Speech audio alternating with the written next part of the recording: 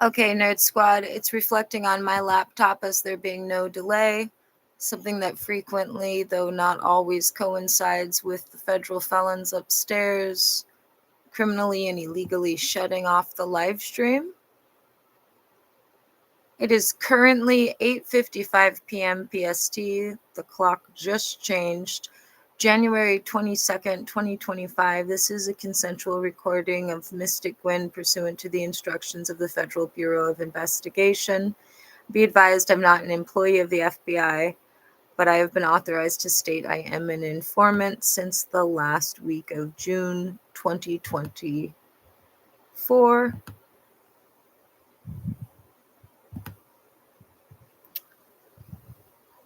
I am also known as Lynette Renee Hansen. My legal name is Mystic Gwen. That's the only name anyone has the permission to call me by, unless they've known me since I was in middle school or longer.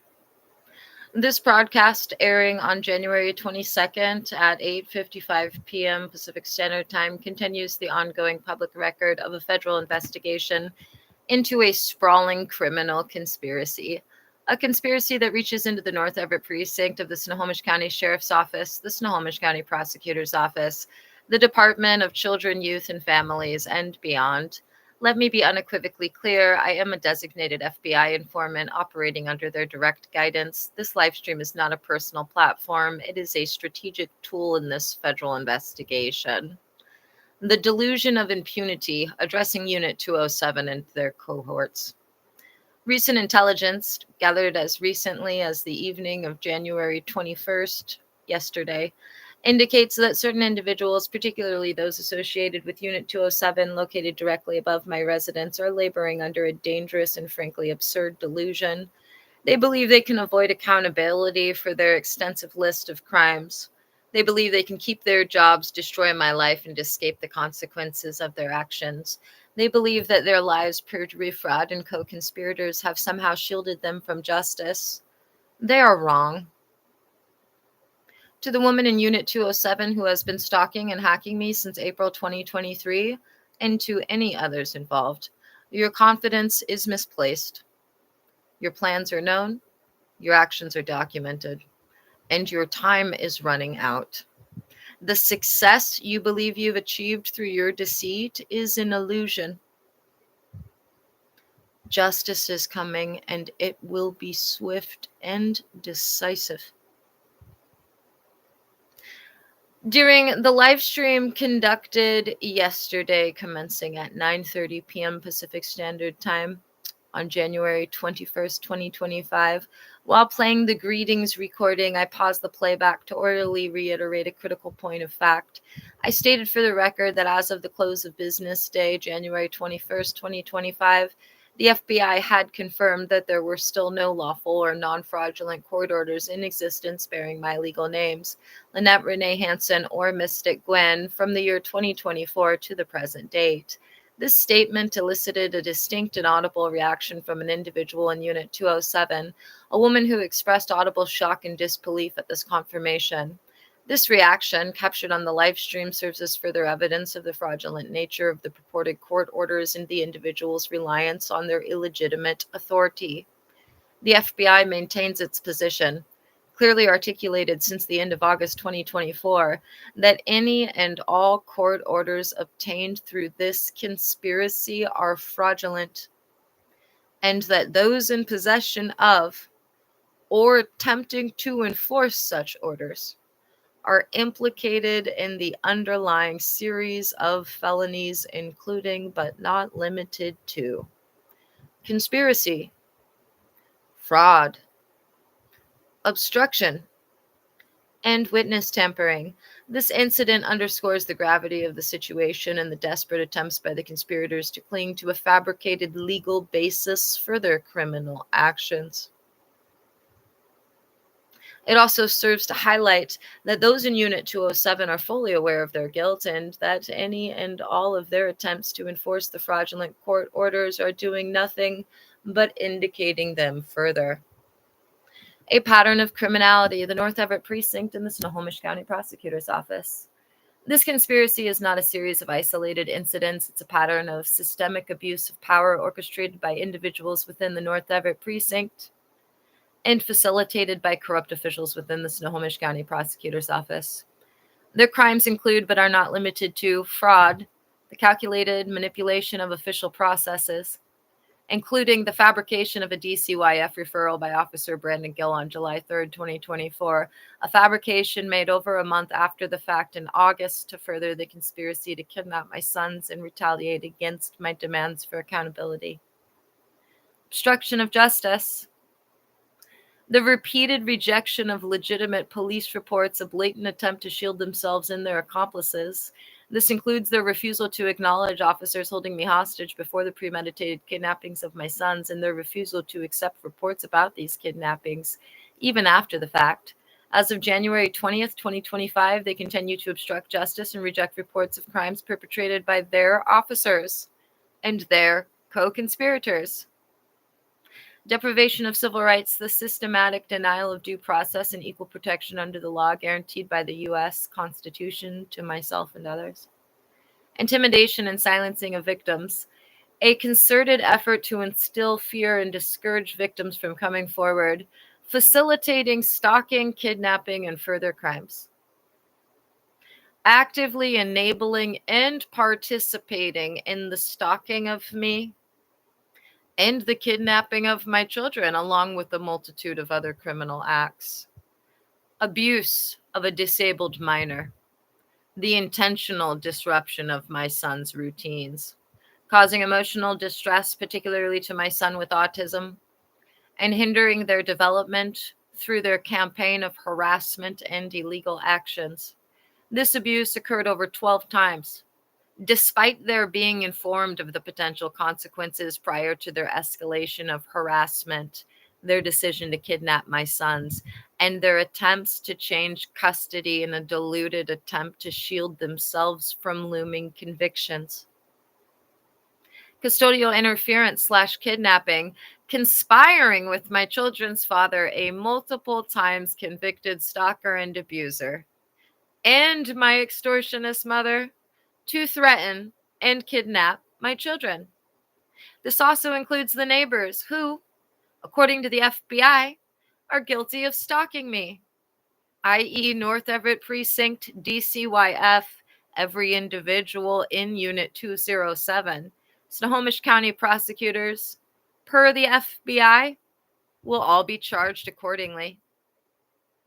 Aiding and abetting the actions of various employees of DCYF and other agencies and institutions have aided and abetted this criminal enterprise. They have been instrumental in furthering the conspiracy through their actions, their silence, and their willingness to follow unlawful directives. The Snohomish County Prosecutor's Office, in particular, has played a central and key role in this conspiracy. At least 2 prosecutors within this office are facing federal disbarment, a testament to the depth of their corruption. The events of August 23rd and September 26th. Let me be clear about some specific incidents involving law enforcement misconduct. August 23rd, 2024. 2 officers from the North Everett Precinct, along with 2 DCYF employees and Erica Owens, were dispatched to my residence. Their purpose was to facilitate the illegal premeditated kidnapping of my sons. They refused to take reports regarding the hostage situation or the threats, and they aided and abetted the kidnapping. September 26, 2024, another officer from the North Everett Precinct arrived with individuals identified by the FBI as federal felons. This officer moved private property to stalk me, peered into my living room, and attempted to illegally enter my home. The inevitable consequences. No immunity. No escape.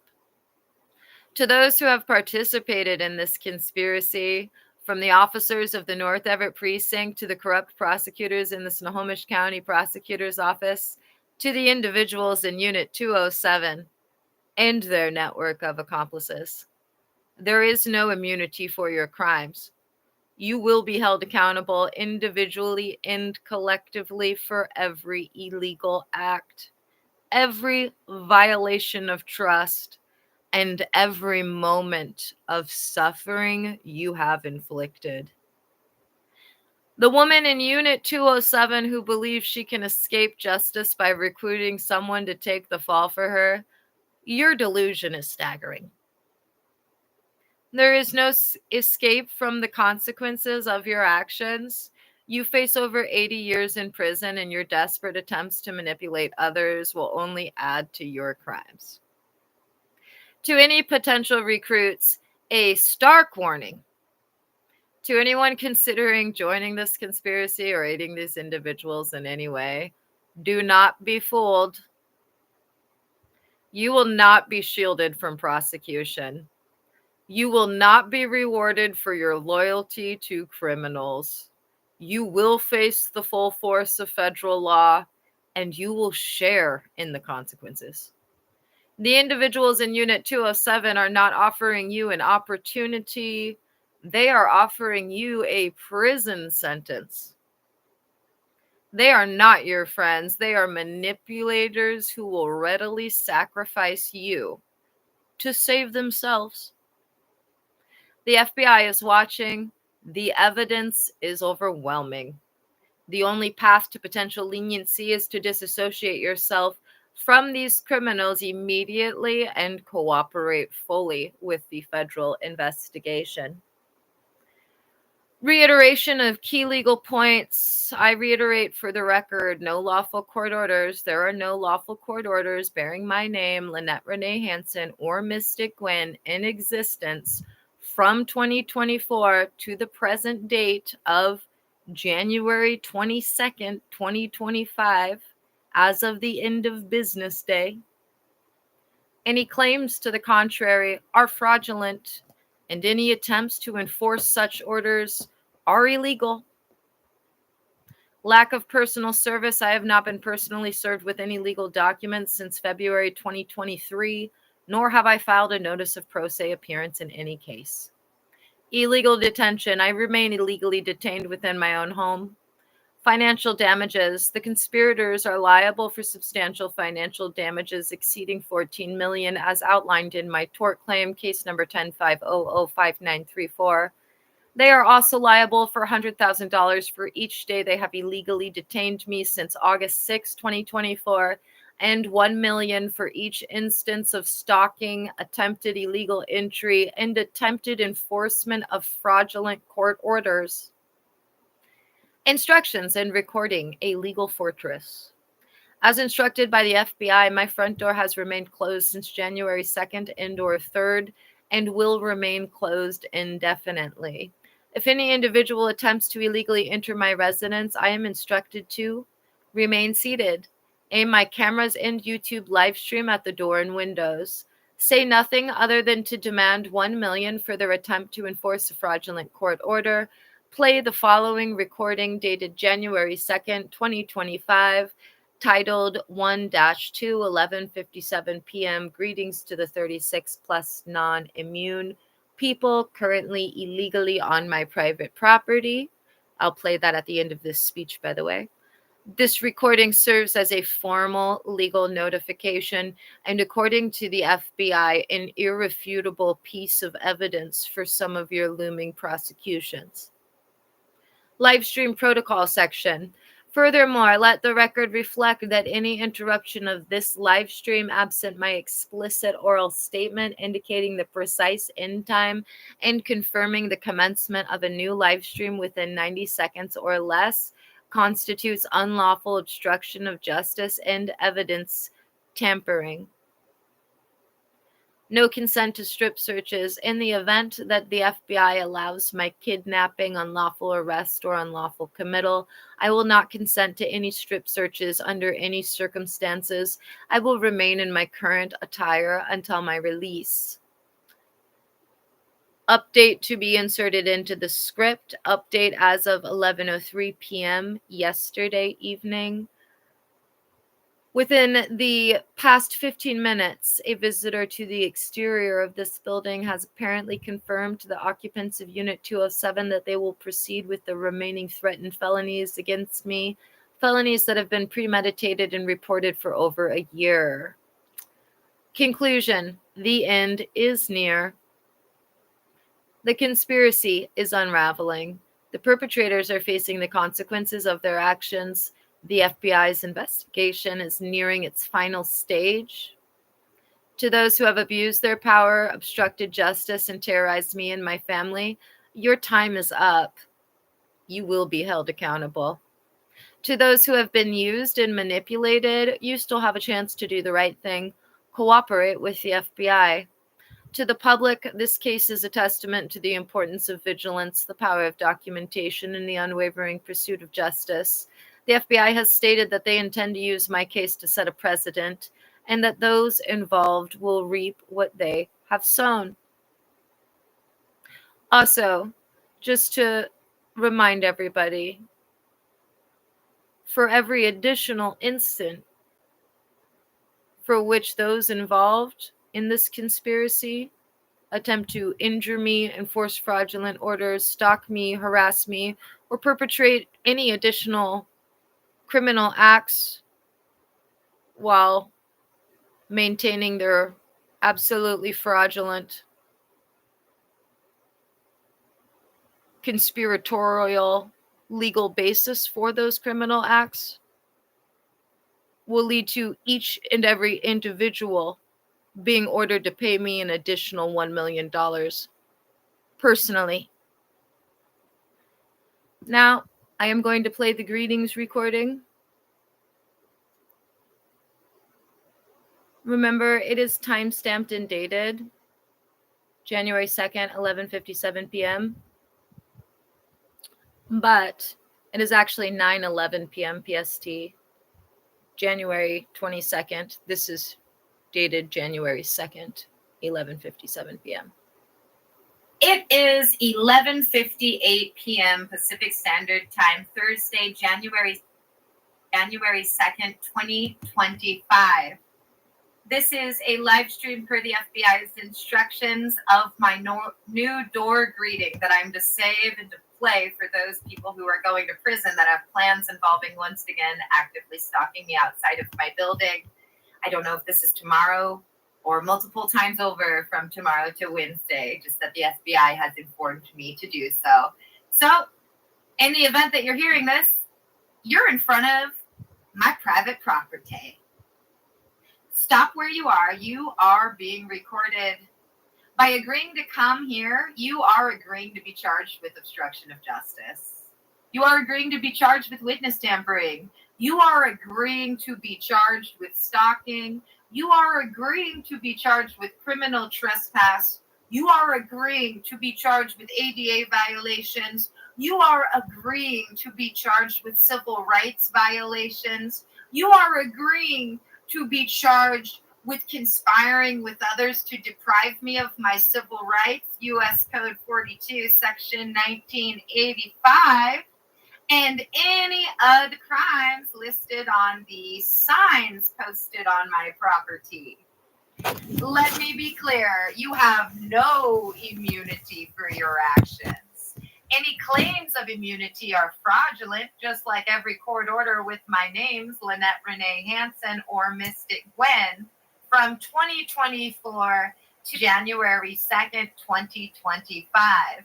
The FBI has confirmed that there are no lawful court orders with either of my names from that time period. If you choose to knock on my door or to continue standing on my private property, you are choosing to harass me and stalk me. And if you are attempting to goad me into opening my door to pull off another crime, be aware that you are making yourself personally liable. You will be forced to pay me directly from your severance, your 401k, and any other assets you have that will need to be liquidated. No position excluding the FBI, has any immunity in this situation.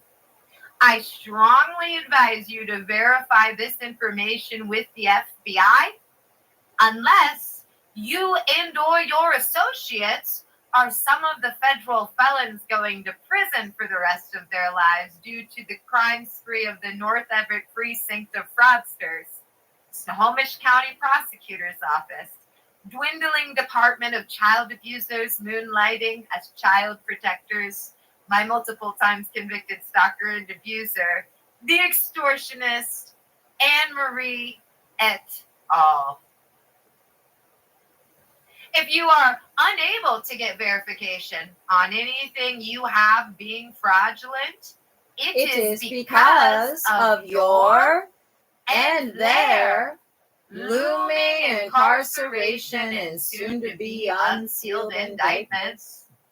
Now get off my fucking private property and refrain from further crimes, as the signs on my exterior have stipulated for over a year.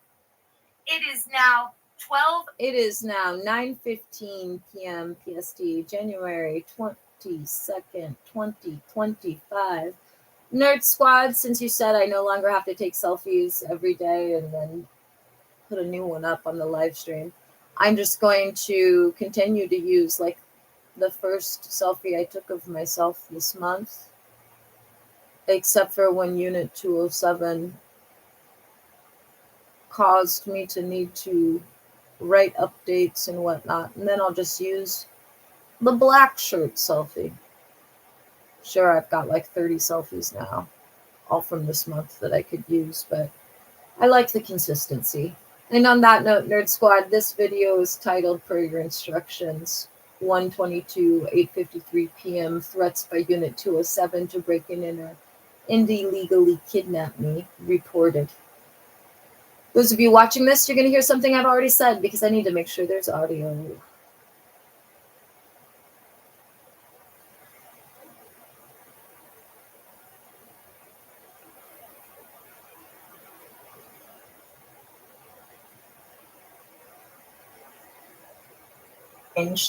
January 22nd, 2025. This is a consensual recording of Mystic Gwen pursuant to FBI informant operating under their direct guidance. This live stream is not a decisive.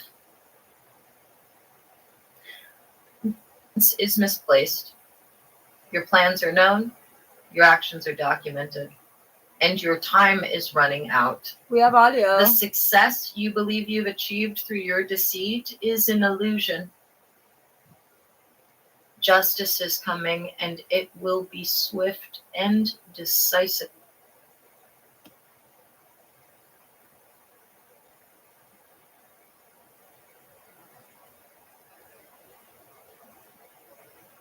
It'll be a lot like this, guys.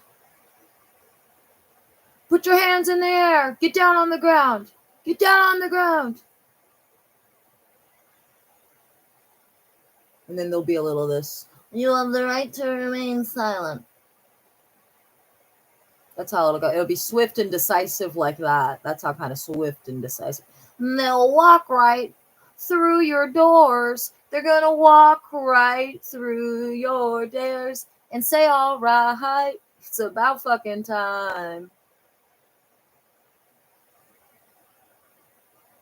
What do I expect, guys? I expect to be giving high fives to sheriffs sooner rather than later. And live streaming your pretty little faces as you're handcuffed.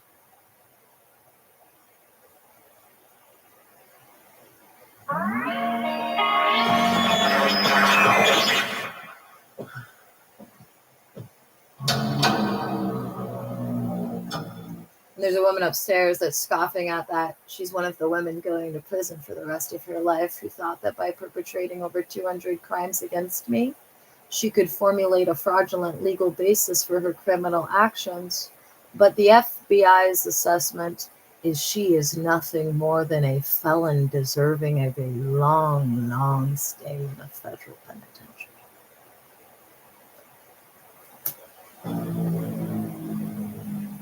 Damn it. And at least a couple sheriffs already know.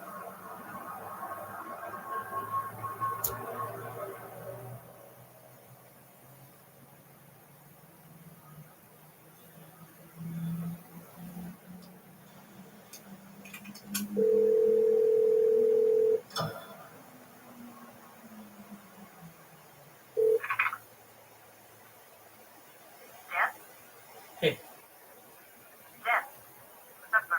You all right? I'll be okay. It's 9:20 p.m. Dan, why'd you PST. call me? I think I'm getting She close to the didn't end. like my narration of her life What are you talking about? upstairs. It's not good. It's not bad. Not a fan of It's it. just what's happening. Wait, I'm sorry, do you think you're breaking up with me? We haven't been dating for weeks. You don't get to act like that and still be in a relationship with me. No. I'm almost done with the story. Almost finished. I can feel it. Remember, everyone the FBI is putting in prison for the longest is everyone sticking to the fraudulent proclamation that anything they did was a reactive measure. What are you talking about? The story, the work I'm doing here. I can't get into Oh, specifics. it was you know that, reactive. but I'm Really. close. Here's a recording of you Then I can discussing leave. it at great length 6 months before, 8 months before. Yeah, I think it is. But Here's a stories recording change of you right? discussing it 2 months I'm before. still in the story's world. I don't know who I'll be once I get Hey, out of all it. right. They're going to walk I'd like to right see you through again your afterwards. doors. Maybe that's okay with you. The bigger question is the FBI still hasn't said they're not going to let you guys break in. No. So the bigger You're question right. for me is, I might go off the ew, grid for a what bit. disgusting people am I Find going to the right have to people look in and the talk eye knowing that Got some they've ideas just for it, volunteered to some movie lose their ideas. job, go to prison, and to give me I'll half send you a of all copy their once I'm money? done. Okay. Why did you date me? Dan, It's important. What did you see in me? What were the qualities that attracted you to me? I guess I liked how dedicated you always are. How you can care deeply about something without worrying what everybody else is thinking. You're kind to the people that matter to you. And I felt safe when I was next to you. You know when to be silent. Thank you. I remember the person you're talking about. And just to be clear, if you're wondering, well, what kind of evidence do they have of that? When I just gave you an example of some of the evidence they have against each and every one of you. They literally have some of you who have gone on record and been like, it was a reactive measure. And then they have people you were talking to, and then they have recordings of those people talking about 9 months prior their plan to do exactly what you fell for and did for them. Beyond a reasonable doubt, baby. No one knows why you're still upstairs in proceeding, other than because, like the FBI said since August, there's a few people that have been requesting to go to prison. He was a good guy. Dan, are you okay? Mark's worried about you and you don't think you should talk to me. I'm fine. A little bit scared, a little bit excited. Goodbye, Tanya. Goodbye, Dan. All right, ready. Just a few more tapes to listen to. Oh, it was a reactive measure. Okay, here's I hear ya. 27 recordings you're of coming you with me, for right? these When I 7 months prior, discussing it on average once every week with your fellow co-conspirators. Again? Now, it was reactive? Oh, Damn it. 85 years to life. Well, all right. Almost there.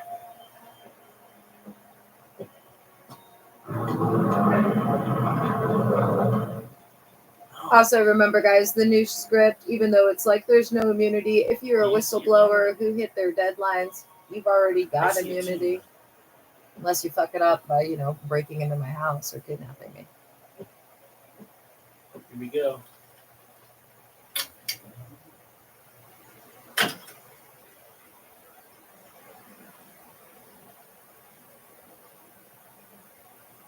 Were you intending on saying that lovely little intro of yours? It sets the scene quite nicely.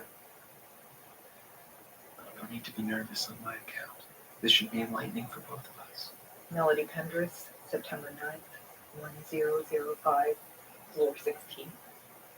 Now, where Just the remember, hell I told is Jesse? you they're going to walk And how right did you kill Chris? through your No, no, no, no. doors. They're First going to things walk first. right. What did you do to through Jesse? Your doors and say all right. Well then, right to the About point. fucking time. No concept of foreplay. Are you going to answer the question? Eventually. After all, you've been trying for such a long time to talk to me. Where's the fun? I don't know the nuances, guys, but there's something about the fact that if do you not break and care enter about into your my house, goddamn it makes it so backstory. that That's the seizing thing, your Melody. guys' I stalking think you base do. I think can you care occur within deeply like about 20 hearing my minutes. story. The story of this building, the entwining of these two narratives. But you feel guilty about your curiosity. You care about Jesse, and yet you're intrigued by me. You're not actually going to respond to my questions, are you? I'll answer the questions I want to answer on my own timescale, in my own fashion. I enjoy telling stories, and interviews aren't truly conducive to that. Fine. What do you think of me, Melody? Who do you think I am? I think you're a kid playing with fireworks. A good guess. Incorrect. How did you arrange this interview? What steps did you have to take? You already know. Of course, but for the tape, it's best to have a record. Ugh, I've been wanting to interview you since the beginning. You are someone in your cult. Historical society is the term I prefer. Cult. I heard noises in some of the apartments, but when I knocked on the doors, no one was there. Almost as if they vanished from your perception. Almost. And when I talked to Jacob, he said some shit about it not being time yet. You have to admit that he was correct on that count. So I decided to ask Jesse to find out who you were. And he did. No. We're not there yet. Patience. If I have to remind you again, I might just have to leave this room, and we wouldn't want that. But after Jesse seemed to be forgotten, you redoubled your efforts to find me. Even tried to get the police involved, which burned some bridges for you, I'm sure. You weren't anywhere. I looked so hard. No, the building simply caused you to avoid me. Corners and hallways are similar, and they can bleed into each other. Months. I tried to. I stalked you for months. But I'm sure you were able to gather some fascinating stories in the meantime. I'm sure you were able to find at least a semblance of a community here. People you began to care about.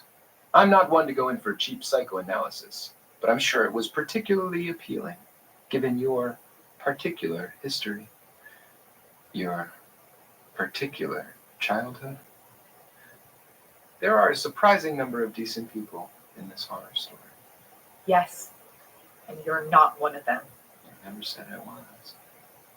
Then you just showed up, said hello like a human being.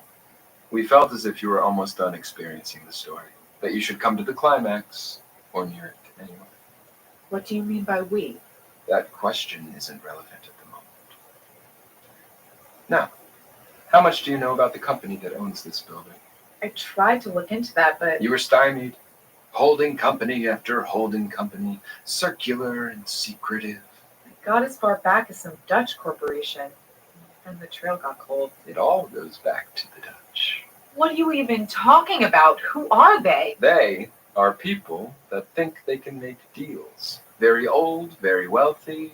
They are as beyond conventional morality as any human beings are capable of. And I'm just supposed to take your word on this. Also, That's Nerd the Squad, I idea, took a Melanie. screenshot. It was reflected I am as not the grand villain in 154 this story. published for public I'm sorry to consumption disappoint. videos. Still, I'm maybe the just a 207. very curious person. Visser was an experiment. They thought it would satiate something, and once that something was fed, it would show them favor. They were right, in a sense.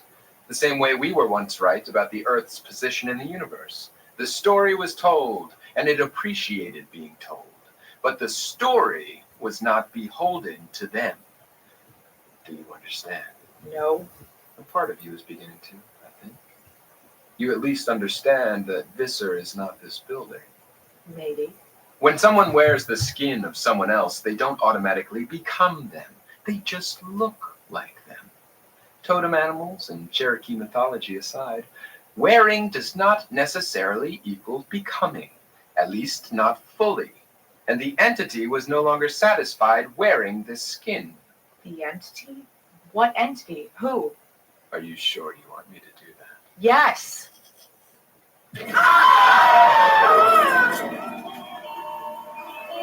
Stop! I warned you. You didn't warn me. I apologize, but no one is prepared for something like that. And even I don't completely understand it. Imagine if I did. I can't wait. Who are you? Like I said, a very curious person. You must have been a person once. Are you still one? Still a person? You're still trying to see the good in everyone. Such a bleeding, beating heart. And yes, I am completely and fully human. Would it surprise you to learn that I was an academic once upon a time? No. No one's ever surprised. But yes, I was living in New York, visiting the more obscure sections of the library, when I heard its call. I came to live here, and everything fell into place after that. Couldn't have been that simple. Yes and no. But what's in it for you? Why are you even doing this? I understand things now. I understand that the weight of thoughts can shape the physical world. I understand that the sun is Apollo's chariot, was almost killed by rattlesnake, is the Eye of Ra, is Amaterasu, all at the same time. I understand that there is nothing new, that everything happens in cycles, that this is both beautiful and confining. I am a human who sees movement in the space between the stars. It doesn't mean anything. You said you moved here because you heard its call? What's its call? The song, a narrative beyond comprehension. God telling its story to ants. Our minds think of it as a song, so it is one. This is fucking fascinating. But are you going to tell me where Jesse is? Not yet. Almost. And is the next question, what does the building want from you? It is. You'd make a wonderful anthropologist, Melody. Has anyone ever told you that? No matter. Visser wants to be free. Visser wants to be heard. Visser wants more. More sex, more death, more lives, more stories. They gave Visser a home as a gift in return for favors. But they have built Visser a chrysalis. You're its servant. How are you going to help it? The only way any one being can help another. Sacrifice. Jesse. No. This is all about to happen. It all has to be a bit more symbolic for this to work. Fit into themes and leitmotifs. And you just think I'm going to what? Let this happen? Yes. Just like you let Jesse die in agony. No. Oh, don't try to get up. Don't worry. Everything will be fine. You are simply a wonderful witness, and we truly appreciate that. This will all wear off in about 3 hours, at which point things will already be in motion. You may stay if you wish, though I wouldn't recommend it. Please. Are you familiar with 1001 Nights, the original version? No? A pity. Well, suffice it to say that at a certain point the Sultan should have grown bored with the concubine stories. Consider yourself fortunate that you are simply exiled. Oh, I almost forgot. Here. Some recommended listening. I erased the last bits. After a certain point, the screaming just sort of bled together. Jesse had a lovely soul, and those take a while to disassemble for parts. See you in a few hours. I'll be in the boiler room. And once again, should probably shut this off.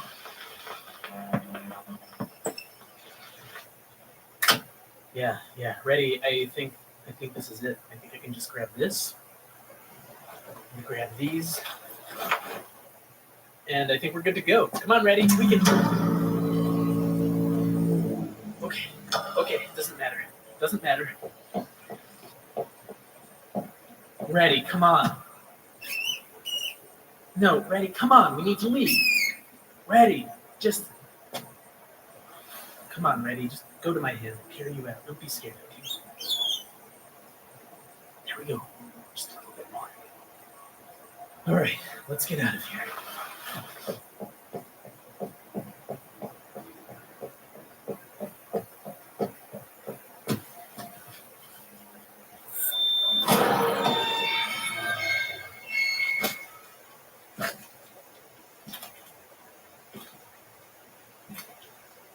Oh, God. Hello, Daniel. It's a pleasure to finally meet you. My name is Samuel. I'm sorry to stop there, but there's still one more to go. I still don't know where Dan is, but I've been getting some unsettling emails, and people are still trying to take this podcast down.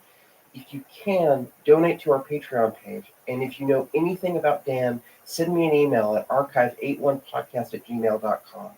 And if you don't know anything, please get the word out.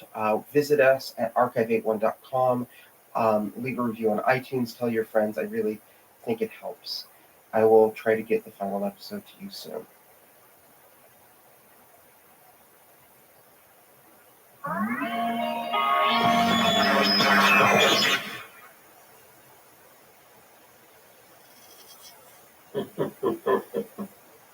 Hello, Daniel. It's a pleasure to finally meet you. My name is Samuel. No, you can't be here. You're on the tapes. You can't come here. Shh. It's all right, Daniel. But this really shouldn't come as a surprise to you. What did you think would happen? You think you were somehow protected, removed, that this story wouldn't affect you? Daniel, look at me. Look at me. Are you looking? Yes. Everyone participates. No one observes. Curiosity has its consequences. I believe my current form is evidence of that.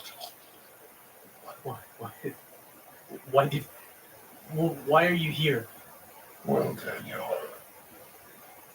Oh, you have a rat on your shoulder. His name is Ratty. Oh, come here, Ratty.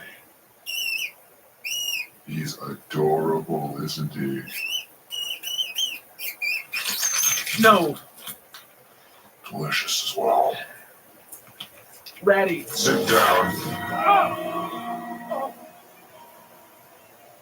There. It's all right. I apologize for consuming him. Really, I do. Why? Why did you do that? Ratty was a small but necessary sacrifice. Now, before I finish this work, I would like to thank you sincerely. You have offered me the possibility of redemption, of apotheosis, and I am genuinely grateful. No. What did I do? Think, Daniel, what have you been doing all this time? Listening to the tapes? Yes, Daniel, you've been listening to the tapes. I didn't do anything. It's just listening. How does listening to them affect anything? It affects everything. Of course it does. Daniel, stories communicate ideas. And if a certain idea is very powerful, well, some very interesting things can happen. Are you talking about what happened at Visser? Yes, obviously I'm referring to Visser. Melody caught on much quicker, you know that? Far more resourceful. Davenport, help. I know you're listening. Send everyone you can to Archive 81. The police, the fire department. He's not listening. No, you're wrong. See, you think you're holding all the cards, but the people I work for, they understand what's going on. In a couple of minutes, they'll be here, and they'll figure out a way to stop you. You almost make me miss Melody. Almost. Yes, LMG is listening in, but Mr. Davenport, I assume that's your supervisor? He always was a small, meddling man. He isn't waiting with bated breath to your every word. They have algorithms, keywords. It's quite a large operation. Diverse holdings, very third stage, globalized capitalism. Still have no idea what they're doing. Not really. Do you read Derrida? This is, after all, the 81st Argon. I'm sure they don't view you as especially significant. You don't know that. How can you know that? I haven't spent the last 20 years tending bar. Getting back into visitors' good graces required gifts and sacrifices, and information is a lovely gift. But they'll get you. They have to. Oh, of course, their algorithms are fairly accurate. They should arrive in an hour or so. More than enough time. No time for what? For the apotheosis, Daniel. For the becoming. And you have the honor of witnessing it. You are a necessary part of this, Daniel. You have had the pleasure of hosting a small portion of a god. I'll have to relieve you of that responsibility, but you are absolutely crucial. Still are, for a short while longer. You simply need to perform one more task. What do you want me to do? Something you're quite familiar with. I want you to listen to a tape. And if I say no? Why, you won't hear the end of the story. Aren't you curious? You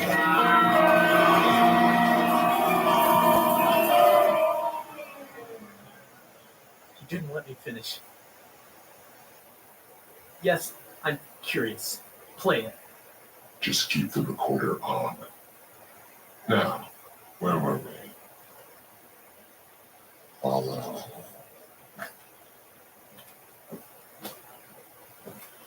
All the way in the back. You didn't hide it particularly well, did you? Now, this is what we're looking for. You're not going to be able to play it. I tried to fix it. Oh, Daniel. Such a limited mind.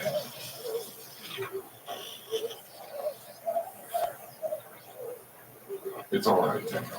It's the first exposure to reality that's truly difficult. Now, to listen. Just right in here and press play.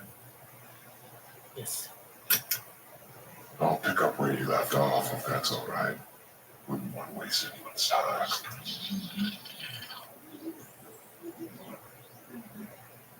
Okay, we're almost here.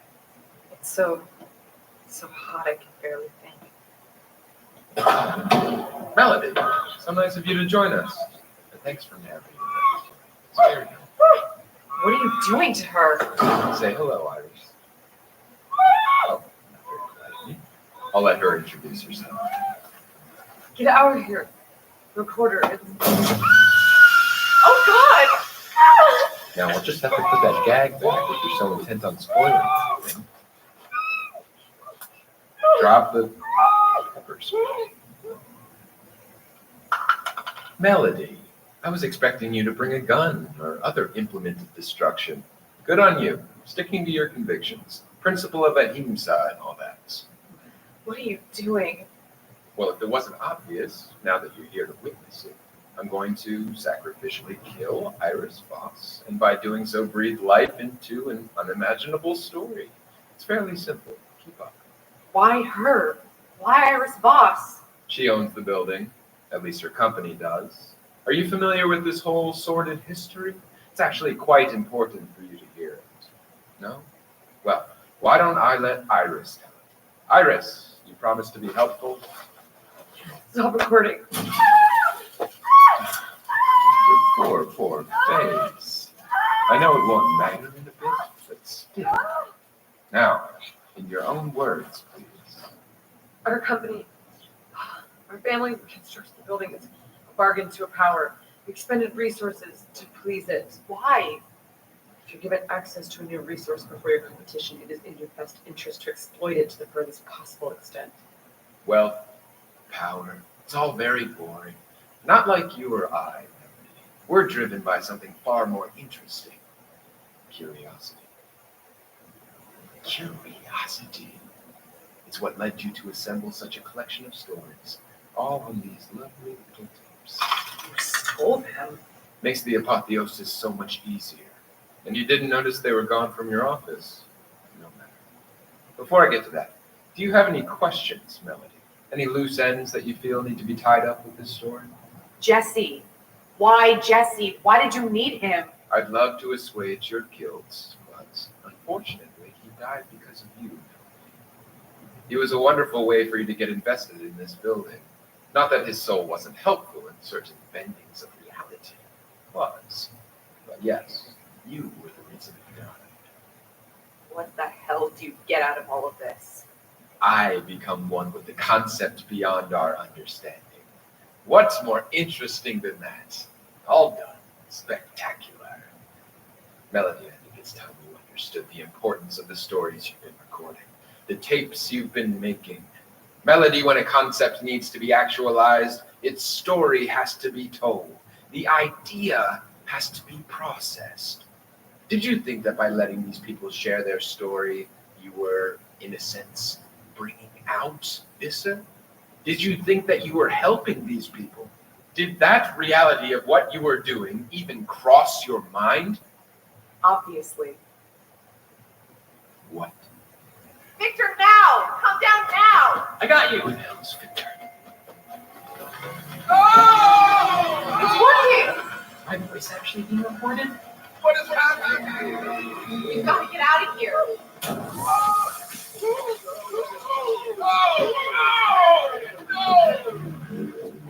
We had to record. I don't.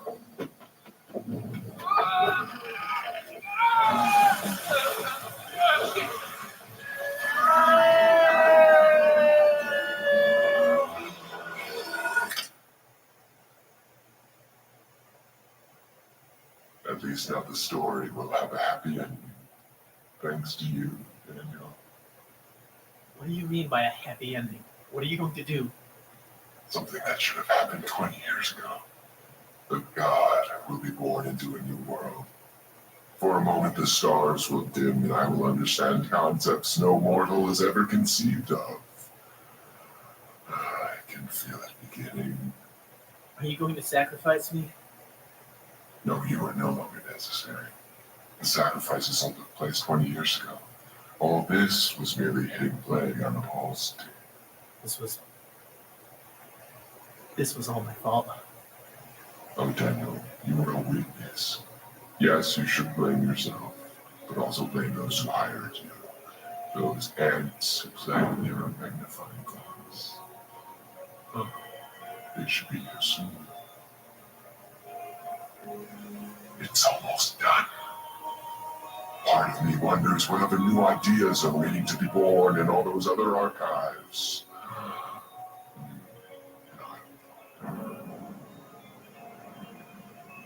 Daniel, are you still recording? Yes. Good. It's always better to record. I'd be interested to see what you do with it, if you're able to escape. What are you waiting for? I don't expect your bosses will treat you kindly if they catch you. Shit. Good luck, Daniel. Thank you.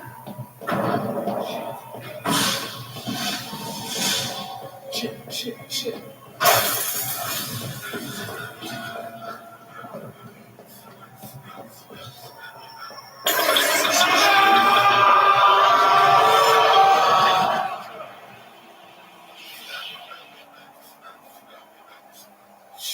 Did I just...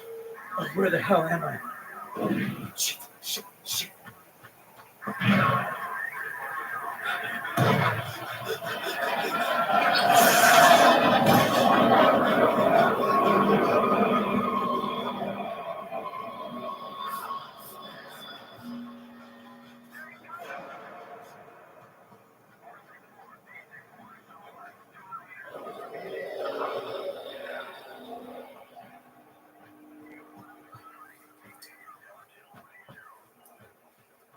Okay, I've got a signal. Mark, I'm gonna send this to you. I'm gonna send you everything I recorded. They're gonna be after me.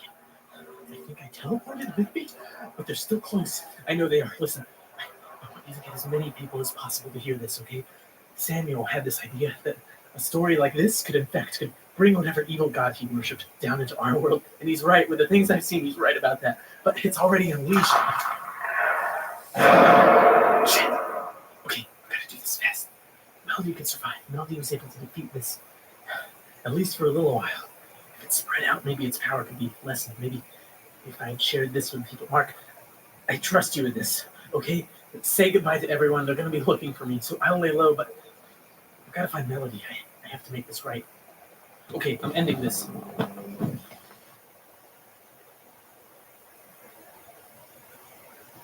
So that was the last tape. That was the end. But I really hope that wasn't the end of Dan's story. I still haven't heard anything about Dan, but I think I'm being followed or something. I don't know. Maybe I'm getting all weird like Dan. Whatever happens, you guys have been really supportive. Thank you all for the kind things that you've said. You've kept me normal. Keep subscribed to this podcast feed. However this goes down, I'll let you know, all right? If you can, and this would be really helpful, donate to our Patreon page. It'll help keep this feed up. There's a website, archive81.com, and we're on Twitter at archive81. We've got a Facebook page. We've got a Reddit page. We've got a Tumblr page. Whatever happens, I will keep you updated. And as always, if you know anything about what's happened to Dan, email me at archive81podcast@gmail.com. Okay. Thanks for everything.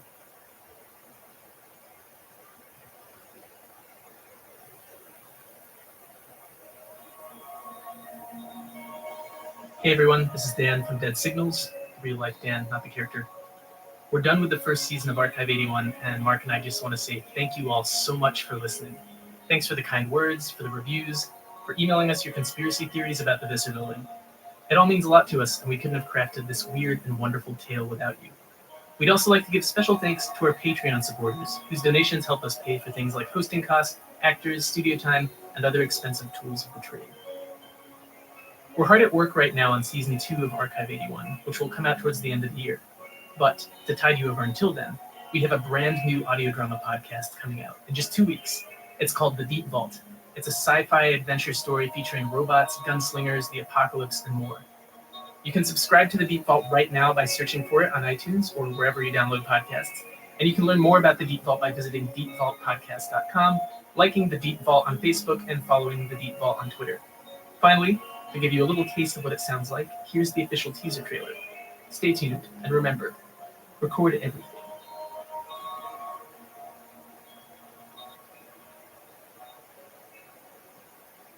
We're pretty close to it, right? We're pretty close to the mine?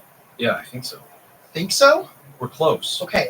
Because a lot is riding on the relative safety of this base. Everything is one long tunnel. There are no corners. You will walk its length, deeper and deeper into ruin. This message will repeat. Citizens are urged to move to a designated relocation center.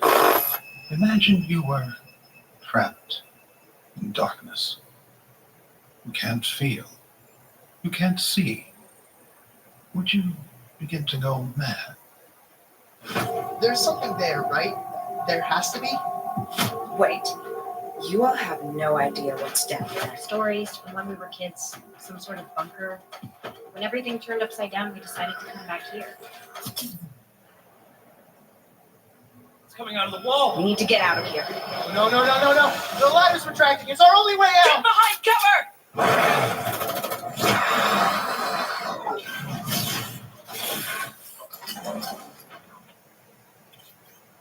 Hello. You've come at a very difficult time.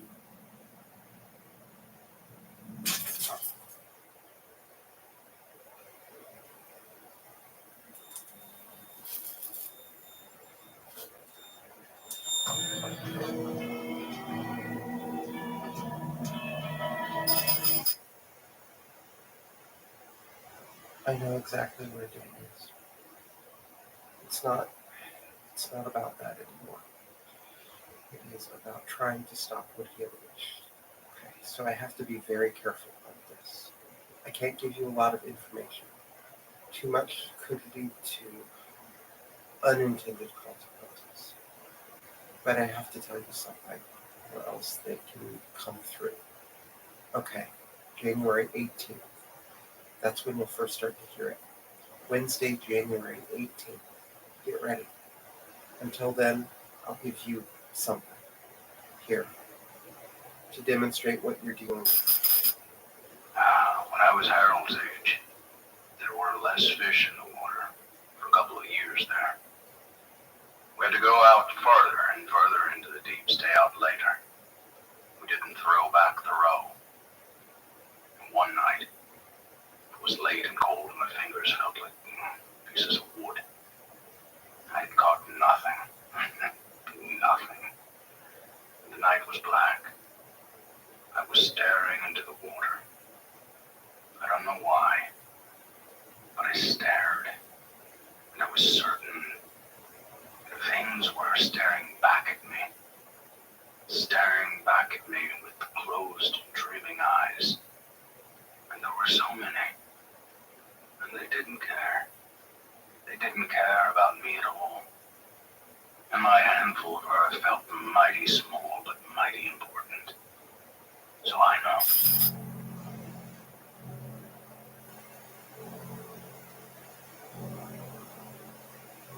Okay, Wednesday, January 18th.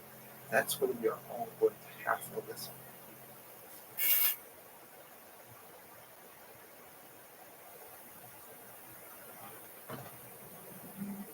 You are listening to something. An object, a story, a piece of media. We are pleased that you are listening to it. It is important that you continue to listen to it until the very end. And things come very quickly. This object that you are listening to is brought to you by many things. One of those things is adding tickets. It is an app that lets you buy tickets, pre-order popcorn, and skip the lines at the theater. It is available to download on iPhone or Android. It is spelled ATOM. I will talk to you about more things after Dan goes to sleep. Now, to begin.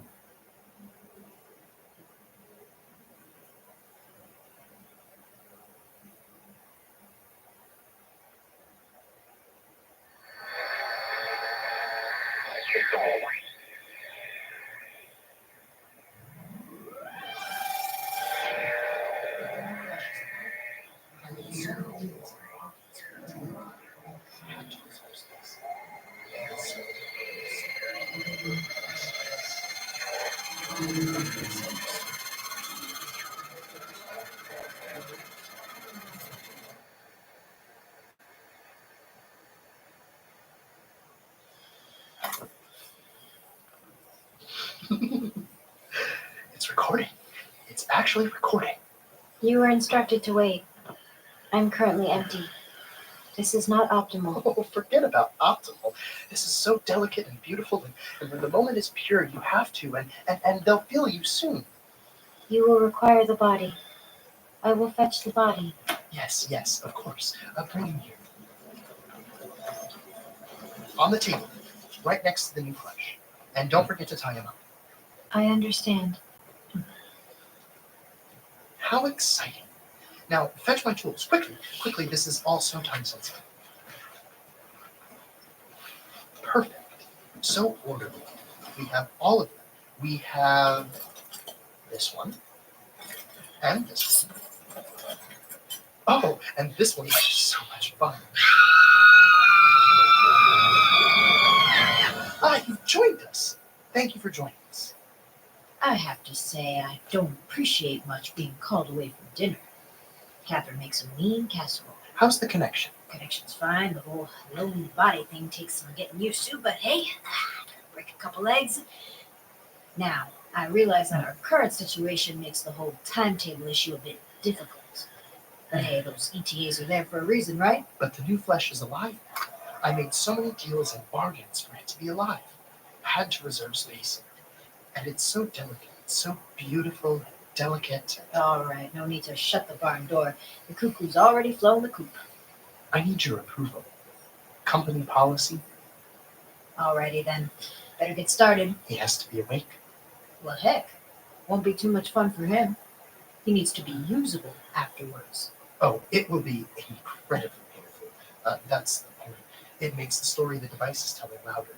He'll be sentient afterwards. Hey, remember, this isn't just a person. This is it's a representation of a lot of resources and work hours. There was the whole tracking him down, getting him across the portal. Well, if he's awake, you're certain he's not going to become something like you. Oh, nothing is ever certain with these things. But it is likely that he will become very useful. And if we do want it to work, he needs to be conscious. He is a trooper. All right, wake him up. No. You didn't need to slap. I haven't seen you here yet. Nice. Where am I? Hey there, little buddy. Oh no. Oh no. No. No, I escaped. Oh, shh. Now, I'd really like to have a conversation like adults. All right? But we can only do that if... Who are you? Why do you sound like Davenport? Where am I? Oh, what are you doing to me? I guess we're going to have to gag you, compadre. No! I understand that this is a really difficult experience, Dan. I really do. But we've got to come to an understanding, all right? If I take this gag off, do you promise to calm down? Good. See, you were always so agreeable. That's what made and what makes you such a valuable employee. How did you find me? Oh, just some gumption and know-how. Lots of smart people putting their noggins together. With your past performance, really great job, by the way, we wanted to keep you around. And well, the contract you signed does give us the option to renew your term, so here we are. You excited about your promotion? You should be. You're going to do some really interesting work. What's gonna happen to me? Daniel, pal, you are going to be exposed to a lot of new ideas and a whole heck of a lot of kind of confusing entities and fronts. So it's important to keep one thing straight. You're going to map the city. It has to happen now. Its story will not wait around for a corporate pep talk. Fine. Do whatever you're going to do. Have to be around for all this? You don't want to watch? It'll be so interesting, beautiful, and transformative. I'll take a pass on that. All right, Dan. Good luck, little buddy.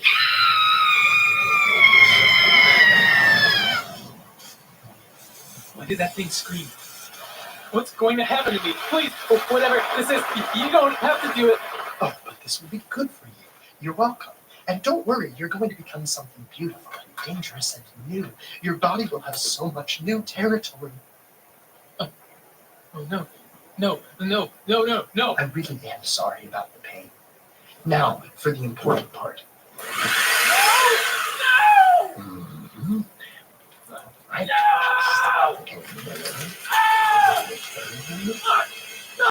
No! Please! Right. Just give a little. Oh, God! If we just adjust the breathing. No, and his body is rejecting it.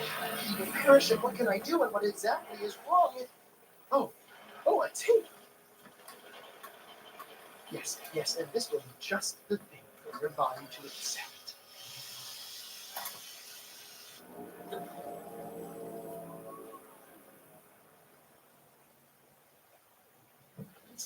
Thing wasn't. Yeah. All right. There it is. Yeah, it's 7:12 at night, and I'm talking to Alexa Kesslin in her apartment. That's not how you're supposed to do it. You're supposed to use military time, she told me.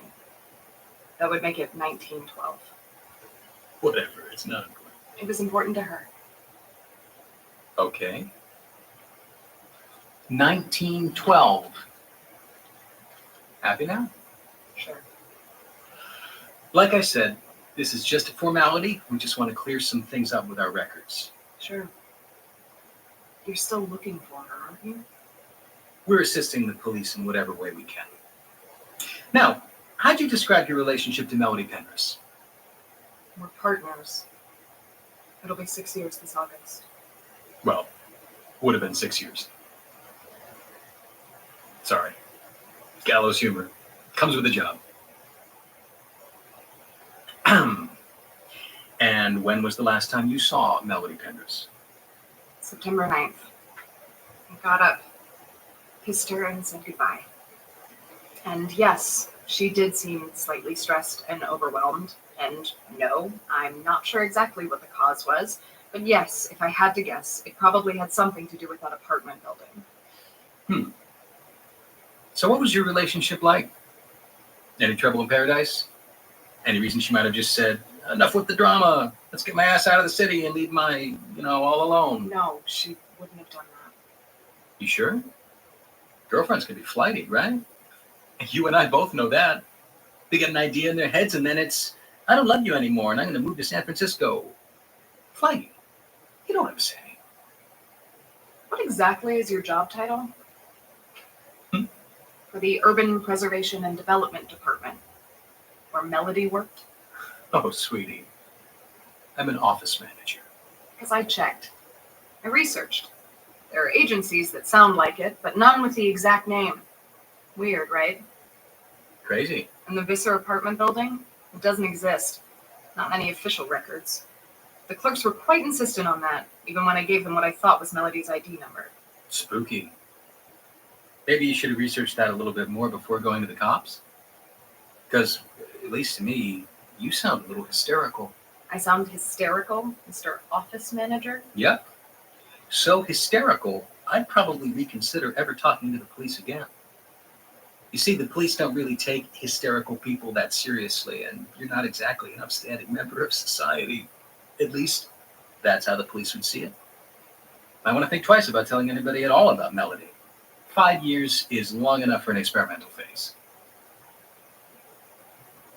I've got to ask, why are you recording this? Company policy. I've been waiting for you, What? I didn't think I could do this, but I dream about her. No. Shh. I dream that she's in a frightening, unknowable place, but she's safe somehow. She made herself safe and powerful. And she talks to me. She tells me that there are so many things in this place. So many, not monsters exactly, but concepts, giants. They can't exactly be understood by us. Visser was one of them, but there are more, and they do not have an agenda. She wants to take me there. I think... Chad, have you ever loved someone so much that you'll do anything for them? That you'll do whatever it takes to be with them? No? But I'm sorry. I'm sorry. I really genuinely didn't think I could do this. Shit. Why the hell are you humming? Hey, you sound like Tim. Why do you sound like Tim? Fuck! Stop that! Stop that, you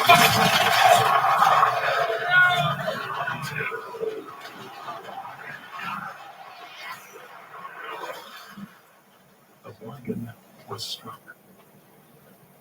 and I come to fulfill the terms Oh, but oh my God, those wings! assembled from what was available. I didn't think. I am required to offer you a choice. You may come with me or you may stay. I am required to tell you that if you come with me, you will never return to the life you now know. But Melody will be there. Yes. And I am required to tell you that this place holds both beauty and danger. A place of shifting leviathans who do not follow your laws. Most are uninterested in humans, but some are. Some curate, some sing, and some deliver messages. Deliver messages and broadcast messages. It is a dangerous place, and dangerous people are interested in it. I am wearing the body of one of them, but there are more, and so many different reasons. I am required to make sure you understand this. But Melody will be there. Yes. And it isn't really a choice, is it? Come on. Can't wait to meet the new neighbors. The choice is made.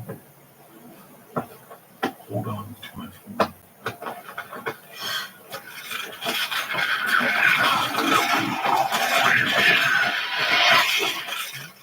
It worked. You're finally. Wake up. Oh, God.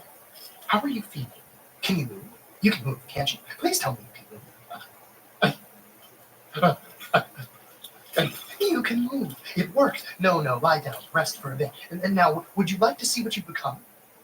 What did you do to me? I'll show you. It was so much work. Fun work, but work. Now, mirrors aren't exactly allowed in the outpost. Terrible superstition. Mirrors are fine. Anyway, I snuck one in. It'll be our little secret. All right? Here. Take a look.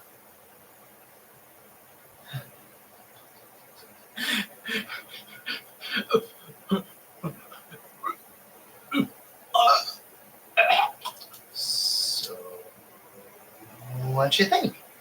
It's inside me. And outside you. I removed a fair amount of flesh and precious body parts. Why? You don't like it? No. God, half my chest is this the thing? And your left arm. And bits of your leg. Oh, there. You know, I spent a great deal of effort to make sure your old body wouldn't reject your apotheosis. Some gratitude would be... Oh, do you remember the tape your body played? It was quite important. I'm not usually allowed to hear the tapes, but special circumstances. Yes. They're here, aren't they? Melody and her partner, wherever it is you've taken me. Oh, maybe. I really wouldn't know. You should ask someone else that. Before you do, though, you should remove the tape from inside your body. It won't. It won't. Just how do I get it out of me? Oh dear. You've been trying to remove the master tape. That is most certainly not good. The master tape is always recording. It has to. Or, well, I've attached it near your heart for symbolic reasons. I'm being recorded. I'm being recorded. Of course I am. Oh, I get the joke. It's a very funny joke. Hilarious. Now, the secondary recorder is located a bit lower down, near the... You see the... Just tug at the flesh button and it will all work out. And there are so many interesting and wonderful and new things in your body, so much work to acquire the materials, so many bargains, so much new territory. What an exciting opportunity you have. This is permanent. Yes, most likely. At least I couldn't excise it without killing you, and I can't imagine anyone else who could. This particular field is difficult work with a high turnover rate. Oh, but did you enjoy the tape? Davenport said you would, from the description at least.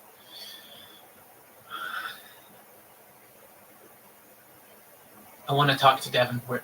Oh, I don't think he's here right now. And besides, you shouldn't get up. You've had a very exciting operation. Listen. What's your name? Oh, I forgot that a long time ago. Less dangerous that way. Well, what should I call you? Please don't. Names are so very important and powerful and frightening. You remind me of someone. I have one of those voices. Okay. I don't care where Davenport is. I need to see him. I don't think he'd appreciate being disturbed again. It's a bit rude. Well, what is he going to do? Cut me open and stick a goddamn boombox inside of me? A boombox? Like the 90s. Come on, follow me. See? You shouldn't move. Let's go. Exciting, isn't it? So enormous and cold and empty. What is this place? You can answer that question in so many different ways. It's an outpost. Oh, but Davenport and I want to tell you this. Come on, come on. The place seems bigger than it is. It's the architecture that does it, brutalist. It leans in on you. I'd love to talk with the people that built it. I was planning on giving you a tour after you had rested for a few days. You're a very bad patient. You know that? You don't exactly have the best bedside manner. Bedside manner. I like this determined Dan. He's all take charge and take no prisoners. Perhaps a side effect of the operation. It's so interesting to see how you react. You know, this is the first meld I've performed on a full human. There were always rats. Can we take a break? It's difficult to walk. Oh, just a bit more. Come on. Oh, it's doing it again. In the office we go. Oh, and don't touch the blinds. Are they all right? What's wrong with them? Things on the fritz again. Just needs, Stop that. Don't hit them. just one more. See? Needed a good whack. These things are complicated. Approximately how long was I malfunctioning? No idea. I will make a note of it. Okay. Who are you? I thought you were taking me to Davenport. Oh, was this not clear? I am Suit. Sometimes I am both Mr. Davenport and Suit. So, when Davenport sounded... Suit's a conduit. An empty body that can be filled up. I'm very proud of it. My finest creation. Until you. They didn't think I could do it, but it works. It really works. I frequently malfunction. Don't be rude. Dan wants to talk to Davenport, Suit. Davenport is not scheduled. I need to talk to him now. Davenport is not scheduled. It's like talking to a paper bag. Dan, spit into my hand. What? Or you could bleed or perform other actions. I just need some bodily fluid to put on Suit's face. Are you all right with this suit? I have no opinion. Of course it's going to be all right. It's just a little fluid. And this will get Davenport? Where do you want it? Oh, just hold out your hand. Davenport, Davenport, Davenport, Davenport, Davenport, Davenport. Don't do that again. Just spit. And the fluids are important. Shows we... Ooh, that was fast. This wasn't scheduled. If things are scheduled, then... Hey there, champ. Looks like you've gotten the habit of interrupting dinner. Italian chicken, so I'm not missing much. Dan? You there, buddy? I want answers now. All right there, I know this is all a bit confusing, and I understand how you feel. I really do. But you see, we've got this whole presentation all made up just for you, and I don't care. I want answers. I want them now, or I will rip this thing from my body, and I don't care what happens. No, no, no. Please, Davenport. I worked so hard, created so much territory for you. He's so beautiful and interesting and new, and I want to hear his story. well, I've got to tell you, that would be breaking contract. All right. I guess you aren't exactly swayed by the contract. Gig economy generation. Am I right? All right, we'll accelerate the timetable. Now, what do you want to know? Where am I? Where's Melody? What the hell do you want me to do? And how do I get you to leave me the fuck alone? All right, Dan. Keep those horses at bay. Now let's all take a deep breath and... Oh, no, and no, and no, and no. Get that back in. He's destroying it. He's destroying himself. I am not going to take your bullshit, Liam. All right, Mr. Powell. Want to know where you are? You. Roll down the window. He's weak. He's so weak and fragile. Do it. Mhm.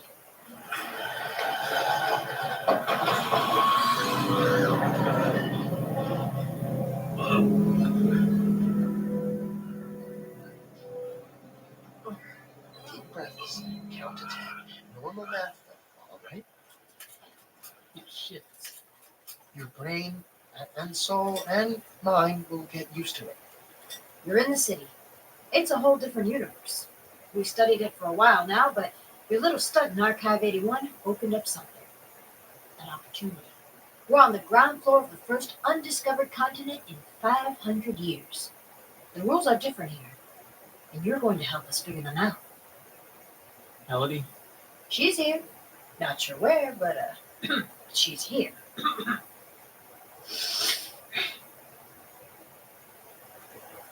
And me. You're good with weird shit. You've got a high tolerance. We can throw it at you, and it'll take a while for you to crack. We moved all our archives to this outpost, and you're going to use them to help map the city. As for your current appearance, we had to make sure you could record. It's important. That's it. I could have, used the recorder. Oh, but your current form makes you more in tune with this place. That's what the little thing said. Fine. And when does this end?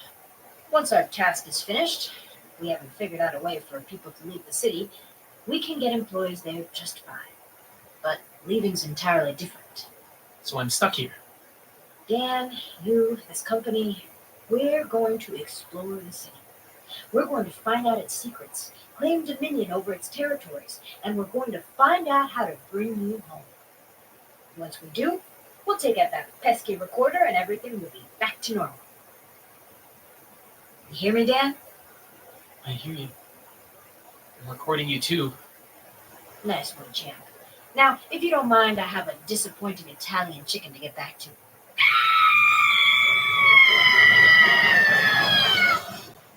Are you okay? I do not require assistance. Before our schedule was altered, the one over there was supposed to lead you on a tour of this outpost. Dan is very tired, and he should be in bed, and I should be watching him and making sure nothing terrible happens to him. I'm fine. You can show me around. Oh, then all right. I'm sure you'll love the outpost. It's big and interesting. Follow me. Goodbye. Do you want me called something other than suit? Goodbye. Hurry up, hurry up. It's such a big place, and you should move quickly so I can make sure that your cartilage is fully synced up with the wires. I'm fine. How'd they build this place? If no one can leave? Well, it was like this when they found it. They were so shocked and afraid, and luckily they already had people like me. There are more people like you. People like us, Daniel Powell. People like us. Come on. Where to first? Oh, in here. Welcome to the cafeteria. Ba-da!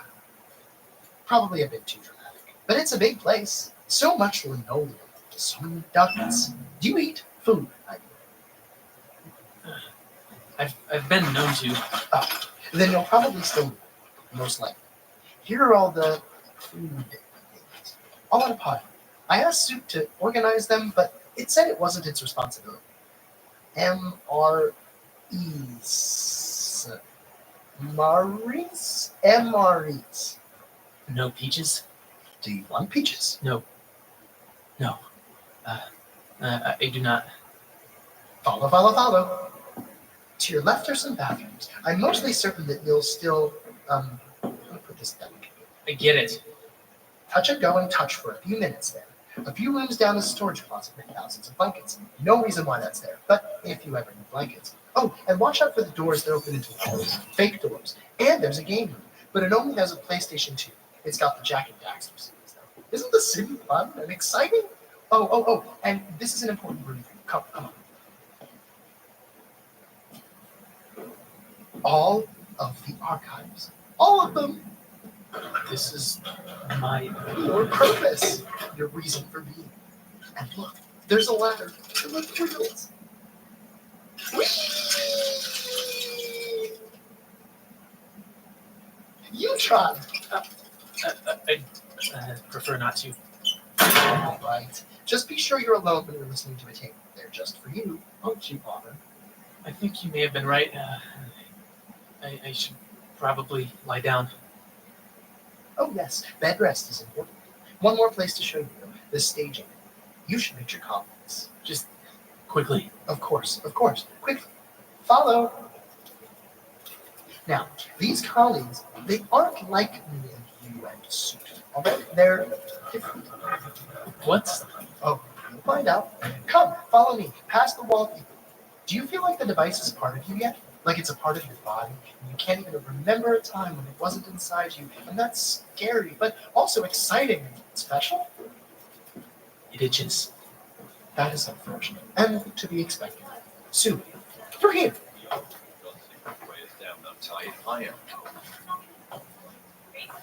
That's exactly why we need guns. When you tie it higher, it needs to be higher on my back. Here he is, the map maker. Hi. I'm Dan. Why does he look Hell. like... What? See, I told you. Different. Not able to understand your new form. Hey,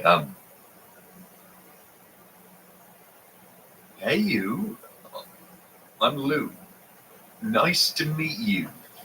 Dan. Clara? Hey. So you're the map maker this thing's been telling us so much about. Gonna help us make sense of all this weirdness. He's the map maker, all shiny and new. I guess I am. You got your work cut out for you, right, mate?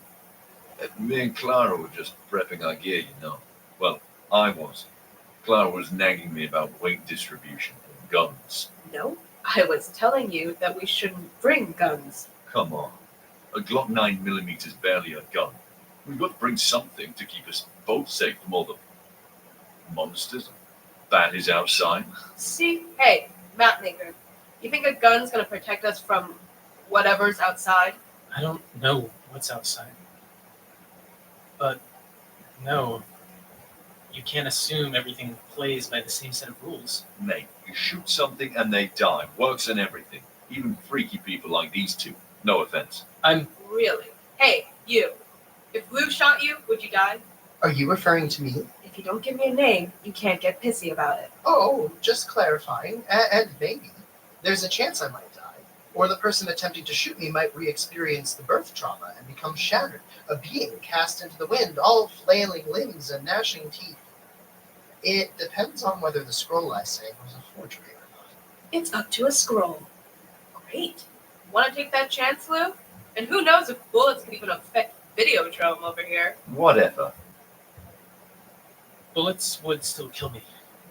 I'm sure of that. Really? Your body wouldn't, like, warp around them or something? That would be so fun and exciting, and I should have done it, and perhaps I could have gotten more pieces. Yeah, mate, your body's kind of, you know. I like your boxers, by the way. The hearts are a nice touch. A shirt would affect the recording. And thank you. I tried to get underwear with little radios on them, but this was the best I could manage. There's... Clara, Lou. It's been a rough couple of days. Sure, I'll see you both through and figure out the map making sides of things. But I don't think I'm really in a position to... What's going on? Is he okay? He's such a new person. He shouldn't have been out and about and talking to you. I'll get him back to his room. We're not bringing guns, and that's final. Unless you're interested in re-experiencing It's all right, Dan. Just go to sleep. Your body is still a young thing. I'll leave you, all right? I just want you to get better. Sleep. Sleep and have good dreams. Shit.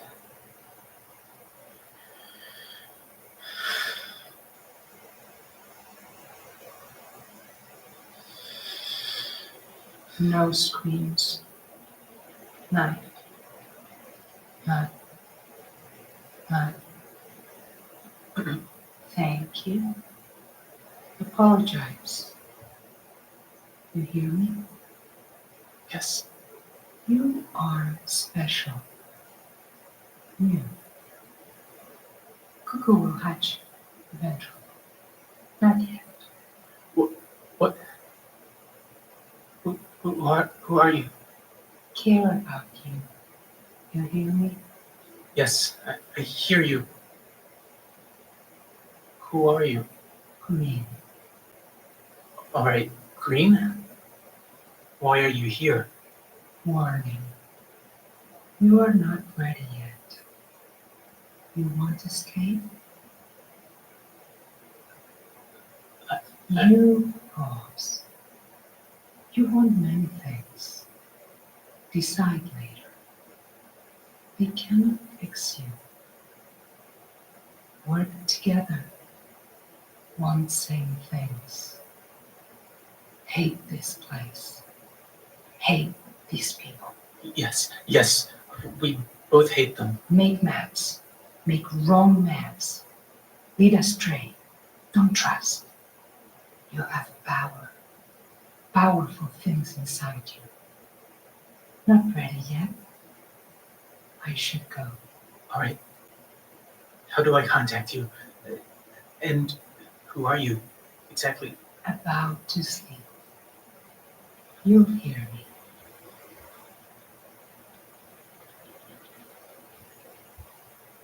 Well, fuck.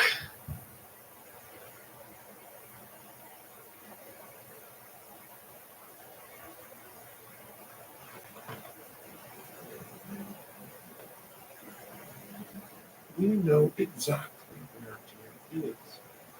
It is no longer about the acquisition of his location. The object stored in Pizza Vega is now about more. We are excited to share that with you. Oh, we have forgotten that you enjoy attaching names to things that you do not understand. You may call us drone. Now, there are ways for you to connect with this object that you are listening to. There is a Patreon, patreon.com/archive81. There is a Twitter @archive81, a Facebook page, a website, archive81.com, and you can send emails to people who will read them at archive81podcast@gmail.com. And transmitting this object to you is difficult. Atom Tickets has helped us. Atom Tickets is a free app that makes it easy to go to the movies. You can buy tickets, pre-order popcorn, and with Atom, scan your QR code at the theater. You will not have to wait in line. And if you plan a movie with your friends or the people you call your friends, even though you have never truly felt a deep connection with them, and you wonder if that is because of your friends or if it is because of you and your inability to give yourself fully to other people, you can invite them right from the app so you can sit together without footing the bill. It is a useful piece of technology. There are many movies you can buy tickets to using the Atom Tickets app.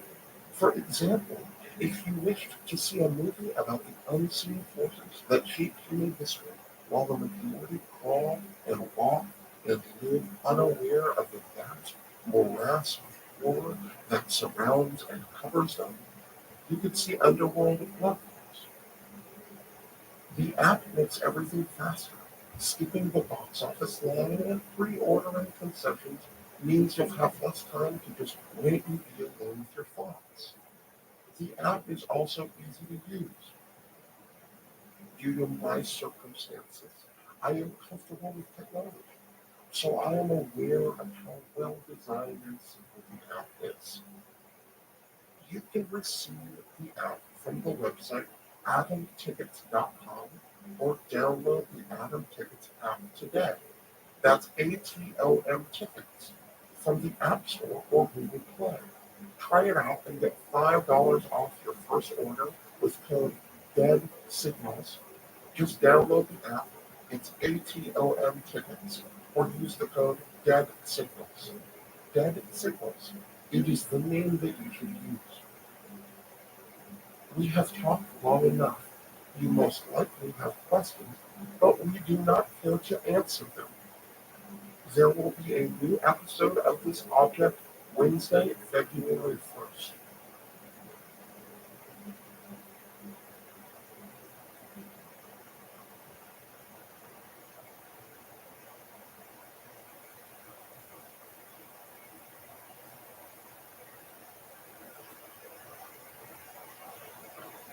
You are hearing from us again. You might be wondering who we are, why you are hearing this. That is something we will try to answer after Dan goes to sleep. But the sounds you are listening to are brought to you by many things. One of those things is Blue Apron. Check out this week's menu and get your first 3 meals free with free shipping by going to blueapron.com/dead signals. You will love how special it feels and tastes to create special home cooked meals from blueapron.com/dead signals.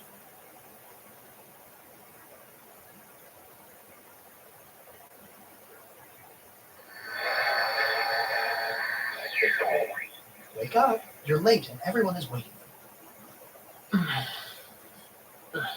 Come, give me a minute. I've gotta. Oh, the thing still shifts around. And it's not.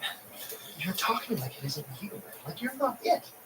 But you have less pain and discomfort? Yeah, it's been getting better. But still. Then you should be ready. Enough bed rest. Come! I'm getting up. Come, this is important. We have to keep to the schedule. We're insistent on that. What does Liam want? Oh, not definitely. And I'm not supposed to tell you anything. And I don't know what's going to happen. And I'm just glad you're feeling better and ready to start going to work. Oh, and the pain is necessary and important and vital. Your body is changing and shifting and becoming new. You are filled with so many beautiful things and objects, Daniel. Some things and objects that even I am forbidden from knowing. What does that mean? What objects? Oh, we will discuss this later. Come, through here. Hey, Dan, mate. You feeling better? Yeah, the rest helped. And I made sure that his heart didn't stop. Brilliant. You have any idea what this meeting's about? You don't know? It's weird, so we assume you'd be more up on it. The purpose of the meeting is to brief the on-site employees regarding their future tasks. Then tell us. Oh, yeah, I've been sitting on my ass way too long. You can only prep your kit so many times. All necessary employees are not present. I will inform you when that changes. Hey, can't you fill suit out? The thing can contact people? Oh, I don't think I'll have to do that. And I don't know who they want to brief us. Don't want to call the wrong flunky. It's best just to wait. So, Dan, you play sports? Or, I mean, did you play sports? Yeah, I did some tennis in high school. Brilliant. Went to high school. Brilliant. So, you follow any teams? I'm a fan of West Ham myself, although...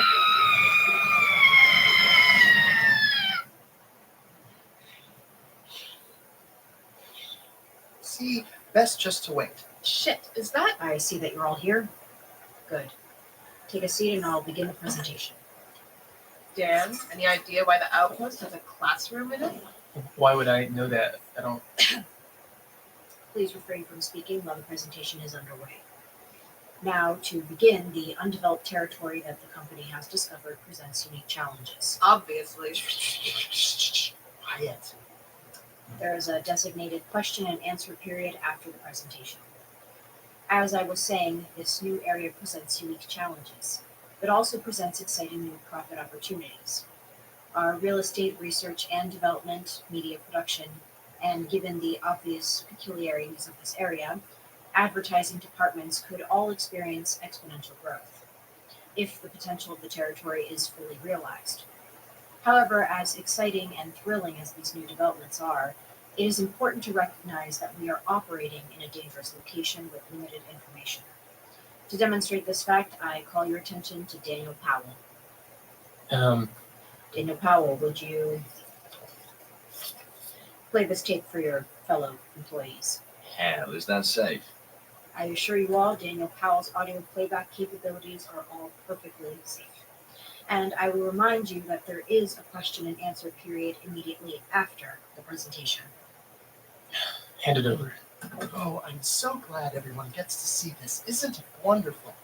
Oh, do we have to press our ears? No, it'll be loud.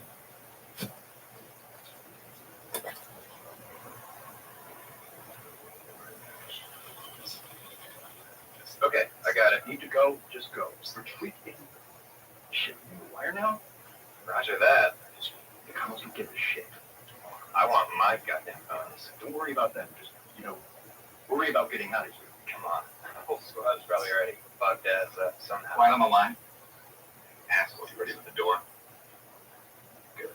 Watch you on that in case we need anything. That's the exit. All right. We move quick. We move quiet. Main priority is reconnoitering the scene. It looks like a soft game to take it. Comms on. Keep non-emergency chatter to it. We got our sound suppression equipment, right, California? Yes, sir. Check so many times my hand got sore, sir. Poor little baby. Now, I know we're not used to fake parameters, but we've got this. Whatever this museum is, we're supposed to know it when we see it. We may not know exactly what's out there, but we're sure as hell we can kick it down. Get a hell yeah. Hell yeah! I said, can I get a hell yeah? Hell yeah! That's what I like to hear. You all taking your meds? All right. Move out.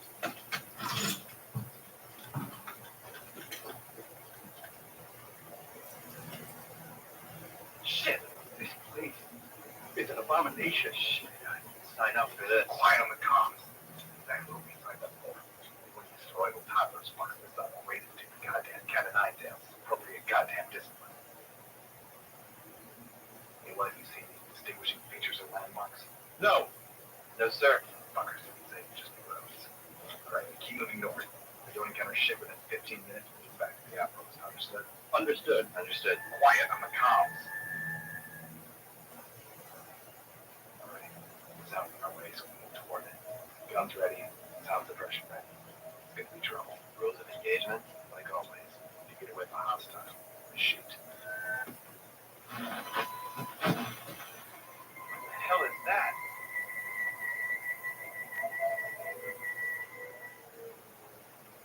How many body parts does she have left? State your intent. State your intent, or we will use lethal force. More of them, and there are holes in them. Light them up, boys. What the hell? Why aren't our guns? Someone fucked them up. California, you had better get your ass. Where the hell is Kevin? That fuck. Retreat! Retreat! Oh shit! Oh shit! Oh shit! God damn it! All the hell this shouldn't be. Fucking Kevin, go! Where the fuck is Kevin? Retreat! Oh god! Ah!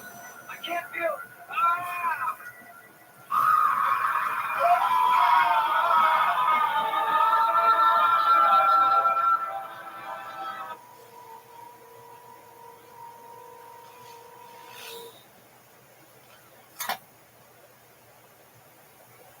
Now, how exactly are we supposed to deal with things like that? You think bringing guns is a bad idea now? He had a gun. How much did that help him? Their guns didn't work. Because something or someone messed with their gun. As you have just heard, the unexplored territory presents unique challenges. Before I elaborate, I must warn you that listening to any of the tapes contained within this outpost constitutes a violation of your service contract. The tapes are the provenance of Daniel Powell. Due to his unique skill set, he is the only employee authorized to play the tapes. This tape was played after the company had, due to various accidental procedure violations, determined that playing it would not be demonstrably hazardous. Back to the topic at hand. Because of the unexplored territory's unique dangers, we have drawn up a list of procedures for you to follow. Clara Liu, your priority is reconnaissance, to assess the unexplored territory and determine its monetary value to the company. Within that directive, your primary objective is to find a way for the company to return its employees and property from the unexplored territory to our physical holdings. As you perform your reconnaissance, you will maintain radio contact with Daniel Powell. who will assist in your navigation efforts. Wait, but how am I supposed to do that? I don't know anything about this place. Once again, the designated question and answer period is after the briefing. Daniel Powell will guide you through the unexplored territory, and his compatriot Oh, that's me. will be available to answer any questions you might have regarding extra physical entities or situations. So, when do we leave? Pretty sure you should wait for the designated question and answer period. Yeah, Lou, God, it's like corporate decorum means nothing to you. Keep it together, Lou. Your first expedition will involve exploring the immediate area surrounding the outpost. Due to the work of analysts, we have determined there is a broadcast tower in the vicinity. You will attempt to find the broadcast tower and reconnoiter it, at which point you will return to the outpost and prepare a detailed report. If you are not able to find the broadcast tower after a period of 1 hour, you will come back to the outpost and prepare a detailed report. Clara and Lou will leave immediately after Daniel Powell has received a supplementary briefing. Now, do you have any questions? So, what should we call you? Mr. Brown. Is this the designated question and answer period, Mr. Brown? Yes. Okay, couple of questions. The Mercs mentioned something about a museum, nothing about a radio station. What's that about? Unfortunately, the company had access to incorrect information. But the radio station is definitely there. Yes. And the monsters are related to the radio station? No, we have hypothesized that the monsters, as you to them, are related to the museum. Okay, you've got to tell us more than We just... are not in a position to confirm any of our hypotheses. The origins of any adversary you may encounter in your travels is not relevant. The Mercs' equipment was sabotaged. Is that something that we should be concerned about? I suggest checking your equipment thoroughly. That's not going to help us if I we... am not in a position to give you any further information. Hey, we're supposed to bring guns, right? Into the unexplored territory. As stated in your contracts, it is your responsibility to determine what equipment would be most optimal in your expedition. I still want to know how I'm supposed to map the city. That will be covered in your supplemental briefing. Does anyone else have any questions? Yes, I do. How are we supposed to avoid the singing monsters, or whatever the Mercs encountered? The company trusts in your competence and good judgment. Does anyone else have any questions? Hey, I'm just ready to get the hell out there. Clara and Lou, make your final preparations. Your colleague will. Oh, I'm on break. Your colleague is on break. Daniel Powell, follow me. It's just gonna be a few minutes. I get it. This or whatever the hell that was came from here. But that doesn't mean I'm a local. Wait. Can you tell me the name of the company I work for? The real name, not the Housing Historical Committee of New York State. Was it too classified to even have a name? LMG. Oh. As I was saying, as the operation could not have been conducted in the old world, and given the fact that LMG determined the operation was necessary for the work, we brought both you and LMG's considerable archives to this outpost. Yeah, whatever he is showed me the archives. The archives cover a wide range of topics, including various interactions between the old world and the unexplored territory. As Clara and Lou perform reconnaissance of the unexplored territory, they will give you reports about the various landscapes they encounter. You will listen to any tapes that seem to relate to their current situation, and provide information based on your research. This task is uniquely suited to your skill set, as you've shown that you can listen to a large number of these artifacts without an inordinate amount of damage to your psyche. With the operation, you should be even more prepared. Yeah, Davenport told me. I assume in an attempt to ingratiate himself to you. So, it's just tapes? No books or videos or newspapers or scrolls or... They appear to prefer sound. There are only tapes in the archive. Now, through here, yes, this way, I believe they should be... Would you reach? This body is smaller than I'm used to. Yeah.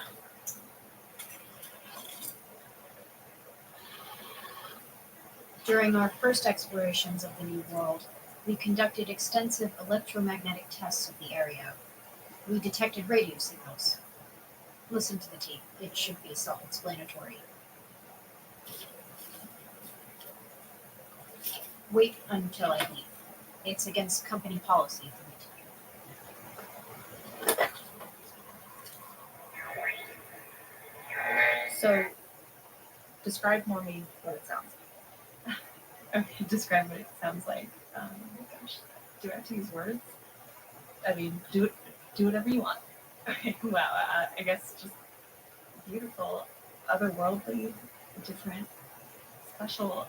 I'm gushing. No, you're fine. It's okay. I'm Alex, and you're listening to Real Life Reimagined. True story. Or slightly. So you're probably listening to this on your iPhone or your Android, but before podcasts, and I know this is hard to remember, there was radio. Sound over the airwaves, audio in the air. It was like magic. It still is. Today, we're going to find out about one station that just might be a little more magic than any place else. Kathy? Oh, Alex, you're early. I barely came out. Oh, no, it's fine. I'm sorry. This stuff is weird. Kathy Quinn's apartment is unassuming, like she is. Kathy's in her mid-30s, but she kind of looks like she might be in middle school. If you pictured a librarian who you'd want to grab a gin and tonic with, that's Kathy. So, do you want to see it? Definitely. All right, it's over there. Don't step on my cat. I won't. Okay, now just. Wow. Wow. It's a little big for the apartment. I'll say. I was looking at a radio, but it wasn't like any sort of radio I'd ever seen before. And I've seen a lot of radios. It was huge for one, taller than me, and it had wires and waving green lines everywhere. It looked like something Isaac Asimov would have come up with. So, what's it for? Okay, this is going to sound, well, it's for hearing the secret station. The secret station? Yeah, the secret station. The secret station. A pirate radio station, but one so underground that it was like a pirate radio station for other pirate radio stations. Rumors say that, well, Kathy explains it. So the secret station is supposed to play music. A lot of stations play music, all right? Keep going. Right.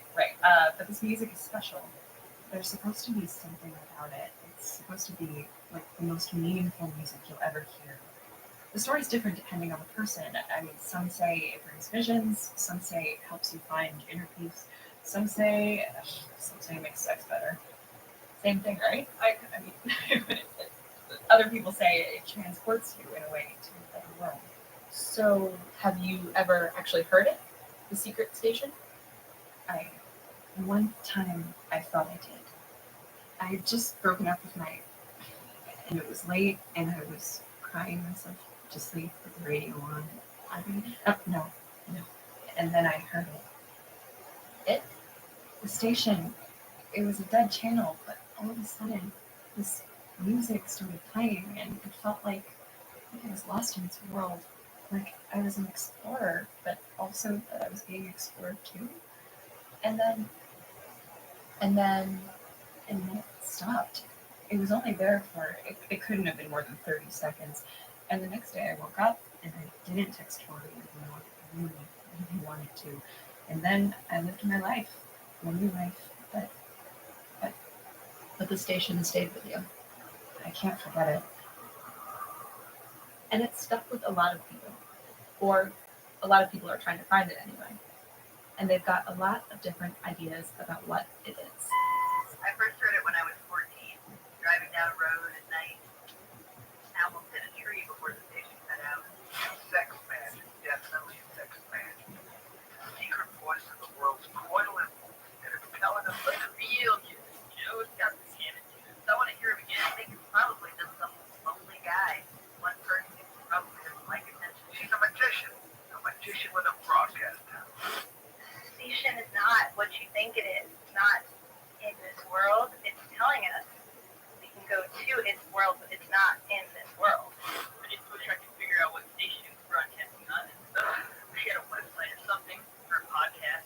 It's a weird community for sure, but it's a community that's focused on one thing: Finding the signal.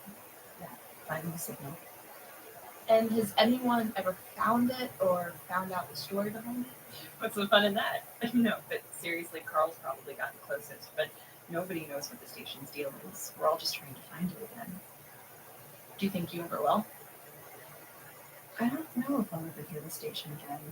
I'm going to keep trying. I want to keep trying. So do I think that the magic station is real? I don't know. Does it matter if it's real? All I know is that these people hear something over the airwaves, and it's special. It's meaningful. It's radio magic. I'm Alex Keita Schwartzman Thompson, and this was Real Life Reimagined. Production help today from Edgar B. Hurwick III. Our interns are Dana Gooch, Rena Harrison, Tori Bedford, Tristan Samari, Bill Reedon, and Antonio Aliar. Our executive producer is Matt Purdy, who wants to tell everyone that he was making harambe memes before anyone else. Our sponsor today is Stamp.com. Stamp.com, for when you only need one stamp.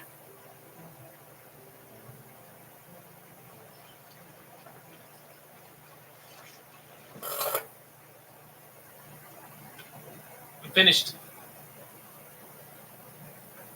So that's it. I get it. I get that the pirate radio station's in the city, but I don't know how the hell I'm going to help find it. Ah, that was expected. Some of the tape was cut out, an extra bit of an interview that RLR decided not to air. We managed to find it. Would you... Oh, wait.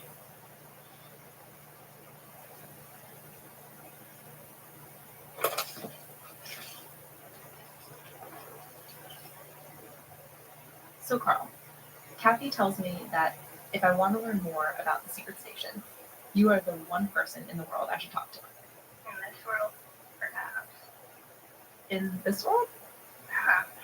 So I take it you intend to make a shallow piece, a quirky interlude, but with charming music, edit it within an inch of its life, and create a heartwarming little radio story.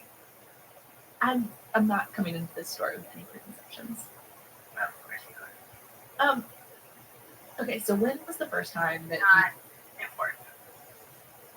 Carl, are you familiar with the podcast and what we're trying to do here? I can hazard a guess. You're not the first people to come around here asking questions. Well, I'm guessing Chad's people were just a bit more well-funded than you. All right. So if you could use complete sentences, that'd be super helpful.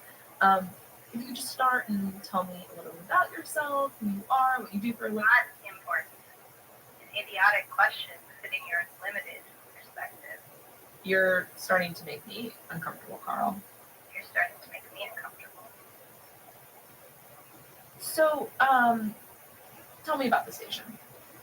The station is beyond comprehension. It is a story, but one we're not ready to hear. Not ready to hear yet, perhaps. Some of us are. Perhaps some of us have already heard it. And so what is the story that the station's trying to tell us? The station is not what you think it is. It's not in this world. It's telling us we can go to its world, but it's not in this world.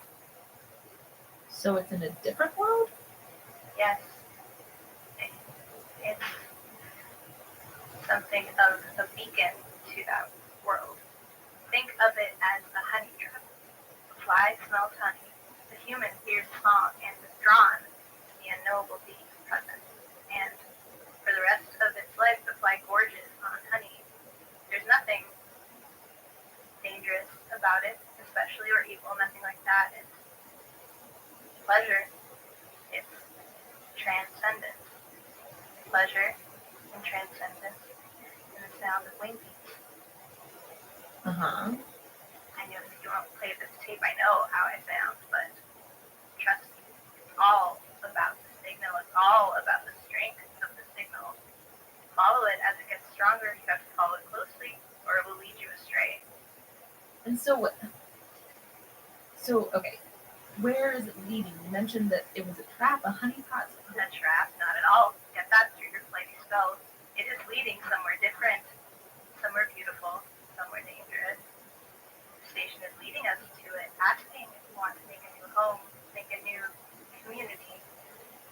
As humans in this new world is asking, and we must answer it. Remember, lies and honey and pleasure and transcendence and wing beats and wing beats and wing beats.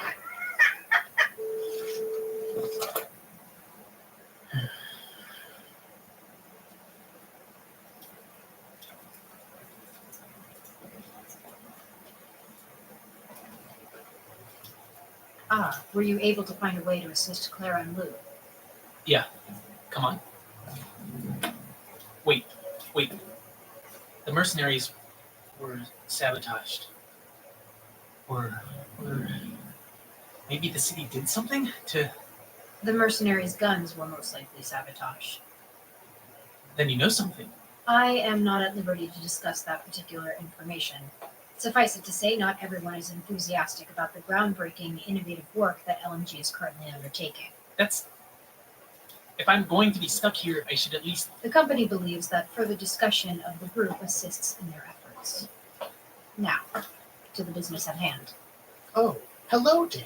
Am I not on break anymore? No. So, you figured out a plan? Well, Great. I found a way to get to the radio station. Wait, so the broadcast tower's actually playing? What's it playing? Is there a morning zoo crew? No, there's going to be normal people around the radio station. Well, kind of normal, but people from our world. But they may be a bit off. Seriously? Real people. Here. We have determined that there might be pockets of, as you put it, normal people in the unexplored territory. They will assist you in forming a beachhead. And if they're not inclined to do that? Irrelevant, as of now. Your task is to simply reconnoiter the radio station and report back. Understood? Yeah. Got it. So, Dan, how are you going to get us to the station? Well, I shouldn't have to guide you all that much, actually. You guys just need to bring the radio along and listen for subtle variations in the static. As the signal gets clearer, that means you're closer. Like hot and cold, but with radio? Exactly. I can keep in contact if you want, but you should probably be able to do this on your own. I mean... No, that won't work at all. Wait, why... I examined the first expedition's mewling, childish experiments, and a portable radio isn't nearly powerful enough to pick up the variations you'd need. Shit. Wait, could you create a radio that they could carry along with them? One that isn't too... No offense to you, Dan, but I'm not letting anyone chop up my body and stick a radio inside. No, not a radio transistor. Is that a thing? No, that's definitely not a thing. I'll design something that will pass the radio signals they hear to us. That way we can use a more powerful radio to determine the difference. That's not how radio works. You can't just... Nearly half your body is audio equipment. Don't question my creations. You spit in people's eyes. I don't know much about radio, but that sounds good to me. Oh, good. I'll whip something up. So, you really have no idea how to avoid the singing things? Sorry. But I've only listened to 2 to 3 tapes. Mr. Brown, are there any... Based upon the descriptions of the tapes, there is nothing that will help you combat them. I suggest you move quickly and file a detailed report afterwards. Perhaps that will help us determine an effective solution. Shit. That's not enough to help us. Hello, everyone. Would anyone be willing to donate either their blood, or bone marrow, or ejaculate to the radio transistor? Yeah, I'm not doing that. Nope. Does Dan even have... Hey, I'm right here. And I'm still a person. Dan, how could I... Where do you want it? Oh, if you could drench the object, that would be lovely. I'm assuming you're donating your blood. Correct.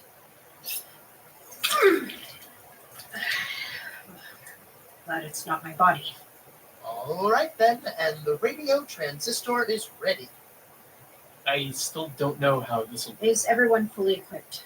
Does everyone have their communication devices? Yeah, let's do this. Got my walkie-talkie right here. Dan doesn't have his walkie-talkie. Well, couldn't I just use my... knee? Or is that... No. No. Tampering with your equipment without the permission of LMG is a violation of your contract. I mean, it would be exciting and fun, and I'm sure it could work because I added in so many great audio things and parts that I bargained for, but Daniel, you're still new. Your body is still new territory. It would be so dangerous. So I can't mess with my own goddamn body? Technically, no. Here's your walkie-talkie, Dan. Can you hear me? Over. I can hear you. You're supposed to say over. Over. Okay. Let's head out. Yeah. I'll take a radio transistor. Good luck. Remember, this will be a short reconnaissance mission. I expect a full report from both of you. Guys, Dan? if you reach the station, don't stay there.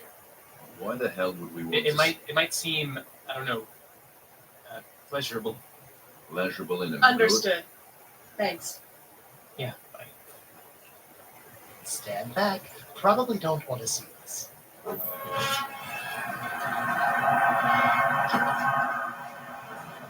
So, we just sit here and wait? Correct. We can tell each other scary stories and delight in each other's company if you'd like. We're out. Over. Describe your surroundings. Over. They take some getting used to. Over.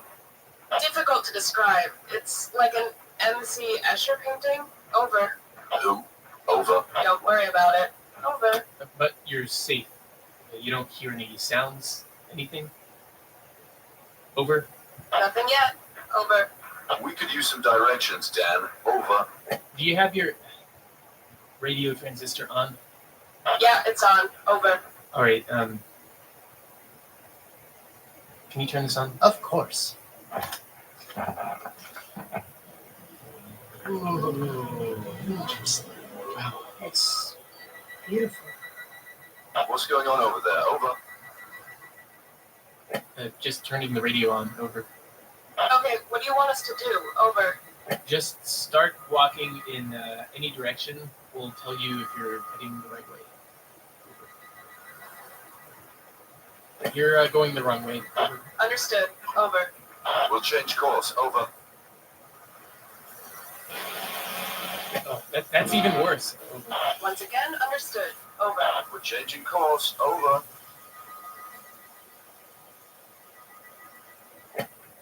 Seems like it's clearing up. Keep going that way. Over. Thank God. Over. What are you seeing? Over. Area seems suburban, surprisingly. There aren't any houses, but the roads are all the type of roads you see in the suburbs. I don't know. I'm not too familiar with the suburbs. Over. So it's just roads? Over. Yeah, branching off in all directions. No apparent pattern or function. Over. Do you see anything off in the distance? Over. Nah, it's a bit hazy, like fog or some shit. Over. Okay. And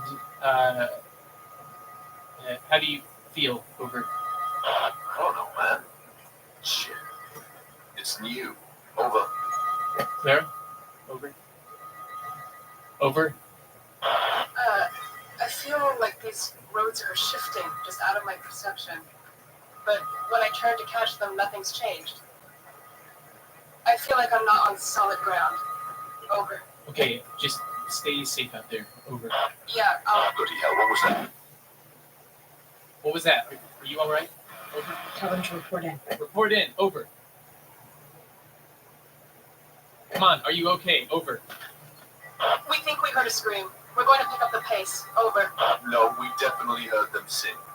Tell me we're headed in the right direction. Over. You're headed in the right direction. The signal's clearing up. Over.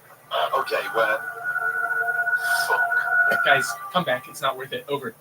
No, they're coming from that bloody direction. There's so many. God damn it. They're actually encountering them. Okay, keep going towards the signal. I'll tell you if you're off course. Over. Understood. You're pretty good. Hold your things higher.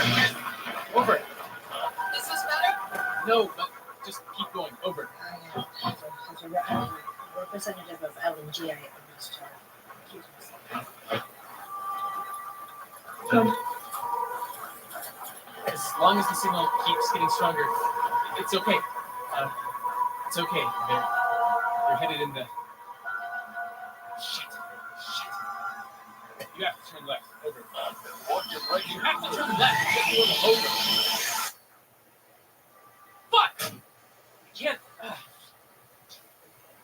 Oh, I am sorry, Dan. It appears as if they are headed into nothingness and void and wandering while terrifying creatures pursue them.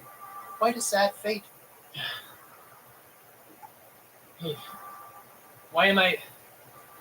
You said that the device, my body, could connect to them?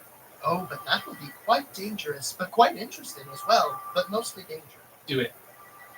Are you certain? The company you work for would not like it. You would be breaking contract. What are they going to do, file a lawsuit? Do you think this place has a courthouse? Ah, a joke. Now hold still. This will just take a bit of my blood. Is it working? Is it working? Great. Oh. Come in, Dad. Are we going the right way? Viewers, that disintegrates. Things just keep... Go left. You need to go left. Wait, how far left? Are you still there? They heard me. I think they heard me. They may have, and now you need to rest. That was very brave and noble and stupid. Come on. Is it... Did it help them? Do you think? Everyone dies eventually, Dan. Well, most people. Here, let's tuck you in. All right. Night-night. Sweet dreams.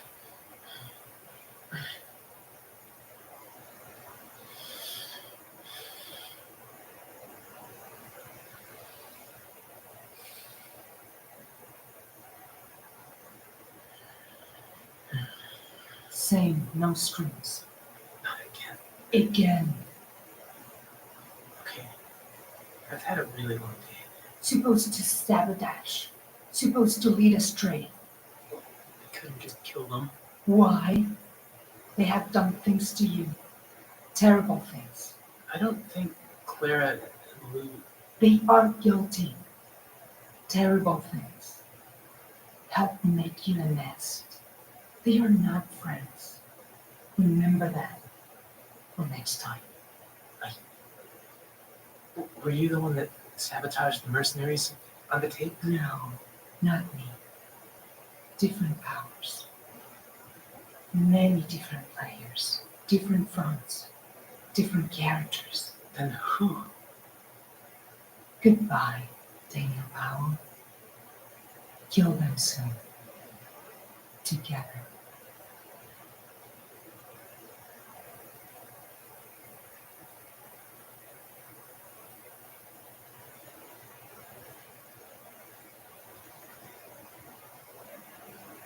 You have been asking who we are, who Droman is, why you are hearing this from us, not from Mark.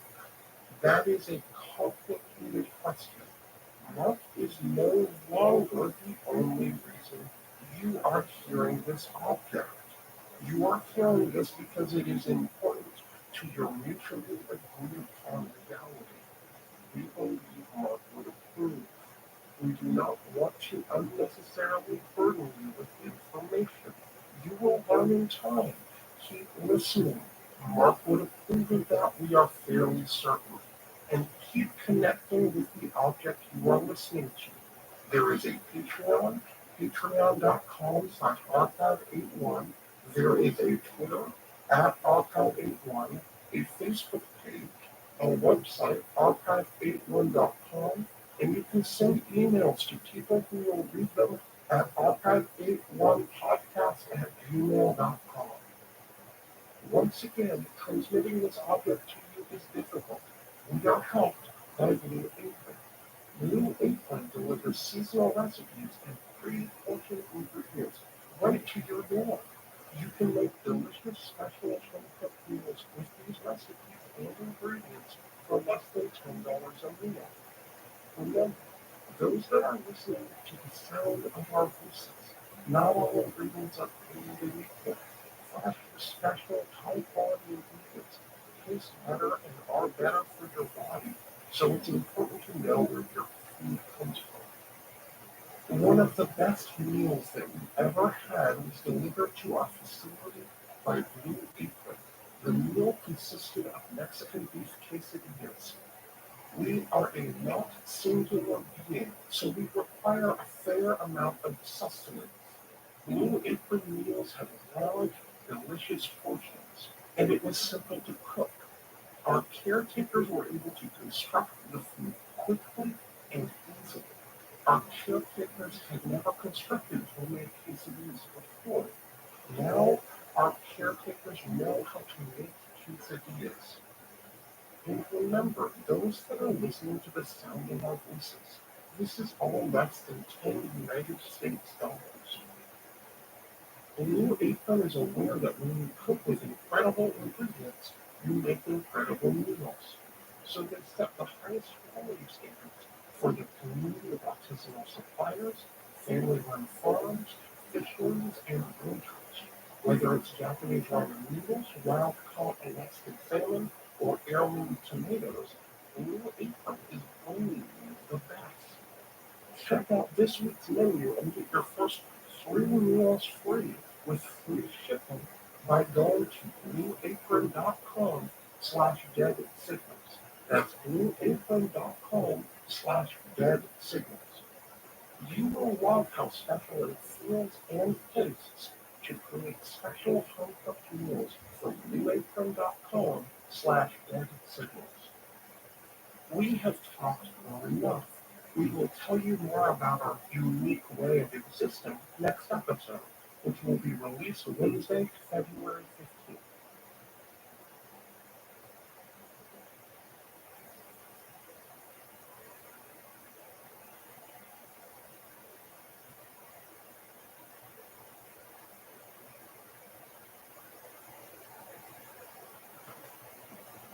We are droning, and you are listening to a story and an idea and a song. These things are difficult to bring to your ears and mind. Adam Tickets has helped us do that. Adam Tickets is an app that lets you buy tickets, pre-order popcorn, and skip the lines at the theater. It is available to download on iPhone or Android. It is spelled ATOM. I will talk to you about more things after Dan goes to sleep once again.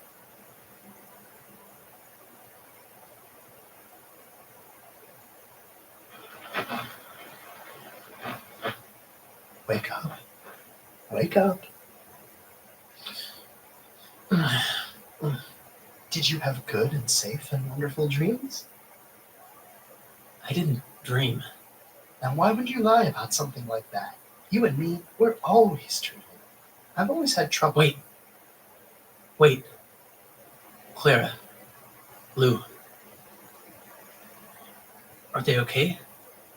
Did they come back yet? Nope. No signs of them. Damn it. Is someone from LMG doing something? Are they organizing a rescue party? I don't know. They've been out there a while. Maybe we'll get to make new friends. So we're just gonna...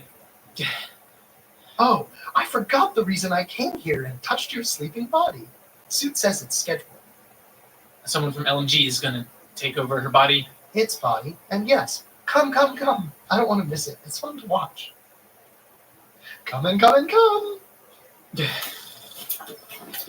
Oh, and how are you feeling? I'm fine. Better. Still... You shouldn't do things like that, Dan. Your body is so new. You haven't explored it yet. Great. So how exactly do you want me to explore the shit that's replacing half my chest and Dan, be nice. And I want you to experiment and to have fun, just enjoy the new you. Oh no, we're missing it.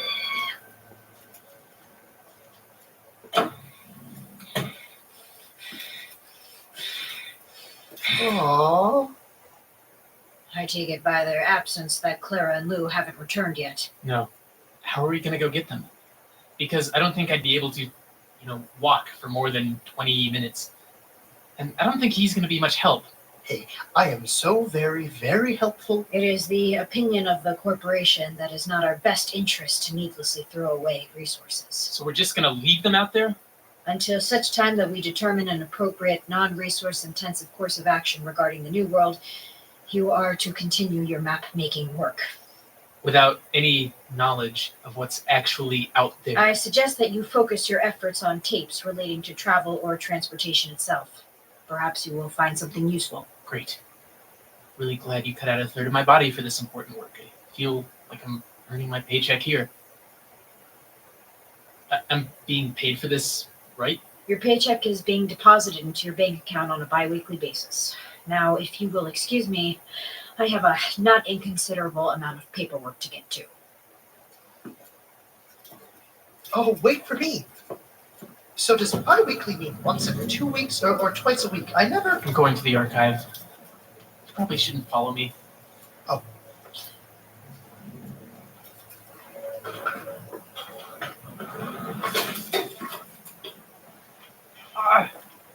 Yeah.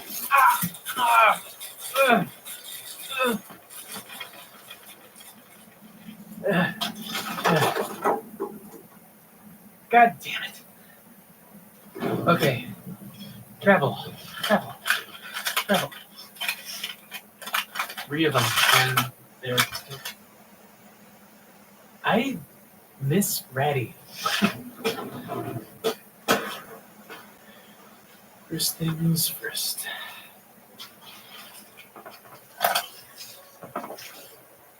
All right, there we are. I'm going to say the date and time for the recording, okay? It's August 3rd, 1997, about 5:15 p.m., and I'm talking to... Well, you haven't really told us your name, have you? It's all right. That's all right. I'm just talking. My name's Timothy, by the way. You can call me Tim. Here, do you want some water? Not so fast. Don't want you to choke on it. If you're hungry or thirsty or need some privacy, you just tell me, okay? But you need to tell me or else I won't know. Okay, that's fine. We don't have to talk. I'm just going to eat this pear here. You let me know if you need anything. You want any? It's good. It's right. It's tricky to get a right pear, you know. Seems like there's a 5-minute window between when they're wood and when they're... Excuse me? I need a door. That's going to be tricky.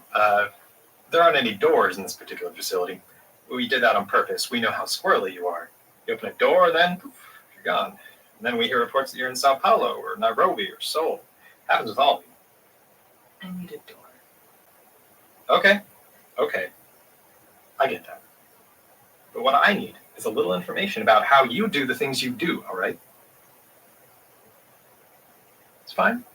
I'm patient. I've got my pear. You won't understand it. Try me. I can surprise you. Do you know where we go when we disappear? I don't, but I'd love to learn.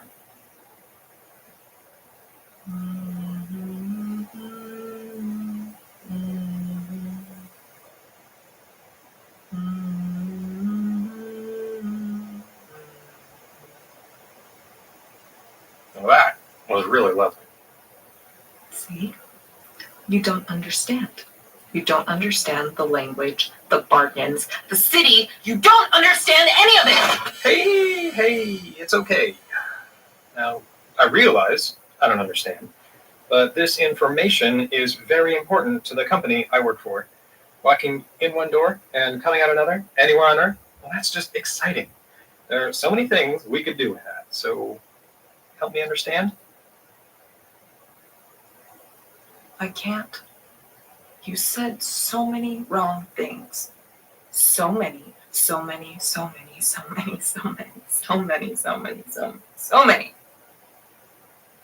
All right. Tell me where I went wrong. What specifically was wrong?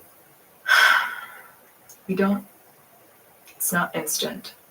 We go somewhere and we can't stay for long. And it's dangerous. So dangerous. Even without you and your competitors trying to learn about us, and even without the cult calling us abominations and killing us outright, and even without the museum's rejects singing. And it's not about us, what we want, it's about it. We work for it. We love it. And you have to love it if you want it to protect you. Okay, slow down. So tell me where you go when you disappear. The city! Which city? The city! It's dangerous. We can't stay there long.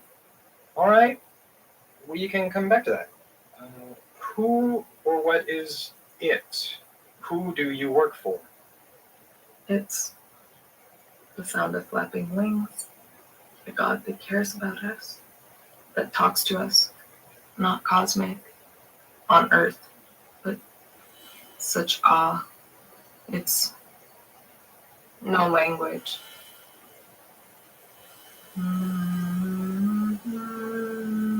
Hey, it's okay. I just want you to use your words. Use your words, all right? Are you there? God damn it. God. I guess it's really... Dan!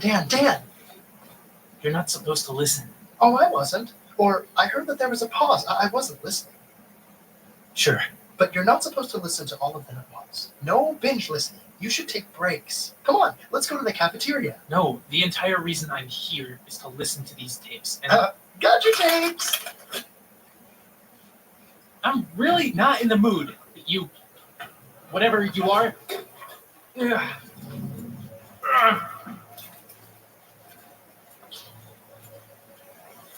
See, I even prepared your mararahi. Only a little zap in the microphone. Now, sit down and I can watch you eat. Fine. Come on, try the crackers. I hear they're edible. Yeah. Ugh. Oh, do you not like the crackers? No, they're fine. I guess I'm not hungry. How long has it been since you last ate? Since the goddamn hotel room! I'll clean that up. Oh, I guess you don't need to eat food anymore. Guess not. It's not so bad. You'll get used to it. I did. And at least you won't have to eat peaches again. I guess that is true.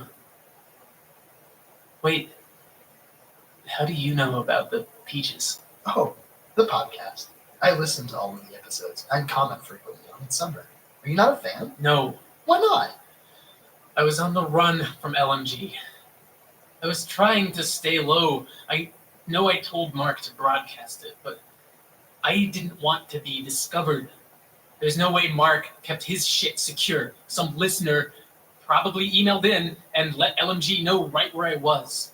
Oh, so you haven't listened to the podcast? I listened to the first couple episodes. Okay, so I told myself I wouldn't do this when you came in here. I was like, hey, let's remember that you're going to be a surgeon and his colleague and maybe his friend, but I really want to clear some things up and I'm a really big fan and I did support the Patreon, and can I ask you some questions? I don't have anything to do with the goddamn Patreon. And you probably know more about the mystery stuff than I do. And now I'm talking like you. Fuck it, go ahead. Oh, wonderful. I'll try to keep it short. So, what was up with those weird times? Was Ratty you from the future, or the previous employee who got transformed into a rat? And did you have a crush on Melody? Those weird times? When she was like, Melody Pendress, February 20th, 1840. I kind of thought you traveled back in time, but that didn't make any sense. It's military time. 1840 means 6:40 p.m. Oh, then why didn't you just say 6:40 p.m.? It would have been less confusing. I don't know. I just listened to the tapes. And how would I know if Ratty was me from the future? I was just a rat. Oh, rats don't usually squeak like that unless they're in pain. Were you torturing it? No, I would never do something like that. And no, I don't have a crush on Melody. Not every guy and girl have to end up together. Oh, well, I should have been. She had a girlfriend, and so did I. Melody could have been bi, and I didn't like Tanya. Great.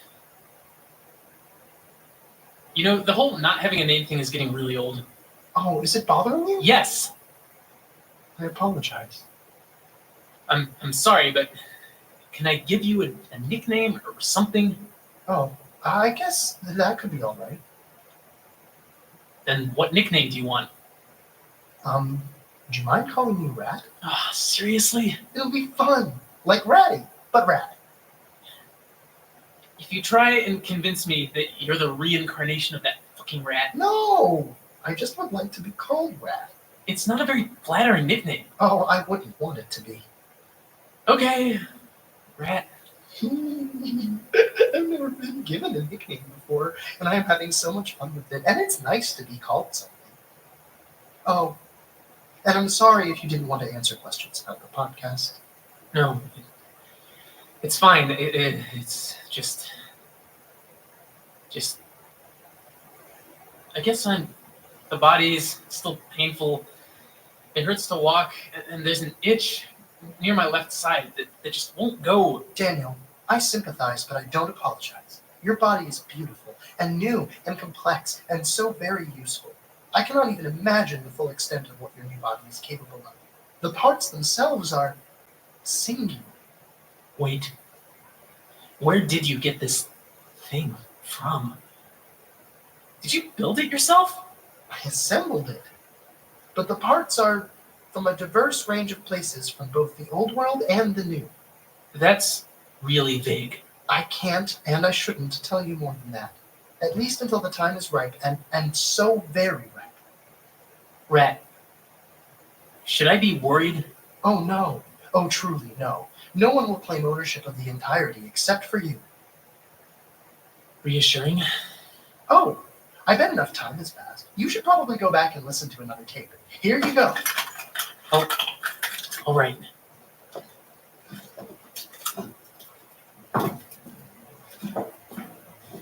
It's goddamn military time. How hard is that to understand?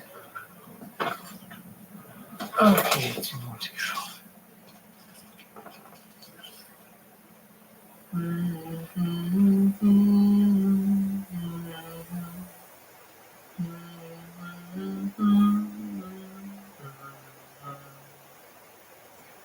All right, now we're recording. Just sing it again for me, all right?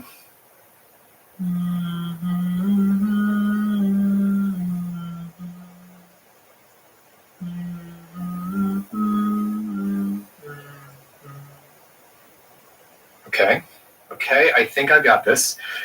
Da da da da da da da da da da da da da da da.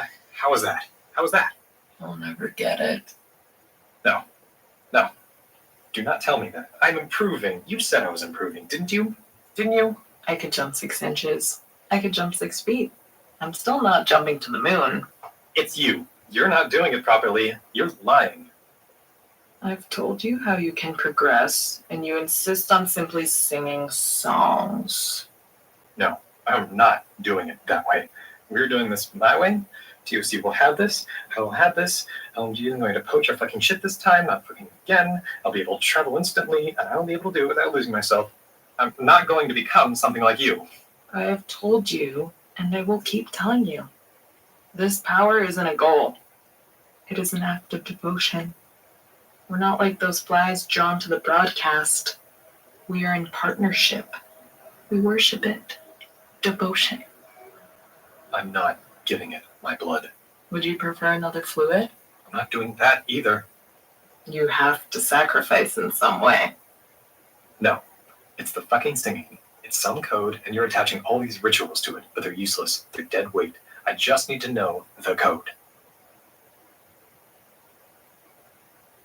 You could tell me a story. What? Tell me a story. You want me to recite Beowulf for you? No. One of your stories. Describe something important to you. Someone you love. I don't. How is that going to help? humor me. Fine. Janice. Girl in college. Really cute. Nice ass. Fun. I guess I loved her. Maybe. Whatever. That's very thin, Timothy. A thin meal. But it might just work. No. I'm not gonna let this.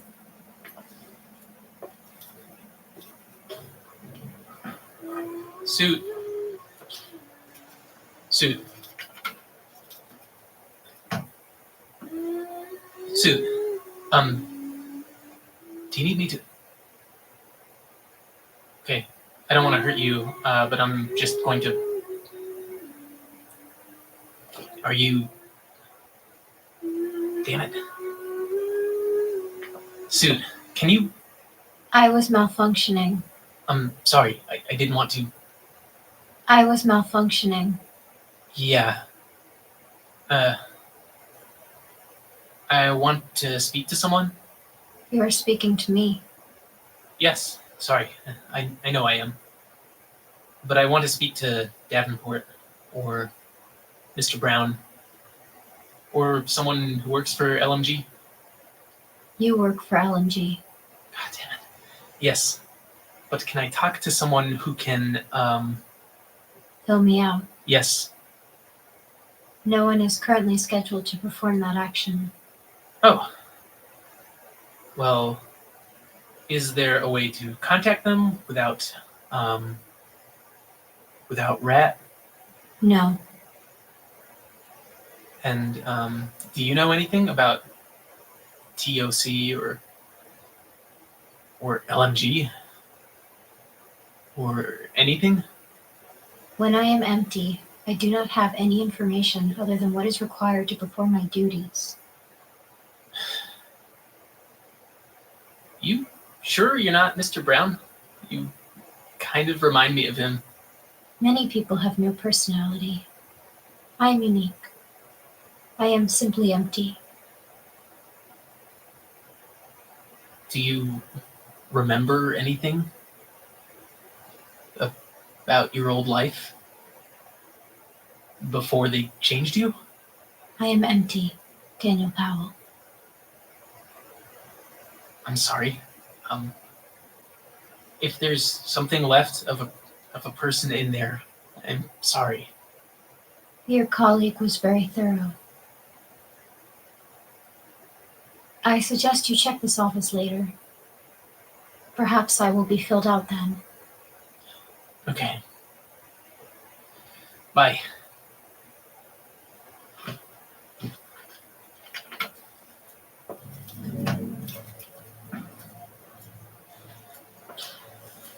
And finally,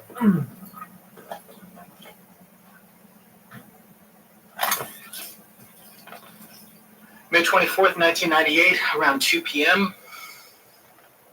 Now, Timothy, we don't really want to do this again, do we? I'm fine.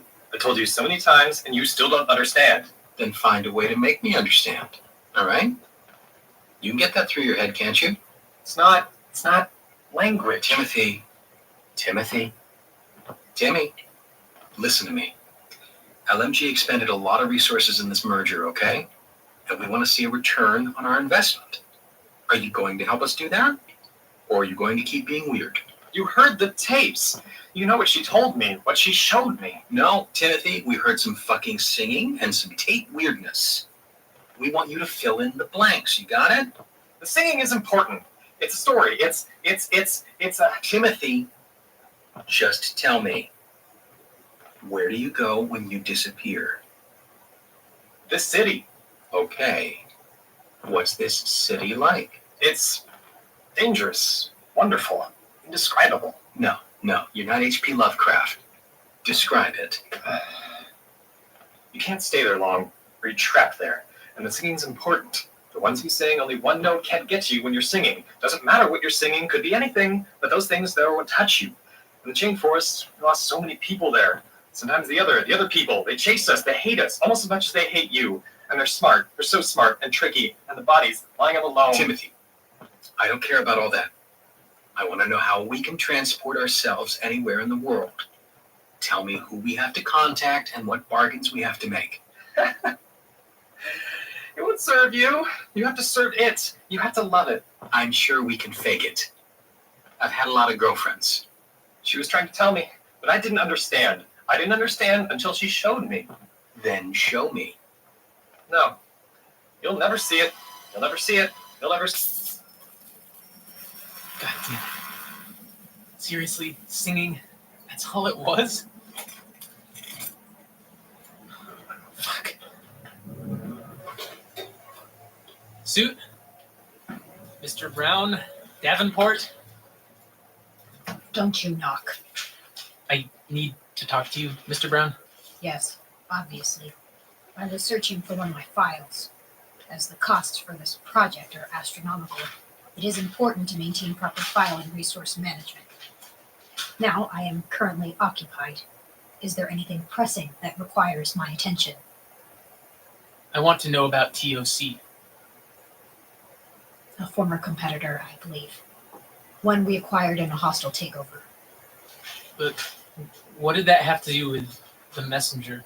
Daniel Powell, our company is not some omnipotent monolith. We are operating with limited information in a very difficult field. I am doing my level best to maximize our profits. Now, as I am currently occupied, I suggest... Now, what the...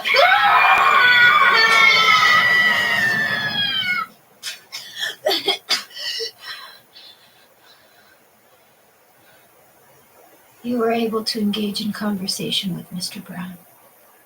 Yeah. Yeah, I was. I think. Okay, just stay there. I was not planning on leaving, Daniel Powell.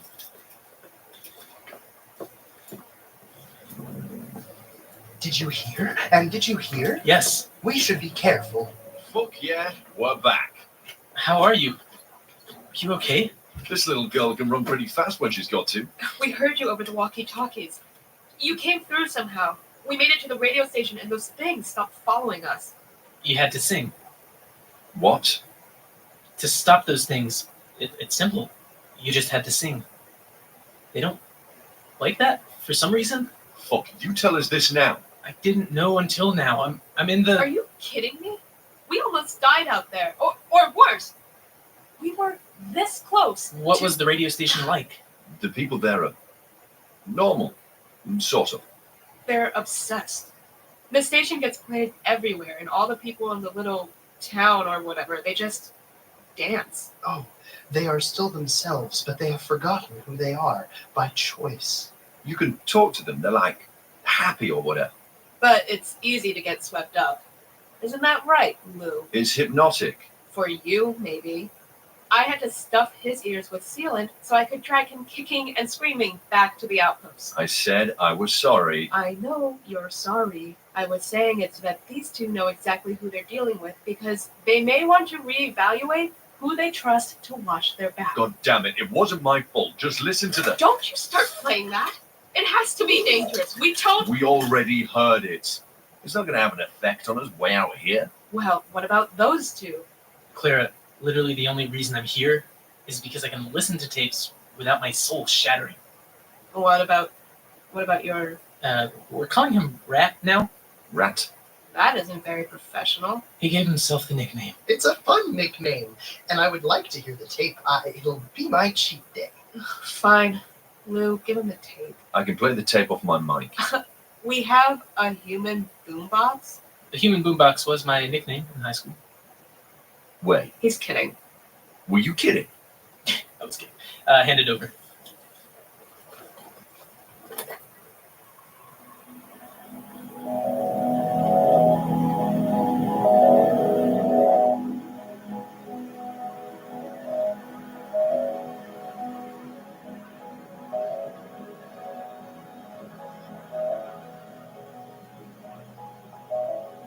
All right, turn it off.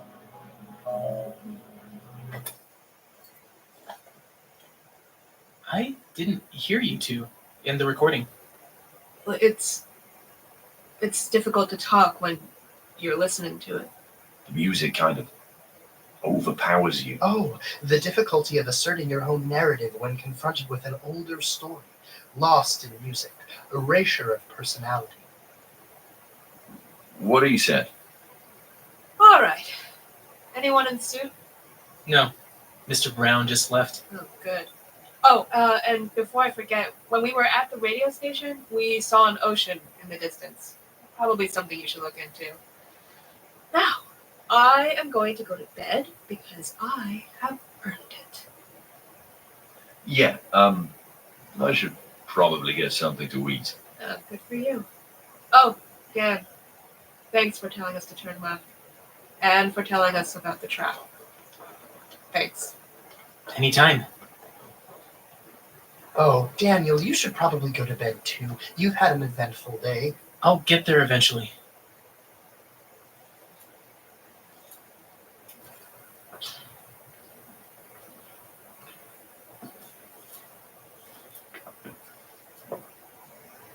How'd it go?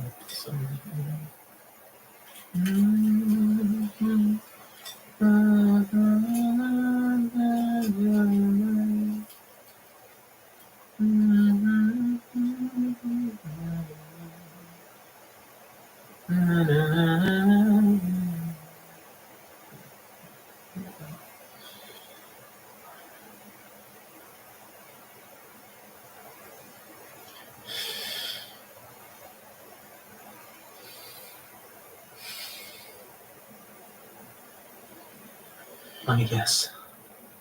Knife, no sounds. Cut on. Good. I'm getting real tired of this, by the way. I'm officially done with cryptic shit. Understood. That's it. Understood? Yes. You wouldn't happen to know anything about TOC, would you? Or the cult that's been sabotaging everything? Or whoever the messenger is?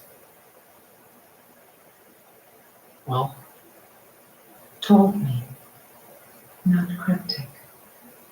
So it's impossible to say anything without being cryptic? Yes. Great. So why'd you come here? To heaven you. Warn you. Advise. What do you want to tell me? Soon. Time comes. Cut off her fingers. Goodbye. God damn it.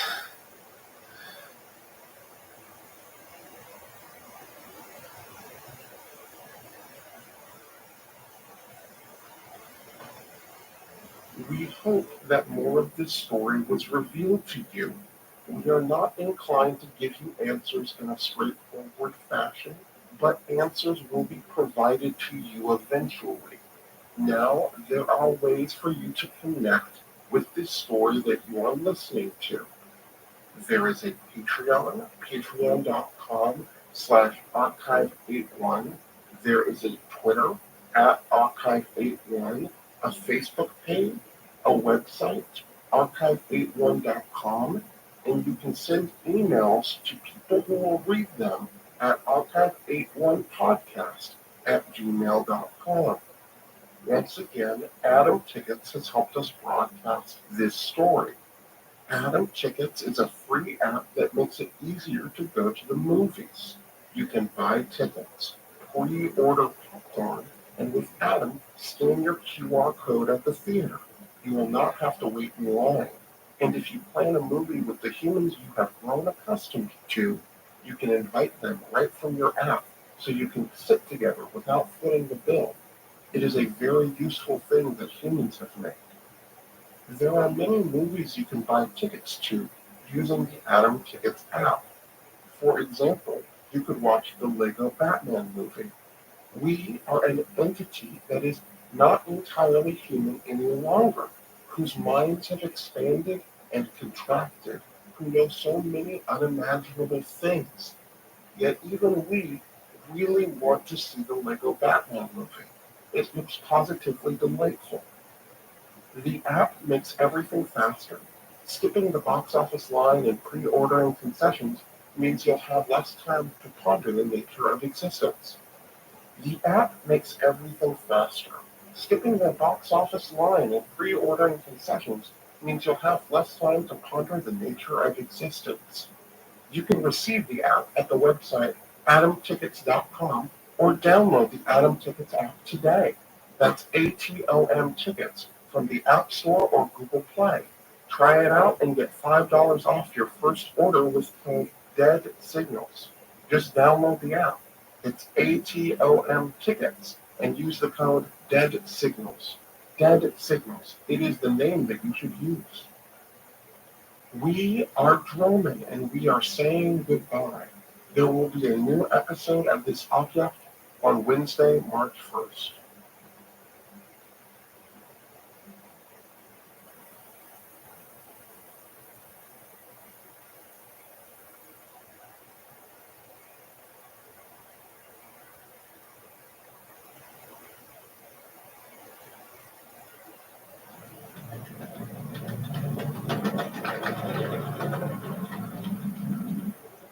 We are Droman and soon your ears will be filled with song.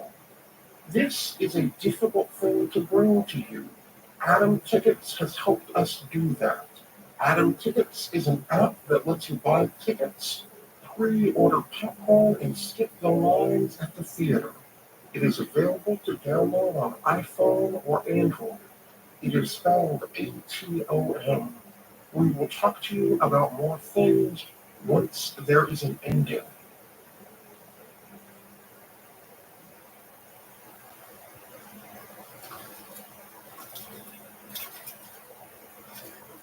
Hey. Hey. Stop being weird. What? You know what I'm talking about. Pacing around and staring off into the distance. I was thinking, Clara, I'm allowed to think. Were you thinking about the ocean we saw? No, I was. Then I don't care. Help Rat build us a boat or something. Or, do your job and listen to some tapes about the ocean. I was planning on. You're here with me. You know that, right? I've got all of my organs, though. Don't I? Suit says there's a meeting. Come on. Did they say what it was about? No. How many hallways are in this place? How would I know? Isn't there something about this place in one of those tapes? I don't know. I'm not going to listen to anything unless I have to. You think they're that dangerous? Yes. Hey, mate. How's it going? It's all right. You found anything about the ocean yet? It's only been a few hours. I'm just taking the piss. Yeah, I'm just excited to do some Christopher Columbus shit. Sail the ocean blue and everything. You actually want to be Christopher? Sit down.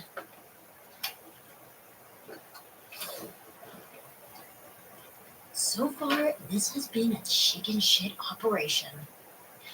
I'm here to fix that. LMG has invested a lot of resources, and so far you have been fucking up our investment. Hey, Shut up! I genuinely don't care about what you've been through. I genuinely don't care about all the weird shit you've been dealing with. Oh no, there are monsters and friends. Your job is to go outside and find a way to make our investments so fucking profitable that my future kids and my future grandkids and my future great-grandkids don't have to work a day of their miserable, selfish, shitty lives. Is that understood? Awkward silence is not a yes, people. Alright. First, I'm gonna tell you what we're going to do. And then I'm gonna fucking convince you, using all my awesome powers of persuasion, why you're going to do it. We are going to stop pussyfooting around here. No more scouting expeditions, no more reconnoitering the area, no more going for an hour and then coming back. That was Brown's idea. And that pencil-dicked fuck is the demon prince of shitty, cautious, cowardly ideas. No. You two, Clara and Lou, aren't going to come back to this fucking outpost until you find something worth our investment. Multiple things worth our investment. Understood. How Shut are up! The hands-on demonstrations at the end of the presentation. Now, everyone's probably thinking, oh, there's no way in heck I'm taking so many risks. They can't make me do this, right? Everyone's thinking that. From Radiohead to Hermione to stuffed crotch over there. We're going to make you do it. Carrots and my goddamn stick. Clara, you owe us. And if you get with the program, we are going to make their lives a living hell. Diaz won't be able to get a job as a goddamn checkout clerk. Lori's identity is going to get stolen so many times that she'll forget who the hell she is. Their lives will be nightmares of pain and alienation as the weight of globalized capitalism bears down on them. Understood? What about me? I'm not gonna just. The same exact thing is going to happen. Hey, whoever the hell you are, my parents died when I was. No. If you fuck off on us, we're going to make the lives of everyone Clara loves a living hell. And Lou, if they fuck over my family because of you, you will not like what I do to you. Understood? Yeah, I couldn't have said it better myself.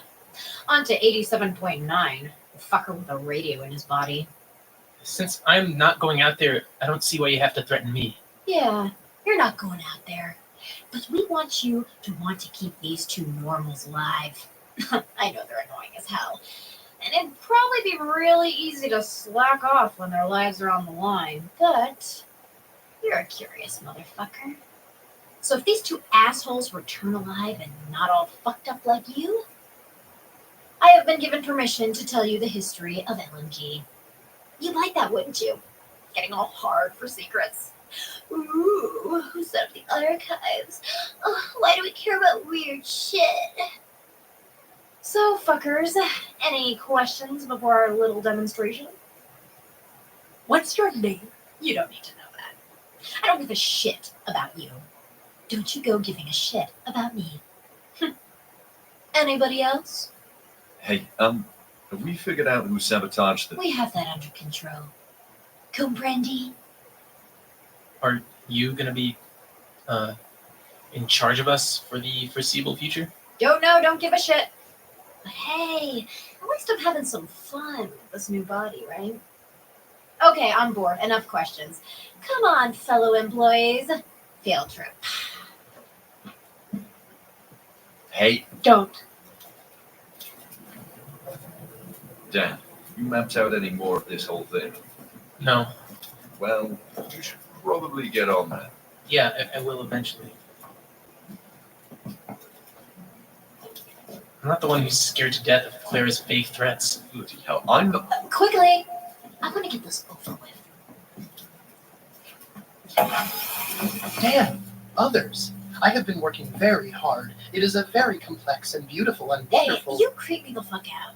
Shut up. Oh, with pleasure. Alright. So remember how your walkie-talkies crapped out on you and you fuckers panicked like frightened Catholic school children? That is not going to happen anymore. The radios are actually long distance now? Oh, not exactly. Seriously, you creep me out. Stop talking. Zipping it. And no, Dr. Frankenstein over here said that was impossible. This is going to be like a goddamn Everest expedition. You're going to set up base camps. Base camps? Fuck yeah, base camps. Places Dan can contact you two weirdos with your radio. Oh, fuck it. Explain it, Dr. Frankenstein. You can talk now. Just don't get on my nerves. Oh, it's actually fairly simple and easy to use and easy to understand. Small radios and walkie-talkies and communication devices, they aren't nearly powerful enough for the distances you'll be traveling. So, I've created a pair, 3 pairs actually, but we'll get to that later. First, the Outpost's machine. My machine. It's a beacon and a homing radio, and it's so easy to find. It collects things, and the things it collects are from this one, its pair and its mate and its lover. A portable machine that you will take with you into the unknown. Portable, that's not. You are both very strong and capable, and you can carry it. Besides, it can be disassembled. Okay, so we can keep in contact with you two anywhere we go. Oh, well, it's a bit more complex and difficult than that. The thing requires setup. What? Setup. Are you deaf? This fucker over here says it'll take a few hours for the hunk of junk to get a signal. Remember how I said this was going to be an Everest expedition? Listen up, because this is the protocol you'll all be following for the rest of your goddamn time here. Hillary and Norgay are going to go out into the territory, find a safe space to camp, see the lay of the land, dig a shit, etc.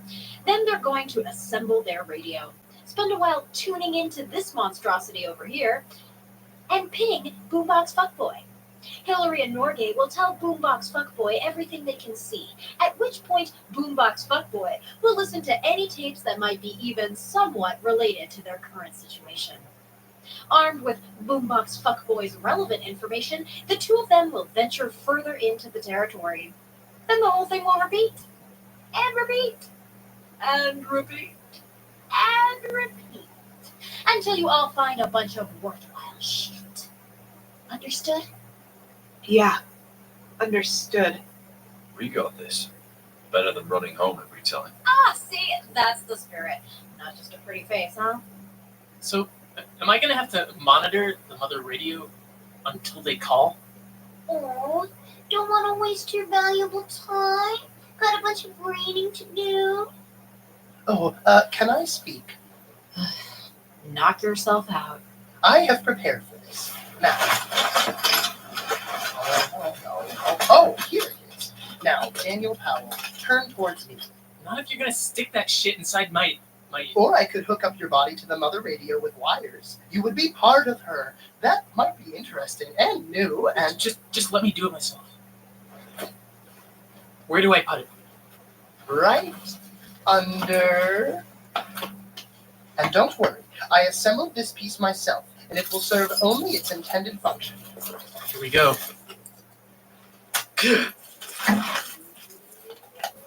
Oh, God. And this will alert me when they call in? Let me test it.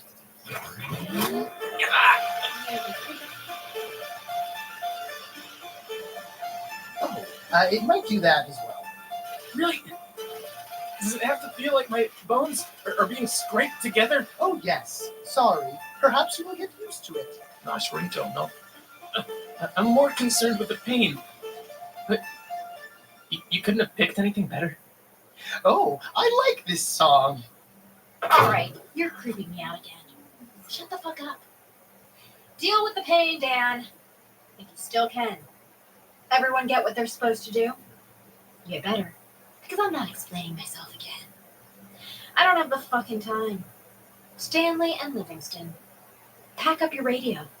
Pack up your shit. You leave now. Hey, we should Nope. Don't care. According to Suit's reports, you've got a way to get past the zombie fuckers. Just go to the ocean that you saw and make a base camp there. I could listen to the tapes before they left? That would be a waste of time. Is there anything in any of my interactions with you that make it seem like I'd be okay with wasting time? No? Good. Okay, I'm going to my office because I have a shit ton of work to do. You three, do your fucking jobs. Fuck that. At least we're going to be able to do shit. Could have done without our whole... Dan, the song doesn't matter. Or whatever they were? They were disintegrated. Like someone had erased parts of their bodies and they were fading. Yeah. And they each sang one note and they didn't stop and now I'm talking like rats. Yeah. No. According to the tapes, it doesn't matter. You just have to sing something. I mean, I wouldn't recommend Death Grips, but that's just because it's hard to... Wait, Death Grips? Oh, they're a band I like. Kind of like rap punk, but with a heavy industrial influence and sampling, like 9 Inch Nails and like, you know, the Shockley Brothers. Told you he was a hipster. Well, I hope you're right. Come on, Lou. Let's get going. Do you remember anything else about the ocean? We didn't exactly get a clear view. Just lots of water off in the distance. I'll start listening to tapes. Shouldn't waste time. Goodbye. Yeah, you get started. Goodbye, Dan. Yeah, good luck. Oh, Dan? if you hear wing beats, you should probably run. Understood. Do you think I can talk now? Rat, seriously? Were you holding your breath? Oh, I don't have to breathe. It's just fun. Just make sure they don't mess up the portable radio. Yeah, show us how to actually turn it on. Oh, it's simple. It's an inverse of its disassembly.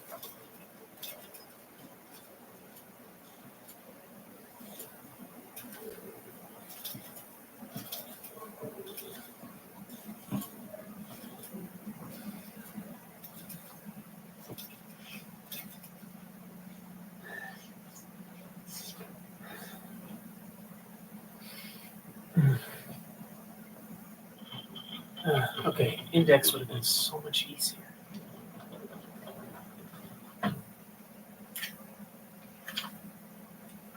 No ocean, no sea. Waters. Water bodies of... Okay, only 3 of them. Shit. How many tapes are in here? It seems smaller than... Okay, here we go. First, the poem. Okay.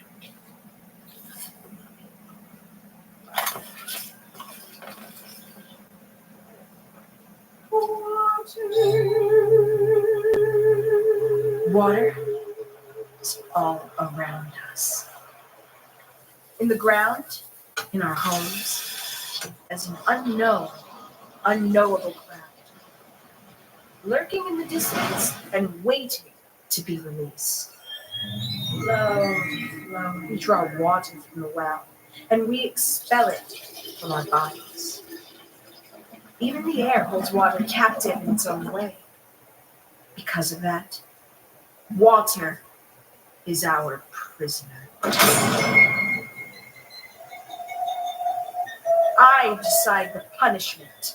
If water is obedient, I reward it. For water is a great beast that flows like a serpent. When water is rewarded, it can flow freely as it is meant. It can flow freely across the world stage.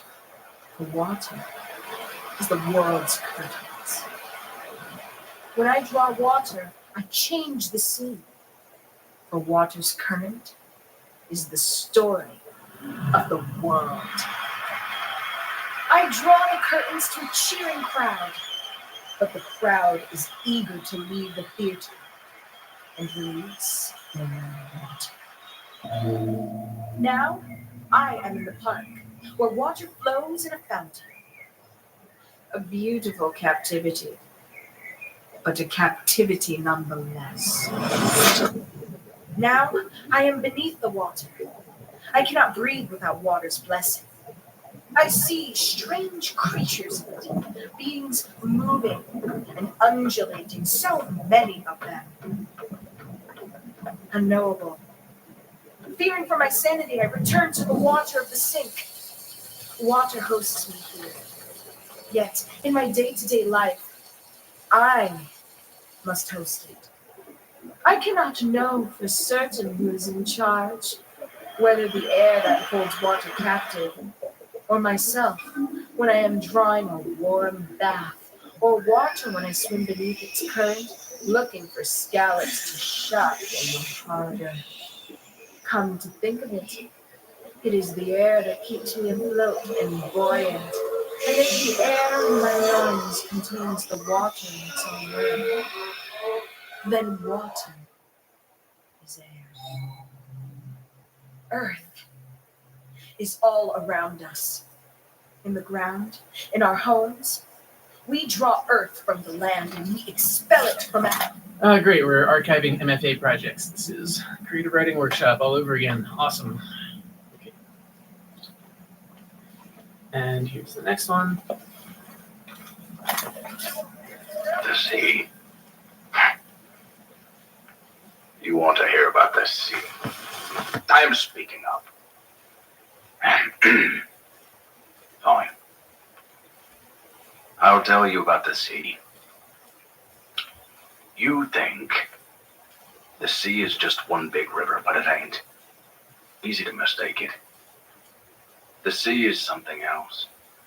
Stanley and Harold and young Billy there haven't told you anything. They told you about catching fish. That ain't the sea. The sea, standing on your boat, surrounded by miles of water on all sides, and wondering if the land's disappeared. The sea is seeing a shape move under the surf, and not knowing what it is. The sea is my grandfather, and his grandfather, and his grandfather all moved. No. No. I'm not going to talk about superstitions. You want to take our lives back to your museum so that rich folks can hear how we ain't live in cities? Then you're going to hear all of it. Then you're going to sit right there and hear all of it, young man. You're going to hear why we have those superstitions. The chum in the deep, the green water, the Leviathans. Like what they Jonah. The Leviathans don't live here, you know. Not in the Atlantic. But when the night sky is right, in years when the world feels off, you can see them swimming in the murk, in the deepest water, or you could. No, they're not whales. They're stories that we tell ourselves. Or maybe we're the stories they tell each other. Either way, they're... I know.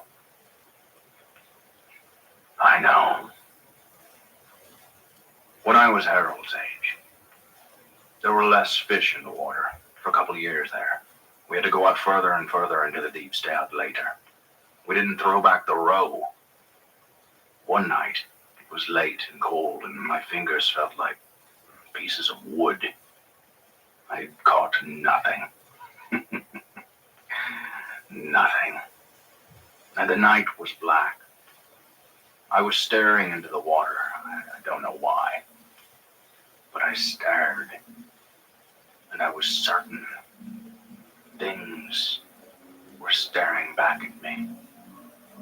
Staring back at me with closed, dreaming eyes.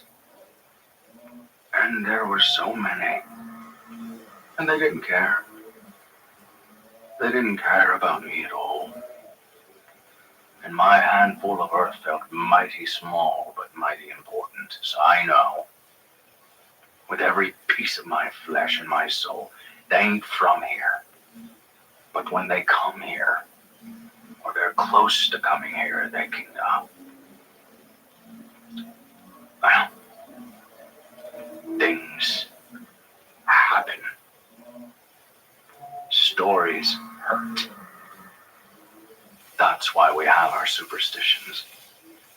The handful of earth, the open-toed shoe, the sex.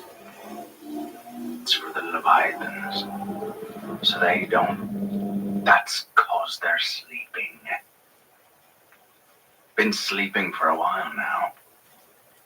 Ever since you moved to cities and invented things like what I'm talking through. Probably got yourself some new Leviathans. I don't know. They ain't mean, though. Not cruel. You just can't understand them. But I ain't gonna stop with the handful of earth, not as long as I'm alive. Oh, you want the song? It's not about the sea. It's about water, rivers. Hand me that,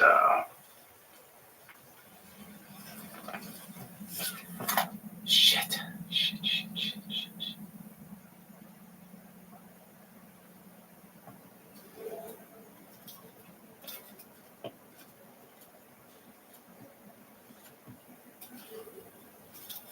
suit. Are you? Do I sound like a fucking body bag to you? Oh, no. Out with it. I'm busy.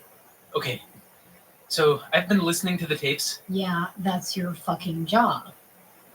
I've been listening to the tapes, and I really don't think you know what you're doing. LMG, the company, it's not prepared for this. This is different than the Visser building or any of the minor weirdness you've cataloged. The concepts, gods, whatever they are, they can manifest in our world, they can fuck with us, but this, the city, this is their home. And there are a lot of them. And they don't operate by our rules. They don't really care about us. I think they find us amusing more than anything else. There's this messenger, the one with the teleportation, and I think he created the radio station for some reason. There are all these things in the deep, and there's Visser, and maybe it's still out there, and whatever the museum thing is, and there are so many more that I don't even know about. We're not going to be able to. And what do you think we should do with this information, Dan? We need to move cautiously. Try and find an escape, and then find a way to shore up the hole that Visser, that I tore. There is no we. There is no fucking we. You are a fucking monster. I genuinely don't care what you have to say. Let me repeat it again so it's clear. You are a fucking monster. So many goddamn small-minded, cowardly people have told me that this place is too dangerous, too weird, too whatever the hell keeps them up at night. You know what this place is? It's the first new continent in 500 years.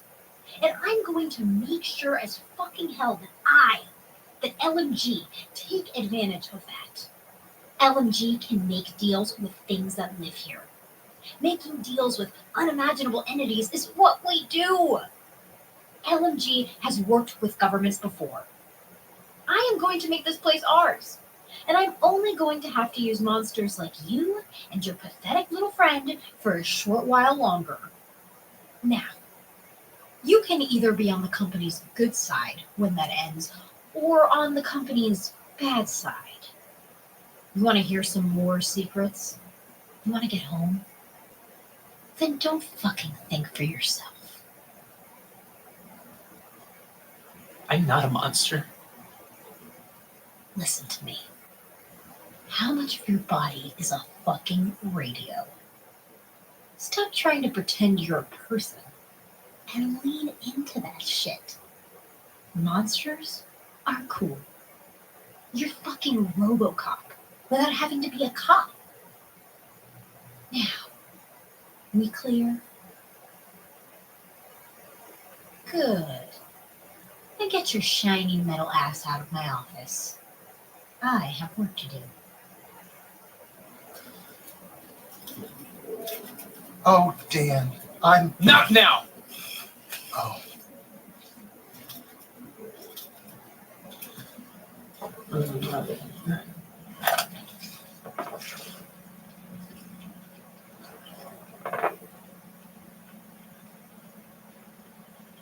Okay. This is a song my brother told me the words to. It's about the deep.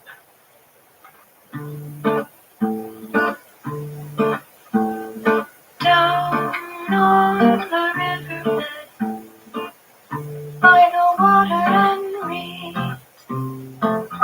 she sings and waits for you, and the passage you see, your body shadows her, your voice is her song, her burden swallows you. If you do her wrong,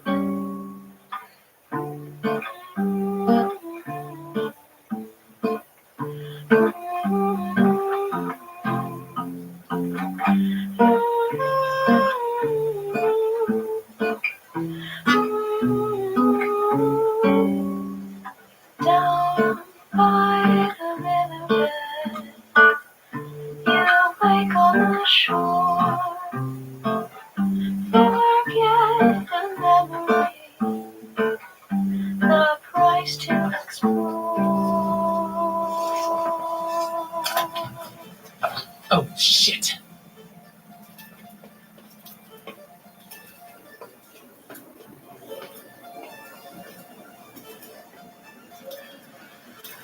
Ah, god damn it, stupid. Do you need help and assistance? Oh, yes, please.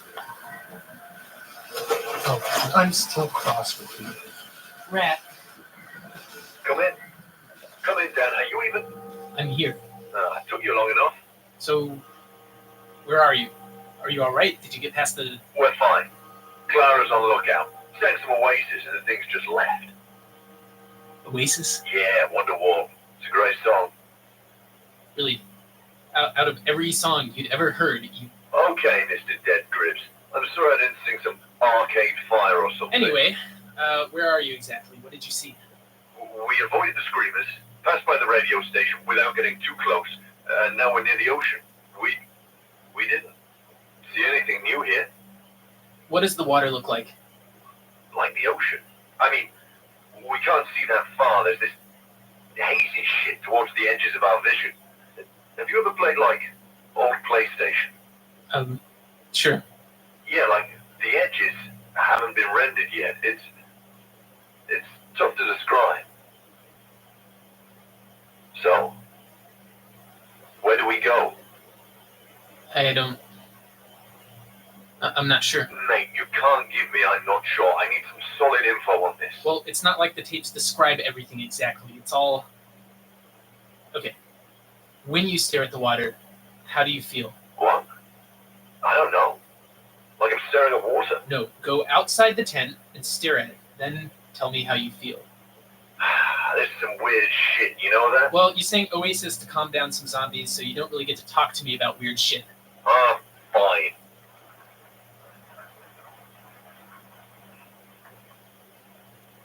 So, how do you feel? I don't like whatever wanker suit was today, but I like that we're getting out here, exploring shit. This might be a crazy, weird place, but it's new, you know? I'm exploring a whole new continent. For the longest time, I didn't think I'd ever get to explore something new. Yeah, it's dangerous, but that's like exploration. You understand? When I stare at the water, it reminds me of that. Alright, so it's not like something old and sleeping is looking back at you? Hell no, nothing like that. Okay. I don't think you're looking at an ocean. What? I think you're looking at a river. And I think that's probably a good thing.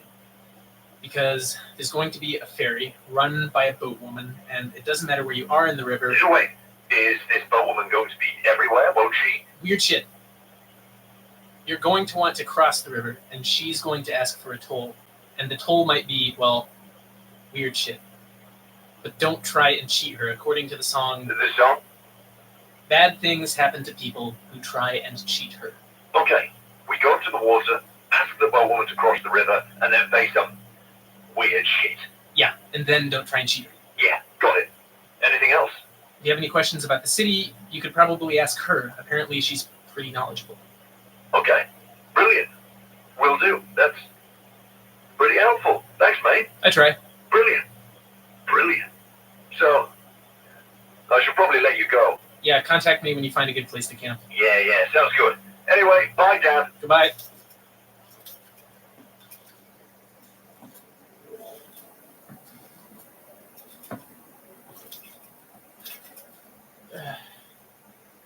God, that was exhausting.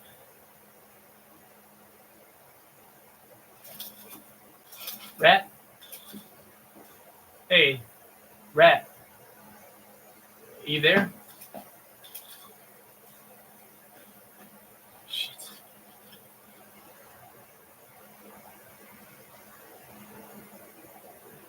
Hello? God, as soon as I get to sleep... Quiet, please. Try something. What do you want to do? Your memories. I'm strengthening.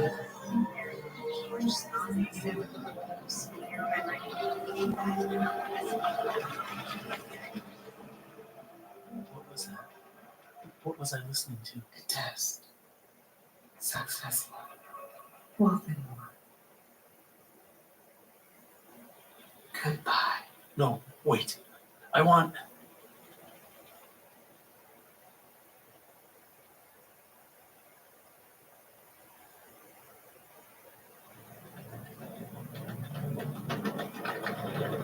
We hope that you hear the sounds of the beings underneath the water. There are ways for you to connect with the story that you are listening to. There is a Patreon, patreon.com/archive81. There is a Twitter @archive81, a Facebook page, a website, archive81.com, and you can send emails to people who will read them at archive81podcast@gmail.com. Once again, Adam Tickets has helped us broadcast this story. Adam Tickets is a free app that makes it easy to go to the movies. You can buy tickets, pre-order popcorn, and with Adam, scan your QR code at the theater. You will not have to wait in line. And if you plan a movie with other people, you can invite them right from the app so you can sit together without footing the bill. Perhaps it will even make you less lonely. There are many movies you can buy tickets to using the Adam Tickets app. For example, you can watch John Wick Chapter 2. It is about a being that does not deviate from the path of his revenge. We sympathize with that being. The app makes everything faster. Skipping the box office line and pre-ordering concessions means you'll have a longer time to do meaningful things. Perhaps you will even use that time. You can receive the app at the website adamtickets.com or download the Adam Tickets app today. That's ATOM Tickets from the App Store or Google Play. Try it out and get $5 off your first order with code DEADSIGNALS. Just download the app. It's ATOM Tickets and use the code DEADSIGNALS. Dead Signals. It is the name that you should use. We are glowing and we are saying goodbye. There will be a new episode of this object on Wednesday, March 15th.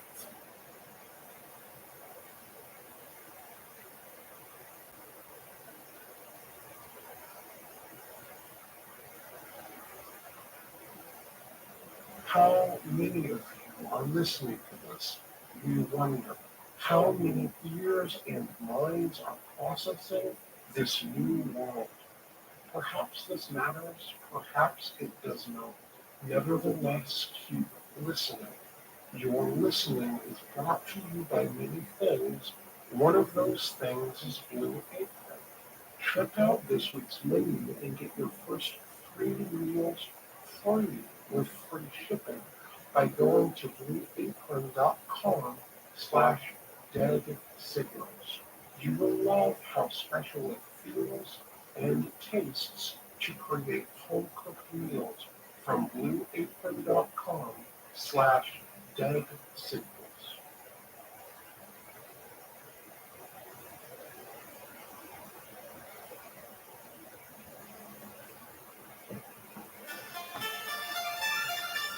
Shit. Shit.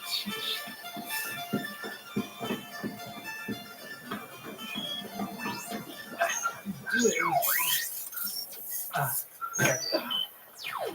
Are you there? I'm calling in. Yeah, I just got here. Well, where? Are you all right? Dan, let me live for 5 seconds. We're fine. We crossed the river. We're on a beach somewhere.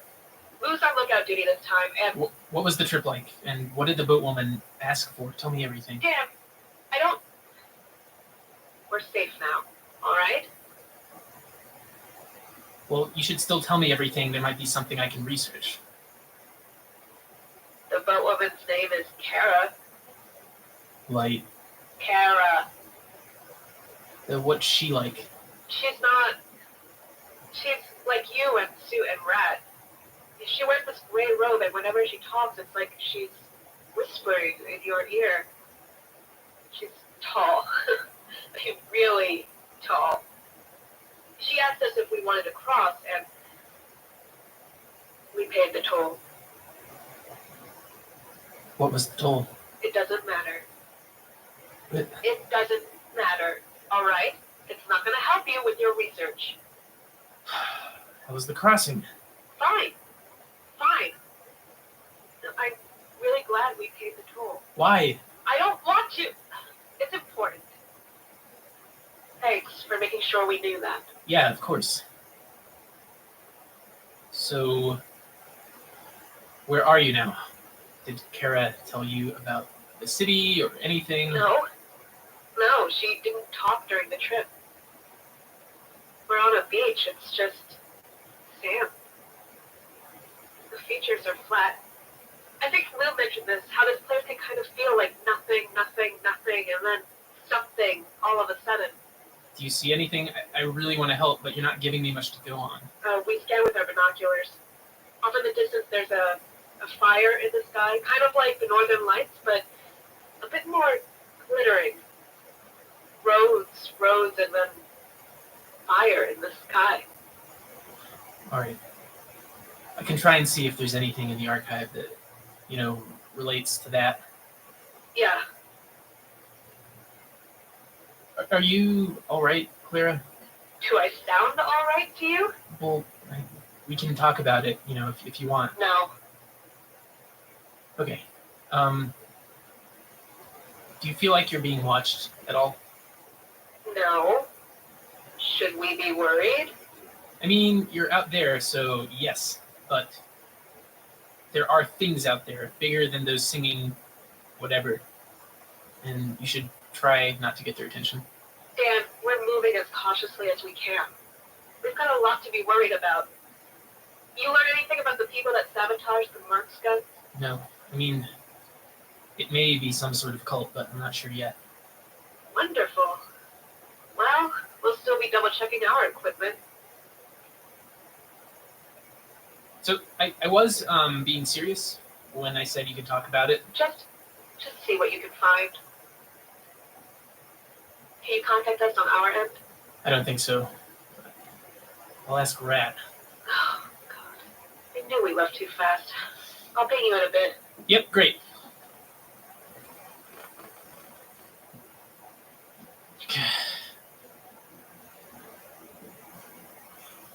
Okay. Fire and light. Rat. Hey. Oh. Yes. What are you doing? Pacing the hallways and thinking and exploring the outpost. You find anything interesting? A room that seemed to go on forever, filled with canaries that didn't sing. I don't think it's there anymore. Cool. So you never mentioned whether I could contact Clara and Lou on my end if they'd set the radio up? I don't think your body is ready yet. Wait, what do you mean by that? Oh, your new body. You are not yet comfortable with it, and linking yourself to the mother radio in such a delicate capacity requires comfort. I don't know what that means. Your body was built for so many interesting things, but it will take time to fully grow into it, for everything to fully hatch. And it does not matter. They will call you. Fine. You are not as open and curious and full of wonder as you initially appeared. What? On your podcast, that version of you is a lie, and I am very disappointed. Well, I'm just so sorry to disappoint you. Maybe you shouldn't have hacked off a third of my flesh if you're such a fan of my audio content. I gave you new flesh and a new body, and you should be grateful. Your old body could not record sounds or play music or receive radio signals. Yeah, well, my old body could eat and sleep and walk without sounding like the fucking Tin Man. And I thought you wanted to hear stories and hear the hidden music in the world and see the old powerful things that move when we do not look at them. Dan, you made the world so much more interesting by listening to those tapes. You helped tear a hole between the dreaming world and the waking world. But which is which? Do we dream of Leviathans, or do Leviathans dream of us? Are they a story we tell each other, or are we a story they tell themselves? I have stared into the sun, and perhaps I am stared too long, and perhaps I am lonely and lost and without guidance. Transformation, like sacrifice and apotheosis, Transformation and sacrifice and apotheosis. You should not be afraid. You should stick out your tongue and taste and swallow. How much do you... What are you? Damn, you're so cute when you're confused. You probably have tapes to listen to. Wait! Rat, I'm just trying to understand. I'm just trying to understand. Where'd he go? Shit. Ugh.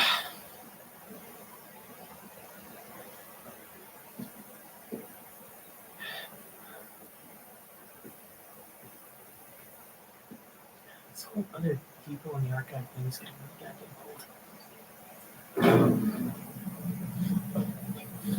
old. Okay, fire, sky, fire. Northern Lights?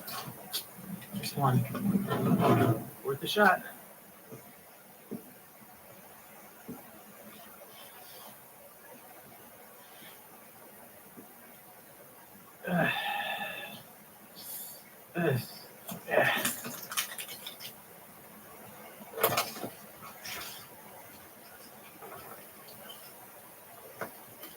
So how long is it going to take you to fix the battery? I think you know what? Everything's good to go. Okay. Sorry to take so much of your. No. Take as much time as you need. We just want to hear all of your words. It's a lot of words. I believe I was just about to meet Thomas when we were interrupted by the equipment. Yeah, 1980, right? 1980. Could you use full sentences for the? Oh, of course. I keep forgetting. It was 1980, and I was about to meet the love of my life. It sounds dramatic when I say it like that, but it was a different time. It had taken me a while to. Oh, do you want me to summarize quickly, or is? You know what? I think we're fine. You've already touched on it. In detail, I can go on. Suffice it to say, I was finally comfortable in the village. I was still smarting from the breakup. My friends were wonderful. They still are, the ones that... Jonathan, he had a loft, a big one. I never knew where he got his money. He was some sort of antique dealer or collector. I don't know, if I remember correctly, he was a procurer for some museum that no one had heard of. Old artifacts, very old. He wasn't supposed to talk about it. He always hinted. All very under the table, very mysterious, sexy. We wanted to find out his secrets. Disappointing. Fuck, though. Oh, can I say? Don't worry about it. No, well, not the most. All he did afterward was talk about how scared he was of his employer, their strange requests. I got the impression that Jonathan was in over his head. Maybe. I think he was just trying to gloss over the disappointing. Nevertheless, he had money, which was rare in the circles I ran in. So he would host parties in his massive loft. Everyone I knew would go. He had a wonderful sound system, too. So loud, I can't imagine his neighbors were happy. But his parties were... They had an air of magic to them. I'm getting into my nostalgia, I know, but they all seemed bathed in a hazy sort of light, like anything could happen. Partly to do with drugs, but not entirely. I didn't take any of them after all. This Midwestern boy at heart. So it was late summer, August. The party and the season were winding down. And I saw Thomas from across a crowded building full of... Oh, God, it's such a cliche, I know. Yeah, he was dancing. Desperately somehow, and he had this strange mix of joy and fear in his eyes. I've never seen anything like it. He was beautiful. I didn't want to. I was cuter back then, but not by much. Already balding, dear God. I went over to Jonathan, who was trying to chat up Eric like always, and not getting anywhere like always. Probably because I warned Eric. Anyway, I wanted to hear about this person, plan my approach. As Ian, my ex, said, I was much more attractive when I was talking Dancing, dear God, no one liked me when I was dancing. Well, Jonathan said that the person I had seen was named Thomas, and that they were some sort of refugee Jonathan had encountered on his travels, and that I should avoid him. Jonathan was always finding interesting people, interesting objects, always somehow off on his journeys, and he sometimes brought them back, these off things that vibrated on a different frequency. Jonathan was like a magpie that night. It was all so hazy, so obviously I had to meet him. And I met him. I walked over and looked into his eyes, and something just fell into place. I can't explain it. What happened then? We talked. Could you tell me more in another full sentences? He asked so many questions. He seemed so fascinated by the most mundane things. And he was funny, though I'm not quite sure if he was trying to be. Well, I started kissing him, and things got even more interesting after that. I went back to my place, and how intimate can I get? Tell it however you want to. It's your story. I'm not quite sure if it is. Well, it was fun. Very fun. He stayed over, and he didn't leave. And what was your relationship like? Exhilarating. Oh, sorry. My relationship with Thomas was exhilarating. It's difficult to put exactly into words, but he was this bright, shining ball of new and strange. We lived in the present. Thomas was so curious about everything, and he was so smart, naive, but he could grasp something, anything, so quickly. It was wonderful seeing New York through his eyes. To be fair, this was New York in the early 80s, but still, it had its charms, especially the village. I was still writing fiction. This was before I got a job with the magazine, and I'd read my stories to him. And he was always so insightful. It was like he knew what my deepest self was trying to say. And he was huge. And he was a musician, which I'm a sucker for. But he was actually good. Amazing, in fact. And I didn't know it until months into the whole thing. He brought a cello into our tiny apartment and said he was going to learn how to play. And he did. In a day. And the music he made, he started letting people record it after an ungodly amount of coaxing. So I actually brought a tape, if you'd like to hear it. Oh yeah, could you send me a WAV file? This would be great to use. We just want to make sure that we have a high quality version. Oh, of course, I can send it to you whenever you like. You can definitely play it now if you want, especially if you think it'll help you tell your story. I'd really like for you to hear it. Yeah, just right there.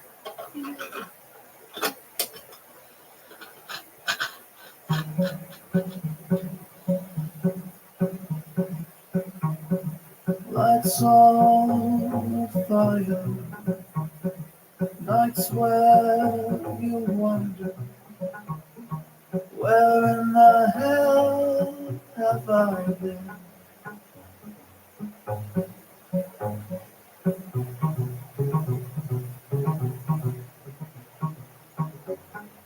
You think you'll see me when lights over summer, like an aurora, crossing our sky like leaves, falling from trees and falling. You never knew me at all.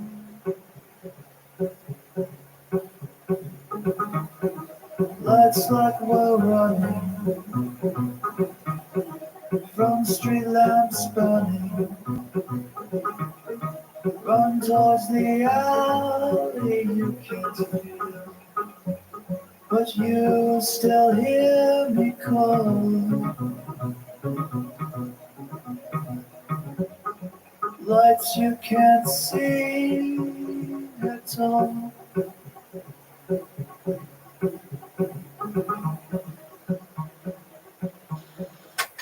He didn't record often. He played for me. We'll probably want to use it on soundtrack. I'll make sure to send it to you. Towards the end, Thomas would tell me more about his past. It was still vague, and it was all somewhat hallucinatory. There was an incursion of some sort. He talked about it in mystical terms. Now, the one thing I didn't like about Thomas was how spiritual he was. He worked at this New Age place on 14th, and he'd always bring back crystals. Fights about it. Anyway, there was an incursion, some sort of outside force. He said they'd come suddenly, as if through a portal.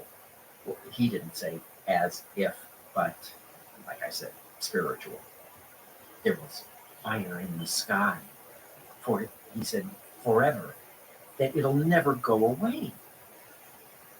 Poetic sentiment. But he left.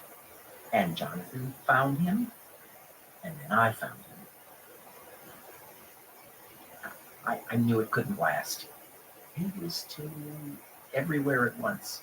Not one for stability. I clung to him as long as I could. Perhaps I was pathetic, but I had him for 2 years, and it was a joy. And one day he kissed me and said that he had to go back. And he looked me in the eyes and sang the song and said that when I sang it to myself, I could follow him. And did you sing it? No. It felt, like I said, I'm not spiritual. I loved him. But I loved him in my world, in the village, in New York, in the 80s, in the stories I was writing, in the music he played for me. If that makes sense. After he left, well, before he left, but I hadn't really noticed it. And there was a dark period. And you'll want to hear about it. That's the point of all this. I apologize for the tangent. No, it paints a picture, and we want the audience to sympathize with you. I'm afraid I'm not especially sympathetic. No. Do you mind if I change the battery again? I just wanted you to do this. Of course. Wouldn't want to cut short the tragedy. I'll just 1 second. Damn. Already?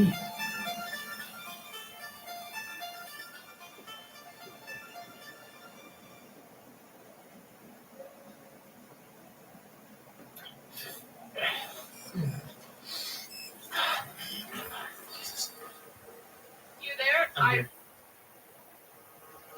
Everything's still good on your end? Yep, we're still on the beach. Lou's getting antsy, but Lou's an idiot. Yeah, whoever that Glenn Ross asshole was, they were super into him. Oh, he's cute. He's just an idiot. He sounds smart because of the accent, but no, idiot. Doesn't really help you out there, though. Nope. No. So, map maker? You got anything new? Well, not much. The fire in the sky, that's some sort of residue from something. An event or a battle, maybe. It might be abandoned, but it's, yeah, so I'm just guessing here, but it's probably still dangerous. That's it? Yeah, the tape didn't really touch on the area. So, all I've got to go on is it's probably dangerous? I mean, I could have told you that. I mean, that's everything out here.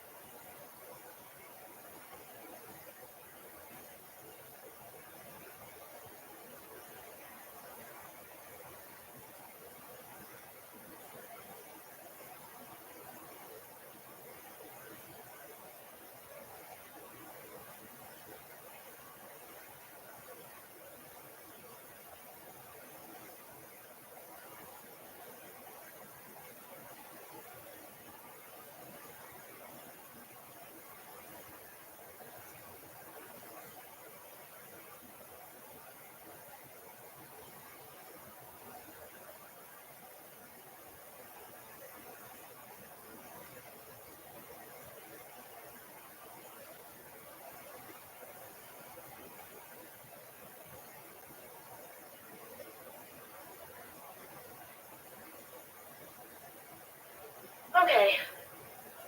What was even on that tape? I'm not supposed to give specifics. Yeah. All the strange magical forces you're protecting us from. Thanks for that. Clara, the last time I listened to a bunch of tapes, a dripping, fleshy monster came to my door, and a hole in reality opened up. And the tape was a love story. Really? Yeah. Someone talked about someone they loved. I can ask Suit when they're filled with The asshole. Yeah, I can ask them if they know anything about it. Maybe the event was LMG related. You think? There were signs. I'm suspicious. I wouldn't put anything past them. Well, yeah. Look what they did to you. They also, they trapped you in an alternate dimension, dreamscape, hellhole, whatever this thing is, with very little chance of escape. Yep. That was the deal. Do you think we should maybe talk about this? About why you're being the way you are? Do you? I mean, kind of. Yeah, actually, I do. You're not exactly treating me like I'm a person. Yeah. I mean, Dan, you're fine. You've been nothing but helpful, but you're also mostly a radio. Fuck, Clara. That wasn't exactly my fucking choice. I was on the run from them. They fucking dragged me from the hotel and they knocked me out and they took me to this place. And then they cut off a quarter of my body and forced me to work for them. And it's been months since I've even spoken to my parents or my friends or my girlfriend, my ex-girlfriend. And then everyone will shut up about me being a monster like I don't already fucking know, so just stop being such an asshole. Dan, listen to me. I sympathize. I do, okay?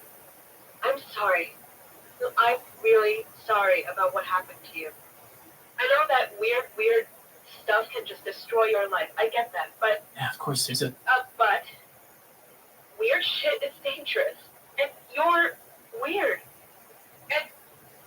Dan, what's your ex's name? What? Your ex-girlfriend, what's her name? I don't see how that's relevant. What's her name? Tatiana. Yeah, sure. So, what do you want, Dan? Because I want to get home. And I'm not sure I trust you enough not to screw me over if I come between you and your obsession. Finding secrets, hearing the story, or whatever it is. I'll get you home, and you'll need me. I'm your map maker. You're not going to survive long out here with just Lou and no information. Yeah. So, sorry. You're a person. Thanks.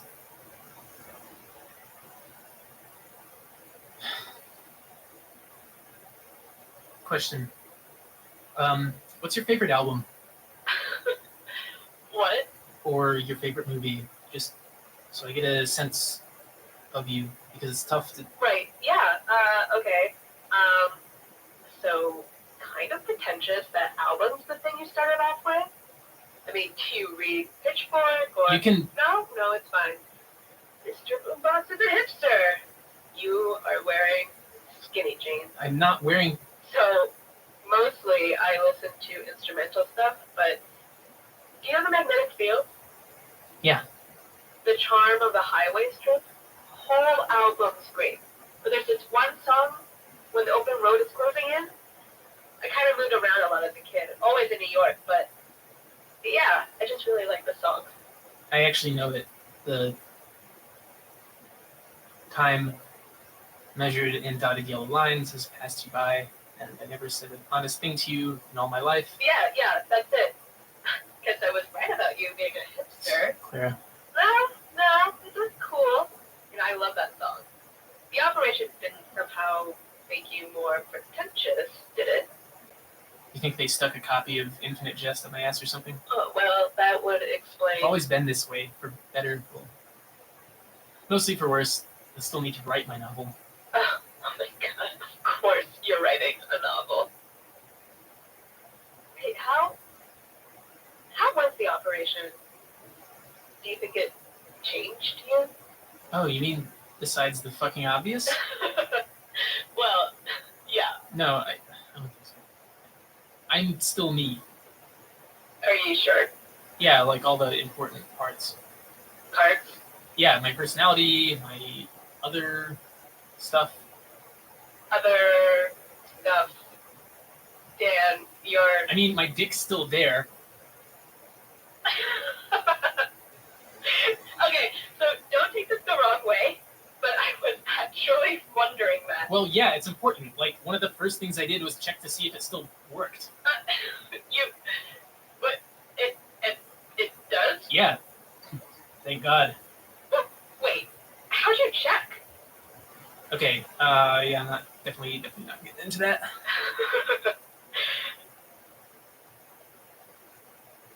So, should probably try and see if... Yeah, I'll do that. I'll call you. Yep, goodbye. Bye, Dan.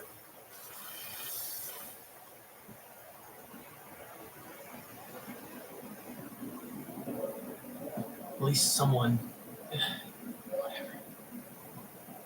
Don't stand outside with your dick in your hands. Come inside. Ah, it's Decker. From Blade Runner. Harrison Ford, he thinks he's human, but he's really a whatever. What the hell do you want from me? Do you need any updates on progress or anything? Hey, Johnny Five, have I ever given you the fucking impression that I would in any way want you to tell me how the hell to do my fucking job? No? Good. Now tell me why the hell you're in here. Part of the city looks like there's fire in the sky, some sort of glowing lights. I got the sense that this was because of some sort of incursion. Would LMG know anything about that? It should be labeled Conference Call 5802. Is there... Now get the fuck out of my office.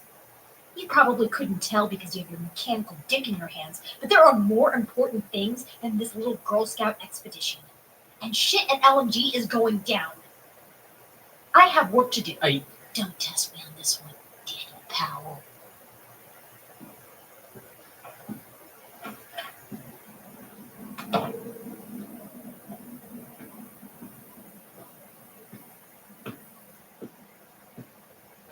Asshole.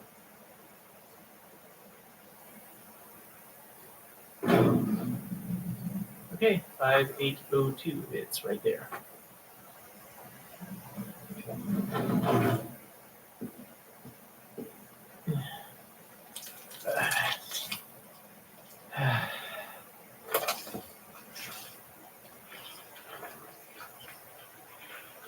Is this, super? Looks like we're recording. And everyone can hear me? We can hear you in San Antonio. You're clear in Providence. Really glad we can fulfill your fucking recording fetish. Your dick hard, Harry Houdini?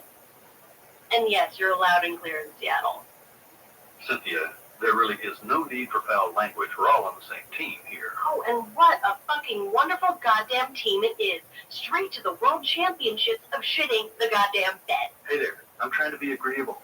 But there's a thing called professionalism in the workplace. Oh, shove it up your gaping, winking... I believe this conference call was initiated to discuss the possible future of our recent property investment. Perhaps we should return to the subject at hand. I agree with Brown. That's because you're a pencil-dicked yes man, Craig. But yes, let's discuss. David Blaine want to begin? Well, Cynthia, how'd you like me to start off? Should we hash out your decision to throw good resources after... Oh, pretty sure we should hash out the fucking bad information that led us here. Want to talk about your little goddamn pet, David Copperfield? Hey, champ, it's really important not to give it a name, so... The particulars of how we arrived in this position can be discussed at a different time. For now, we have a variety of financially important decisions to make. Perhaps we should plan out a course of action.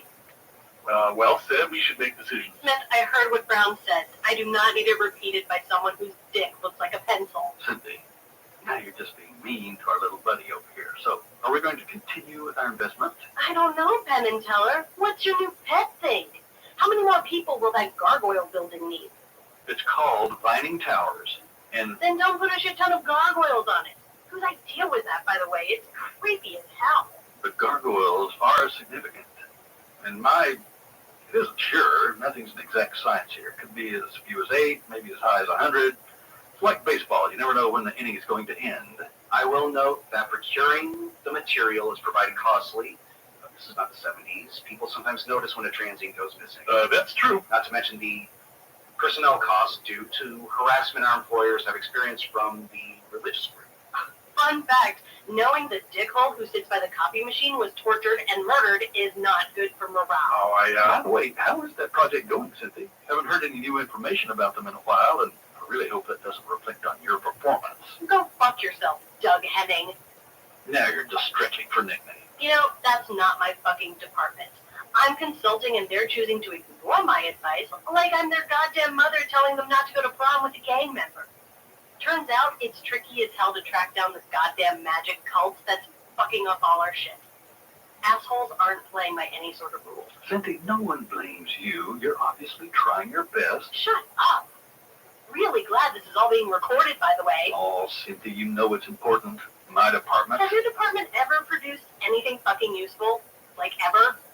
Well, Cynthia, management seems to think my results speak for themselves. Interdepartmental bickering is counterproductive. Everyone's department has something to add. You got that right. Alright, fine. Everyone throws some ice water on their goddamn hard-on. So making our own version of Visser is going to be tricky. I think we all recognize We that. weren't trying to... I fucking get it. But phasing in and out of existence is never going to be profitable. And pissing off whatever is in there, we need to know more about this shit. I agree. Wait. Cynthia, you make an excellent point. All this new information, the visitor, the transportation, the messenger, it all needs to be studied. We've got clues that there's a radio station there, maybe. Definitely some sort of amphitheater, definitely a museum, but other than that, zilch.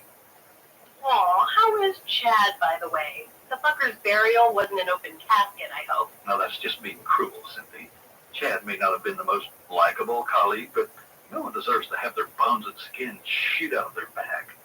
Anywho, I should have stood up to management and really hammered that point about information home. With our new acquisition, we've really got a chance to play a long ball game, go the full 9 innings.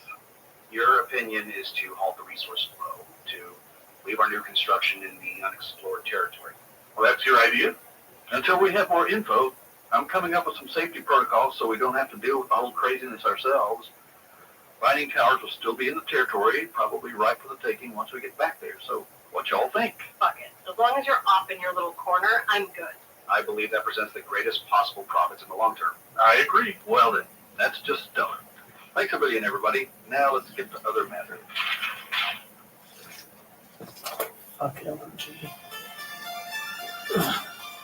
Again?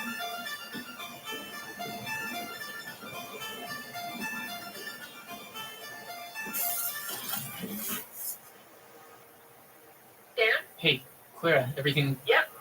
Just waiting on some good info. You know, this would be a little easier if you waited more than, like, a couple minutes between calling. What? You just call really quickly. We waited 2 hours. We waited exactly 2 hours. I have a stopwatch. Really? I swear, if you're gaslighting me, I'll... No, it was only a couple minutes. Time is screwed up. Am I going to be a senior? No, I don't think... You don't think what? I think it's just minor. Your boat ride couldn't have taken that long, right? It'll be like an hour or two. But it was a full night for me when you called me next time.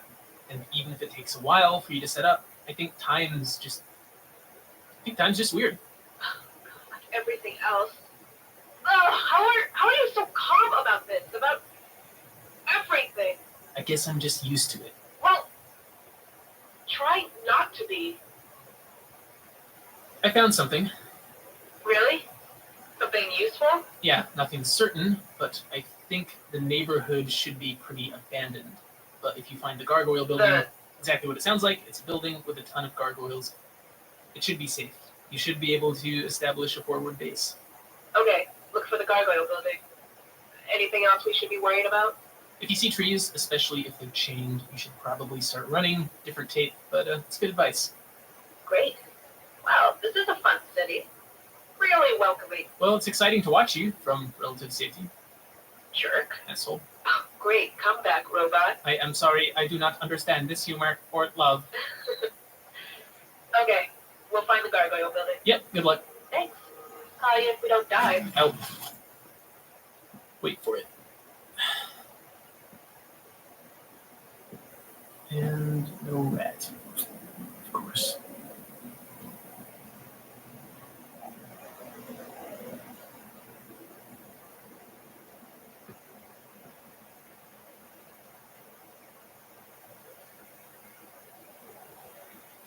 Another experiment. Shit. Warn me before you... Trust me. Trust me, Nest. Trust me. No. Doesn't matter. Breathe in. Project yourself. Project outward. Wait.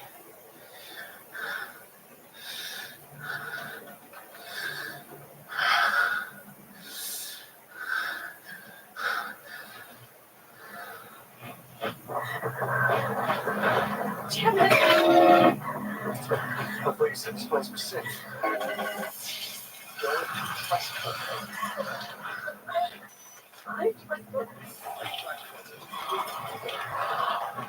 Please. We couldn't kill.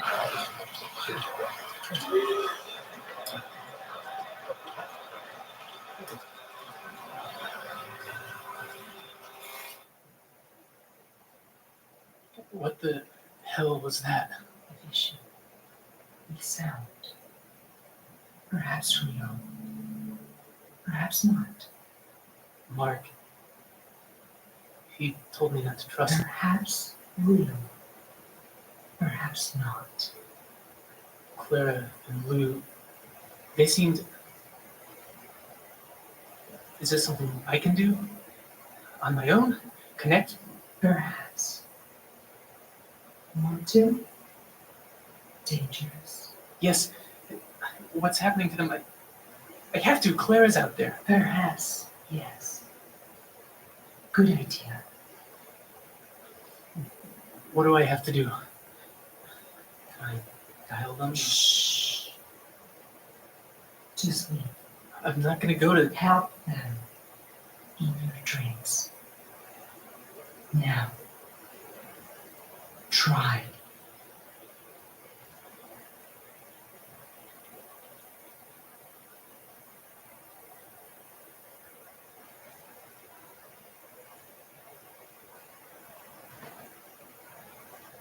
We are tired now.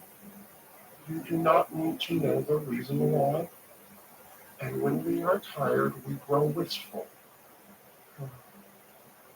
But there is more information to be given out, advertisements to be read. There is a Patreon, patreon.com/archive81. There is a Twitter @archive81, a Facebook page, a website, archive81.com, and you can send emails to people who will read them at archive81podcast@gmail.com. Once again, we are helped in our efforts by Blue Apron. Blue Apron delivers seasonal recipes and pre-portioned ingredients right to your door. You can make delicious, special home-cooked meals with these recipes and ingredients for less than $10 a meal. Remember, nothing is equal, and not all ingredients are created equal. Fresh, high-quality ingredients taste better and are better for your fleshy mortal body. So it's important to know where your food comes from. Cooking is difficult for us, but by cooking with Blue Apron, we can learn to cook. For example, we would have no idea how to make spiced lentils and basmati rice with roasted sweet potato and coconut yogurt. But Blue Apron gives clear instructions that anyone can follow and sends the ingredients right to your door. And this will not cause you to go into spasms of capitalistic anguish. This is all less than 10 United States dollars. Blue Apron is aware that when you cook with incredible ingredients, you make incredible meals. So they set the highest quality standards for their community of artisanal suppliers, family-run farms, fisheries, and ranchers. Whether it's Japanese ramen noodles, wild-caught Alaskan salmon, or heirloom tomatoes, Blue Apron is bringing you the best. Check out this week's menu and get your first 3 meals free with free shipping by going to blueapron.com/deadsignals. You will love how special it feels and tastes to create special home-cooked meals from blueapron.com/deadsignals. We are Drona. Goodbye. There will be a new episode on Wednesday, March 29th.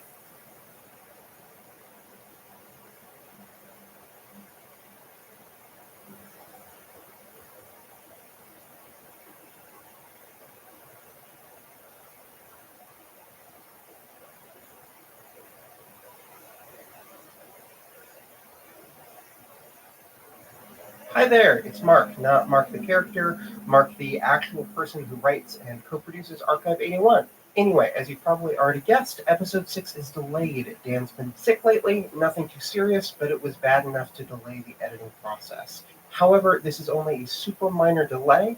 We'll release episode 6 on Saturday, April 1st, we promise. And since you're here, I can talk to you, make some announcements, and then play some really cool audio.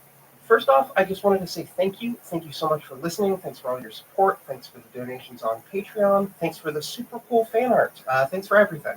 Season 2 kind of zags off in a completely different direction, and we're really glad that so many of you are still on board with us. Enough sappy stuff. On to announcements. So Season 2, like Season 1, will have 10 episodes. But unlike Season 1, we're also going to be releasing a 2-episode side story miniseries thing. It's called The Golden Age, and we're so excited about it. It'll be released on Archive 81's regular schedule, so episode 10 will be released on May 24th. Then episode 1 of The Golden Age will be released on June 7th. And episode 2 of The Golden Age will be released on June 21st. The Golden Age is our homage to, you guessed it, the Golden Age of audio dramas, and you'll find out some of what Mark, the character, has been doing in between seasons 1 and 2. After that, well, we're going to start releasing a super secret podcast that we can't talk too much about yet. But let's just say that if you like the music in Archive 81 and the Deep Vault, get ready for a lot more. Now, onto the cool audio. Because we love you and because we feel bad about delaying this episode, we have 2 very special surprises for you. The first is episode 1 of Transmission, which is an audio drama that Dan and I worked on together in college as my final capstone project. It's 10 episodes in total, and it's about this lone astronaut who crash lands on an alien world and is caught up in adventures and mysteries. I think we've grown a lot as producers and writers since we released this, but it's still really fun. And if you listen to the episode and just have to know what happens, the full run of the show is available exclusively to our Patreon backers. Go to patreon.com/archive81. Donate and listen to all 10 episodes. After that, we have the original version of Lights You Can't See, the song from episode 6, this time with Dan's original vocals, and we hope you enjoy it. Before that, I should tell you about our sponsor for this week's episodes, this one and Saturdays, which is Atom Tickets. Atom Tickets is an iPhone and Android app that lets you buy tickets, pre-order popcorn, and skip the lines at the theater. Essentially just makes going to the movies a much easier process. And it is actually literally the app that I use for movies. I have it on my phone, and I used it to buy tickets to John Wick Chapter 2. My favorite thing about it is how simple it makes going to the movies with friends. You can just invite them from within the app. Dan and I saw Rogue One together when I was in New York recording dialogue, and seriously, it just really worked well. You can download the app from atomtickets.com, the App Store, or Google Play. That's ATOM Tickets. And if you're looking for a good movie to see, Dan told me to recommend Get Out. which is apparently terrifying and wonderful. So try it out and get $5 off your first order with the code DEAD Signals. That's DEADSIGNALS, and which is, if you're wondering, it's the name of our production company. It's always the thing that, or the code, or the thing that we tell you to enter in for Blue Apron and app tickets and Audible. And if you're wondering what it is, it's the name of our production company, and we can't really say that in Archive 81's regular episode in universe thing. But it's the name of our production company, if you were wondering. Anyway, now on to episode 1 of Transmission. And remember, stay tuned after that ends for the original version of Lights You Can't See. Once again, thanks so much for all the support, and we'll air episode 6 on Saturday, April 1st.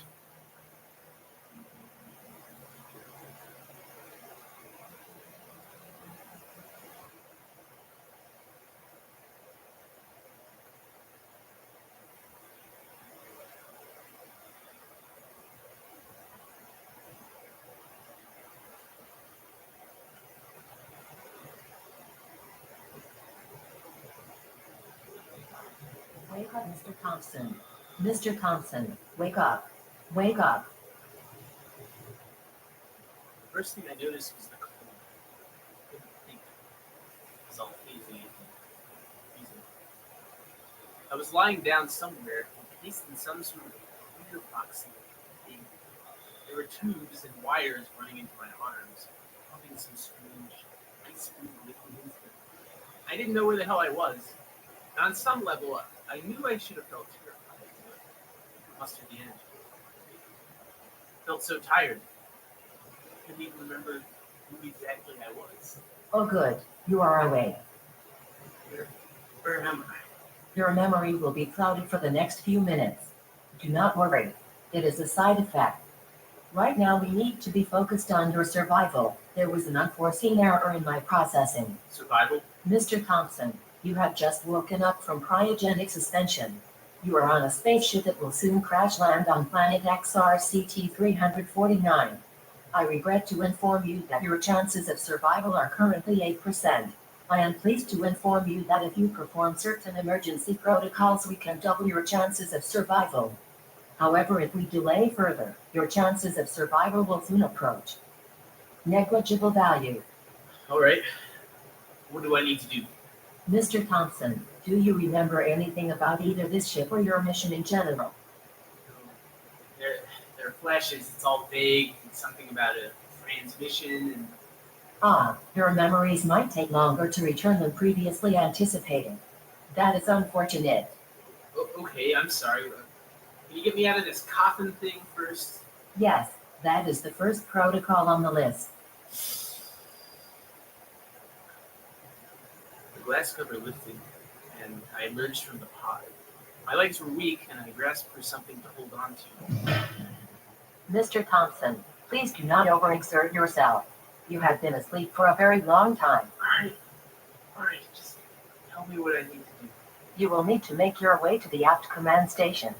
Please be aware of your surroundings and follow the indicator lights to your destination. Note, 84% of the indicator lights are not functional. I apologize for the inconvenience. The first time since I woke up, I looked around. The room was narrow. The pod thing behind me was the only defining feature of the room. But it was still cramped, with flashing screens and wires. Every square inch of space was being used. There was a faint smell of singed metal. Sure enough, there were a couple of flashing green lights arrayed in a path on the floor, in the direction of the door. I took a breath and began to walk the ship.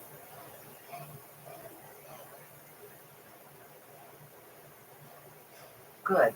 Now open the door. There should be a handle on the far right. Do you see it? Yeah. Now move it to your left. Be careful. The corridor will contain smoke. I suggest that you crawl. I got down on my hands and knees and followed the indicator lights. There was smoke everywhere, and I had trouble breathing. I kept my head down, focused on those faint green lights. There were so few of them, and I had to concentrate to keep from getting lost. The floor wasn't smooth either. There were pipes and tubes jutting out. This wasn't meant to be lived in. Finally, I reached another door and opened it. Mr. Thompson, This is the Aft Command Station. Oh. Oh, wow. The room was small and dark with only a chair in its center. But directly in front of the chair, there was a window. I saw a planet coming towards me. Immense and strange, golden reds and faint greens swirling together with clouds and oceans. It was terrifying and beautiful. I see you've noticed the forward viewing panel. Hopefully you have also noticed the fact that we are rushing directly towards the planet's surface at an extremely high velocity. Yeah, I noticed that. What do I need to do? There were some unforeseen issues with the landing system on the ship. That's why it's filled with smoke. There were many unforeseen issues. You will have to manually land the ship yourself. But I don't know. I don't remember how to do that. And yet you will have to. I am expanding the joystick. How do I work with it? It is a joystick, Mr. Thompson. It should be fairly self-explanatory. Okay. I'm sitting down. Now what do you want me to do? First, ease up on the forward. Oh, God. Gently. Mr. Thompson, what we are trying to accomplish is to bring the ship into a controlled descent, so as not to hit the surface at approximately 375 miles per hour. Because if it were to happen, you would die. I get it. Just tell me exactly what I need to do. First, gently pull up on the joystick. Very good. Well done. Mr. Thompson, I am happy to inform you that your chances of survival have increased to 12.4%. I'm overjoyed. Press the secondary ignition button. It's the red one on your left. All right, now what? Now you must guide the ship into a controlled crash using the joystick. But I've never done this before. I don't know. All you have to do is slow the descent as much as possible and keep the ship level when it reaches the planet's surface. Mr. Thompson, is it helpful to remember that your entire life depends on this? No, it is not helpful. I had no idea what I was doing, but I pulled back as hard as I could on the controls.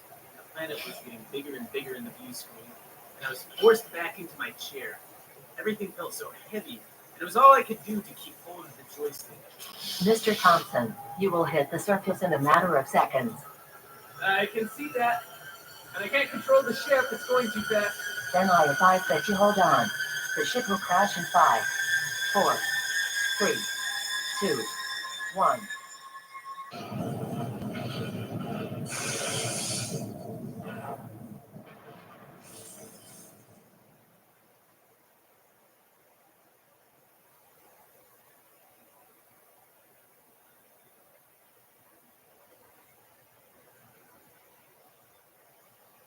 Wake up, Mr. Thompson.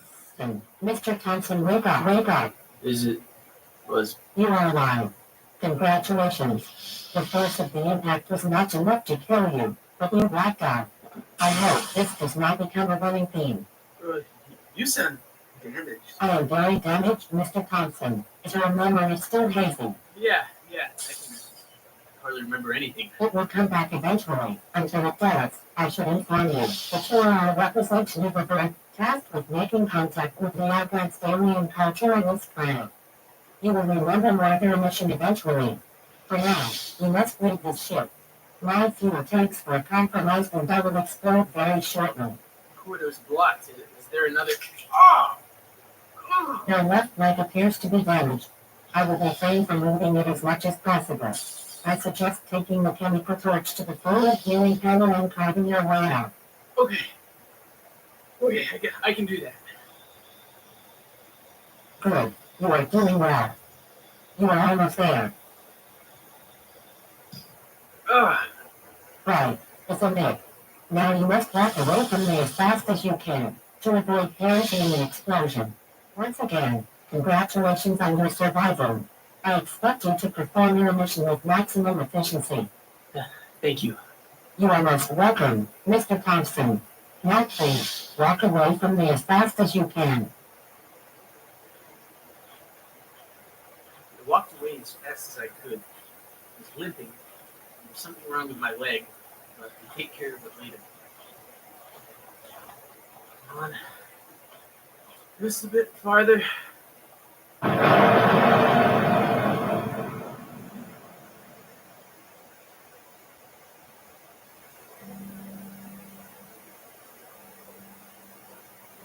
was knocked back by the explosion. Shrapnel raining down just feet away from me. I was injured, without a ship, and I could barely remember anything. I was alive. I laid down on the sand to catch my breath. I was in some sort of desert. I saw sand dunes, a couple of trees, some brush, and I saw a city rising up above the desert.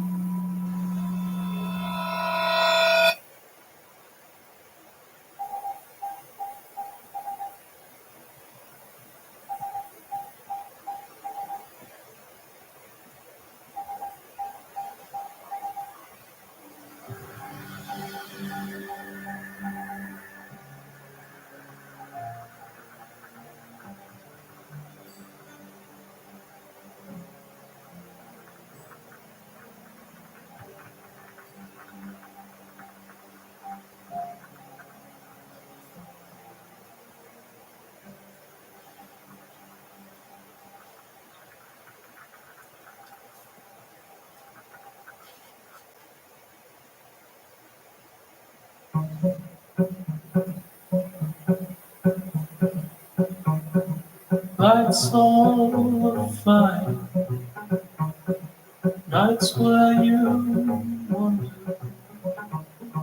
where in the hell have I been?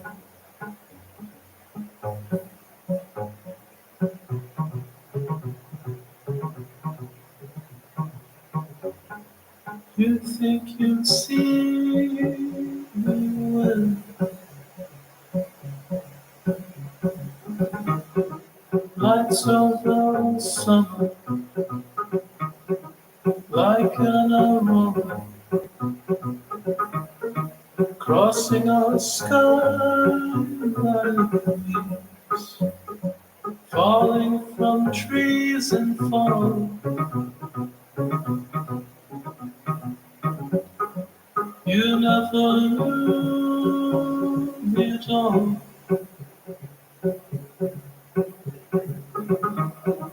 Nights like we're running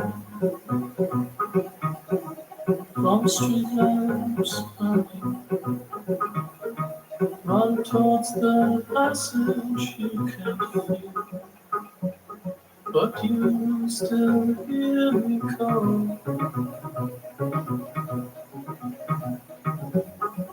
Nights you can't see at all.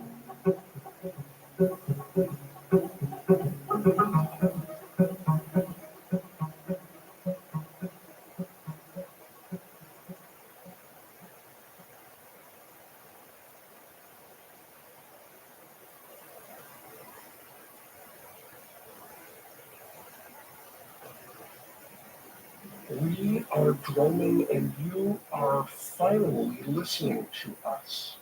It has grown increasingly difficult to bring these ideas to you.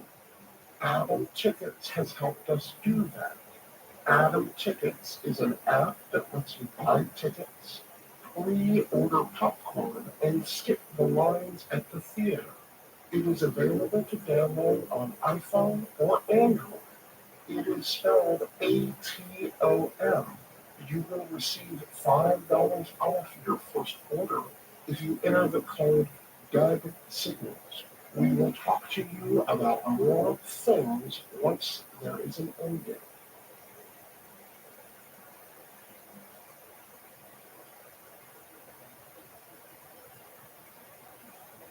Where am I? Are you there? Whoever you are? Hey. I can't see any. I told you we shouldn't have listened to Dan. Run! Where are we running? Clara? Lou? Is that... Dan? Why are you... How's he on our radio? Can you do that? Apparently, yes. How? So, I don't think I'm dreaming, right? No. Hell no. And if Dan's just going to make small talk, we should turn off the radio. It is off. Somehow he's still getting through. Well, he can be quiet until... Faster. Dan, is there any way you can help us? Do you see an exit? They're clogging the stairwell near the entrance and we can't find another way out. I don't see anything. Use your, weird stuff. I still can't see shit. What's happening? What's happening is that we're being chased by some, I don't know, vines? Leaves and branches, and we went to the gargoyle building, and everything seemed fine. But then, vines, they almost impaled me. So if you don't have a way out for us, you should probably... Okay. Just... What is he trying?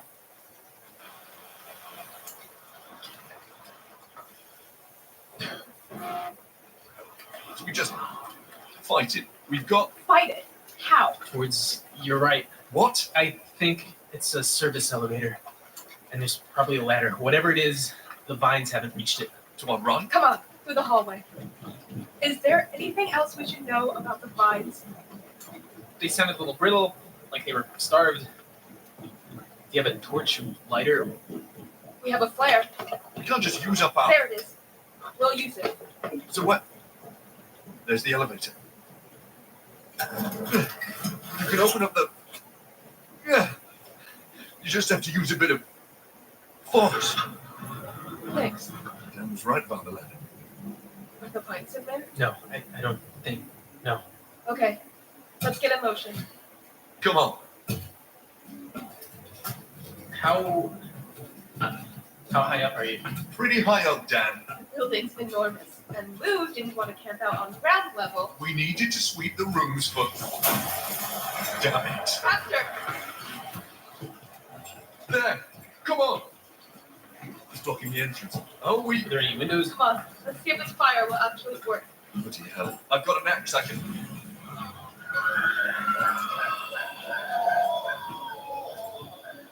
We got it! Come on, it's...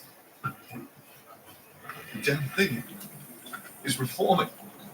Did you make it? Yeah, we're outside. We're just trying to get a better vantage point. Where are you? What is... We'll let you know once we can see.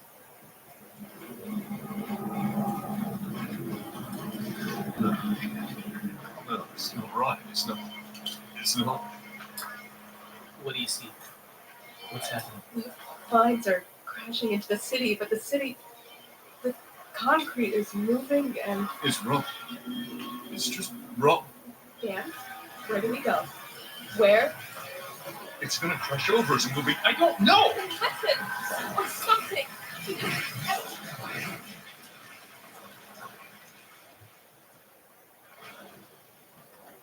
Keep it quick. Painful. Wait. You're here. How did you... Not long. Painful. More purge. Okay. Just tell me how they can get out, or what they need to do. Go into green. Deep as they can. Quickly. Do not stop. Get out all the sound. All the way is madness. Wait, they need to go towards the vines? You wanted to kill them. Why should I... Reconsider it. Both reconsider. New time. Tell them. Do not have long. We should have brought guns. How would that even help? Clara, Luke. Dan, do you... You have to go towards the vines. Go into them. Go quickly and then come out the other side. How would we even do that? Hell, this is more of your... I got you out of the building, didn't I? You're the one who told us about the building in the first place. Listen to me. I don't think I have much time. You have to go through the vines. Trust me. Luke, look at the... I don't. I know. It's like an ice pick in my brain, but look. It's not a solid wall. Do you see? There's a couple of places we could get in. How do we know there's anything on the other side? We don't. But I'd rather trust Dan and try something than stay here and die. Fine. Is there anything else you can give us? I don't...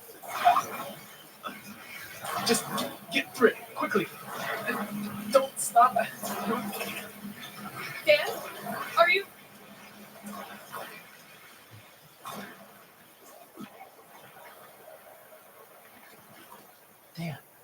Dan, wake up and hear what I have to say.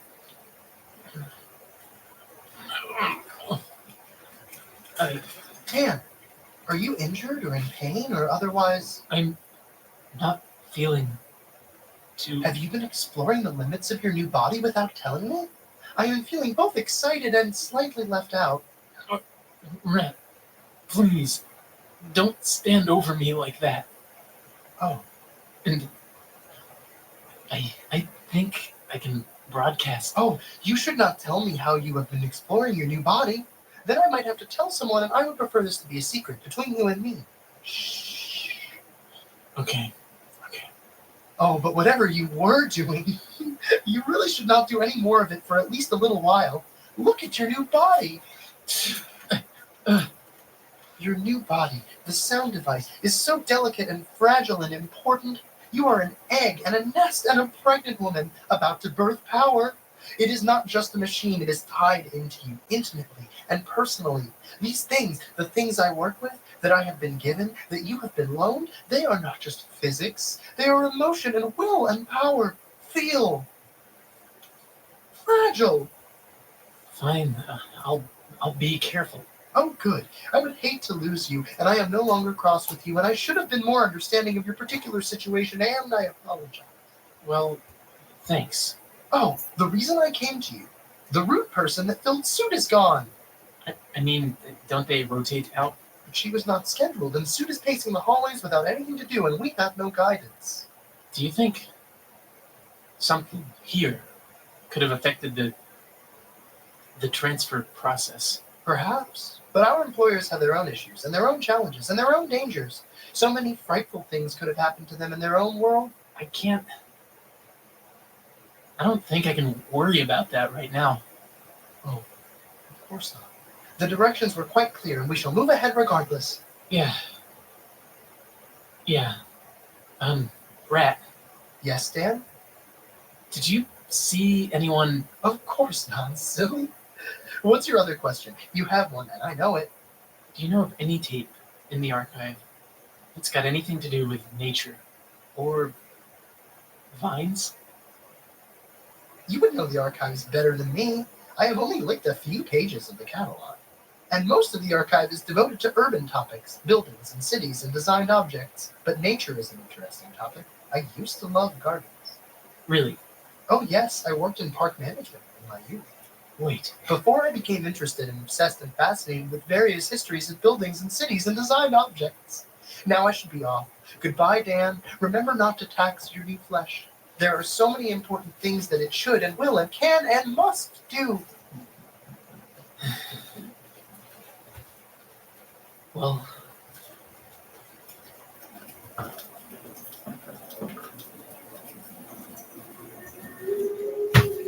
oh shit.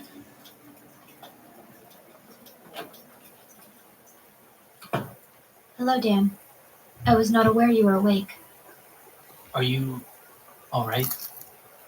Usually, when you sing, it's Not in this case, it appears. so. Rat says that you should be, well, filled up. I am scheduled to belong to another person, yes. Is there something wrong? I would not know. I am not informed of the trials and tribulations of my superiors. Is there anything I can do to help, Suit? No. This place is an abomination. What? I said you're going to prison. I apologize. That was not a relevant statement.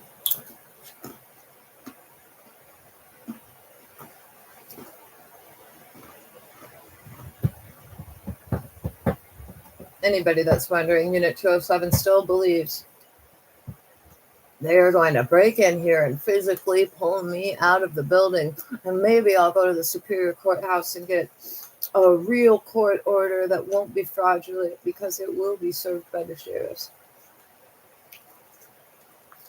And to you, I want to say,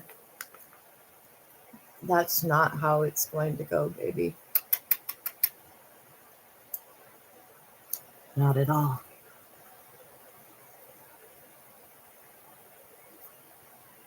Happy Thursday.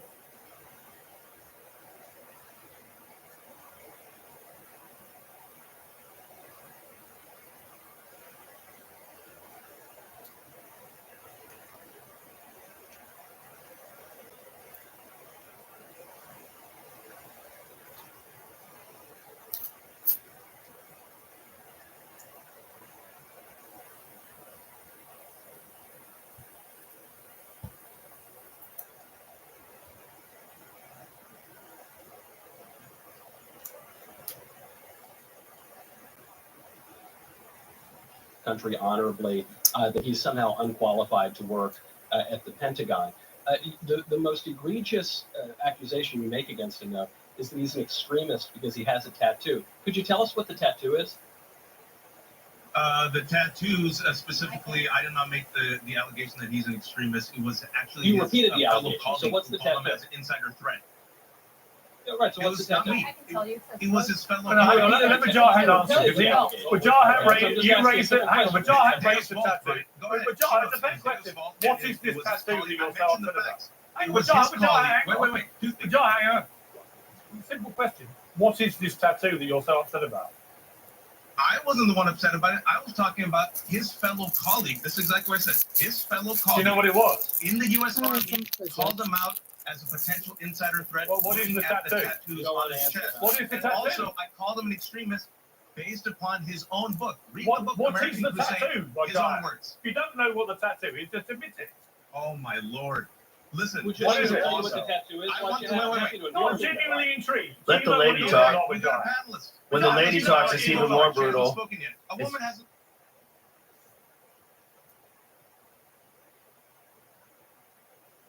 Some of you are going to prison for the rest of your life. Some of you won't be. Remember, the greetings recording says it all. Genuinely A painful. woman hasn't spoken yet. You're not answering. A woman hasn't spoken yet. Let her speak. A woman hasn't spoken yet. Be honest with you. I did hear him answer it. They were all talking over each other. Did you guys say the words? Yeah, they weren't talking about the cross. They're talking about a different tattoo. Yeah, well, she is talking about that as well. But it'll go on to that. Actually know what that tattoo is or not? Listen, what I do know is I read his book. And in his book, if Do you read you it know called or not? American Crusade, in his But book, Jara, wait a second. Be In honest. his book, Be honest. I am, look. This is Jerry Springer. No one's going to and crucify literally you if bending you the don't knee know for the Donald answer. Trump, But do you know the putting answer? our national security at risk for Pete Hegseth. I'm telling you everything, and you guys are finding ways to spin. Why are you guys No, okay we're with the simply man asking you. who has an NDA We're with the simply woman that he asking you, allegedly sexually do assaulted? you know what Why the are you guys tattoo so- is I that said you got exactly so what I upset said. about? No, it goes further. See if you can find where the woman's speaking, because it gets even more brutal. Because she's incorrect, and Michael Knowles corrects her. And when he corrects her, it's fucking great. It's a good way to expose. See if you can find the other one, Jamie. Very narrow. A change agent and a Click on. We missed the whole show. It's an hour-long show. Well, We're all talking the entire click right there. I'll know where it is. What is the This falls along a threat as an insider No, threat. Vajah, I'm going back to Michael now. You had 2021 pegged Pete Hegseth as a potential Vajah, insider. you had 98 chances to answer and you failed the test. There you Sorry. go. I'm going to Michael. I'm going to So Michael. the answer- Don't talk over each other. Michael. The tattoo in question. The tattoo in Here it question goes. is called a Jerusalem cross. That this is a medieval Christian symbol, goes back a long time. In fact, at Jimmy Carter's funeral, there was a Jerusalem cross on the floor of the cathedral, and on the program for the funeral, there's one other tattoo that some have suggested could be extremist. It's the phrase Deus Vult, which is a medieval Christian slogan, a long traditional slogan that refers to God's will, and it goes back a long way. These are very traditional, very mainstream Christian symbols that not only are not extreme in any way, but which even the people who want to accuse him of extremism couldn't possibly name. That is pathetic. All right. No, not really. His insider guardsman did it, which is what I said. And also, I said that he called himself too extreme for the U.S. military in his book. That's pathetic. Okay. So you're gonna is Pete Hegseth lying that he's too extreme in his book? Let me Michael go to Dave? Julie. He's been waiting He's too for extreme for Wait. Let me go to Julie. Is he Let me lying? go to Julie. He said it. Is he lying? Be gentlemanly, please. We have a lady who's not spoken. Julie, be waiting very patiently. Your view of this. I'll tell you what, before you answer, I know you said in your Substack about this, under normal circumstances, Pete Hegseth, would be precluded from serving in any leadership role. So explain why you said that. Well, I will explain in 1 second. Let me go back to something that was said in the very beginning, that he spent more than 10 years at Fox News, and that's what qualifies him to be in this position that he wants to be in. I spent more than 10 years at Fox News. I don't think I'm qualified to run the DOD whatsoever based on my time at Fox I News. said that was one of If you, well, I don't think that's even a remote qualification. That's one. Being able to Two, communicate if you're ideas asking- as the Secretary of Defense and explain policy is There are actually a very plenty- big there, part. there are I don't even plenty. know who they there were are talking about plenty because I wasn't paying qualified attention when I paused this Republicans out there podcast. that So can run the literally, DoD, it's an who unnamed also man work that on television. apparently Does is not running the need to be DoD as far as I'm concerned. Secondly, again, you Unless they're talked gonna about say his name. NDAs. I am bound by an NDA at Fox News. If I were not bound by an NDA and Fox News wanted to release me from that NDA, I could tell you about my time with Pete Hegseth. Unfortunately, that's not Pete possible. Hegseth. But I will I don't know say who the that is. reason there are so many people who Yeah, anonymously came forward at Fox News is that because they're also bound by confidentiality provisions, which 1/3 of all American workers need to sign on their first day of work. And if they were to go public, they could get sued. The reason this accuser is not heard from is because, according to the New Yorker, she tried desperately to meet with Joni Ernst on the committee, and Joni Ernst turned her down. So the reason that she has not been able to come out publicly is because she has an NDA, and even privately, she could not meet with a senator on this committee who's also a rape survivor to share her story, because that rape survivor did not want to hear from a woman who was going to put her potentially in a position to vote against Pete Hegseth. Pete Hegseth has written himself while at Princeton, saying that women who are passed out, if you have sex with them while they're unconscious, that's not really rape. Right? Now, the American Is that true? military Is that has written a somewhere? tremendous I don't know. sexual- It doesn't sound true, but yeah. Yeah, it's hard to say, but scoot ahead to where they just start discussing the tattoo. It's in the same flow. It's not that far away. No, It's Joe, definitely why not are good you so format. stuck on it? No. Nobody cares about Well, at least they're letting her You talk. can just go have your way with it. Not really. So I don't know which soldiers you've been talking to who think Pete Hegseth is a great thing for the military. There's not one woman out there who cares about being assaulted on deployment who thinks that this is the person that needs to be in charge of the United States military. And as for the cross that you talked about, yes, Here it Deus is. Vult, which is the cross that he has, and the slogan that he has, Deus Vult is an old the Christian Jerusalem cross. The phrase, however, was uttered by crusaders as they were slaughtering Jews and Muslims during the Second Crusade specifically. So it's not just a random cross. That It's isn't- not just that a isn't random true. phrase. That isn't It is true. a phrase. The phrase. That It's isn't not true. true. It is true. The phrase was uttered after the Council of Clermont, when Pope Urban II declared the crusade. It was actually probably Dieu le veut, but it's been rendered in Latin as Deus Vult. It has nothing to do with slaughtering Jews. And you're It has telling nothing to do me with slaughtering Muslims, because the Muslims had No, no. invaded Europe, not the other way around. oh my God, are you really saying that the reason the crusade, which was sent to the Holy Land to liberate the Holy Land, from whom? From Jews and Muslims.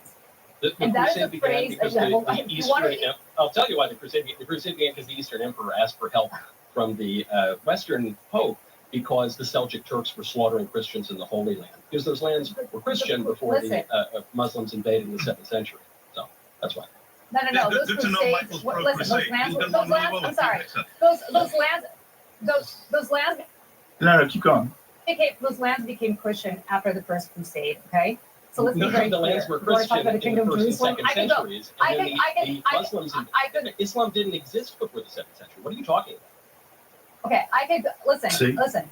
I can go all This is day where it and gets talk ugly. about the Crusades, but the point is, I I got don't say into I'm finding it literature. quite fascinating, actually. For people, Maybe we should switch the but debate. what that has to do with Pete Hegseth is it's not that he has a random cross that talks about his faith in Jesus Christ. He used a very specific terminology. But putting A all of phrase that that was first aside, uttered to defend the biggest- persecuted Christians in the Middle East, just like they're being persecuted today. okay, Yeah. if And you want to talk about that's the who you want as Crusades the being Secretary of Defense. Wonderful. Yes, someone who listen, if defends you the want to person. talk Judy, about, finish if you your want to talk point. about the Crusades, Judy, finish your point, and I'll go to Michael, to Dave. my point is that I cannot even believe that something the Vatican apologized for is something you're defending, which is the slaughter What of did the Jews Vatican and apologize Muslims during the Crusades. What But did the Vatican excuse me, the apologize? Vatican said the Crusade. Oh, Jesus. You know what? Why don't you give me a call after this, and I will walk you through exactly. All right, let's what the try and bring Vatican things back. apologized for. All right, let me. All right, Jews and Muslims. all right, time out. But if you want to talk We'll about do a Pete, separate Crusades debate another time. Let me bring Dave Rubin in. The worst way to have a conversation. It's I mean, I'm getting a headache from this. Like, fuck these people. Fuck that whole panel. I'm sorry, but like, you can't talk like this. Each of those individual people, I'm not sure about the second government, but even the woman would be a fascinating 4 or 5 hour conversation. Yes. Chill. You should probably have her on. Yeah, well, her and Michael Knowles and Piers Morgan. Yes. Yeah. This is not the right. I'm No. so exhausted of this fucking bullshit. I know. I can't. I'm like angry right now. Yeah, I know. Because, I know. I want this- to play more for you. This owned. Published a column saying sex with unconscious women isn't rape. Jesus. Imagine not just thinking that, but publishing it. What did he actually say? Not rape, intercourse. The amusing yet mandatory orientation program revolved entirely around whether an instance of sexual intercourse constituted rape. The actual instance portrayed in the skit was a skit? In fact, not a clear case of rape, at least not in my home state. So this is Hexus saying this. In short, though intercourse was not consented to, there was no duress because the girl drank herself into unconsciousness. Both criteria must be satisfied for rape. Unfortunately, the panel has never cited any legal definition of rape. Yet the panel, all females in the session I attended, claimed that rape it was. Huh. What year was this? So are they talking about, this is what's confusing. Are they talking, it says a skit, and then it says they're talking about a legal definition of rape. Has the legal definition changed over the years? Like when was this? Is he talking about a legal definition or is he talking about his own opinion? All right, there's a giant difference between the two of them, right? Especially if you take it something out of context, you don't know if he elaborated. Article for his college newspaper stating that having sex with unconscious women isn't rape because the criteria for rape isn't met. So this is in his college newspaper. So how old is he? Is he like 50? How old is Pete Hegseth? Yeah, it's up there. Right? Which is really weird to think that 44 college would have been around 2000. Well, yeah. I remember in 2000-ish, I remember when we were doing the podcast, there was a brief moment of time where people were talking. If anybody is wondering what was the last brief that I got, the last brief that I got is that months and months ago, when I relayed to you all that there would be one final illegal entry attempt that would involve huffing and puffing and fraudulent proclamations and someone with a badge that they're volunteering to lose that same day, standing outside of my door and window, well, the FBI has stated that's exactly what it will be still.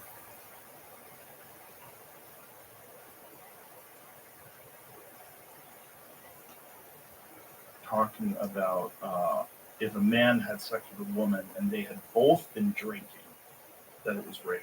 That the woman could not consent because she was drunk, but the man's drunk too, right? So it gets weird. It gets like, we understand like traditionally men are pursuing women, and that applying someone with alcohol is a famous thing that people do. It's kind of a weird legal thing. Come on, one more drink, have another drink, have another drink. And we all know that when people get drunk, they do stupid shit. But we don't know what happened if you're both drunk. You know, so this is what I'm getting at is that 2000, these conversations are already being had. The question is like, is he saying this from his personal perspective or is he saying it from a legal perspective? I don't know what else was in the text. You know, I'm trying to be as charitable as possible. Because if like more was in it, like that's a reprehensible act, that's like, did he say anything like that? Or was it just specifically talking about the legal definition? Because he said in his state, right? To be clear, he did not write it himself. He published it. Oh. That's what this is. In short, Hegseth did not publish it. He did not, or did publish such a column while he held the role. He did not write it himself. He did not write it. It was written by someone else. Okay. So he just published someone's opinions. Okay, that's very different. That's very different. That's very, very, very different. She said he said that. That's not what he said at all.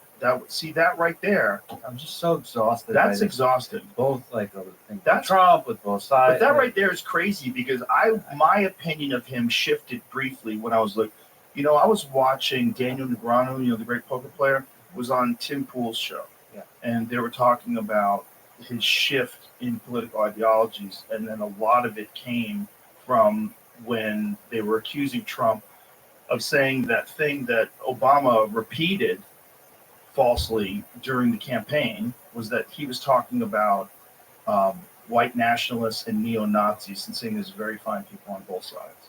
And Negreanu had heard that. He had heard the clip where Trump said it, where it was edited. He had never seen the full thing. And then once he saw the full thing, he was like, what the fuck? And it immediately made him realize, like, oh my God, they're lying. They're lying. And then he talked about how Obama repeated, this is years after Daniel had known it was false, Obama repeating it at the campaign speeches. And then Obama sitting right next to Trump and they're joking around with each other. Hey, pal, I know you're a neo-Nazi lover, you fucking rascal. How'd you win? Like, it's...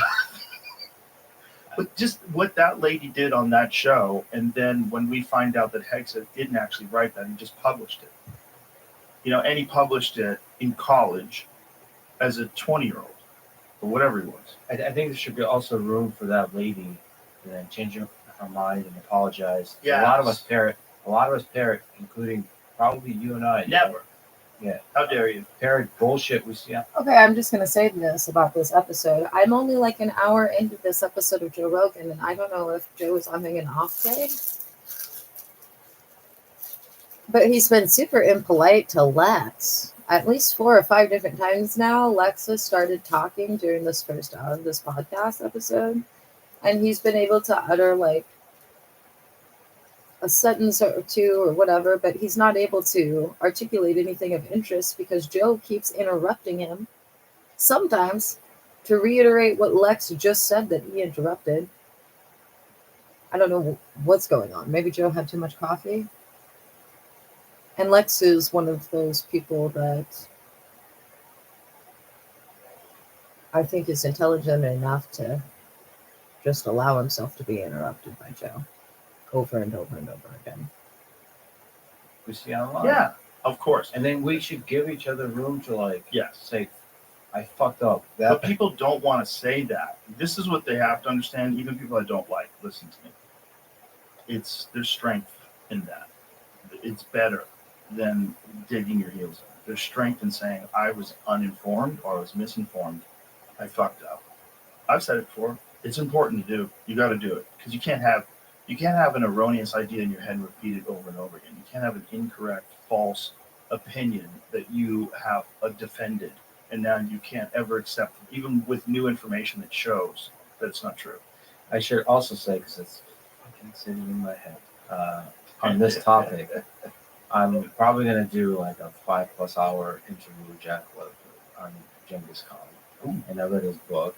All right. And I'm not proud of the way I formulated my, or the fuck of in it. the beginning of in it? the beginning, I'm still bothered by the looseness with which I talked about rape. And I don't think I have in me the eloquence or the skill to improve on that. I think in general, it's trying to find the right words. Well, to describe the historically accurate thing, the data that we have, and then the narratives. I think the point Jack Weatherford makes is that we keep oscillating back and forth on Genghis Khan. Mm-hmm. He's one like this epic, great conqueror. Like currently, Alexander the Great has that. The good vibes all around him. Nobody talks about him as a horrible human. Horrible human. Yeah, but currently, Genghis Khan has this kind of a barbarian, evil, just rapist. Well, they're just so good at it. They were so good at murder. They were so good at war. I mean, they're so uniquely good at military strategy. So it's about, he always kept the army to about 100,000. It's small. So it's 100,000 horses. Each soldier had 5 horses, so 4 spare horses with them. So imagine it's 500,000 which they horses. use their blood to fuel them. They use that for food. So it's very portable. Yeah. They're not bringing, right. Logistically, the whole, I mean, this is, just imagine this Armada movie Mm-hmm. at like, they can move like 50 miles a day. This entire army, and they don't have to follow the road. All the military would follow the road. So you can go around, you can surround, and they did as you know, they can retreat, feign retreat, and then attack from the side. Yep. It's the blitzkrieg. It's the genius stuff. And a lot of people, including Dan Carlin, say it's the greatest military in history. They would defeat every single military, including Napoleon, with the musket and everything. Yeah. They would destroy Napoleon, and then of course in the 20th century. You know what they didn't defeat? Samurais. Right. But they Yeah. never really fought. They did. They fought, but it's not and a they were real like, battle. These guys are fucking crazy. They thought they were crazy. These guys were like practicing their whole lives for one-on-one combat with swords. As far as I know, they never really had a full-on battle. I wish they did. There were some battles. There was battles on an island, one of the islands outside of Japan, but the Japanese successfully held off the Mongols. So- And they were like one of the only civilizations that would pull that off. I think one of the issues with Mongols, except Kublai Khan, is they were not good with water. They didn't know how to, the ship thing. It's not. Oh. What a big mistake. Well, they imagine if they got as good with water as they were with horses. That would have been a real problem. Well, a lot of things they had advantage on, like for example, they could ride on ice. And so how did they do that? In Mongolia, these people like Did they have different horseshoes? Did they even shoe their horses back then? No, I don't think so. No, it's all like they don't have. Like, when did they start shoeing horses? But You that know? doesn't feel like a Mongol thing. I mean, the Right, it people doesn't. can ride the They're mounted riding archery. bareback. They Oh, shoot. God. Know about this. The mounted archery is so insane. They had the ability to hang off the side of the horse, so they would shoot from under the horse's neck. So they were completely defended by the horse, and they were shooting arrows, and their bows were 160 pounds. So you had to be insane. They said that a lot of the skeletons they find from that era, their bones are deformed because your whole body has just been pulling 160 pounds with your right arm or your left arm, like your whole life. So your right side is like insanely muscled, and your bones are all twisted and thicker and denser tendons and everything because they've been doing that since they were children. They were They start out at like insane- 2 years old. Yeah, insanely formidable army. Insanely formidable. But here's something to take into consideration when we're saying about like how Genghis Khan's genes were spread. But just right off the bat, it's all awful, all horrible. I wish no one ever got killed by anybody ever. It's all awful. All war is hell. All of it. All's hell. There was so much of it going on throughout human history that women there was a survival mechanism in accepting this conqueror as your new husband when he slaughtered your husband.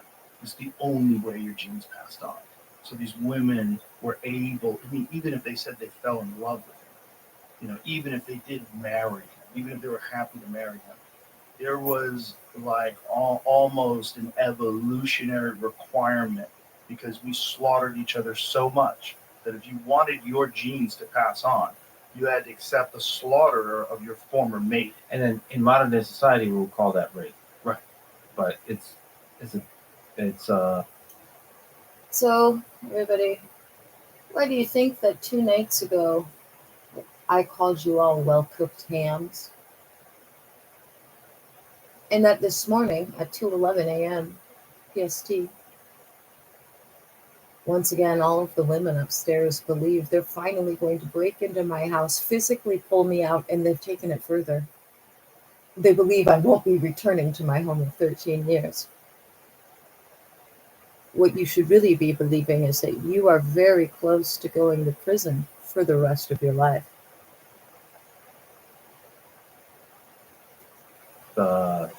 You have to use different words for that time. Well because there cooked, is honey rape baked where it's ham. like violent rape as part of war, as part of a mechanism of terror. I think even as just part of society up until like a few thousand years ago, or even a few hundred years ago. I think human beings, like I've had a bunch of friends who've served overseas, and the stories they tell from Afghanistan, especially with the child raping, it's fucking bone curdling. Like you blood curdling. Just like you just want to leave the room when they're talking. You don't even want to hear this. You don't want to think that this is happening, but it's happening right now because it's an old culture. It's an old culture, and it's separate from the rest of the world. It's very remote, very difficult to access. You have warlords and herders who are living in these nomadic tribes to this day, not much different than when Alexander the Great conquered it. So I should say that Genghis Khan, from everything I understand, was not progressive. He was very pragmatic. This is why he Allowed all religions. Yes. Which is Thomas Jefferson, I should say, deeply admired Genghis Khan for this, the freedom of religion. And he didn't just say freedom of religion, it's freedom of an individual to practice any religion they want, which is it's like individualism. It's a really revolutionary, badass idea for that time, for that place. Well, he recognized strength and the value of accepting strength and taking, and there's strength in unity, there's strength in community. If people can worship whatever they want, but all be united under one banner, because it's better than dividing everybody. Like in the feminist thing that I mentioned, he would put women in power. Why? Is he a feminist? No, he understood that women are able to men conquer better in his perspective, and women rule better because they keep a stable society. So he would marry a woman to the king of the place, and then send the king off to fight, the ruler to fight, knowing for sure he's going to die. But the woman is now ruling, and then there's a lot of like progressive things about. Also, remember, there's not a piece of bait you knuckleheads haven't taken.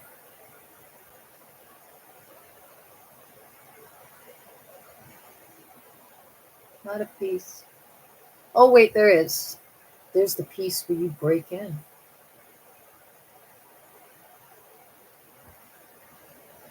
A piece that makes an excellent cherry on top of the cupcake. Piece that the FBI really wants. For conviction purposes. And then you remember, since August, the FBI has said that I will be physically removed from my property. But they have said you all will be. That's been in YouTube live stream since before you kidnapped my kids in August of 2024. Well, like they were allowed to show their face, especially. But remember, they have not told me that they're not going to let you break in and stand in my living room for 5 to 10 minutes. They've told me to tell you that you'll be paying me $1 million for such. Especially in the And another $1 million if you come and decide not to break in. Persian lands where they conquered. Like they're allowed to wear these fancy headdresses, which is, they can floss a little. Yeah, Just got excited about that. Yeah, exactly. New rules. And the other thing, on the Or to put it another way, a couple of the federal prosecutors said that you guys breaking and entering does wonders. It does wonders for your conspiracy convictions.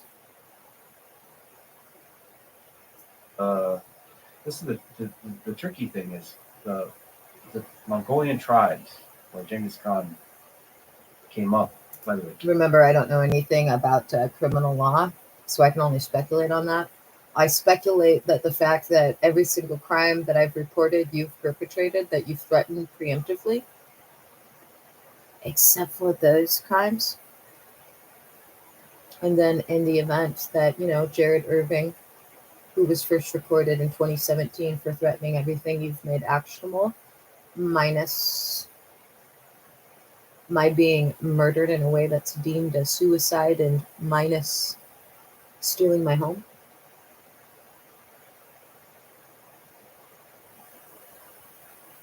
Well, anyway, in the event that he's involved, it won't do very much as far as wonders go for his conviction. But for others, apparently to get certain minimum mandatory sentences for conspiracy conviction, you guys perpetrating one more thing that you've threatened means double time. Double. where they came up from nothing. Father slaughtered. This is It's also a way that facilitates you guys being both distracted as well as unknowingly inviting a group to come and Mirandize you. Nothing. Very efficient. That was a common practice For to the steal FBI. wives, to steal women. Yeah. And Well, he had one of his wives stolen, and she came back pregnant. That was like the origin story. The origin story of Genghis Khan, right, is like the love of his life, who was married to him for his whole life, that he proposed for. He said, we're gonna marry at 9 years old. She was kidnapped, and he had to raise an army in order to rescue her back. That was the sort of the split in the road. He would have been a normal Mongol, but here he has to raise an army to rescue her back. Wow. And then he realized he's really fucking good at this whole rescue thing. But it started with, That's it's so a real love crazy. story. You know, what? What I could find is that the horses were unshoed. Unshoed. But they did do something that this says here. They used some sort of skin to cover it. Interesting. Allowed to dry in place in order to acquire the shape of a hoof. Perfect the technique to cover the hoof, which offered greater abilities to their armies to move faster and more efficiently than their opponents. Interesting. Horseshoes were around for at least 200 or 300 years. Interesting. Them, so they probably knew about it. Skins. That's interesting. What you're saying about him developing the ability, really, hey, I'm really good at this. Do you know that's exactly what happened with the Somali pirates? Do you know the Somali pirates' origin story? No. The Somali pirates called themselves the People's Coast Guard of Somalia. They were defending their waters against Europeans dumping toxic waste in the ocean. They were fishermen. So they had found that these ships were dumping water and killing all their fish. And said, these motherfuckers, we're going to hold them responsible. So they boarded these ships, kidnapped them, and said, hey, you have to pay us. We've lost all this money from all our fish. We don't have any fish. Give us money or we'll kill these motherfuckers. And they gave them money and they said, hey, let's start kidnapping people. Like, this is way better. And then, there's a narcotic aspect to it because of the cat, because of the widespread use of this narcotic cat, which is like an amphetamine. Is it a leaf? KHAT? That's like, the guy in the boat. Who could give me? I'm the captain now. That guy's cracked out. I mean, they're all real skinny. And what's really important in that dynamic is who's the leader that emerges. That Genghis Khan, who became super powerful. That person could have been incompetent. Genghis Khan could have been a bunch of different people. Right. He instilled one of the really revolutionary things is meritocracy. Right. By the way, he appointed his kids, several people, including Marcus Aurelius, Lord Fancy meditation. He failed as an emperor by appointing his kids. Before him, the 5 emperors all appointed generals based on merit. Right. So Genghis Khan always appointed based on merit. Who's the best person here to lead the groups? Which is a revolutionary idea for the time because it was usually based on kin, like your relationship, your brothers, your sisters, your father, and so on. That was really important. And the other thing I mentioned is about the tribes, the origin story, is everybody would kidnap and actual rape. Women, they would steal women in the Mongol Empire. As soon as he won over the entire original Mongolia, he banned. That was a strict rule. There's no kidnapping of wives.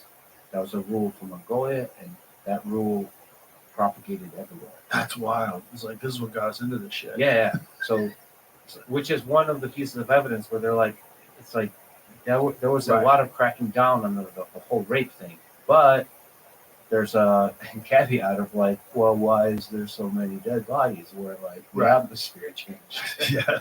Why is the carbon footprint different of the human race during the time that he was alive? But it's interesting because we also have to look at things in perspective of living in the year 1200. What was it, 1240s? When was he around? I should know. 12 or 13. So yeah, we'll Jane will find out. It's very hard to do, and it's not apologize for these people. I'm not like saying that we should apply the way they look at the world today. I think the way we look at the world is infinitely better, and we're moving in an infinitely better direction. And I think we have like large extremes that go in one direction and things push back in the other direction too far. There's an overcorrection, and then they balance out. I think we're generally moving in a direction of a more kind more peaceful society. I think we're better. That's it. 1,200 years ago, the world was hell. There was no newspapers, no one could read. Okay, where did you get your information from? You got your information from priests and from generals, and you shared information with your farmers. You, the world was horrific. People fought with bows and arrows and cannons and catapults, and murder was commonplace. If you were 12 years old, you've probably seen a few people killed already. It was a different time to be alive. Diseases would kill everybody. There was no medicine. You broke your leg, you're dead. You get infected, you're dead. It was just, the world was a very, very different place.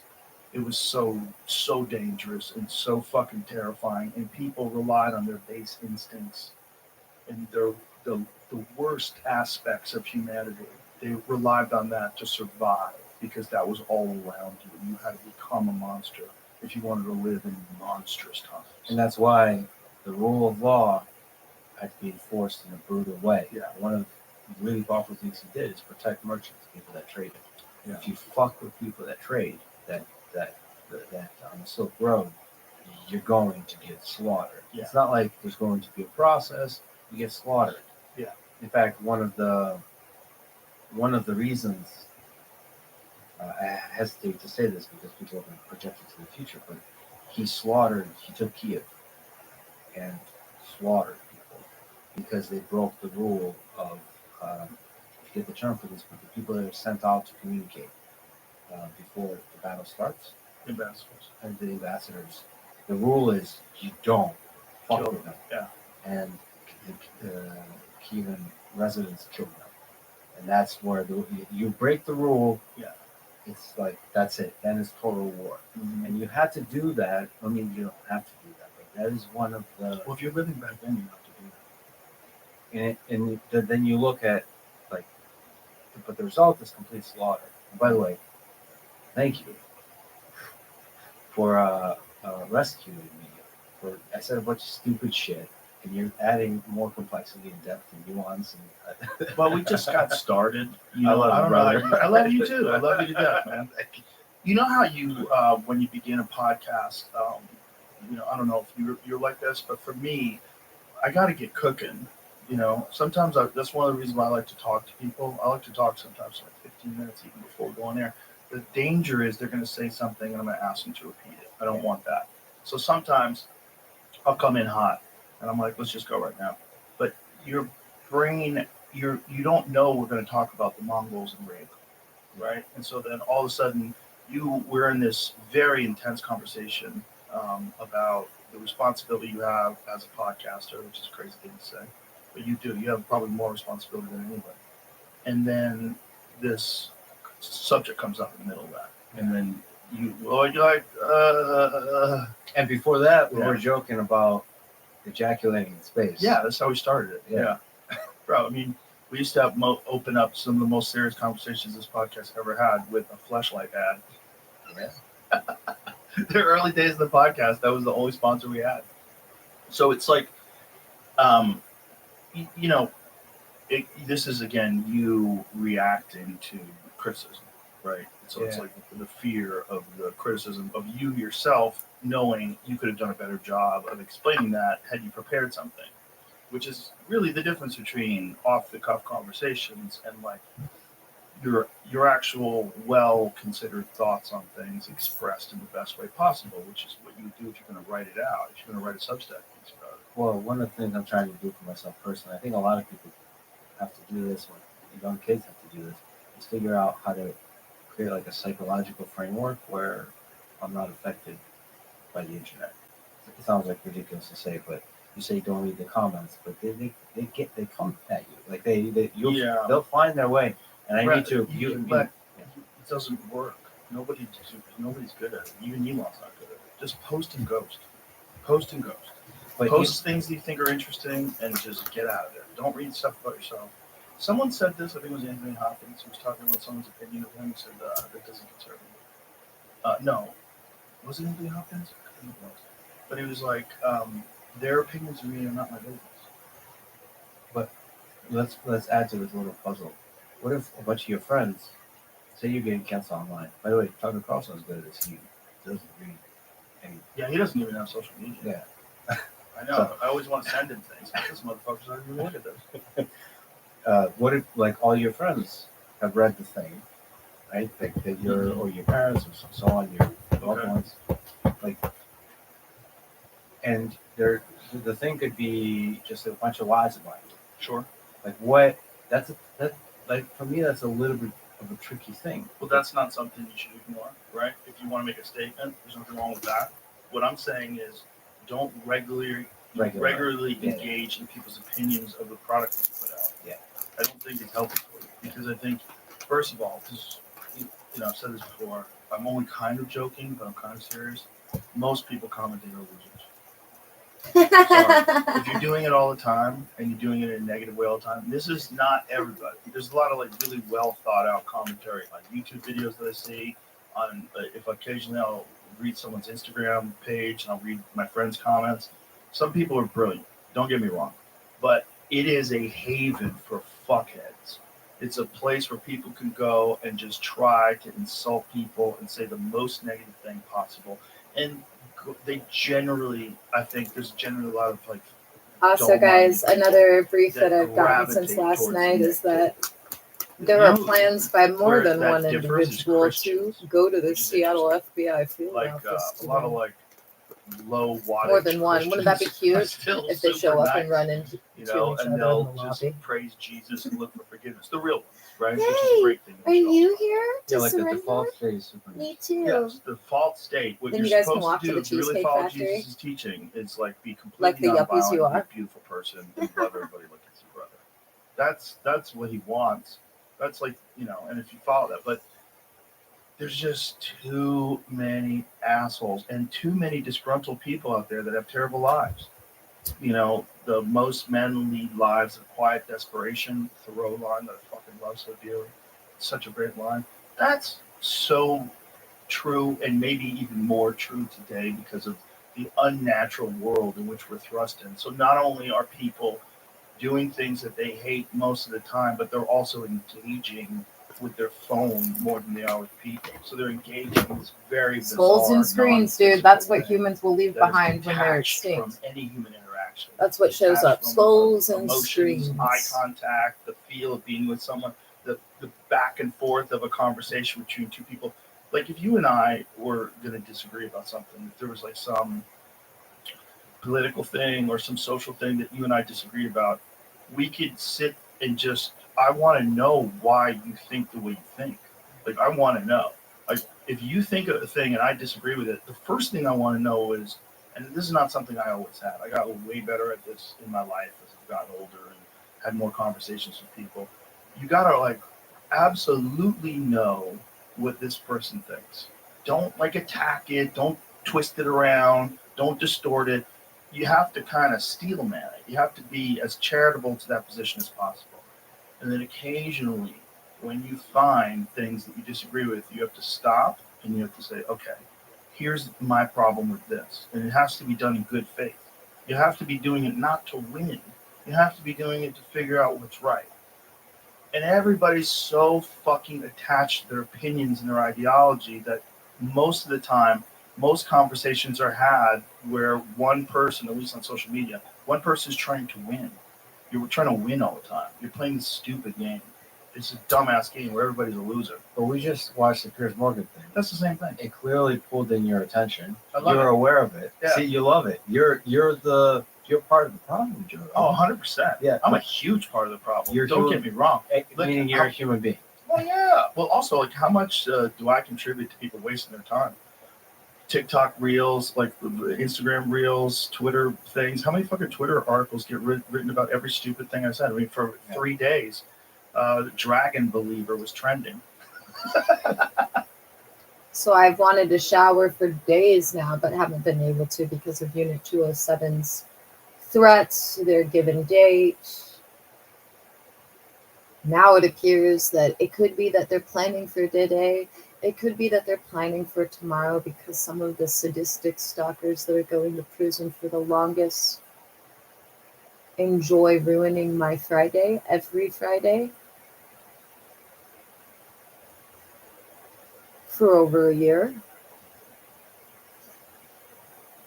But I desperately want to shower. I don't smell bad, and I still look better than anybody upstairs is having sex with this week. But I would like to shower, you sacks of scum. Just because some wacky old lady thinks I believe in dragons. But this is just the nature of the world. I love that aspect of the internet. I love the wacky shit. Yeah. Even the Ukraine war footage, which is horrible, what it's doing is giving you a It's more funny too, nuanced because I version of really the am world. going to have your badges some of and it's not bars good. Like, I watched a now. video today of Now a guy I'm that really killed by a going to tiger. have He didn't get killed them. by a tiger. He got torn apart by a tiger. The wounds, man. The wounds. Like this guy, like I didn't think, like, what would a tiger do to you? A tiger bit your foot. What's it? Yeah. I'm curious. I'm switching over to Android, buddy. Yeah, I just have a few more steps that I have to do before I switch over, and I'm going to try to. But to be frank, only I'm seriously considering taking a shower, WhatsApp signal. doing some laundry, limiting, Twitter replies, to taking some passion flowers so that I can go to sleep, you know, people like to do that. and just I'm gonna try sleeping to do through that. the I'm gonna try day to use so that WhatsApp you can for have your everything. final I was going to use Signal. illegal entry attempt that involves huffing and Yeah. puffing and I don't somebody know. volunteering to lose their career, It seems too secret squirrel. but not break in, which is I what know the what that means, but FBI has you know, like said you're it a will in spy fact who's be. using Signal. I use it though. I use it all the time. I don't. I mean, I'm totally being hypocritical here. What was I looking at? Oh, the tiger thing. Bro, this one's rough. And then your threats began over and over again with right. breaking and entering. And This again, is, the FBI has not stated Tom you won't be Segura and I breaking send and each other entering. every day the worst shit. But they have stated since And August it's that the been, only like, people being physically legitimately, removed from these grounds is been every imbecile one that of will be in the Unit worst 207 aspects during of the modern Blitz sweep. life. It's like every fucking day, me and Tom are sending each other guys getting killed by assassins. Nice. And they have also Every stated day. that in the event that you There's break so and many enter for footage, whatever so reason, many that makes videos it so that cartel seizing your members base of whacking stalking people, like, operations can occur in after a less while, you're than like, 20 holy minutes. shit, I don't know if I could do this. And I don't know anything about Like, criminal every law. day someone's getting run over by But a truck. apparently Every day. that happens very, very So here it is. easily So as this guy, soon as they're you shooting at the reach volume. my door. So you can hear this? So they shot at the tigers just before this because this guy had been bitten up. And so, see, they're shooting at him right now. And the tiger was like, nah, bitch. And the tiger's just biting down on this guy.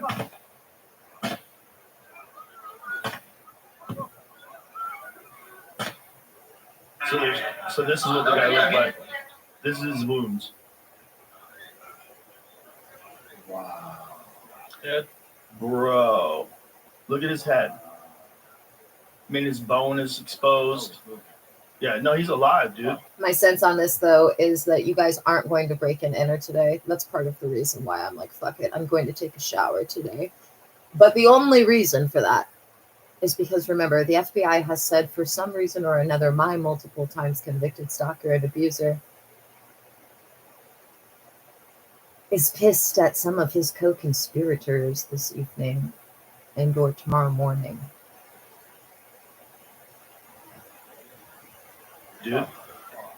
And if somebody breaks in, he'll be happy with that. Because he's one of the only people that have done that to me over and over and over again. And my high school sweetheart, but I give him credence because I feel like you can't call somebody a stalker if you dump them and don't give them at least 1 month for every year you were together to be a fucking stalker and then move on.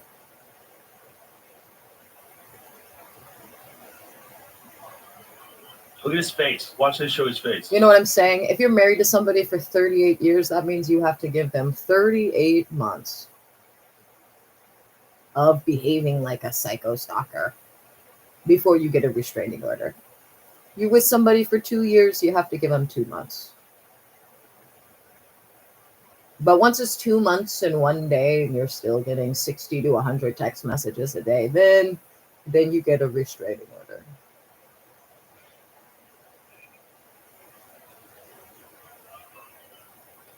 So this guy climbed into a wildlife enclosure. Those were not And I have that rule only because of my high school sweetheart, because he broke into my house over 7 times after I dumped him. He got over 7 copies of my house key made, dude.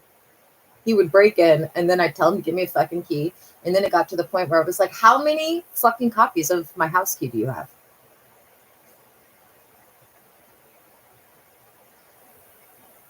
Anyway. Whereas my multiple times convicted stalker and abuser would just do it on the regular, you know, just like you psychos. Just like you psychos. Wild tigers. It was they were you know, I don't want to say tamed. They're not tamed, but there's some in some way at least minimized in their effectiveness. Without our buddy Paul sent me that. Paul Rose sent me that. Oh yeah, yeah. So this does remind me of the jungle. Yeah. Our buddy Paul is fearless. He's a bad motherfucker. Paul Rosalie's a bad motherfucker. That guy is literally putting his money where his mouth is, where his life is, trying to save the Amazon, like living in it, helping people, hiring people to guard it. And I am going to add chopping the high school sweetheart with the chopping 7 trees copies down, of my house key made and the repeated break-in entries. fucking- That all happened It feels- within the it first feels few the pain. weeks of He me literally, dumping like, him. physically feels the pain of lost trees. He did not He go sent me something. I don't even know if months and years and decades like a psycho. If we're not, I'll edit it out afterward. But he sent me a video. I can't show the video, but he sent me a video of an uncontacted tribe that he discovered. Yeah. Did he send you that? Yeah. Fucking insane. Yeah. Just complete uncontacted tribe, naked in the forest, hundreds of them, and they're like pushing these boats filled with bananas out to them to give them food.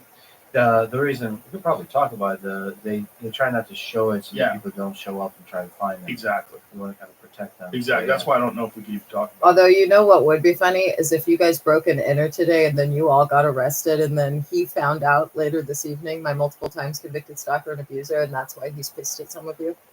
That would actually be fucking hilarious. talk about it. But he has brought up the uncontacted tribe before on the show, and one of his friends was murdered by it.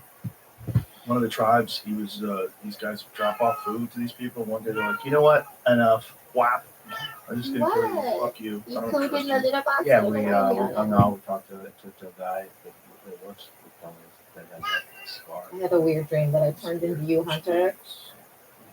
That was my dream. Bro, at least 100 uncontacted groups in the rainforest.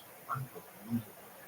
They're living like they're living at 20,000, maybe even more. Completely uncontacted. That is to me one of the most fascinating aspects of human life today. It's not just that we're on the verge of quantum computing and AI becoming sentient. We're coexisting at the same time with people that have a completely subsistence-based lifestyle with the stuff that's around them, stone tools, literally, pointed sticks for spears, that they've been doing this for thousands and thousands of years. And they're living at the same time as smartphone addiction. Not only that, those people probably their roots go. They could be the original civilization.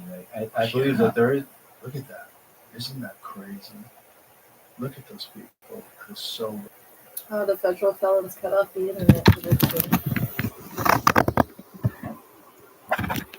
Shows on this laptop the internet connection is still on. On this laptop, it shows that they cut it off.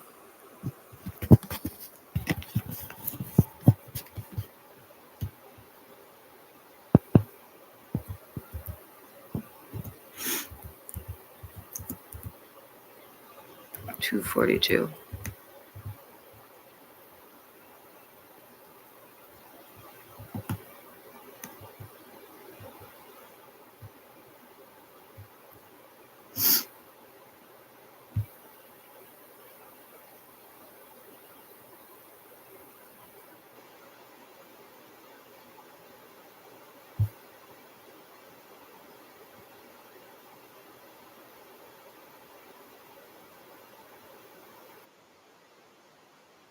Hello?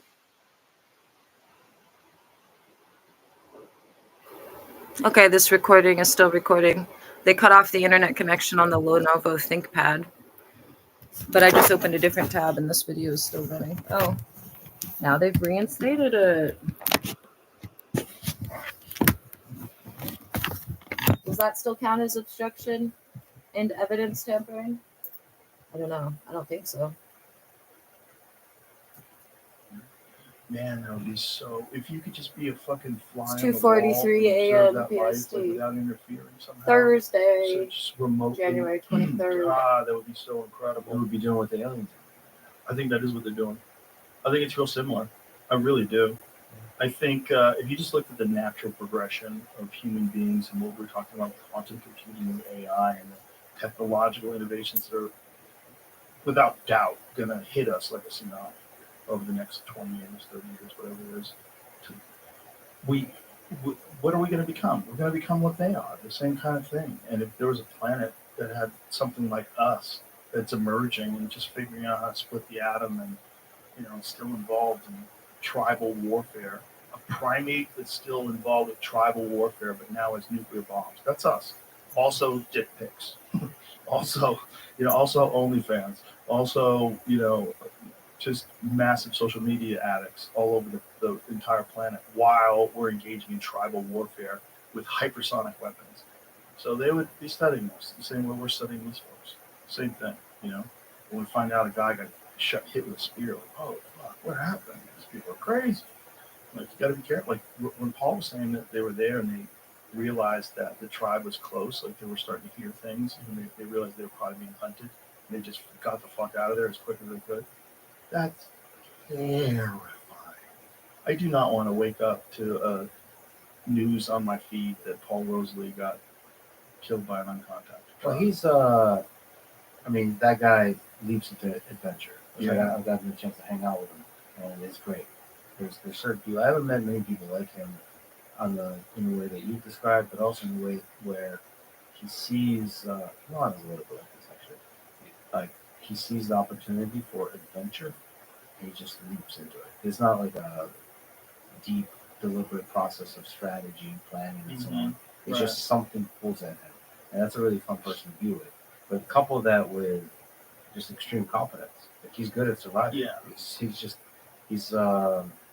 He's good at taking risks and good at surviving. And that's so like the uncontacted tribes or the crazy shit we did in the jungle, just getting lost and almost dying, all that kind of stuff. And he's a really nice guy. Super nice. A really nice guy, and it's just like there's something to that. He's an actual good person.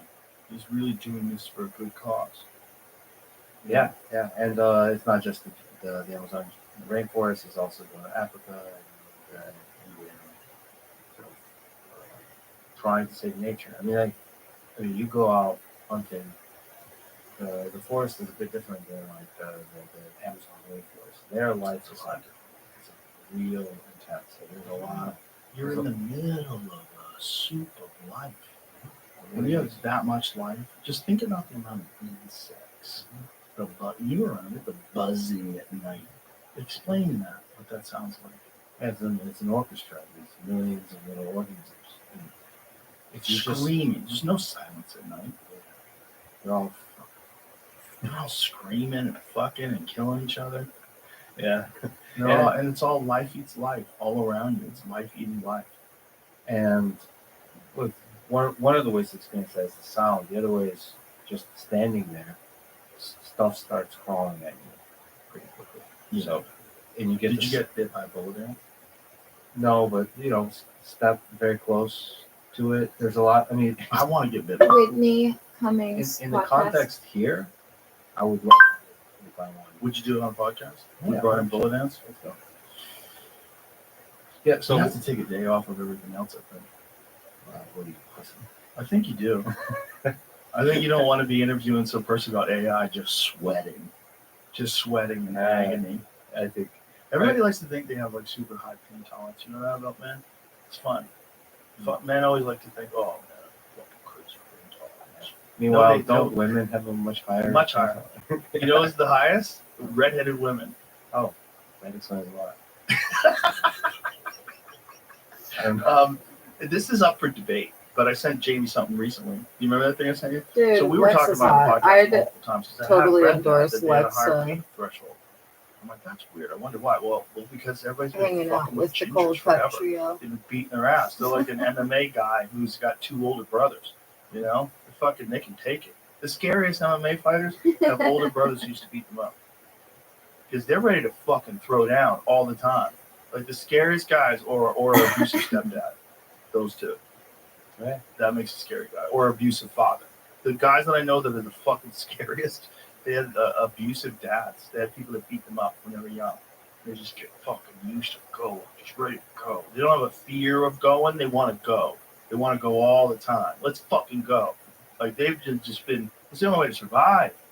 If you're a kid and you have a brother who's 4 years old and your dad is a raging alcoholic and he beats your mom in front of you and your brother beats your ass too, like fuck, man, you better be hard or you're not gonna make it. There's no pillow to cry into. You got to fight your brother. He's 4 years old and he might knock you out today. He knocked you out last week. He laughs at you when you're on your back. Yeah. I mean, not to return to the topic, but Genghis Khan murdered his older brother. Yeah. Because he's picking on him. He stole his fish. Stole his fish. Yeah, he said, fuck you. Shot him with a bow and arrow. The mom freaked out. Yeah. Called him a monster. Son of a bitch. She's right. No killing Well, your also, brother you learn for how to stealing kill your brother fish, son. When you're, what was it, 6?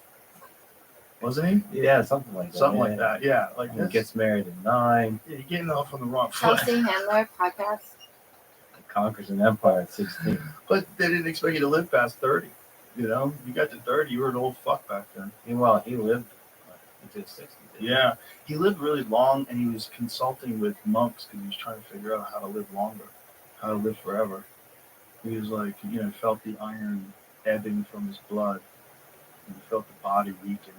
He wanted to visit today, on TRT. He felt great. Kicking Meanwhile, ass. his kids are kind of disappointing. I mean, this, like, Well, of course. Isn't that always the case? That's the thing. Like, show me a man who's a great man, who's the son of a great man. It's tough. It's tough. It's a hard road. I mean, you have to have a very exceptional father who recognizes the requirements that this kid is going to go through if you're fucking Genghis Khan's son. And meanwhile, you're also running an empire. Like, raising kids is a very involving thing. And it's a nuanced thing. And you have to know which ones to push and which ones to just let. I'm going to pause here and play an episode of a podcast made by the only girl that I could theoretically date. Chelsea Handler can absolutely be my life mate. I love Chelsea. She is bossy. She's very bossy, guys. She's This bossy, is my friend, and she a likes to debate. Long-time friend. Yes. Kevin Hart. I'm very happy to see your face. I'm always happy to see you, actually. I always love to see your face in the beginning, at first glance. In the beginning? Like I see you coming, and I think, oh, fun. This will be fun. Then it dies down. Well, It's then a dip? it's not a dip, but I think there's an anticipatory level of excitement when Great I word. get to see you. Great word. Yeah. I like well, it. you used a couple words wrong in Yeah. the short time that you've been here, Yeah. so I had to correct his grammar Yeah. as I do. So hopefully, if you say anything wrong here, The good news is I'm with the dictionary. So, yeah. And you're only an hour late today, which for I'm you not is early. An hour late. I call. You're not late when you give a heads up 2 to 2.5 hours before. Let me pause this. She is bossy. She likes to debate. She's a freak in bed. And she's a huge know-it-all. You say, wait. That's fine that you're late. I don't care. No, Like, but I want to make it very clear. You said I'm on my way at 11 o'clock, and I'm you were sorry. supposed to be here at 11:15. Totally You fine. live in East Bubblefuck. I'm on yeah. the other side. I'm in Calabasas. Well, that's I where don't- the cheaper homes are, I I don't guess. come over the hill. Right. I don't know why you live in Calabasas. when Because you I don't want a backyard the size of my hand. Yeah, how about that? Maybe that's why. 'Cause I actually want to walk around. Anyway, Kevin's here. Kevin, what do you have to say for yourself? What do I have to say for myself? In general, In general, I have to say I'm proud of me. you are. Yeah, I'm If proud I- of you too. If I had to say something, I would say that. I would say though, we're in a different time. I'm getting older, so now Do you feel like you're getting older? absolutely. I feel like I'm fucking crushing it, and I'm 49. Well, yeah, getting older doesn't mean. But I things are mean, getting looks bad. wise, like body wise, you know, I'm saying, like my you get skin. better. Well, I've always been curious about your desire to work so much. I know you want to, like, well, no, I'll let you speak about why you want to work as hard as you work. I mean, look, half of it's fear, half of it's commitment, right? Like it's the idea of completion. So starting something and not finishing it doesn't sit well with me. So right now, there's so much that I've started, right? Not just in entertainment or comedy or acting. From a creative space, once you start building businesses and once you start developing like an infrastructure full of minds and people to help this thing last forever, it gets more difficult as you go on. It's not easy building a business with businesses in it. So yeah, completion. Like I feel like I have to complete the task at hand, and what that looks like is still to be determined, right? Because it's constantly growing, it's expanding. So what once was just the idea of a production company has turned into an independent studio that's turned into. And on that note, since I am being paid $100,000 for today, potentially more than that, as I get $1 million for every incident going forward, including retroactively, because the FBI has stated to me at least 7 times now that whatever you did during your exterior stalking on January 10th entitles me to an additional $1 million. On that note, I've been looking a lot at this real-time ephemeris. I don't know if this website is still based out of Italy. It used to be in Italy or France.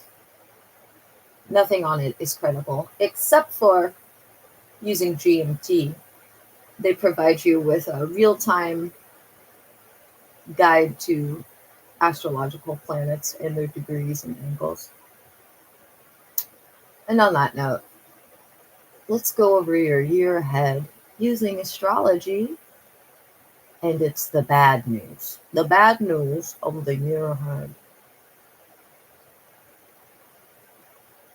Not necessarily bad, but it means significant change in the year ahead. It could be a good thing, like in my case, it'll be a good thing. Could be a bad thing. Depends on how you react to change. And it also depends on certain aspects of your natal chart that I won't be going into because I'm not looking at your natal chart. So remember, horoscopes can't tell you events. They can tell you atmospheres, landscapes, mood, climate, not events. Not events. So let's start with Pisces. Pisces, Sun, Moon, and Rising in the year ahead. Some of you will go into self-employment. Some of you will be feeling as though your retirement has been stolen from you because you go to a prison now that you've retired. The year ahead shows you trying your hardest to be the king or queen of hedonism, Pisces. And for some of you, it's been a long time coming. And for some of you, it will be good. And for some of you, it will be bad. Then you'd have to look at your full natal chart. Cancer, Sun, Moon, and Rising. Good things or bad things surrounding judges, commissioners, federal, state, and city law. For younger Cancers, this will play out in school. It will be your schooling, your education. You could find that this year or next year you have the hardest classes of your life, or that you do surprisingly well in school. Scorpio, Sun, Moon, and Rising. It's about children, romance. If you're a musical performer, it can also be about that. And feeling in some way restricted. Maybe you're in love with somebody that has too many kids. Maybe you're trying to make music and your kids or your partner is distracted. It could be good too. Maybe you leave a restrictive marriage, even though it means you lose contact with your kids. And then you become a relatively successful musical artist on the internet.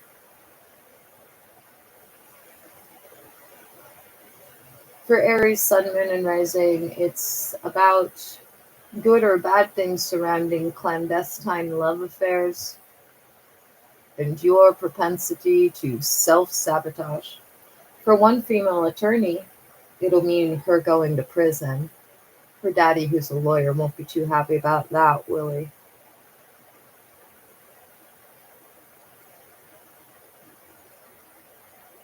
For Leo, Sun, Moon, and Rising, the year ahead shows the federal government of whatever sovereign nation you reside in sneakily, you'll say, sneakily, they cheated. I had no privacy. I was entrapped. That's what a lot of Leos will be saying in the future. Sneaky government officials plan on restricting you and are monitoring you. Perhaps they are monitoring you and unable to restrict you, but either way, it will pervade for the year ahead.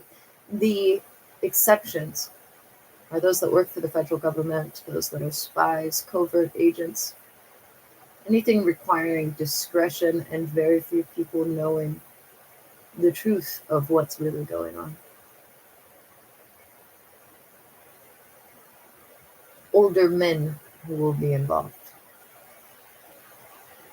For Sagittarius, it's about your physical home and people in your bloodline that you resent. You could be restricted by both. You could be liberated by both. If you know their sun, moon, and rising sign, you should look at theirs and see what they've got going on. For instance, some of the people responsible for the crimes I've been a victim of are Aries and going to prison. Some are Cancers and going to prison. And some are Leos and going to prison. And some are Geminis, but we haven't gotten the Gemini's horoscope yet, have we?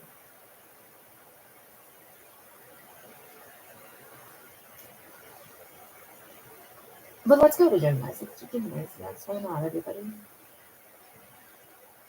Gemini is your reputation or your career or both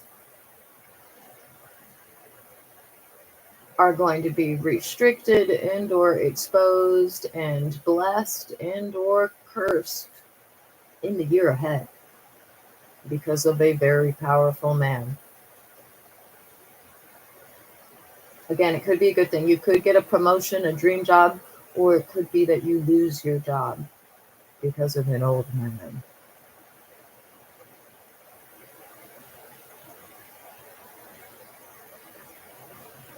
For Libra, Sun, Moon, and Rising. Just like Gemini, the year ahead shows you dealing with work matters, but also health matters. This could be a good thing. Maybe you've been diagnosed with a terminal illness and you've been told you have 6 months left to live. And although you feel like shit and your work is paying you well because of your medical condition, you find that during the year ahead you don't die at all, but you're every day waking up under that assumption that you've been diagnosed with a terminal illness. It could also be that while you're working, you acquire some sort of illness or health issue in the year ahead. Maybe you're injured on the job. It could also be that you are working a job in the health industry And for some reason, that becomes restricted in the year ahead. Could also be that maybe you've had a health issue that's prevented you from working or going back to work, and in some way that restriction is lifted. You have to think outside of the box, because remember, it's about the climate, landscape, and mood, not necessarily about the events.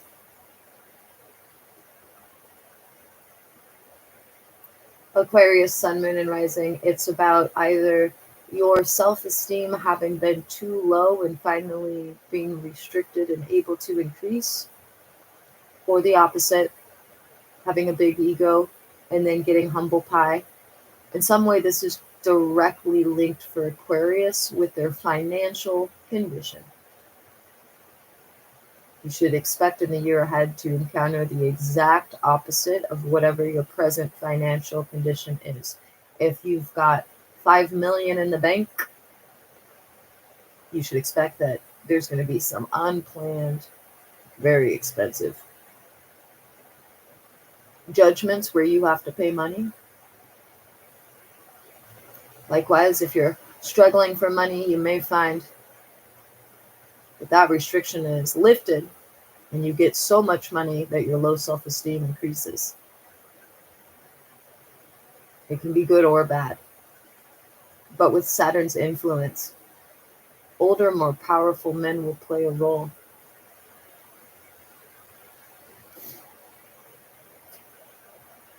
Well, who's next? I already did the water signs. Didn't I? I know I did Pisces. Yeah, I did the water signs. So fire signs? Did I do Earth? No, I didn't do Earth. I did not do the Earth sign. So let's do the Earth signs. For Capricorn, Sun, Moon, and Rising, it means the year ahead, everyone that you've talked shit about and gossiped about is fully aware of what you said and did. And everyone who gossiped about you years ago knows what you did because it was part of the gossip from years ago. This can be good or bad. The Capricorn, Sun, Moon, and Rising will find that they're restricted because of gossip, water cooler conversation, and people that are oftentimes within a 3-mile radius of either their office, their residence, or a siblings of theirs residence in the year ahead. For Virgo, the restriction is surrounding open enemies and open soulmates, meaning people you already know that you have a soul link with, or people you already have hated for at least a year, if not longer, more likely longer. The restriction could be that you literally get restraining orders against some of them. It could be that some of them perish. Could be that some of them go to prison. Could be that you acquire a stalker this year who goes to prison. It's about the word restrictions, and then soulmate, and open enemy. Remember, this is not a new enemy. This is someone you have hated for at minimum a year straight, much more likely for years. And again, it could be a good thing or a bad thing. Maybe you've only dated douchebags and you've encountered your soulmate, and perhaps you're just now realizing that they are your soulmate. And this is going to free you from the restriction of continuing in your pursuit of romance. It could be good or bad. For Taurus, Sun, Moon, and Rising, this is about restrictions regarding very important people, as well as exes. Maybe there's an ex that you routinely hook up with. Maybe an ex you thought you were going to get back together with gets married. Maybe you get married and then you have to block some exes because you don't want your current spouse to know.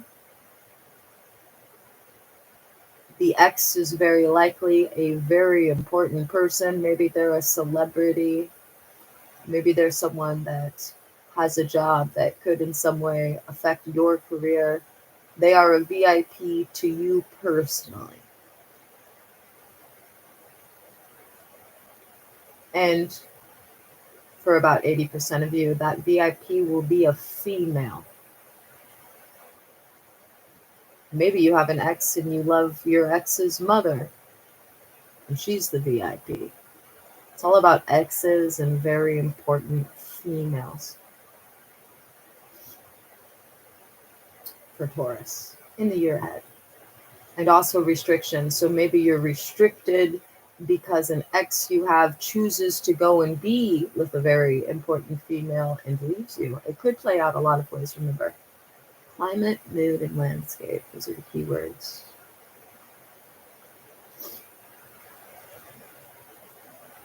So fire signs, I think that's all that's left, right? No, I did do fire signs because I know I said Leo. I know I said Leo. And I said Sagittarius. Earth signs I just did. Water signs I began with. And air signs I did. That concludes your year ahead horoscope. It should be noted it's a culmination also of the restrictions you've been requesting to be placed on yourselves for over a year. And that's not hogwash. It's based on the pattern of Saturn, ruled by Kronos and Rhea, the grandma and grandpa gods. Zeus's daddy that he killed before locking up the Titans. It's about the oldest humans that have avoided extinction, giving everybody what they've earned for over a year in less than 11 months. To a multi-layered entity with a VC attached, with fun and development and opportunities to merge and partner with. Like it's grows and grows and grows. And you look up, and you got a staff of so many. It's like, well, fuck, I can't stop if I wanted to, because now I've invested all this time, and people have invested time into the thing that I believe in. So now I owe them the return of energy, and it just keeps going. But I do believe by time I'm 50 to 53 that a lot of these things should have hard punctuations on them, and then I can kind of sit back and go, wow, man, it's dope that happened. And how old are you now? 45 now. Okay, 45. So tell me about how you handle difficult situations in business. Like when something doesn't go your way, how have you learned and grown to deal with that kind of stuff? That's the easiest thing to understand in business. The bulk of things don't go your way, right? Like at first, all ideas are bad ideas to most. You got to prove your case. And what you'll find for me is that resume without receipts is just a piece of paper. It's just words. Proof of concept is important. So without a proof of concept, I'm always selling you on an idea. What I've learned is that an idea is something that comes a dime a dozen. Everybody has one. But if my idea comes with a return, like that's a different thing. So how do I put myself in the best position to make my partners understand that there's a mutual alignment where if I win, you win. If you win, I win. How do I do that? And that's also a track record, right? With all of the stuff you've done, people can trust your company, your brand, your, whatever you're calling yourself these days. Okay. What are you calling yourself these days? You just said, I think you just went through it. Like, right. Brand, the businessman. And then I'm very curious because I know how close you are with your wife and your family. Mm-hmm. And this may sound like a boring question, but I am very curious as to how you decide how you manage to balance everything and spend enough time with your family and your wife and your kids. It's a system. It's a routine system. So if you've been doing it long enough, you'll find that any routine is very easy to stay true to. It's no different from waking up early in the morning, going to the gym, then going to work after the gym, then making it home for dinner, eat dinner with the kids go to sleep, then you watch a movie, then you go to sleep. You wake up and repeat. Masturbate. Yeah, well, I don't really feel like I have to. You probably are doing I don't think I need to. Okay. I think I'm fine. That's why it's weird that you're doing it. I get it, which is once again why I just don't feel like I don't need to, right? You don't need to address it, fine. I don't need to do it. address it. I don't need to do it. Like, Okay. my wife thinks I'm hot. Yeah, well, that's a separate conversation. I'm having her on next week. Well, I mean, if you want to talk to her, fine. All she's going to do is tell you, I want to jump his bones all the time. And I would too. I've walked by me and I've seen me in the mirror. I want to get a piece of that. No, there's been times where I've looked at myself.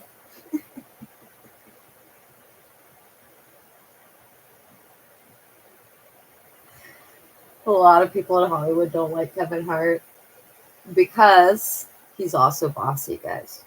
But I like him. He is hot and he's short. It's hard for a short guy to be hot. It's because he has a bubble butt. So in like reflection, I'm like, fuck. Yeah. Like, I get it. Right? Yeah. Yeah. I don't know if you do that. You actually don't even have to look in the mirror because if you turn on the television, you could just watch yourself in any sort of credit card commercial or airline commercial or toe spacers commercial. It really doesn't matter what you're promoting. Have you ever worn toe spacers? Okay, no. Okay, well, I just started wearing them the other day. Well, I'm not gonna wear them, and I don't need to. Why? Answer What a if you question don't you about want your them. toes to stay apart? No, I don't. Why not? I didn't know. What if that's you a get a thing. bunion? Okay, then you get a bunion. No, but you want to you want to look at a bunion? I don't want to look at a bunion, and if I had to, I don't care. I'm at an age where you think I care about my feet? I would hope so. Why? I mean, 45. It is what it is. what do you mean 45? You're not Take dead. it. You have a Take whole it. lifetime ahead of you. This is what it is. This is mid-century. You have another, hopefully, 50, 45, 50 years, and you want to go around with I have bunions? no desire to correct my feet. You know what I equate that to? Like people that are 60 that get braces.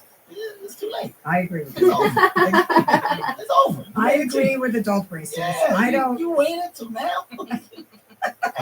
Man, 60 years old, you gonna fix it up. You done dealt with it through all this time. Leave it alone. That's how I feel about my feet. Now, to answer your question about my kids and my time is a system. I'm dedicated to a home schedule, and if I'm filming a movie, it changes, but it's the reverse of touring, right? Like touring, you're going on the weekends, you're home during the week. If I'm filming a movie, I'm going during the week, but I'm home on the weekends. So the kids understand that, and they grow up understanding what my job is, and when dad's home, it's great, and when he's gone, we know what he's doing, but we talk all the time.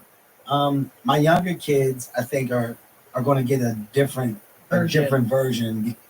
And just a friendly reminder, the FBI has wanted those they are excited to put in prison to not believe me, as you've heard me tell you dozens of times since October.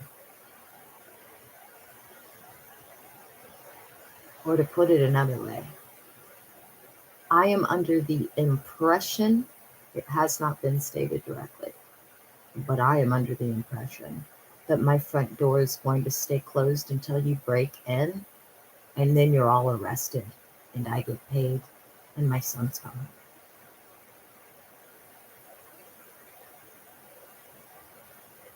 And because I'm slowing down a little bit. So, Are you?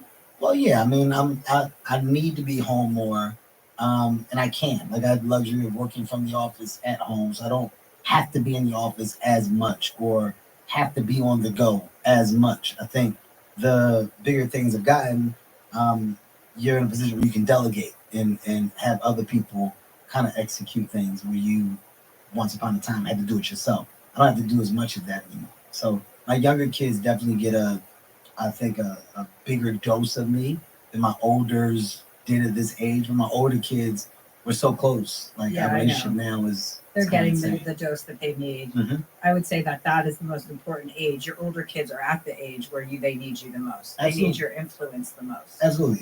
You know what I like is that they're comfortable enough to talk to me, good or bad, right? Like there's no secrets. I mean, there probably are. I'm well within reason. I know that there's probably things that my kids don't tell me. And like any kid, I get it, right? But there's a lot that they do come to the table with that we talk about. And, I like the fact that they are very confident that there is no bad reaction from their father. Like it's dialogue all the time. And it's never met with negative energy or an angry tone.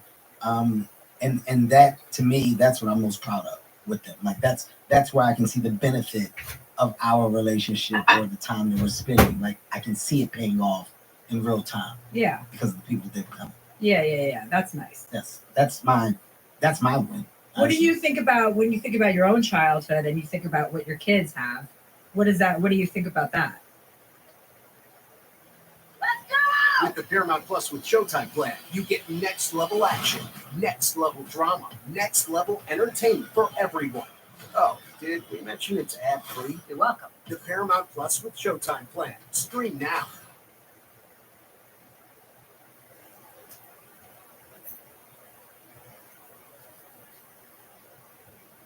A newsflash, the plane's gone down. My son is on that plane. I'm sorry. There are no survivors. Those 165 seats empty. That doesn't strike you as odd. Threat warnings were practically withheld. We have a right to know. Why is there so much secrecy around this? Your government knew. They all knew. The truth must be known.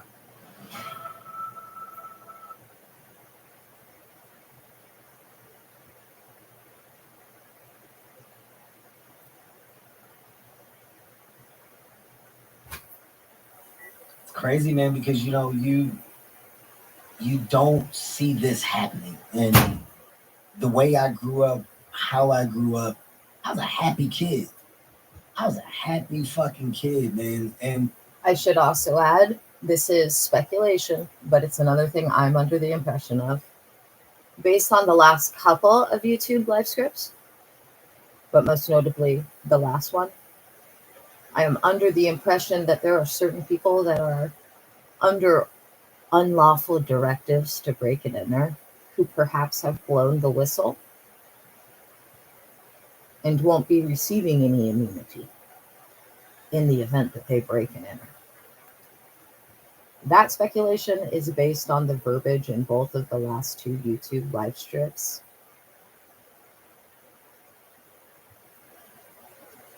And I think that's important to mention.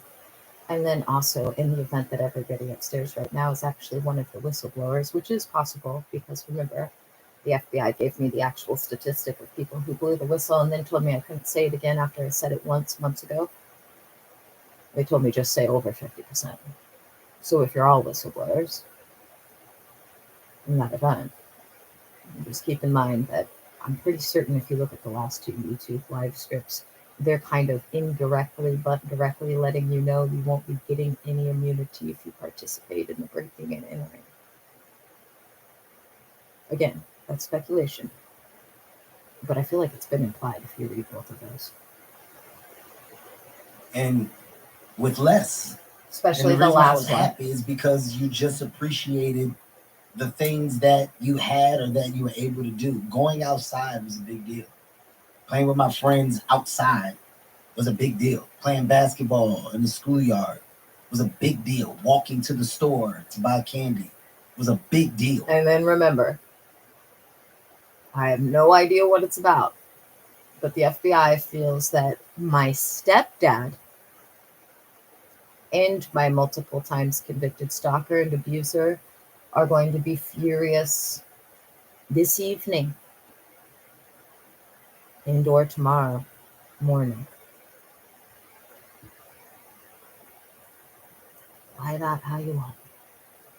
Deal. Those were the big things. Like we didn't need the grandioso version of trips and adventures. Like we had the steps, we had the walk from where we live to meet up at a friend's house, to go to the playground, to go back from there to a friend's house, sit outside, play a game that we created, go back to the house, step, repeat. Like that's it. If you were lucky, you were in some extracurricular activities. I swam, played basketball. My mom did the best that she could. Yeah, when you talk about that, that makes me nostalgic for my own childhood, actually, because there was an electricity in the air, like even just going out in the street after school and playing like Red Rover.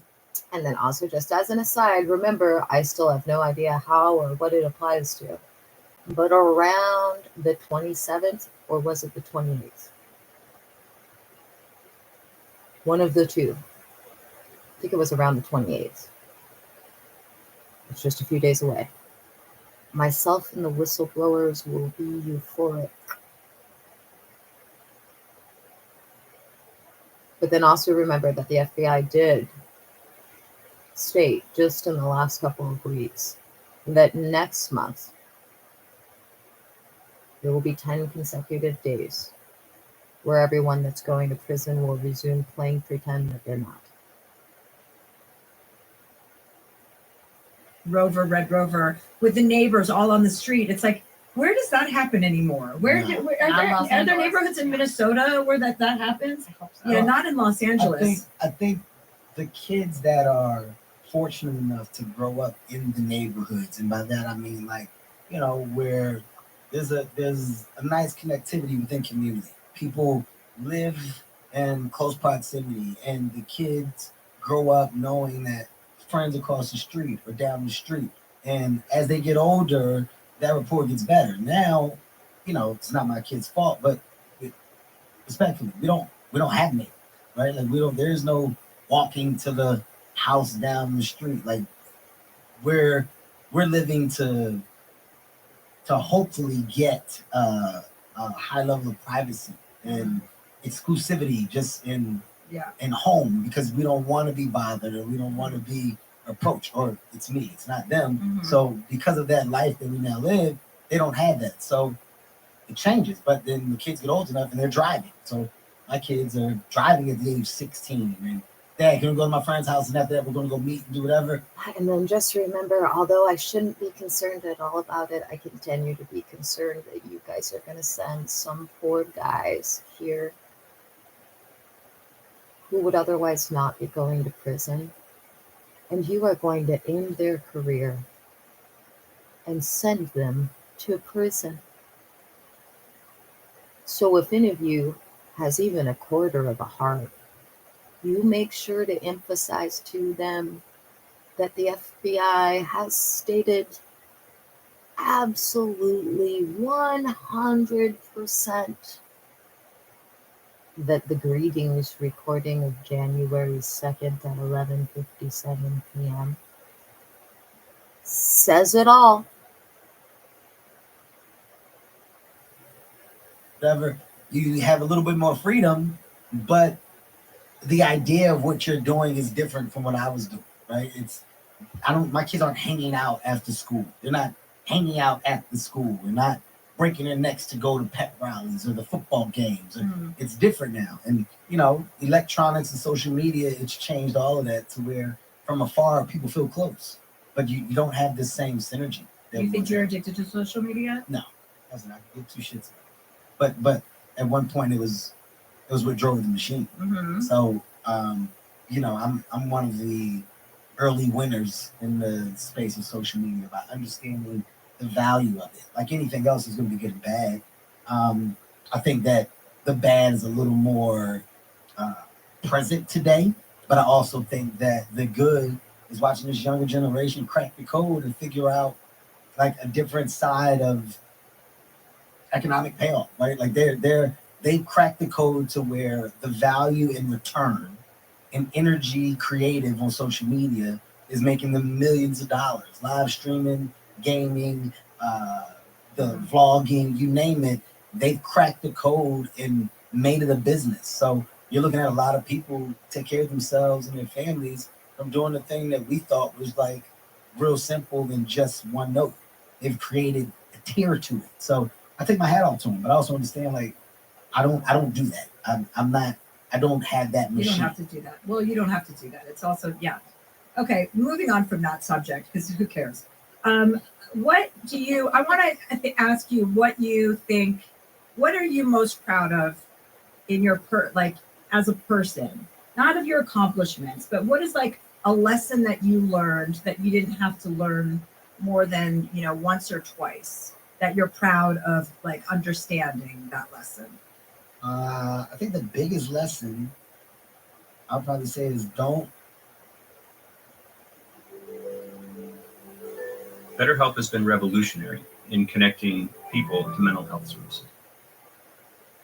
Don't expect others to give you what you give them, right? Like one of the biggest things that I'm now very comfortable with understanding is my heart is different, and the energy attached to making others feel good or to put others in a position to do good is a high level of energy.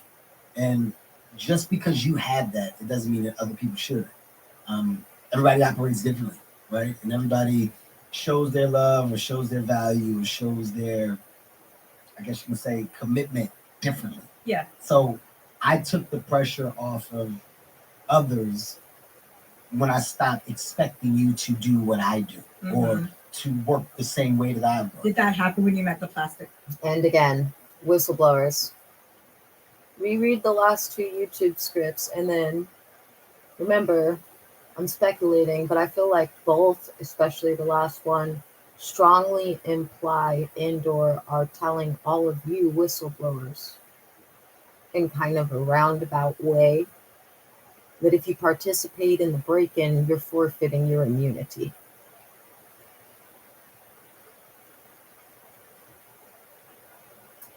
Plastic Cup Boys? I mean, me and my guys have definitely had our, peaks, hills, and valleys. But I think they're all not only talented, but they're all chasing different things for themselves. So you go through this period where you want the most for everybody. And if they're not doing what you think, then you don't think that they're doing enough. Or you go through a period where you feel like you're helping so many people, and then when they exceed beyond what you've provided for them, when they have their own success beyond what you've given them, there could be friction because you're like, wait, you're going out. The whole idea is for everyone to fly by themselves. Mm-hmm. But some people in leadership positions want to hold on to everybody and say, don't exceed beyond the success that I've given you. That's actually really it's an interesting point because I don't suffer from that. I'm very much I want to see everybody fly. I want to see everybody get to the highest level of a win. Like, to me, that's special. You want to know the true definition of success. The true definition of success is look at the success of others around the successful person. Like, that's if you really want to get into it. That's like when I put you on Chelsea lately before when playing? Yes. Yeah, when Why you playing? nobody Not would that it was because nobody intentional. thought because of his height and Yeah. because of his body I don't type think that you he would did. ever be I just don't successful. think it was intentional. And don't I think was like, oh, that's a cute little nugget. Yeah. Like, let's put him on Chelsea lately. And guess what he did as a thank you?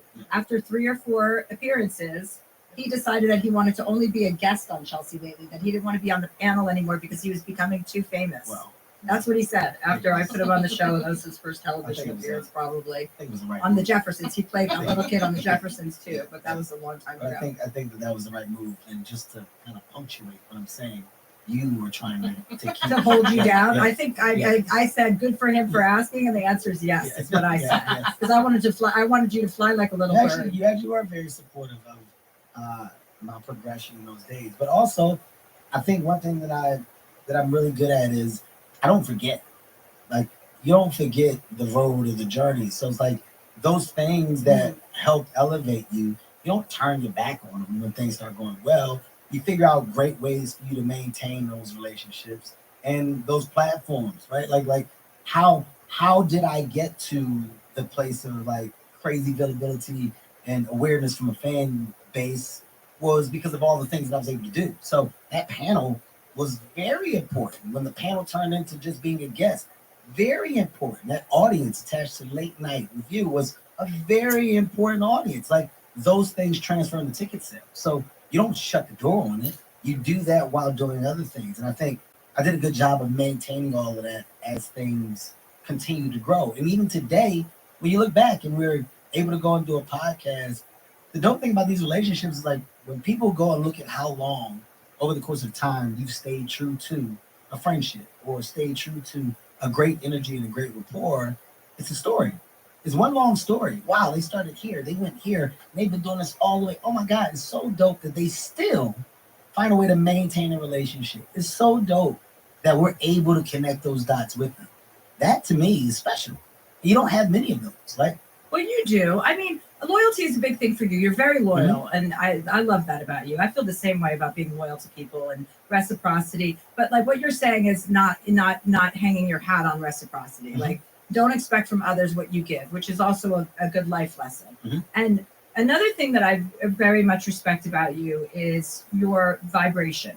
You are operating at a high vibration. You want to bring people in. You're a lover. You've always been this way. I've never seen you be an asshole once. I mean, you are an asshole. Well, that's Like you are an asshole. Like you're an asshole because you've asked. Yeah, I mean, I already talked about that stuff, so I don't need to expound. I just don't think you need to say that. Right. I think you're an asshole, but it's a good asshole, and it's a ridiculous asshole. Well, you know. I don't know. Well, you can be a good asshole, but okay. But loyalty is important to you. Very, right. Absolutely. So when you say what you just said, which is, like, don't expect other people to, give you the love that you're giving them necessarily, then how does loyalty play into that?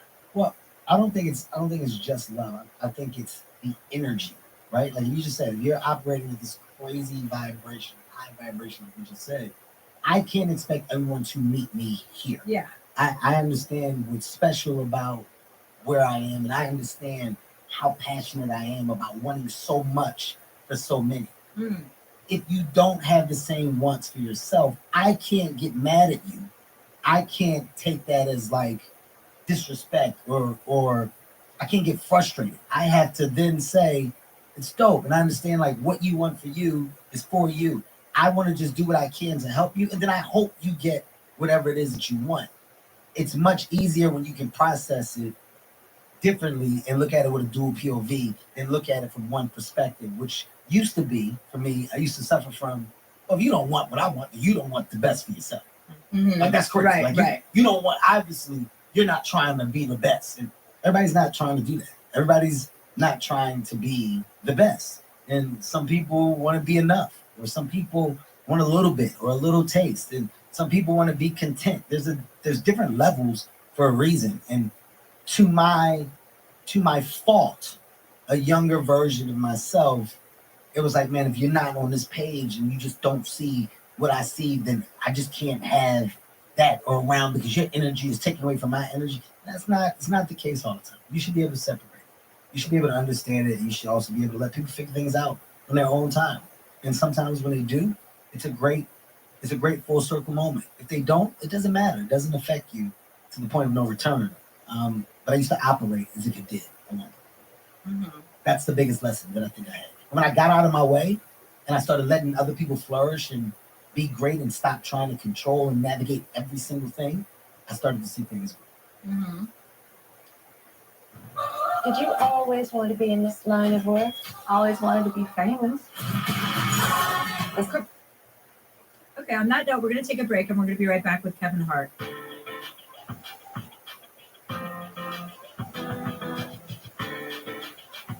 Okay, and we're back with Kevin Hart. Can you put your pants back on? What do you mean? Oh, nothing. This isn't a visual podcast, so. Oh, okay. But I still need you to put your pants back on. My pants were on. You know. I will also have you put on your headphones right now, so we're going to start. Put with those the over your caller. pants. Actually, we have callers, and you're going to give advice to real people. They call in for advice. It's called Dear Chelsea. You don't. Call in is that for how you you wear for headphones? advice? Is that how you wear? These people are asking you for advice. Have they seen you? Like, Is that how you wear headphones like this? Who are you? Beats? Well, you don't need two Beats by ears. Dre- Why not? Because you don't need to hear in one ear. But this and it's not an air; it's an ear. It's You're probably one of those people that wear But two what- pods. Who does You wear this? both your pods. But when you're on what's the phone. point of having a thing Because on I your want to face? still hear you clear. You're gonna hear me in the fucking microphone, miracle ear. I can hear you just like this though. Yeah, see that? See, this is what that's called? You these crazy. Gaslighting? No, this is crazy. This is what the millennials are talking about. Oh, They're are you talking about me? I'm a millennial. No, Are you talking about me? No, I'm saying that you're what they're talking about. Oh, millennials are talking about us? No, Why? I didn't say they're, us. They're talking about. No, oh, I'm you out. think that I'm talking about I'm me? still Oh, talking about Chelsea Hanna. women I love like her. me who I go love like her. this. I love you, If you Chelsea. did I wish that, you'd be then gay go. with me. No. Yeah, all right. Remember I told that's you that. stupid. First of all, it fucking hurts my earrings and it hurts my ears. Well, then that's more reason for you to have one off. No, it hurts my ears to have it off. Why would it hurt your ears to have it off of your ear? Because then my ears are way bigger than your ears. They always have been. Are your ears So on your it's cheek? It's catching my ear. Look at how big my ears are. Wow. Holy shit. Have you ever? They keep growing. No, it's like a goddamn. Yours are like little two Like a Oreos. bat wing. Jesus. My ears actually are a very embarrassing feature. They look like a labia. The bottom part is like labia. It's like flappy. I'm like, no, they're bigger than my vagina. It's like a whole other I know, it's person on your I fucking know. ear. Jesus. Well, What our do we have first- today, Catherine? Oh, we have some very juicy questions Okay. for you, Kevin. Our first question comes from Kelly. And she has a question about her best friend. Okay. Dear Chelsea, Try and be serious, okay? Okay. This could be serious or it could not be. We don't know yet. Okay. There's a mix. I get it. This isn't rocket fucking science. Shut up. Answer the questions. I get it. Dear Chelsea, my best friend and I have been friends for over 20 years now, but lately she's been getting on my nerves. Every Welcome to time the club. Every time we go out to do anything, she is overtly sexual with any male around. She got divorced a couple of years ago, so this is her first time being truly single. She's joined every single dating app, and I'm glad she's getting out there. But what I'm not so cool about is her acting like a cat in heat every time we're out in public. A few months ago, we were at her daughter's 21st birthday, where she was hitting on her daughter's friends to the point of adjusting her shirt so her cleavage was fully on display. Ew. Her daughter was mortified. I did address that her daughter looked embarrassed by her behavior, and she just laughed it off, so I don't know how to approach this or if I even should. Last weekend, she hit on my married friend before even taking the time to ask if he was married. I'm heading out right now with my friends and did not invite her, but I know this is going to be a topic of conversation, and I feel the need to defend her. Am I being a prude, or is this just a phase I should wait out? Ellie. All right, here's my advice before Kevin Hart and Chelsea Handler give it. You have to directly call your friend out for pulling her tits out while her daughter's friends were around. You have no other choice. Everything else you have to let slide. Everybody likes a whore. Just let her be a whore, but try and flirt with your kids' friends, even if you're into dating people their age, is disgusting. Hi, Kelly. Hey, Kelly. Hi, guys. Hi, this is Kevin Hart. Do you recognize him? He's our special guest today. Yeah. Uh-huh. Yeah, okay. Hi, Kevin. How are And you? by call her out, I mean you have to say to your friend, that's fucking disgusting. You can't do that. How embarrassing. You don't know. What if your daughter's giving a blowjob to that guy that you're trying to show your tits to? What are you doing? That's what I mean. Yeah. You want me to go? Oh, sure. Go Okay. ahead. Yeah. I think I have a pretty good Okay. wrap on this. Okay. And I give that advice, I want to just add, because I know multiple, not just one, multiple guys who fucked girlfriends and later the girlfriend's mom. I'm not naming names. I'm not naming names. Also, another friend I had, his mom gave a blowjob to the lead singer of his band. Oh, and we all found out about it. And he's still mocked for that now, guys. Almost 20 years later. It's been 18 years. First of all, I think you have to have a little bit of understanding to the fact that she's divorced.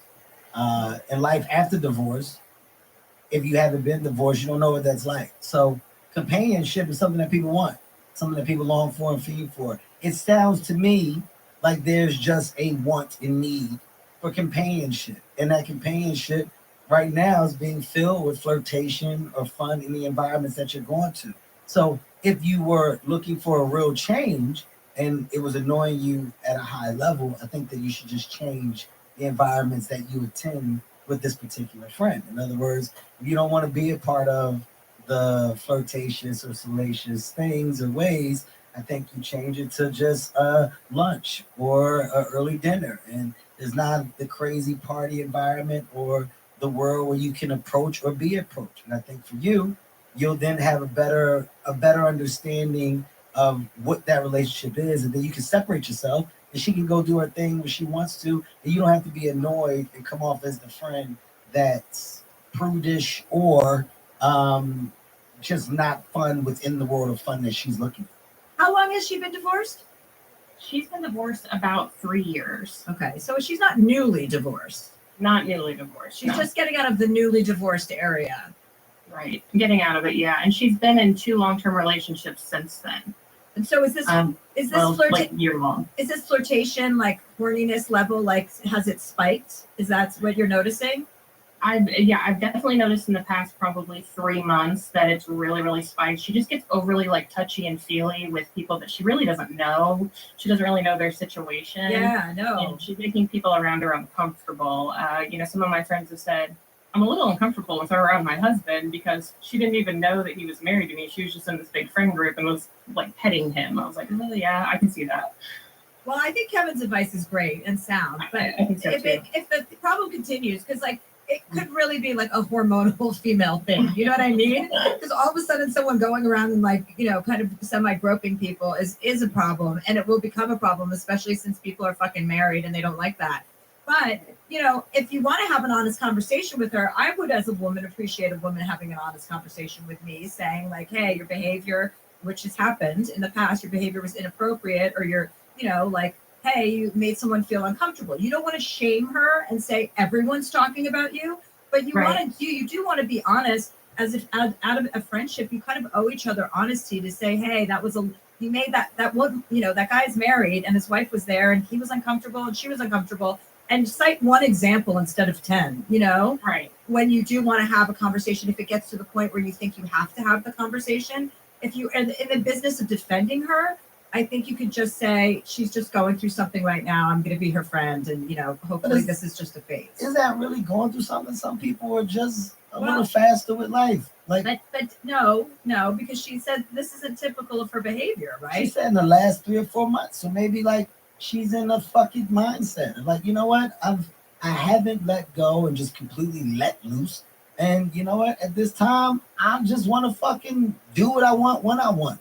In return, granted, yes, rubbing some people the wrong way, flirting with husbands when you don't know that they're married. Okay, yes, but it's not like she's going and said, oh, this is my husband, and then she's still doing the shit. She didn't know. I'm saying if she's in a mindset of, I'm going to live and operate differently for me, I think you should just be open in discussion. Like, hey, just tell me where you are mentally. Like, are you on like a more free life living journey right now? Because it's apparent like, you look like a fucking cat in heat right now. Like every guy you flirting with look like you want to fuck everybody. If that's the case, let table it so I know where you are and I can let you operate when and where you want to do that. But you can't do that in all the settings. It's coming off crazy. But let me know because me and you are close enough. So I'm on the table. I'm on the table of understanding. That's actually really good advice.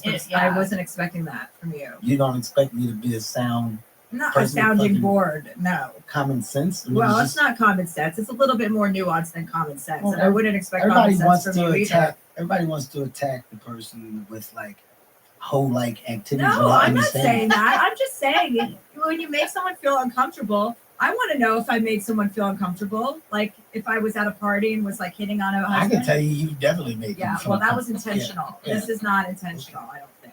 Well, and I'm sure there's like room for levity in that conversation about like, girl, you gotta tone it down. Yeah, exactly. It doesn't have to be so serious. Yeah, you know? Yeah, I definitely want to come at it from a place of love and understanding because I know everything she's been through. On her human diary, she's mine. Yeah. I get that, but I really love that approach. Yeah. A two-pronged approach where you talk, but also maybe she's a brunch friend for a while. What is a two-pronged approach called? What is that? What remember we used to talk I about? think it's called a two-pronged approach. I think that's what you would call it. I think a two-pronged approach is actually called. I was thinking of the shocker. That's what. Remember the shocker? I think that's. Sorry, this is unrelated. I don't Actually, it know. might be directly related to her. Maybe that's exactly what she's looking for is the shocker. Give her the shocker and send her on her way. Anyway, I think that those all sound like good options. Do you? Absolutely. Yeah. Thank you guys so much. I really appreciate it. Okay. Yeah. Thank you for calling in. Thank you. Bye. My boy Forrest is going to get the same opportunities as everyone else. Bye. That was good, Kevin. Yeah. For you. Yeah. What do you mean for me? I was impressed by that. Why can't you just like Give you your the credit? compliment? Yeah, and then stay we'll see. there. No, we'll see. Because you do it, and then there's this weird change that happens right after. Like the car just goes to the left. It's like we're on a great road. You want to make card jokes No, right now? I no, don't no. think so. Okay. So. All right. Well, our next question comes from Jennifer, and this one is just an email, so she won't be joining us. But the subject line is Hot Tub Fury. Ooh. Dear Chelsea. Don't you have a show about hot tubs? Or It's a cold tub. cold tub. Cold Cold tub. Oh, you do the Yeah, he cold does plunges and all that plunges. stuff. He does a bit like that, too. Yeah. One day she's- I believe I have supported you on several occasions. I think I worked out with your fucking trainer too You did. You on had a good show. time. What was that show? Was that the cold What plunge the show? fit? That was what the fit. What the fit. Jennifer says, Dear Chelsea, I have an absolutely effed up situation I am dealing with. I've been married to my husband for 14 years, together for 20. We own a business and a home together. On to the hot tub fury. There's a woman who circles our friend group. Let's call her Abby. On New Year's Eve 2020, she got naked in my hot tub at a party, and I told her flat out that I was uncomfortable with her being naked in the hot tub with my husband. Right? This girl gets around. I told my husband the same thing. I have zero problems with him having single female friends, and he has a lot that he sees for drinks or shows that I don't wish to attend or don't care about. In 2022, when I went on a cruise, I later learned that Abby had been at my home when I was not there. Then, this past New Year's Eve, she got naked in the hot tub again in front of me. I confronted her and asked her to leave. I was away this past Friday night, and around 11 p.m., I got a text from a neighbor telling me the dogs were barking. I checked the cameras. I see him standing naked behind our bar with 2 cocktails in front of him. So I switch views and see Abby naked in our hot tub. I didn't say anything to him. I couldn't decide my next move, so I waited. When I got home, I realized that I wasn't eating or sleeping, so I decided to confront him. I've since found out that Abby is at my house whenever I go out of town. I have also gone through all the camera footage and found that nothing beyond the naked hot tubbing and some bizarre sitting in the bar naked has happened. They never touched each other, not even a hug when she was leaving. It's so bizarre to me. I'm uncertain if this is cheating or severe boundary stepping. I don't feel like I can leave and start a new life and career at 46. Help, Jennifer. He's on the way to cheating, Jennifer. Either that or he is a nudist. A lot of people are nudists, dude. And they're never the ones that you want to see naked all the time, are they? And that's how nudists roll, guys. My boys have been to many places with me, festivals and resorts and spas that have been clothing optional. And then we always leave anytime that one of the nudists shows up. And you already know that they're nudists because they show up and they're usually over 45. And not the ones you want to see naked. But the fact that she has made such a big deal about this woman being naked in her hot tub suggests that the woman has a better body than her. And the fact that the husband is getting naked with her in the hot tub whenever she's on vacation and they're not touching suggests the two of them have an alliance that trumps his and his wife's. So he's on the way to cheating.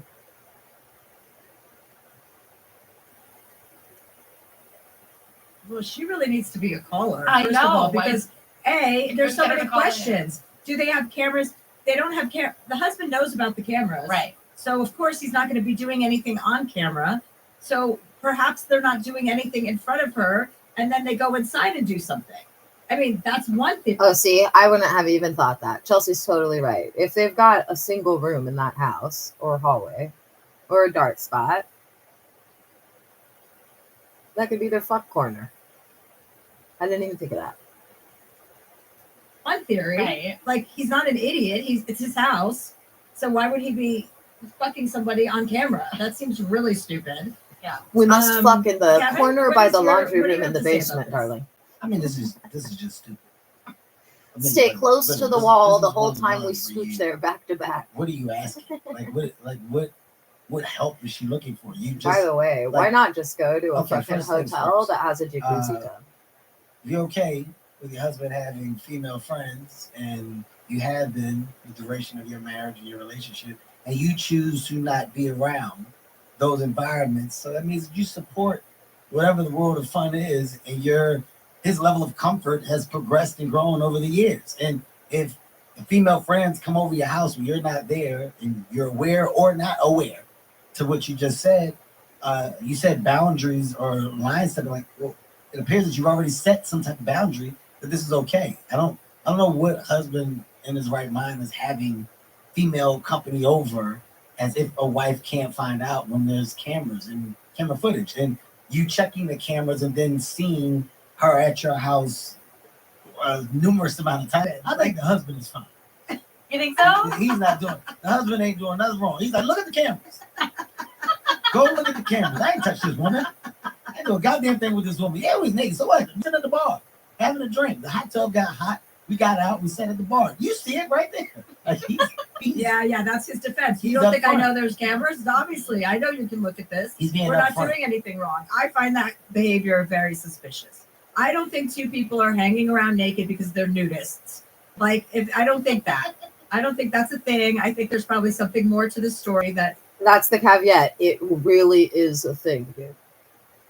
If you've never met a nudist, go to Doe Bay Resort and spend a weekend there. It's a thing. They're real. That you're not willing to face, and if you don't want to face it, then I would say turn off the cameras and look away. I'll tell you. But Chelsea's idea in pointing out the fact that he knows where all the cameras are means that there has to be some spot on the premises. That's a black spot. You know what I mean?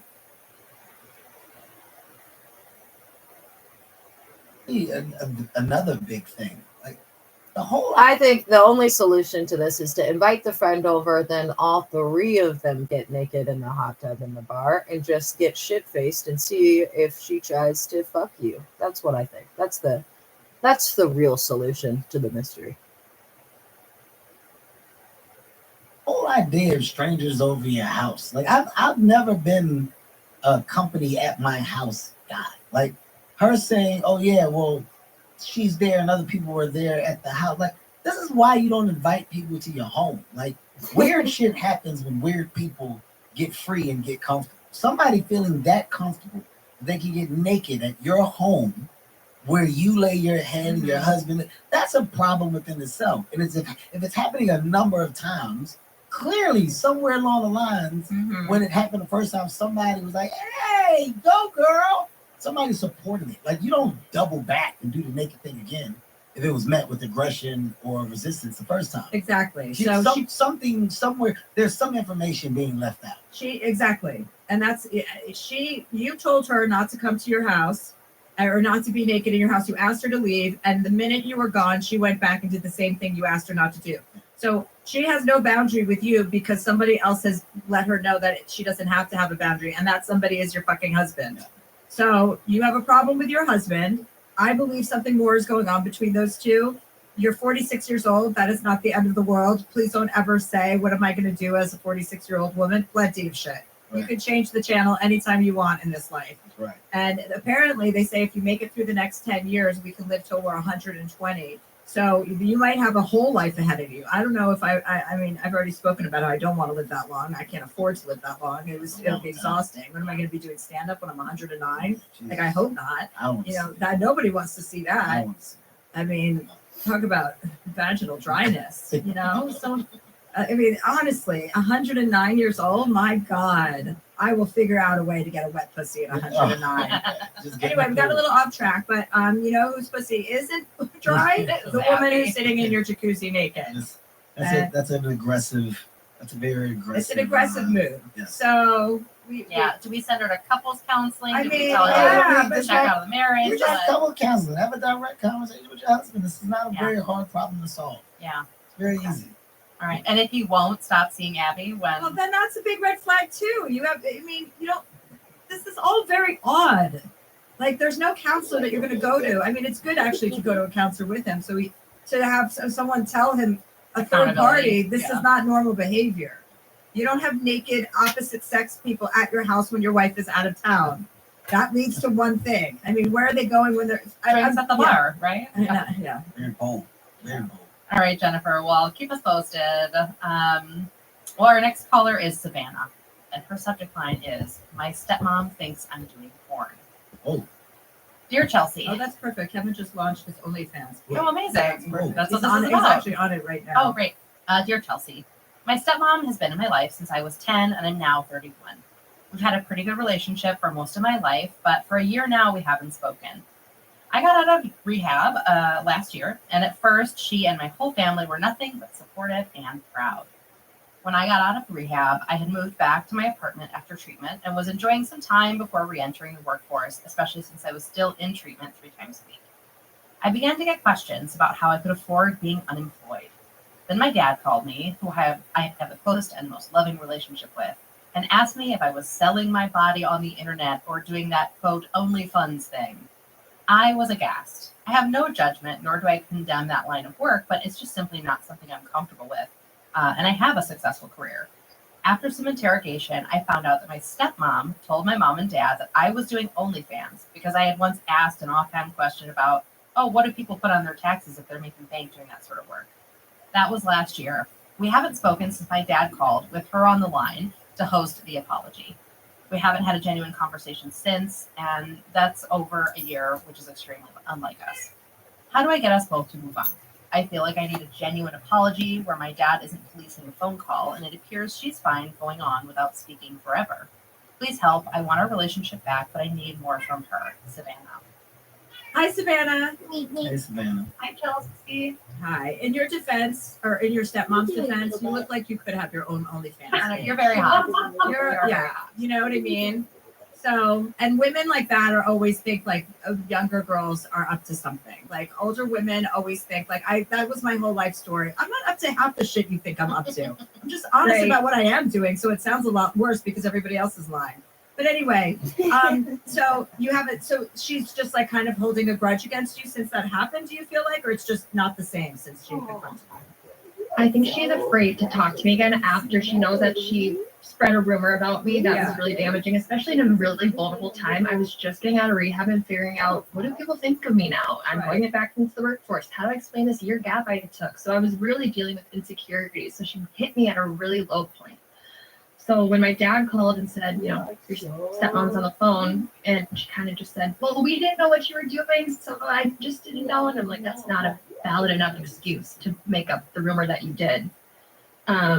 So we've just been going for about a year with really not reaching out to each other, seeing each other at big family events and kind of saying hi. And I know we need to have another conversation to really clear the air. Well, this is probably a good step in your recovery, actually, to have an adult conversation that isn't acrimonious and to actually say, hey, listen, I know things haven't been the same in the last year, and I just want you to know exactly why it struck me so hard, because I was in such a vulnerable spot in my life. That was so unfair that you assumed because I asked one question. And so I really, really hurt me. But we're past that, I hope, and I would love to like work towards building back our relationship, right? I mean, that's all reasonable. Absolutely. I think I just wish she had the gumption to, you know, I have a stepsister who she fawns over, as she should, that's her daughter, but I just wish I felt like she knows like something's wrong and she misses the relationship too, because it feels like we're just in stalemate forever. I know, but don't wish for what you can do. Like you could be a bigger person here. Kevin was trying to say, what were you trying to say? Well, Chelsea, for one of the few times, you're actually kind of right. And I never actually say that. Like I've really never, I don't think I've ever agreed with you. This is probably like one of the first times where I feel like you said something good. I want to give you a really good cut to the chase moment. And this is what a volume of people, high volume of people suffer from, right? I was talking about it earlier, like the expectation of what you feel you would do, you put on someone else, and if they don't meet that expectation, it bothers you, right? People are so afraid to just be direct and have forward-facing conversation. Like a year gap of like a fall in a relationship doesn't make sense. It's something that's honestly not that difficult. This isn't a hard problem. Is she wrong for assuming that you were doing something? Absolutely. Is it uncommon for women today to be doing the thing that she assumed or that she thought based off of whatever it was she heard? It is what it is. It's a multi-billion-dollar business where everybody's doing it. And by the way, it doesn't mean that if you're doing porn. You can be posting regular pictures. You can have your toes. You could be wearing toe spacers. There's a lot of foot fetishes. It could be anything. I thought about toes. Okay, listen, it could be anything. And I'm just saying the first assumption and thought attached to it doesn't have to be the worst. So there is just a assumption that's taking place. You're hurt because of her assumption, and you think that I'm doing something that I would never do. She's like, well, I thought because of what you said, and okay, I spun it and put it out there. It's a real easy conversation. Hey, we were close. It's real stupid for us to have this thing holding over our head. I just didn't like your timing of it. You know what I was going through, and I felt from you, if anybody, you should actually have a little more sensitivity in knowing how vulnerable I was at that time. Now, if you didn't, maybe we missed some key conversations, but I was at a low, and coming out you hitting me with that, it kind of put me back down. And like now, as I'm becoming like back to myself of old and experiencing life and loving life, I'm realizing that I'm missing what we once had. I want to work on getting back there, but I need you to understand where I was. And also, I want to hear from you just in like addressing that and being accountable for that. Then let's move on from it. But it's a 5 minute to 10 minute conversation. These things don't have to be drawn out. And you're being the bigger person because she's your stepmother. So technically she is the more mature, older version of a woman who should have been, making these inroads to you already. But this is a great exercise to actually just say, fuck it. I don't care about the smallness of another person. I'm going to be the big person and say, yeah, no problem. I mean, it's over, but this is where I was coming from. And I'd love to build back our relationship and get back to normal. This feels awkward. And guess what? If the relationship doesn't make it back to the standards of old, it happens. It's life. Yeah. Like so holding on to a concept or holding on to this feeling of, like that may not be in your best interest for the new version of yourself that you've now become. So don't be afraid to say, okay, like if we don't get back, we don't. But at least I got this off my chest so you can know how I feel. And I know that I was very adult with how I approached it. It was very much mature. This isn't a catty moment of back and forth. This is one of simple understanding. And I feel like if we had that, it's good. Absolutely. I agree with all of that. And then at the end, you can just say, and thanks for the great idea. I actually started an OnlyFans page and I'm crushing it. Yeah. By the way, I'm thinking about it. I thought about that. We had a trip to Chicago where we were watching my niece and nephew, and I thought about just saying like, "Oh, I'm going to disappear for an hour. I've got an appointment with my OnlyFans, so I'll be right back." Yeah, but I think that's the bigger picture. Always just step above. When people are being low about something, just be bigger. And congrats. Yeah, I guess I'm just afraid that if I come with that she'll hide from it or won't address it, or I won't get the resolution. It doesn't matter what you get. It matters how you go after it. Like you be the bigger person, you do it. If you don't get the results you desire, that's on her. That's not on you. Done your part. Chelsea, actually, you brought this up on another episode recently, was forgiving someone before you get the apology. You had sort of the forced apology, but I wonder if you can go in, with a sense of empathy. Like she might be feeling kind of embarrassed about what she did. Yeah. And like going in being like, spend some time with yourself, forgive her, and then approach it. Do you know what your dad said to her? Because I bet you your dad gave her an earful about that. So my dad had to call me one morning, early in the morning. He was like, and my dad and I are very close. He'll always see me as his little girl. We talk 3 times a week. But it was the worst call ever. He called me early in the morning. He just said, "Are you doing porn?" Which hearing that from his mouth, I was just like, oh. I told him no. He believes me. He is frustrated now that there's tension, of course. So the rumor's put to bed, but I know he just wishes the tension would be over. And he believes my side. He knows that that's not what I was up to. So yeah, it's really just the conflict between us that's left. Yeah. Well, congratulations on getting sober. Kevin has been struggling with his sobriety since I met him. Oh, how's it going, Kevin? Well, I have little shoes, so it's tough to kick it. Huh? Did you get that? You see that joke right there? No, I did not get that. I'll think about that. It was a good bit right there. Piece that together. Lucky enough, I haven't, but I do admire those that have made it out of the fire. So it's pretty dope to hear you say, "I did, I was, but I am now." Yeah, I think that's special. Real heroes don't always wear capes, buddy. Okay, thanks for calling. Thanks, Savannah. Bye, Savannah. Thanks. Bye. Savannah really looked like a Savannah. I know. She really did. So just to be clear, there is no link. Oh, no, there is not. Oh. Although she said on her pre-interview, her cousin does OnlyFans, so it's like a thing, that's in the realm of reality for her family. Yeah, but I'm saying just... Yeah, no, there's no link. Got it. There's no link. For the It's just very hot. It's very hot. I'm not... What are you talking about? I'm saying... Just, right, for Anyway, moving along. Well, let's take a quick break and we'll be back to wrap up with a very stupid question. Oh, great. Okay. We're going to take a break. I'm going to give Kevin a quick bath and we'll be right back.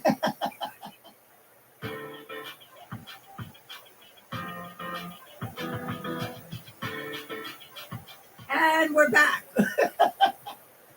We're back with Kevin Hart. We are, and we're back with a final kind of dumb question. Perfect. That's a great way to end this. I like it. Gina says, "Dear Chelsea, some of our conversation today is probably some of the most serious conversations we've ever had. Even though I wouldn't consider this a serious conversation, there were moments of seriousness within the conversation. Yeah, I think so. For I you think and so. me, because usually it's not very serious. No. But I think some It's of those questions, abusive. like required a good POV. Well, I mean, even our own conversation before the questions. Yes, this was Usually a there's lighter. It was. There's this was a more harassment serious- coming from one of us to the other person. You to me. Yeah, usually that's true. I'm not gonna lie, and you take the abuse very well. You Yeah. almost seem to enjoy it. Well, yeah. I mean, I've just grown accustomed to it. Right. Like, Okay. yeah, it's- That's what I wanted to say. that's what it is. Well, Gina says, Dear Chelsea, I couldn't think of a better person to help me decide if I should listen to the little devil on my shoulder that wants me to seek some mostly innocent revenge on my husband. We have been happily married for 1 year and living together for 3. While living together has come with the expected amounts of uncovering stupid shit we are going to argue about, there's one silly thing we haven't come to a resolution on: the water diverter in the tub/shower. He thinks it's no big deal to leave it on the shower setting, and I think it's a common courtesy to put it back to the tub setting so no one gets sprayed in the face with cold water at 6 a.m. I'm sure you can guess which of us keeps getting sprayed in the face at 6 a.m., but I'm not here to discuss our disagreement nor our flaws. Like I said, I'm here to discuss revenge. We recently installed a dog shower attachment in our home's only bathroom. Ever since we installed it, I can't help but think how if I just accidentally leave that diverter in the new dog shower position, he will get sprayed directly in the face at I 5 say a.m. do it. Absolutely, no question. First of all, I want to thank you for bringing a question like this to the podcast because we need more levity. And I like the stupidity of this. Yes. And absolutely retaliate against your husband. That's so funny. After I just gave you a bath that we get a bathtub Well, question. that's actually it's not. But I just wanted to back up. The dog diverter is in is in their shower. is what I Yes, heard. yes. I just wanted to make sure I heard that correctly. And the I put only one in the house. The only so one. So they he will make be sure guaranteed to be the sprayed dog. in the face. Got it. So the dog takes the shower in with this- the couple, Got it. or in the same shower as the couple. Yeah, same I'm just shower. gonna That's a bigger Family question. bath. one more guess. I'm gonna guess that these people are white. If I had to guess. Okay. Why do you say that? Why are you being discriminatory? Feels a little As a matter racist. of fact, I'm willing to bet the farm on this one. Why would you say that white people would have why? Because black people what? The dog is probably showering with a hose outside. There's no such thing as a diverter in a black household, especially not in the one bathroom in the house. Get that goddamn dog outside and go get that out there. That dog in the bucket and figure it out. Yeah, that's what it is. It is so true. It's very You don't let your dog sleep in the bed. No, black people don't like that. No. All my black friends, when they ever see me, they go, "You look like one of those girls who sleeps in bed with your dogs." Yeah. And my other friend Yaya always goes, "White girls don't wash their legs." We've talked about this. White girls don't wash their legs. I go, "Why do my legs need to be washed? They're fucking covered all It's day." very true. It's like my legs are going out without me. It's very true. And when I take a shower, all the soap from my shower comes down. Tiffany, I had this conversation with too. So you feel like that's why you feel like that. It's not like my legs are out there gardening all day without me. So bad. Fucking wash your legs. No, I don't think so. Yeah, what do you mean you don't think? No. What is going on with your legs that they need washing? It's your body. You wash your body, Chelsea. Your entire body. You don't pick and choose. I have hot spots. I have hot spots that I wash. I get 1, 2, 3, 4, No. and I get those going, and then the fifth is the head, and then everything is fine. No, after that. no, it's Yeah, not, it is. Chelsea. I That's want like you to. bleeding in between your toes. Who got in there? What do you mean? Who got in Who there? got into my leg? You. That it's dirty. The back of your knee. You see how the back of your knee is right now? Yeah, with clean clothes over it. Okay, yes, but you're gonna conjure up sweat on the back of your No, knee. no, I don't. I'm not a molester. Why would I be What are sweating you on the talking- backs of my knees? Because you're sitting with your legs crossed. Yeah, crisscross applesauce. Okay, this is a hot spot. Behind your knees is a hot spot. No, not for maybe for you. It's not for me. Okay. This is just where we're culturally different. Well, yeah, I guess so. Well, I'm just telling you, it really is, and this is a thing that we just have to nip in the butt. Also, you probably don't even use like a wash rag. You're like a hand. No, I don't use a wash. Oh my god. No, I What do you- don't. Nothing. Oh, because your hands have to. Because your hands are. But why this is it? Just scrub them.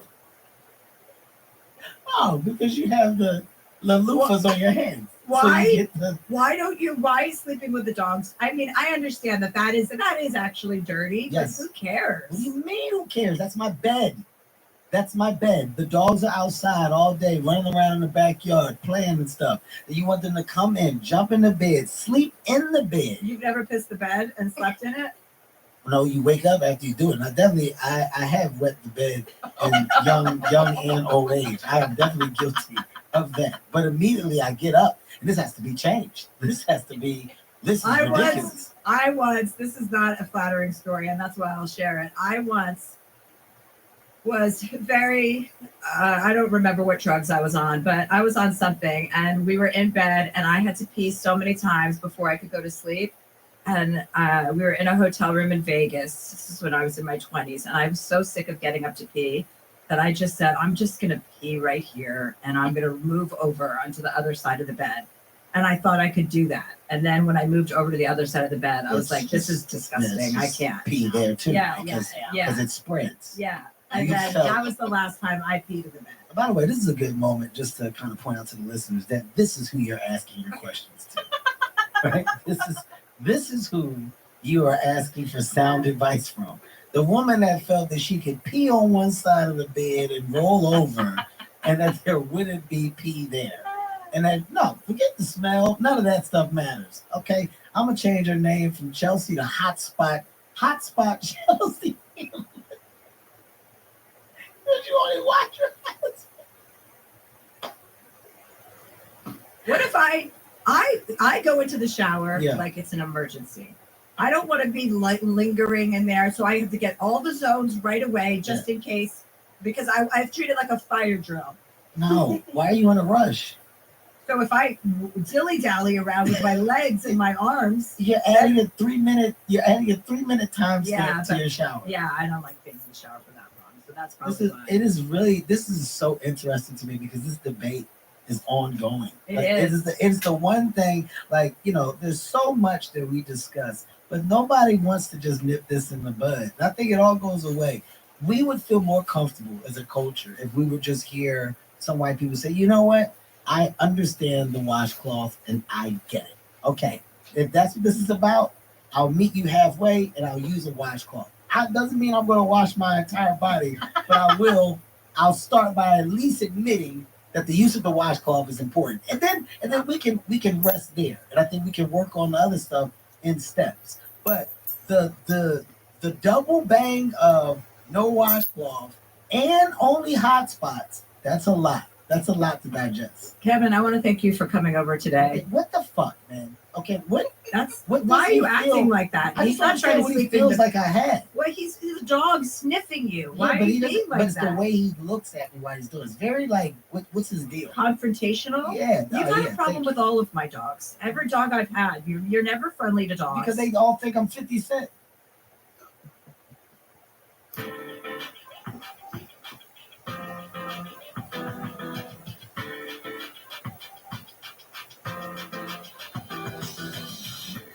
Hi, Christina Ricci. Hi. Oh my gosh. I'm really excited to be here. I've been such a fan of yours, and we've never gotten an never met. opportunity to. Yeah, I was gonna say, Yeah, we've never met. I was gonna say, I said earlier, I'm like, I don't think I've met you, but then again, I don't remember because sometimes I've interviewed somebody and completely forgotten. Yeah, I can with imagine. no reason for. Do people get really upset when you've interviewed them and forgotten Typically, again? typically, it's not a great look. But I'd rather be honest. I mean, I've been interviewed like 50,000 people. It's true. I mean, it's justified. It's understandable. But now, as I'm looking at your face, I'm like, oh, because obviously I've known you for as long as everybody else in this world has. I'm older than you. I'm 5 years older than you, and so I grew up with you. And so you are a familiar face to me. But as I'm looking at you in person, I realize I've never met you in person. Yeah, we haven't met. No, but first of all, this is the most exciting part. Well, not the most exciting part, but one of the most exciting parts is that Christina is here today because she is releasing a tarot card collection. That's which right. is very unexpected, but also kind of right on track for your brand. Yeah, and it's weird for me too because I love tarot. I've always thought it was fun. I'm not one of those people who like fully buys into anything, really. Like I don't really believe in anything. So I don't believe in the like mystical aspects of this, but I really love it for like self-exploration, and it poses lots of questions and blah blah. So it's a funny thing for me to put out because you would think like I'm putting out a tarot deck, I must believe in like fate, in all witchcraft that. and, Yes, like, all the stuff. Wiccan. And I really don't. I believe more like we're totally in control of ourselves. If we ask ourselves the right questions, we can, see situations fully and understand where we're going. And that's really what tarot is, Well, I'm glad you said that preamble because I think anyone who sometimes when people think you're talking about tarot cards, they think you're like out to lunch. You know what I mean? used to Like, always I at Barnes always- and Nobles. I would ask for the crazy lady section when I was going to get my, birthday book.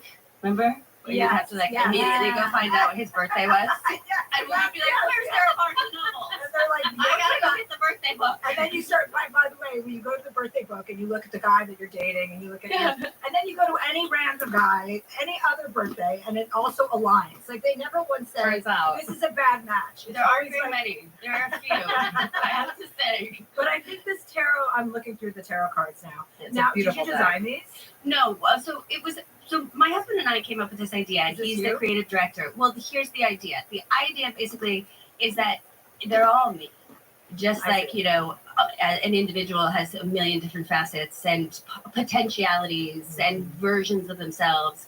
And then, anyway, so my husband's creative directing it, and we found this amazing artist, Felipe Flores, and he did all the artwork. So cute. And came up all the cards have little two sentence stories, backstories for the characters that then are metaphors for the theme or question that's being posed. This is very good for Christmas, you guys. This is good for your family, Christmas. There's a West Elm one too with a collectible set that comes with like a tray and a smudging thing and candles. Smudging? What kind of smudging are we talking about? Smudge. Like you had to smudge your house. Yeah. Like energy smudging. Like you had to do here. I smudge my house once a week. It's called Cat Full of Spiders. It's a tarot deck with a guidebook, you guys. And it's from Christina Ricci. Because you know what? I was looking at your history of all of the movies that you've ever been in, and most of them are pretty scary. Like most of them, well, not scary, but you Spooky always, girls, you play spooky. Like that's kind of your the thing. ones that have stood out. I've made a lot of ones that nobody ever paid any I mean, attention they're not scary. Well, like Mermaid wasn't scary. That was not. But a lot of your roles are spooky, scary, and I was like, oh, that's interesting for a woman. I've always been somebody who I just can't be normal. So I can't be in romantic comedies. Why do you think you can't be normal? If I say I love you on camera, it's not believable. It is not. You don't believe me for a second. I also can't be in horror films where I have to be afraid. I'm not convincingly fearful. Even though I spend my life in fear, for some reason I can't convey that on screen. So do you know that though? Have you tried to act scared on Yes, camera? I've done a few horror films. I remember I did this one and I went to see it with my boyfriend at the time, and he was just very, I don't know, it wasn't a lot there, but he was like, "Wow, you should never do a horror movie again." And I was like, "No, you're right." He's like, "You just seemed like you didn't really care about anything." Oh, no. That's pretty funny. What a great review. You're like, thank you for coming with me. Yeah, because I brought my apathy to that performance. Yeah, but I mean, at some point you would. I mean, it's not like you can hit a home run every single movie or job that you get. True. I mean, it's like a doctor. A doctor's not hitting it out of the park every single time. Unfortunately, it's true. That is so true, and I'm really glad you said that because I think it's fine to admit that you weren't very good in certain things. Yeah, it's also people are always so horrified, and I'm like, no, I'm terrible in that movie. I'm glad you like it. Yeah. But I'm not good. Right. And that's okay because I was 12. My friend has a #1 movie that's on Netflix right now, and she's like, "Oh, I put the least amount of effort into this movie, and I didn't even like my performance. Not the least amount of effort." She said, "I was very dissatisfied with the outcome, and it ends up being the biggest movie I've ever done." And I'm like, there you go. You never know what's going to hit. But it's so true, though, because I can relate to that because in my work experiences, even though I'm not an actress per se, I have done, not per se, I'm not an actress. I don't know why I'm saying it that way. But we're all actresses. Exactly. I have definitely performed at higher levels and lower levels, depending on what the fuck is going on in my life and how grounded I am. And I would imagine with your career, that's about what? I mean, you've been acting since you were 5? No, 7. Oh, well, okay. Yeah, So I'm so off. Much older. So off. But I didn't get my first movie until I was 9. So I never know whether it's 7 or 9. So in that area. So at some point along the way, between 7 and 45, I'm sure that you were not batting 1,000 every single time. No, it's been a rough road. So occasionally the performances have suffered. You're correct. Yeah, well, that's to be expected. And I think this is a very refreshing conversation, actually, to be having about acting, because some people take the acting very seriously. And the idea that you can never have made mistakes, or you're not you're not talented because you once made a bad choice, or you know what I mean? Right. Or there are things that, like, I think it's okay for me as an actress to be like, I can't do romance. Like, I just can't. Right. I think it's fine, but I've had things. But a lot of people react as though you're like, oh no, don't bash yourself. You're not allowed to be self-critical. Like, we're not allowed to be self-critical anymore. Everyone's always so worried about our self-esteem. Oh, yeah, exactly. I know, and I'm like, that's not I'm healthy fine. either. I'm being objective. Okay. Yeah. So, was there ever a point in your career where you had a lull where you didn't know if you were going to continue acting? Yes. Because I just can't imagine doing something for that many years. That's your whole life. Yeah, it is. Yes. You never wanted to be a secretary or anything? I did. I wanted to be all those stereotypical things that actresses want to be, a therapist or interior decorator. So I like, toyed around with those things. And then when I went to high school, I was sort of like, I already have this thing, and if I just do this thing, I don't have to do any more homework. Yeah. So I'll never have to study again. So I'll just do this. By the end of my 20s, I really wasn't working very much. And then I did a TV show, Pan Am. And then when that was canceled, I really didn't work I worked, but not the level I wanted to work at. And so were you able to afford to live financially? Yeah, without I working? was able to support myself, but by doing things that, I like watching Lifetime movies. I don't really want to be in them. Right. But, that is one way that I supported myself during that lull. And, and there's, there are other things. But Can you feel it? The balance of nature has been altered. There is someone out there who may change our fate. And yet I wonder, will she be able to survive?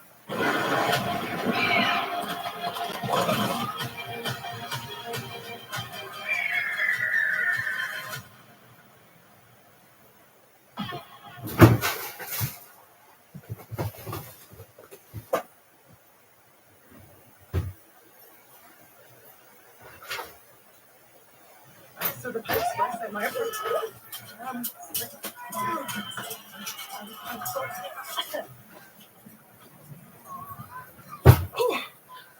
Okay, so the pipe burst in my apartment and it destroyed all my linens, my clothing, and my laptop. Thanks. With Lemonade Renters Insurance, you can file a claim literally anytime, anywhere. Prices start as low as $5 a month, and you can customize your coverage so you only pay for what you need. Get a quote at lemonade.com/renters.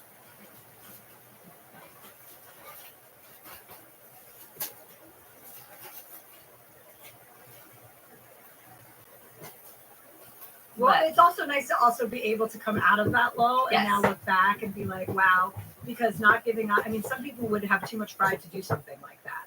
Not I don't that know. Lifetime is the bottom of the barrel, because I also enjoy watching Lifetime movies. I mean, that's what dreams in bed were made of. Yes. Like Sunday days, before we had all of these streamers, that's what you did on a Sunday, was watch one Lifetime movie after another. But I hear you about not wanting to be in them. Yeah. Not your heart's desire. No. So, yeah. So, but then this TV show I'm on now, Yellow Jackets, really changed that for me. Yeah, of course. Huge hit. Yellow Jackets, which is on Showtime with Melanie Linsky. I mean, you have such a great cast. Yes, everybody's so incredible. That's the other thing. You've worked with so many incredible women, from Winona Ryder to Cher to this whole cast of Yellow Jackets. Talk to me about those relationships. Is there someone who's had a huge impact on you that you only spent a short amount of time with? Well, I think that all of the women I worked with when I was very young, my first movie was with Cher, my second movie was with Angelica Houston. I worked with Ellen Burstyn in between those movies. I worked with a lot of older women at the time that were just so self-possessed and powerful without being dickheads, and smart, and gave me, just educated me in so many ways. And I think that was really helpful for me to see as a little girl. Yeah, well, because it's sometimes I think when when you have experiences with people like that are like huge, kind of almost figureheads, it's not even about them necessarily teaching you. It's about watching them do their thing. Exactly. And learning from them, right? Yeah. Because Cher is such a force, and I think I heard you talk about her once that she was like kind of, took care of you on set since you were such a young kid. She would hide me in the back of the trailer when they had production meetings because she didn't want me to ever feel like I didn't know what was happening, and it made me feel nervous. Oh, wow. Yeah. So, and she was like, I know they're not going to, like, everyone's going to think I'm crazy if I want you to be in the production meeting. So you just sit in the back so you can hear what's going on. Oh, that's very cool. Yeah. And there was also, I didn't realize it at the time, but we were, well, I did realize this. We were changing, the director was being replaced. And one of the reasons he was being replaced was because he really didn't like my performance. And I think that she was afraid that somehow I would hear that, like some little bit of that, and then turn it into something bigger. So she wanted me to hear the actual production meetings. And yeah. So when you have a career that is this long, right, and successful, even though you've had some lows, which is to be expected. I don't know anybody who hasn't. What is your relationship to your work and to your career? Well, it took me a really long time to consider myself an artist, really. Like not until I was in my 30s. Yeah, like late 30s. Like after all the opportunities had passed, and I was like, I was an artist, and I never appreciated any of, that was when I really came to terms with it and finally accepted myself. I feel very strongly now about my work, whereas in the past I didn't really. I had a very sort of nihilistic attitude towards many things. One of them was my work. But now I feel very connected. I feel very passionate about it. I feel very protective of it. And I think I used to view all that stuff as someone being pretentious. And so as I've gotten older, I've gotten more comfortable with like, that's not pretentious. It's just somebody who, is treating their talent or skill the way it should be treated. It's kind of how you feel when you're in a situation when it's mostly like male dominated, like most every industry basically, and you want to be like the girl that gets along with everybody, like I've had that experience where I want to be the girl that's like the cool girl, but you don't realize in doing that you're sublimating what you need, and then you're also sublimating the women around you. Because you're trying to make inroads with the guy. I'm not talking about you right now, I'm talking about me, with the guys, so that you're not the problem, you're not difficult, you're fun, you get the joke, you guys can be dirty around me, I get it, and you don't realize how damaging that is until you are older and realize that that's false. Like you're basically feeding into this whole male domination by acting like that instead of congregating with the women. Yeah. So I would imagine that's how you feel about like how many people feel about their craft too. It's like what makes you a strong actor, like you saying that you thought that was pretentious, is actually empowering, right? Yes. To know what your skill set is. Yes, and standing up for yourself and being able to come and say, I do my best work when this is what I need, but also like being willing to reciprocate that for other people, and what I've noticed too is like the more you stand up for yourself, it inspires people around to sort of set their boundaries and their needs, which is kind of in line with what you're saying as well. It's beneficial to everybody. Because it's like you saw the example of people like Cher and Ellen Burstyn, Angelica Houston, and then you want to set that example also for the other people that you're going to be working with. Yeah, and it's easier for other people to stand up for themselves when someone else is doing it right next to them. You know what I mean? Totally. Especially on a cast with many actors, like if one actor agrees to like sit on the side of the road in between setups, then everybody has to sit on the side of the road. You know what I mean? But like the more people stand up and say like, no, actually, I'm going to go to my negotiated place to sit down until you're ready for it. The more other people stand up for themselves, the more everybody can. Okay, and you're a mom. That's right. You have 2 children? I do. I have a 10-year-old and a 2. Oh wow, she's almost 3 years old. Okay, and so how is that being a mother? It's good. I mean, I love being a mother. I love my kids, but I think just like most mothers, sometimes it's absolutely awful. And what are the awful parts? Just like fighting with your kid to do homework, school, anything school related is really a nightmare. It's worse in these towns than it is everywhere else in the world. New York and LA, like for school is a nightmare on multiple levels for children and the work, but also because of the carrying to get into schools. Yes. And having to like, basically submit a college admission. when you're 6 months pregnant. It's Yes, really scary. That stuff is scary. And then when you have a child that turns into like a Wolverine feral creature, anytime you're like, do your 30 minutes of reading. Like, that's a 10-year-old. Like it's that part I don't enjoy. But there's lots of fun stuff too. Yeah, I would obviously. Yeah. Obviously. I just always like to focus on the negative. I do too, though, and then I end up sounding like such a jerk. No. Okay, well, tell us your favorite parts too, so we don't only have that in the interview. Of being a mother. Mom. Like, what are? Well, they're very snuggly. Snuggly, but think about a moment. I want you to like think about a moment that really made you go, "Oh my God! Like this is magic." I think. Well, I spend a lot of time with my son, and we travel together, and. So the last couple of flights we've taken, like he's just, it's just fun to see them learn and grow. And like now the way he travels is exactly the way I travel. And like he knows everything and like how even to ask for things and how we do it and where we line up and how early we need to be at the gate because mom is crazy. And it's just really, it's just fun to see it. Yeah. And have you been married, or is that? Yes, I've been married twice. This is I'm on my second marriage. Oh, you're on your second marriage. Well, congratulations. That's exciting. Thanks. I got through that first one. Great. That's a practice marriage. Yes, exactly. All right. Exactly. And how did you two meet? He has been doing hair for fashion for 20 years, and I met him on a photo shoot. But I was still married. So I didn't really meet him until after I was separated, like 2 years later. Mm-hmm. And did you find being married? Did you get married when you were young? Your first marriage? No, I was 31. Oh, okay. So no excuse for that mistake. Oh, no. Well, it's not a mistake because you have your son from Exactly, it. So there you go. That's your net gain. Yes. Right? Mm-hmm. Did you find I wonder what it's like because you weren't married to a famous person, right? So what did you feel like? How did you feel about that dynamic when one person is famous and the other person isn't? I mean, it's not great. It's better all the than time. two famous You know, people. I wonder what it would be like though two Better famous than people. two Is that better or is that worse? I don't know. I've never dated anyone famous. Yeah. So I don't know. Yeah. I don't know. I don't, it's weird. Like people defer to you a lot of times, don't acknowledge the other person. Totally. Things like that just aren't nice. You become a plus one. Like Yes. the person becomes a plus one. Yeah. And I'm not comfortable with that, but it's just human nature. Yeah, it is human nature. And some people are okay in that role.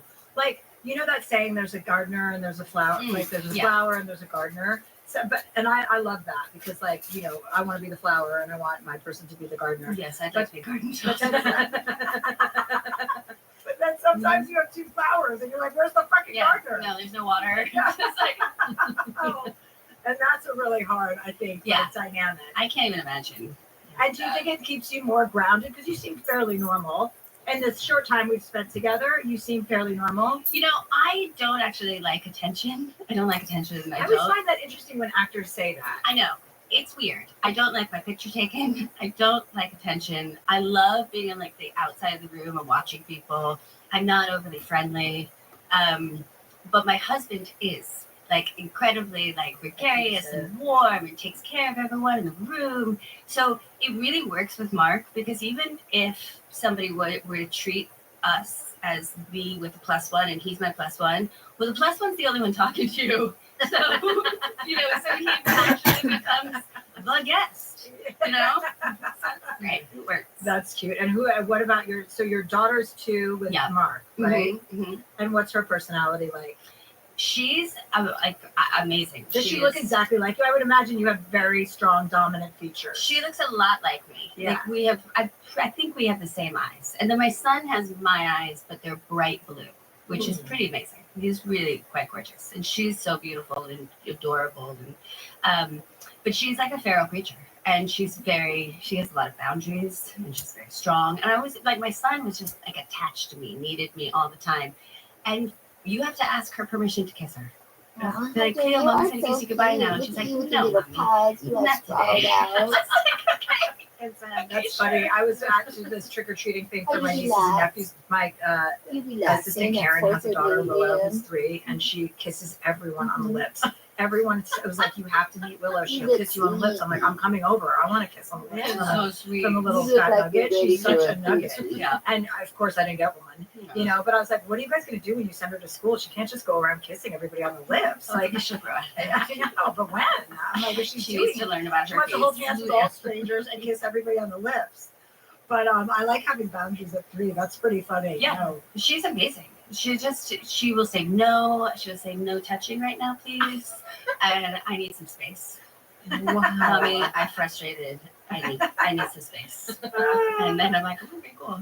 Sorry, go take your space. And yeah, she's just very willful, very strong. She's big, very tall, which is surprising because I'm not very tall. No. But yeah, she has like a cat-like personality. So when she finally does, like completely melts and just is all over you, feels really good because you feel like it's really based on something. Yeah. Yeah, like with cats. That's an interesting way to describe your relationship with your daughter. I think that's intriguing. I have a lot of respect for her. I love it. That's great. I respect her too, just hearing about You her. would also respect her. She sounds like a badass. She really commands a lot of respect. Okay. So we're going to take a break and we'll be right back with Christina Ricci.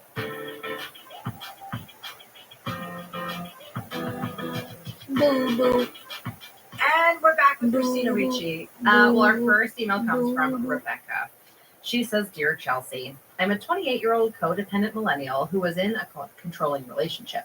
I finally sought professional help, and therapy and medicine helped me begin healing.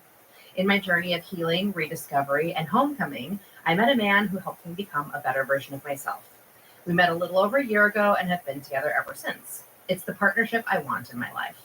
He's supported me when I'm down, held me when I'm anxious, took care of me when I'm sick, and motivates me to want to be a better and higher version of myself. However, he feels that I have not been honest with him about my body count. It's like the number of people who's slept with. Wow. Yeah, and he doesn't like No, the not low. that I'm surprised, but like I knew it was body count, but I'm just surprised Right. he's upset about this. Right? It seems so trivial. If he's so great. Yeah, if it's not over 15, but it's more than 8. Oh, for God's sakes. It's the only contentious point in our relationship and the only thing we argue about. I fear this will never be resolved. That is so stupid. I mean, this is so That's also a really stupid. low number. Yeah, right.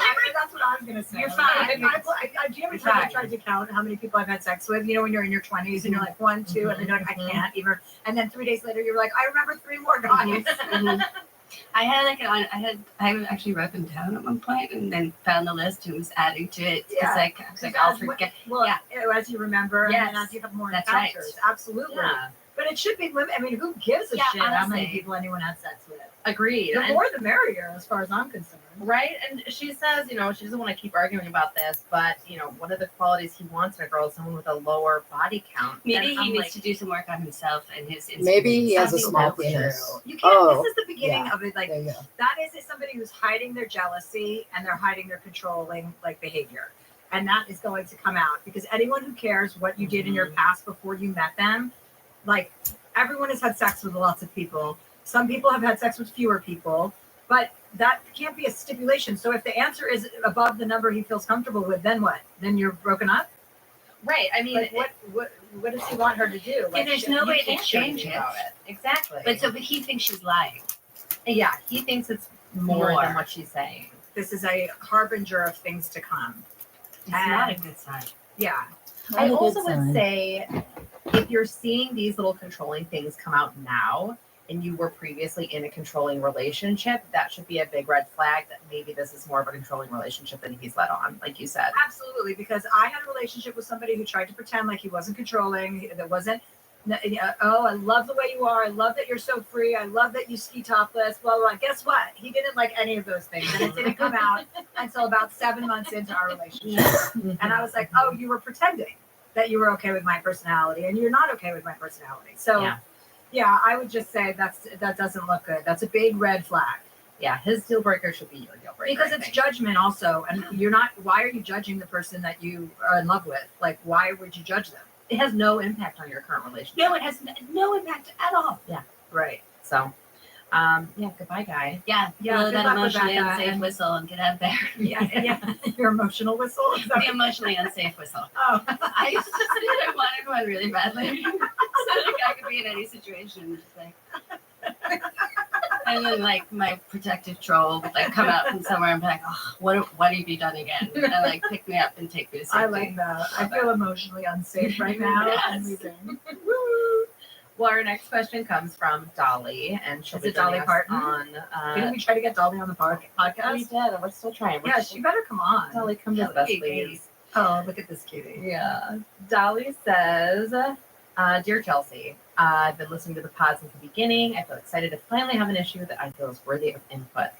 My brother-in-law and sister-in-law are both 36. Let's call them Victor and Kathy. They've been married for almost 10 years and have 2 kids in elementary school. My husband.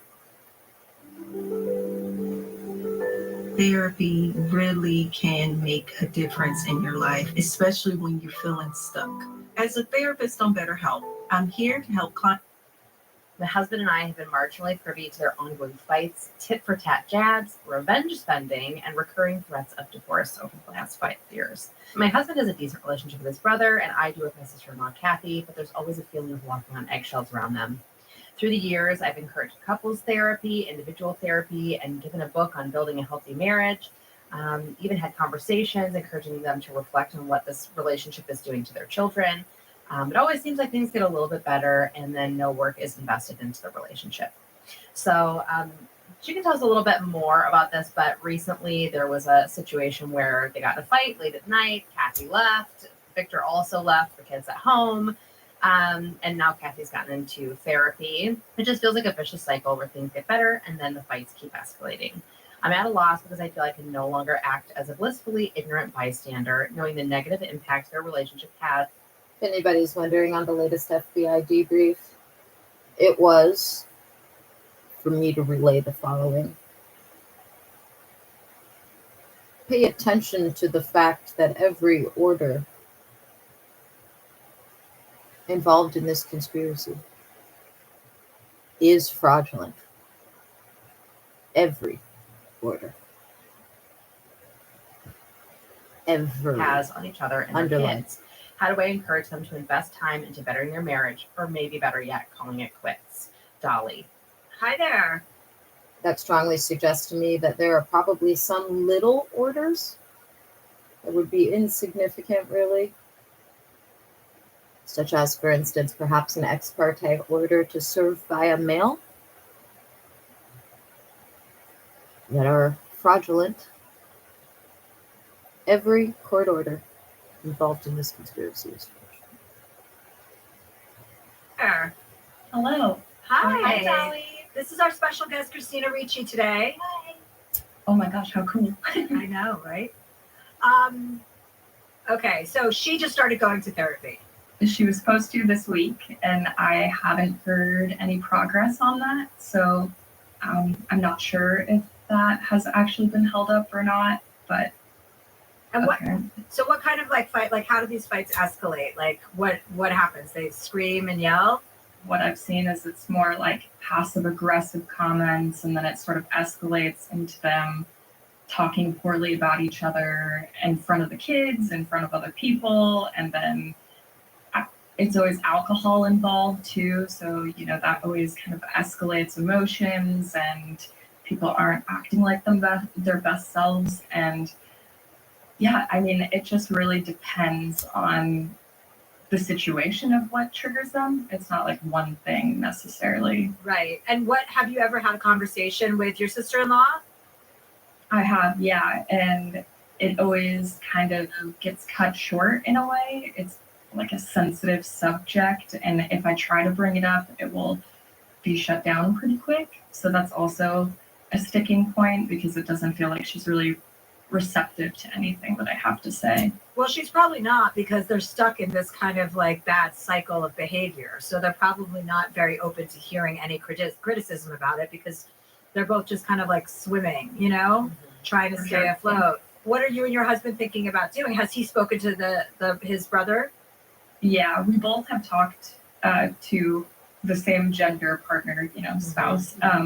But yeah, we've really encouraged therapy and going individually and as a couple, and it just is always met with like, we don't have time, the kids, this, and then we offer to watch the kids, and there's like no follow-up for them asking for help either. So I don't know, I feel like at a loss of not really knowing what to do, because I feel that we've both encouraged what we think they should do. I just think like it's not really, you can't make somebody force people to like go work on their marriage. It's nice that you care and that you're thinking about them and that you're observing it. The only thing you can really do is have like a meaningful conversation that is very pointed to say, listen, I see that you're unhappy. Like, are you happy? Do you feel happy in this relationship?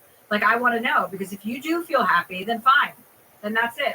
From what I'm seeing, it just feels really damaging for you guys to be talking about each other in front of the kids. And there just seems to be a lot of fighting. And I just feel like you don't have to be in this. It doesn't have to be this way. Not that she should leave him, but they should at least try to work together towards a more common ground where they can like get along in a nicer way and be more pleasant to be around. But beyond that, I just don't think that it's anyone's place to be like, okay, you guys, it's time to get divorced, or it's time to whatever. You can only be whatever your tactic has been up till now should probably flip, because that hasn't yielded any results, right? And Yeah. so how would you describe the tactic that you've used thus far? I guess I'm pretty conflict averse, or anti-confrontation. So it's more just conversations if it comes up naturally with her, and then I'll give my thoughts on things. But I'm not ever the one that's driving the conversation, if that makes sense. But it's always kind of lingering back there. And would you describe their behavior towards each other as like abusive?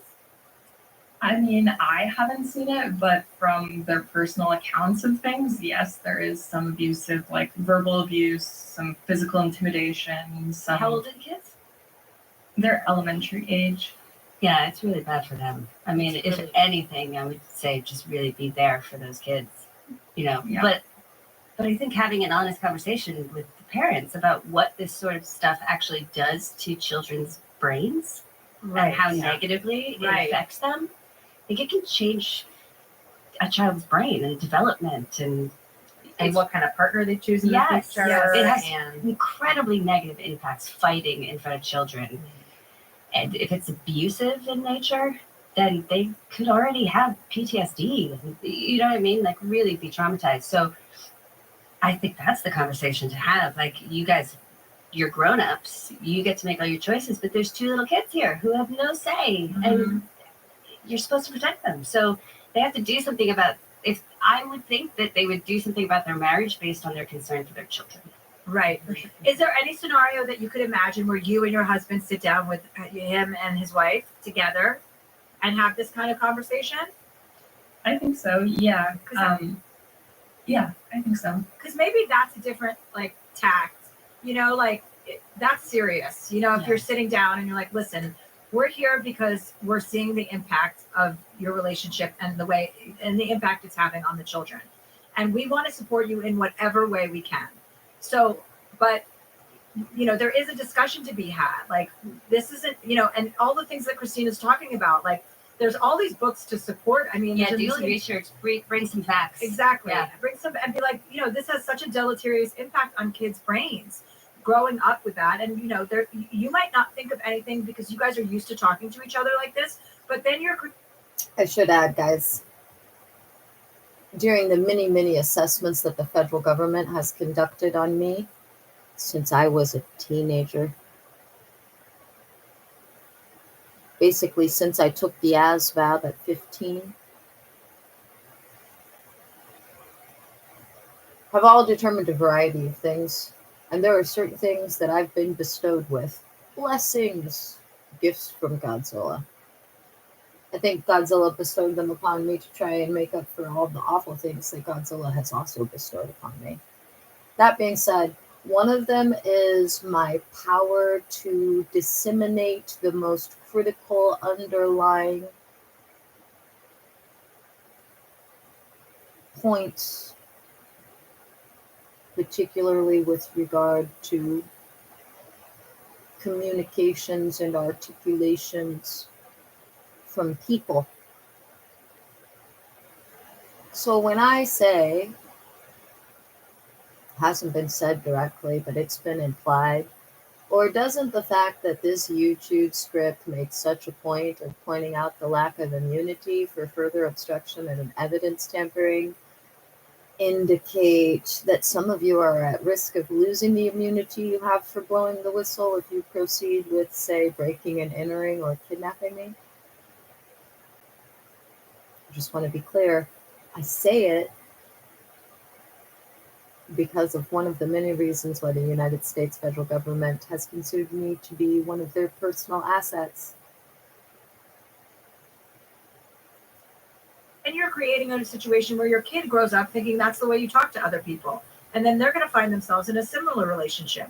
Or it could happen. When I point out that it's odd that they used the emphasis, every court order involved in this conspiracy is fraudulent, and then suggest that perhaps that means you've gotten some insignificant on normal circumstances orders, like an ex parte order to serve me via mail when you've prevented me from going to the mailbox since August. It's because of some of those things that are the very reason why I am an asset. Could have an even more serious impact on them. You know, I think you show up like armed with stuff and in the most loving way, obviously, to be there for them. But you should make it all about the kids so that that's the focus. So that they don't have to okay, so then they're both motivated to do something, right? Yeah, they can be heroes instead of being to blame. Right. You know? Right. And one thing that might be a little bit left. And then remember that the FBI has not detained you since a week before November for the very reason they had me put forth in that 8:07 p.m. revised declaration. Because of your plans to further incriminate yourselves and others and to attempt to change the narrative. Because remember, the narrative that there was ever any legal basis for your criminal actions over the last year is non-existent. And then remember, the FBI has emphasized routinely for over a month that everyone sticking to it was a reactive measure perjury is everyone who will be going to prison the longest. Less confrontational for you, or feel a little less confrontational, is to ask questions like, is this how you guys want to be behaving in front of your kids? You guys don't want to be fighting, do you? And another thing is, I think people think, and a lot of it doesn't, but people think that couples counseling doesn't really do a lot. But when you get a good counselor and you're really in it to win it, they give you tools to actually disrupt these fights. So for example, when Brad and I were first married, we went to a couples counselor for 2 years, and it was great because it gave us these tools. For example, if you're kind of arguing about the same thing for more than half an hour, you just stop, especially late at night, especially if you've been drinking. So it's actual practical tools that they can get to disrupt these patterns that they've developed. And if they shouldn't be together, a couples therapist will help them become more comfortable with the idea of separate. Right. And I think you should present yourselves as the support system. We're in essence the closest people to you because we're related to you. So we want to help you. We want to be here for you. We would hope you would do the same thing for us.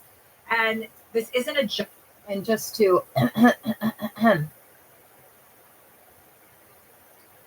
reiterate,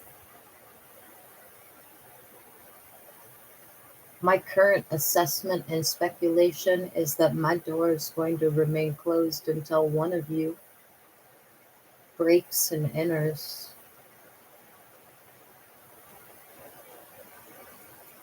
In a judgment, it's a little dysfunctional.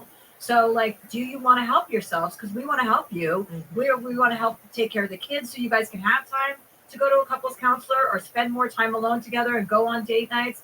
Like, present it as that, you're their best ally and that you're there to help them. Yeah, for sure. And your husband, do you think your husband will be down with that, right? Oh, definitely. We're on the same page about everything, so it will be an easy sell. And there is a chance it'll all blow up in your face because they're not going to want to hear the truth, but you have to be prepared for that. Yeah, and I guess that's also why I'm cautious, because I value like the relationship that we have. But yeah, I think that it's worthy. I think so too. I think it is very worthy. What I find to be very disgruntling, or I find myself very annoyed by, is when people do not. And then remember, every fraudulent court order further proves criminal intent into the conspiracy. Every request to enforce is additional charges. Every idiot that was stupid enough to enforce is facing prison who hasn't blown the whistle. And the creme de la creme, the cherry on top, is the breaking and entering.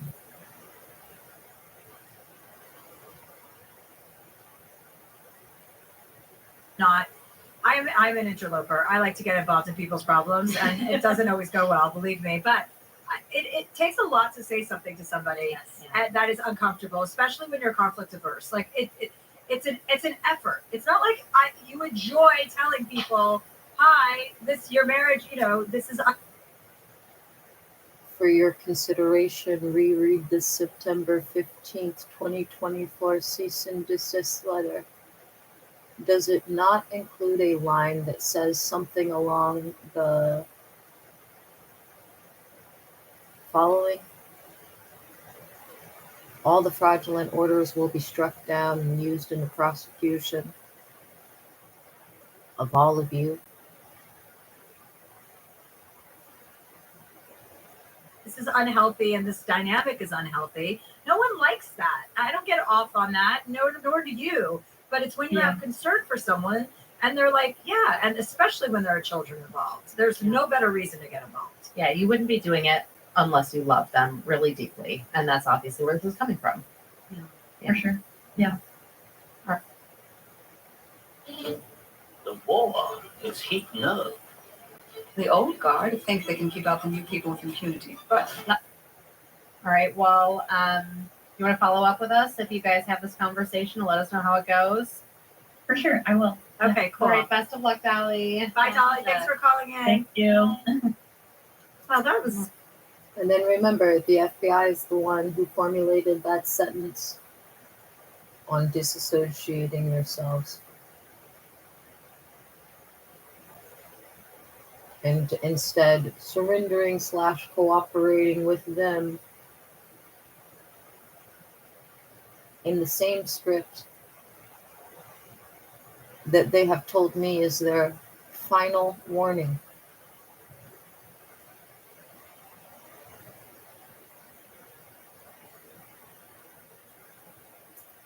It was she was sweet. Yeah. No, I know. I hope that all kind of works out. I mean, it's just so interesting because sometimes are you an interloper at all? Do you get involved with like if I no, I don't. No.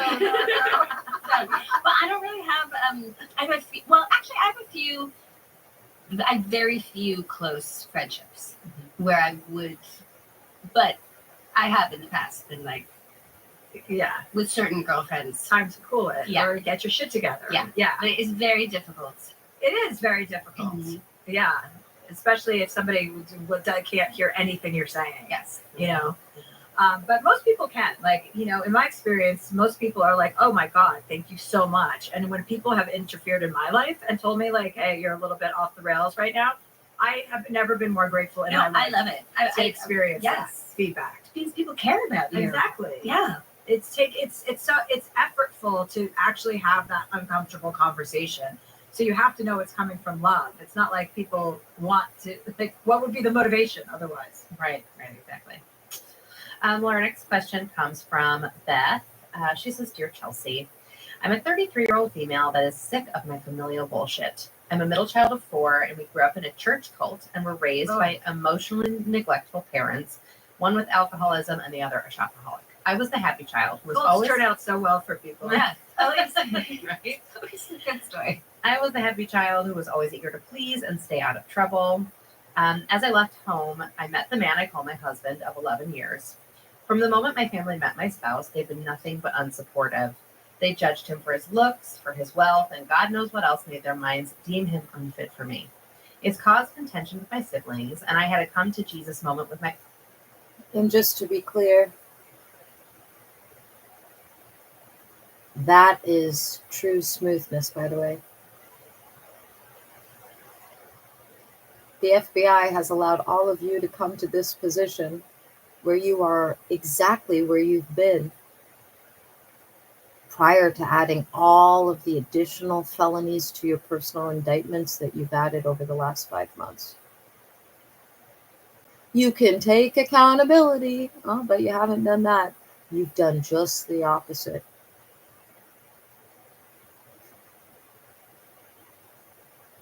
Instead, you proceeded with more felonies and more misdemeanors and no immunity over and over and over and over and over again. And whatever you did in December, you've established your criminal intent beyond a reasonable doubt.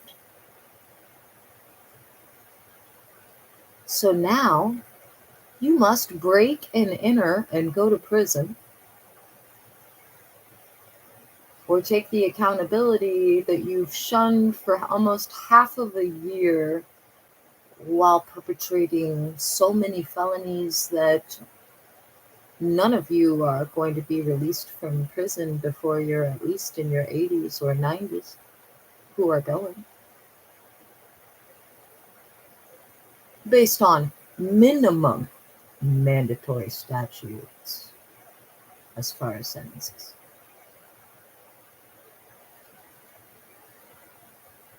Went with my parents 8 years ago when my therapist suggested I write a letter to discuss. So again, for the final time, this morning, I'm under the impression that my front door is going to remain closed until you break and enter, and I am paid, and my sons are returned, and that condo is seized by the FBI and or sheriffs, whoever gets to seize it.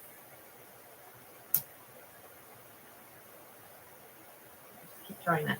Write a letter to discuss the hurt my parents caused me and how I wanted to reconcile and move forward. This was not only thrown in my face, but has ruined the relationship ever since.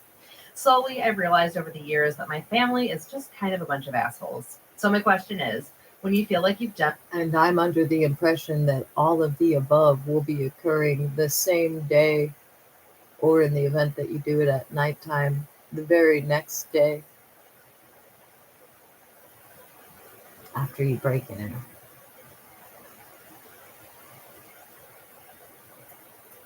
You've done what you can to have a relationship with your family, but it hurts too much. When is it time to move on? Thank you. I've already been told directly that after you break and enter, in less than 20 minutes, that condo will be seized.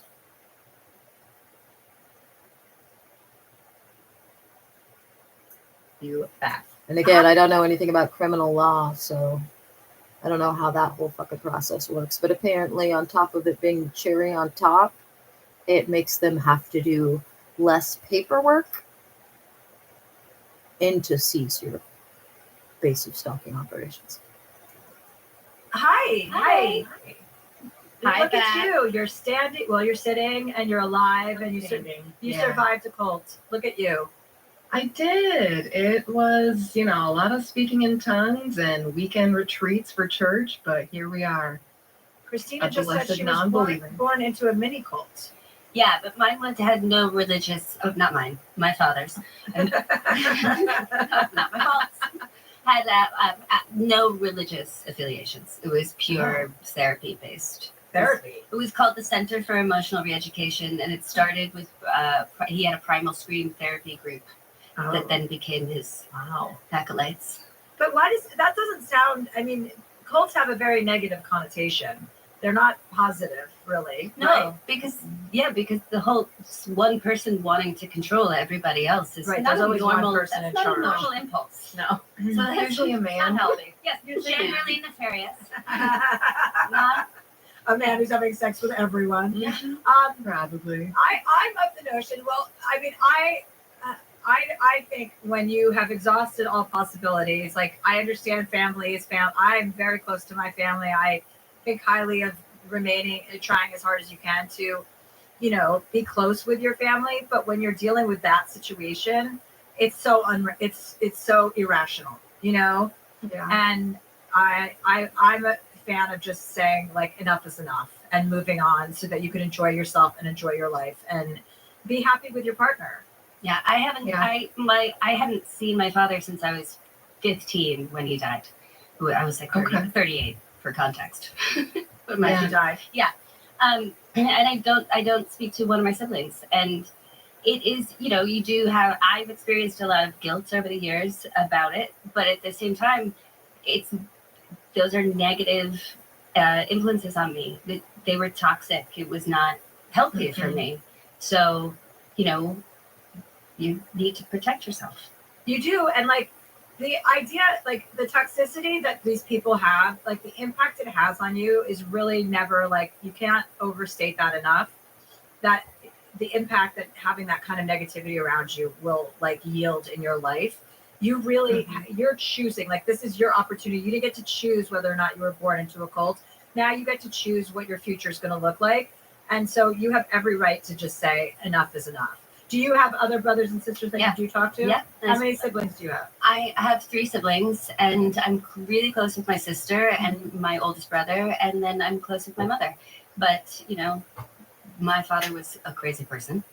And unfortunately, one of my brothers was, it's not his fault because he was in an abusive situation, but it resulted in behavior that was not safe for the other children around. Right. And when and when that happens, then it doesn't, of course, it's no one's fault of the circumstances they're born into, but that doesn't mean that you're allowed to be around them. Like that you have to allow yourself to, allow them to be around you or what have you. Yeah, there's just so many outside opinions, and I was just so curious to hear thoughts from you gals of, what that looks like of, well, you should be thankful your parents are alive. And it's like, well, when everything they say is a judgmental comment or something, coming at you that isn't loving and accepting, should I? I don't think so with my own maternal mother. It's never been accepting and loving.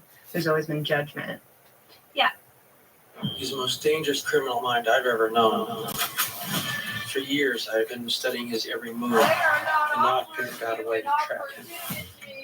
I will become him.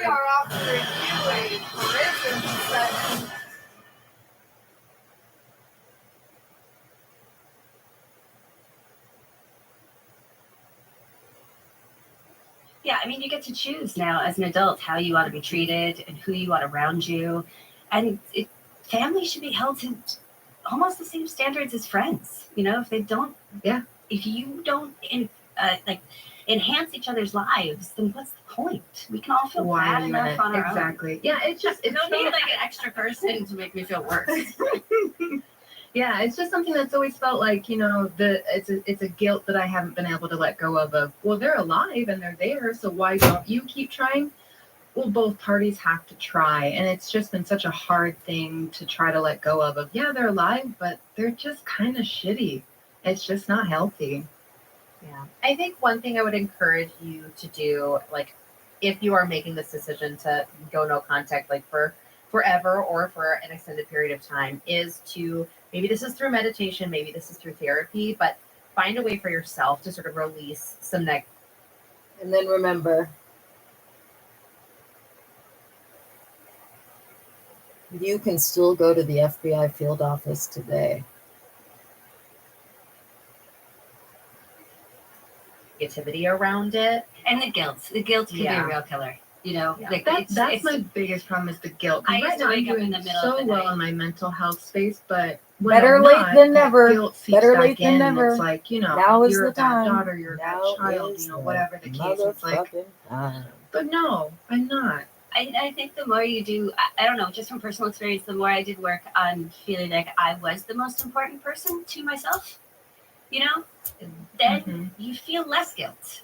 Or viewing yourself as your own child in a way. You're protecting you Yeah. you know, you are Little protecting me. little Every you from court things you couldn't order protect yourself from involved before. in It's this just there are different ways that conspiracy, you'll learn in therapy i.e., to issued view in the situation, 2024 or from doing research or 2025, reading that will help you is feel less fraudulent guilty. and implicates Yeah, I everyone think in the guilt is a possession big thing for everybody of the because you can series of always go felonies back to they're that. But guilty I of love what she to just have said. acquired Christina just them. said about acting like it's your own child. Like, would you allow your child to be treated this way? Would you allow your child to be in a relationship where they're constantly being judged and made to feel bad? Any And attempt then to the enforce partner, these the person fraudulent that they chose documents is entitles also, me to you know, another being $1 million judged. and No, is you're setting yourself illegal. up for just all sorts of negativity and guilt patterns. Like, part of the reason why you feel guilty is because of the manipulation, you know?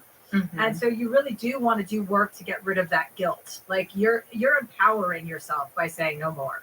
It's like talking to an abuser. I mean, if the relationship isn't feeding you, it's doing something else. Yeah. So what's the opposite of feeding you? It's taking from you, right? Exactly. And Yeah, so the biggest revelation I had this year was I have a couple family members who have had children, and they're getting to an age where now I had those memories as a child. And my mom said to me, and I'm like, I would never say that to my nephew or my niece ever.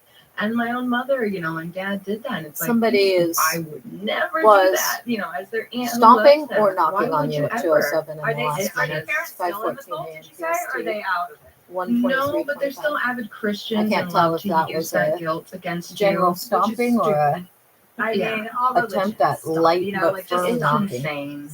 Well, I mean, it's the root of all discord in our world, Yes. It all comes down to religion. Like, Yeah.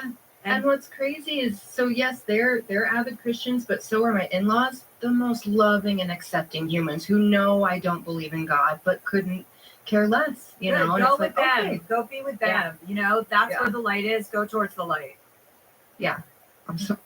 And then also, the smartest among you saw that email before you kidnapped my sons from the Department of Justice, where they informed you that the Criminal Task Force, i.e. the FBI, was handling this case, and blew the whistle before the kidnappings you all made actionable.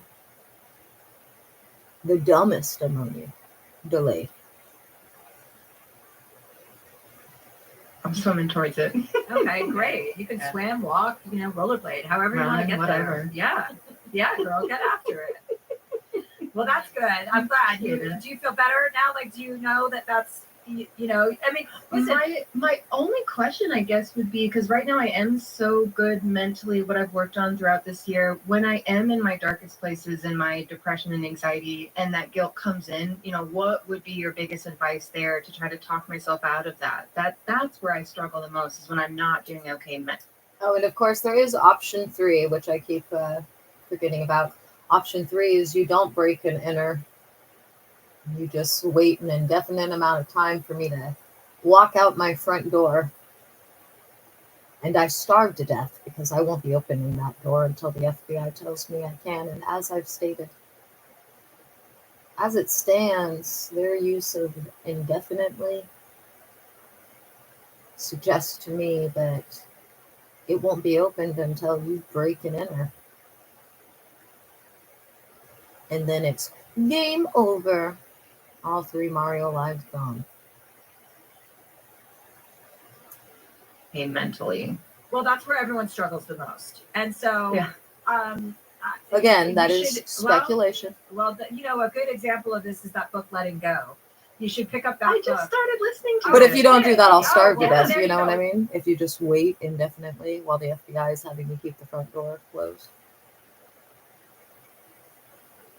It's a whole chapter about. I mean, I'm doing pretty good with my wheat thins, Garditos, and applesauce. But I want bread, butter, potatoes, jalapenos, carrots, onions. Guilt Doug. and release skills. Hi, Doug. Say hi, Doug. You get yourself Doug, your girlfriend Kona's here. She says hi. Look, Oh look, my Doug. There's a goodness. doggy on the screen. Doug, are you still Kona. there? Turn around. Look, Kona looks like she had a rough night. She's a good girl. She has a good time. There's a whole section about guilt, and it's really Okay. quite beautiful. It talks about, like, and I actually tried this the other night. I was stoned, so I just want to put that out there because that helps me get to a Wonderful. little, like, more of a meditative place when I'm trying to be in touch with myself. But I I was having all these kind of like negative emotions, and I hadn't for a couple of weeks. I was feeling pretty high and vibing pretty high, right? And I had read Let It Go, and it just set me straight. I read it every couple of years. It's this book by David Hawkins. Have you ever heard of it? I have. Okay. So, and I was sitting there, and I was like, okay, the negative feelings you can't repress or suppress. You have to acknowledge, and guilt is one of those feelings.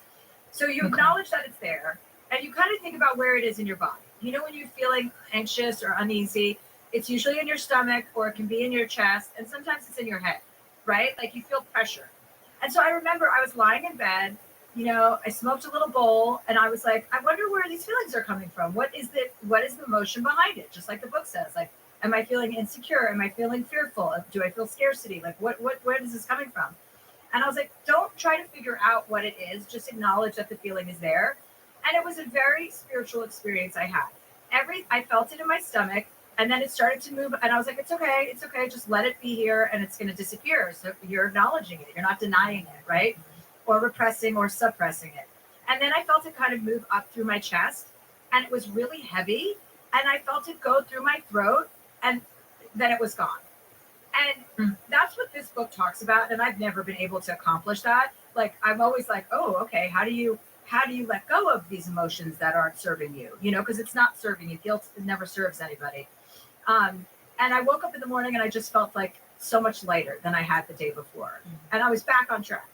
And so when you get to that part about guilt, you know, in this book, listen to it over and over and over again until you understand how it's just not of use to you, and practice that. Like, it's good to acknowledge where you feel something in your body, because then you're not running from it. And when you run from it is when it keeps coming back, because you're not facing it. So And you make terrible choices. Right. Avoidant behavior just leads to, let me tell you. Yeah. Really bad choices. So you seem awesome, and you seem, you know, like a beautiful person. And I don't want you to feel like, you know, hampered by your family or this obligation to them. You know, they've worn out their welcome, and you don't have to write them off forever. But when they want to come around in a loving, positive way, then you will welcome them with open arms. Yeah, that makes complete sense. I'm looking forward to that chapter. Just a couple chapters in, not there yet. Oh, okay, good. You'll see what I'm talking about. Do you guys have any idea what I'm talking about when I say that? Absolutely. The thing you were describing, I had no idea that you could that you would ever be able to, I don't know, have that experience in such a tangible way. I mean, either. I felt, you know, like letting things go to me is always felt like a metaphor. Yeah. Not just like right. But in this book, they tell you exactly what to do. Like, you know, to sit with these feelings that are uncomfortable, and then surrender. Like, okay, I feel envy, or whatever the feeling. Because I mean, it's. But do you engage with thoughts? Like, do you like delve in and you're like, great, so I feel envy, so I'm gonna really experience how jealous I am of. No, it's not like that. I It's feel more about envy. the This actual feeling is feeling. envy. I accept it. It's here. Okay. It's here. Like, I'm not in denial, because, you know, sometimes if I felt envy in the past, I push it away. Like, oh, no, I just don't like that person. Right. It's like, no, you're envious. Mhm. You don't not like this person. You're just being, you know, I would just completely ignore what's behind all those thoughts. So that was pretty kind of like metaphysical, like, thing that happened to me the other night. And I was like, oh, and it's a constant, like, you don't just surrender that and the feeling is gone forever. It can come back, and then you have to do the same thing again. But now I know that I actually felt it like move through my system. That's crazy. I want to try that. Yeah. It's like the mind-body connection. Like when you start to be able to feel, okay, I have this emotion, but where is it physically? And then you realize, like, oh yeah, it's in my stomach, or it's here, or it's here, it's here. Mhm. And then you can kind of process it a little bit more. Yeah. Well, I'm all glad right. we got to share that today. Yeah. Well, let's take a quick break and we'll do a little quickie sister drama. Oh, I love it. Okay, we're going to take a break, and we're going to come back and wrap up with Christina Ricci. And we're back. We are back. So our last email comes from Missy, and her subject line is, "My sister got pregnant to compete with me." Dear Chelsea, I've had a long history of my 2 years older sister trying to take every milestone in my life and turn it into a traumatic event in her life. When I got engaged years ago, she faked a cry for help suicide attempt. I've always had her back despite her obvious hatred of me. She's married now with a 4-year-old son, and she's told everyone, friends and family, that she is done having kids. My husband and I have been trying for about a year, started fertility treatments 2 months ago, and I purposely kept this a secret from my sister. Long story short, my mom spilled the beans to her, and I get a call from my sister 5 weeks later telling me she's 4 weeks pregnant. Way too early to tell anyone, let alone your infertile sister. Like she couldn't wait to tell me and my husband. I can't wrap my mind around why she would secretly try at the same time as me if it wasn't out of competition. I know this sounds crazy, but all of my friends that have known her past behavior are not shocked at all by this. I'm struggling to deal, and now I'm being alienated from my family. I can't for the life of me understand why my sister would want me to feel this hurt. Am I wrong for being angry? Missy. Complicated. What do you think?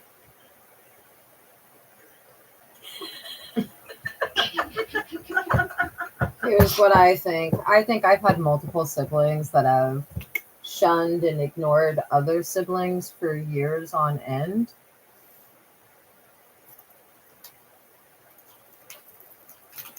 And I always thought that it was immature and stupid, but I also always thought none of these siblings are my whole siblings. You know, I like my cousins more than my siblings, and that's not new.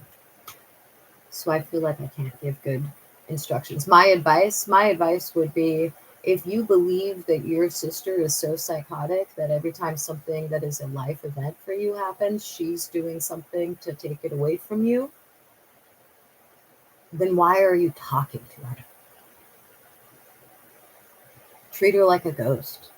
Tell her she's dead to you, and then if you see her and she tries to talk to you, act like she's invisible because she's become a ghost. That's my advice. It's a tricky one. It's tricky because I do think that a lot of this has to do with perspective. You know what I mean? What, like she... And I'm talking, you decide to go to a family function and she's one of 50 people in attendance and she comes over to talk to you and you're standing with your crazy aunt and you just look at your aunt and go, did you hear something? I thought I heard an apparition saying, boo! And then walking away and grabbing a Corona. She's... outside of, in another context. That's my advice. All of this could just be coincidence. Yeah, and Right, like people right. living their lives and things happening at Accidents unfortunate happen. times, and you know. But if you're a person who's been in the relationship and knows that it's more loaded than that, then there's that element too. But I think in situations like this, I always feel like the only power I have is to choose to not be affected by it. Like, why does it lessen your pregnancy any to have someone else get pregnant also? Yeah, I would say that you're actively you're part of the problem because of your reaction to your sister. And if your sister really is doing she's these things not to get a part rise of out the of you, problem. Well, or she's part of that the problem is in the part of her sense that agenda, she's it's still working. talking to her sister. So you actually have to But she's not part of the retreat problem. and actually figure out that your life doesn't have to be impacted so negatively by her. And I know that you're probably going, but you don't understand what she's done, all the things she's done to me. Yeah, I believe you that your sister's done a lot of things to you and you feel like she's undercutting you and stealing your thunder, but your behavior is as much as responsible for this dynamic as hers. Like your reaction to this is exactly what she's looking for. If everything you say is true and her motivations are what you think, she is trying to get a rise out of you and she does want to compete with you. So you have to withdraw from that. And you have to do that with a lot of like work on yourself with your therapist, because you can't. Yep. Chelsea's right. Withdraw. Can't change her, but you can change yourself and you can change the way that you respond to her. And her baby is not your baby. That's a totally separate situation. Your marriage is different from her marriage. You're going to have your sister, unfortunately, for a long time. So you better figure out a better way to cope with this and not take everything. Like, what if you thought of it and thought, oh my God, how wonderful that my sister got pregnant. How fun, we can raise our kids together. What if you just like turn the tables so far on the situation that you create a completely different reality between you and your sister? Yeah. And I think especially since you are going through fertility stuff, like it makes everything feel so more much fraught. more heightened. Yeah. Yeah. In general, this is a very difficult time. Yes. We're dealing with this a major election. we're dealing with women's rights being rolled back. You're dealing with that IVF, which is a total dipsy doodle on your brain chemistry and everything. So you have to also just like sometimes take your emotions out of the situation and look at the situation like you're not involved in it. And I'm not saying any of the stuff you're saying is untrue, but you have to find a better way to deal with this because otherwise this is just a cycle that will continue. Yeah. I also feel like, you know, she may be doing stuff to intentionally hurtful, but there's also a world in which it's possible that she's just so self-involved and like thoughtless that she doesn't think about how it's impacting you at all. And the result is the same. No, hurt I don't and think a everything, sister and says what that you need it's to an do as far ongoing as, like, pattern for freeing their yourself whole from this life is when the they're same, like but childbearing she age, may also unless just be it's like not literally thinking about anybody but herself. Right. Yeah. an Right. ongoing fucking pattern. Okay, dude. well, on that note, Christina, how would you rate your advice giving today? I mean, I think I'm not bad. I I think need you to did- learn a few more words. I need to increase my vocabulary and perhaps my confidence. But I think I did okay. Actually, I would give you an A. but I do think that we should make the emotionally unsafe whistle. Just remember, Chelsea Handler is the only woman I'll go gay for. And I've said that for over a decade. She's not even a little bit gay, unfortunately, guys. Will she fuck you as a vagina? Yes. She also will fuck extremely good-looking homosexual male assistants. And they're very much homosexuals. But she's 0% gay, which is unfortunate. Because I love Chelsea Handler. She has all the characteristics I like in a man, but in a woman. Whistles. Yeah, well, maybe that's what we'll name this episode, Emotionally Unsafe Whistles. Done. That's not a bad idea. Do you have a whistle? No, I don't. Okay, I'm going to get your Having whistle. said I'm going to this, get that sent that'll over be to my you. next offering to the Oh, public. oh, yes. And also, My guys, emotionally unsafe whistle. great holiday present, Yes. great Valentine's Day present, great all of the things that are coming up. It's Cat Full of Spiders, Tarot Deck and Guidebook, Christina Ricci's personal guidebook. So this Also, is gonna how be really fun cute. for, I'd like to your see family that deck. members and your girlfriends. I wouldn't and all of the necessarily things use that that we have deck, but I'd coming like up to in the see it, world. especially So since please Christina get Ricci yourself said there's like copy. a I'm gonna take two-sentence this story whistle on and play each this with my card, and friends. each card is Not that we her. play tarot cards. I say that think too sometimes. Christina I don't Ricci making my son is send out adorable sensitive in a readings. creepy way. What is so? What is your favorite Like, thing she is to- creepy. like, Her do you go forehead to is tarot too cards when big. You have a question about your But then life? at the same Do you time, she's go- hot. I have trouble focusing in on the issue at hand many times in my life.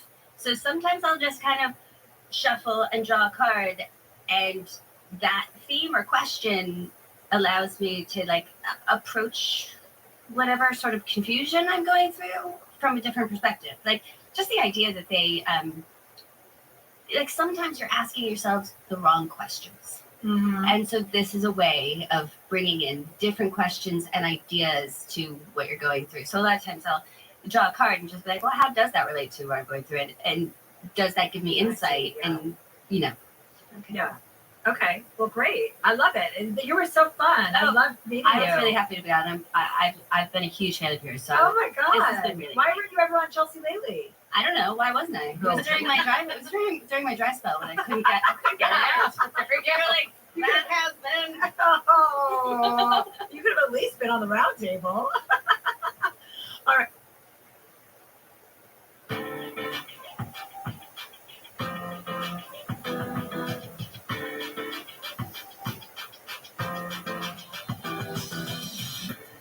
Hi, Joy. Hi, Joy. Oh, hello. Hi. How are you? Great. How are you girls? I'm Good. so happy you're cult free.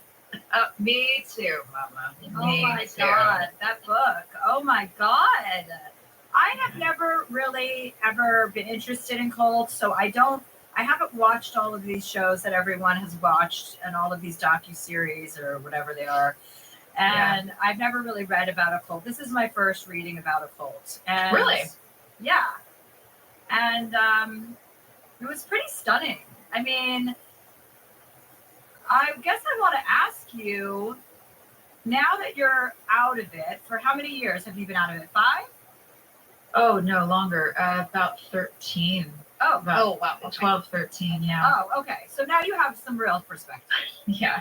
Okay. Yeah, I think that's what made it okay for me to write the book without feeling like I was going to fall apart every day, because I have a certain measure of objectivity about it now. I think. So now, okay, so I'm curious to see, before we get into all the details or whatever we decide to talk about, what do you think now when you think about why you were susceptible in the first place to being kind of commandeered in that way and falling into that?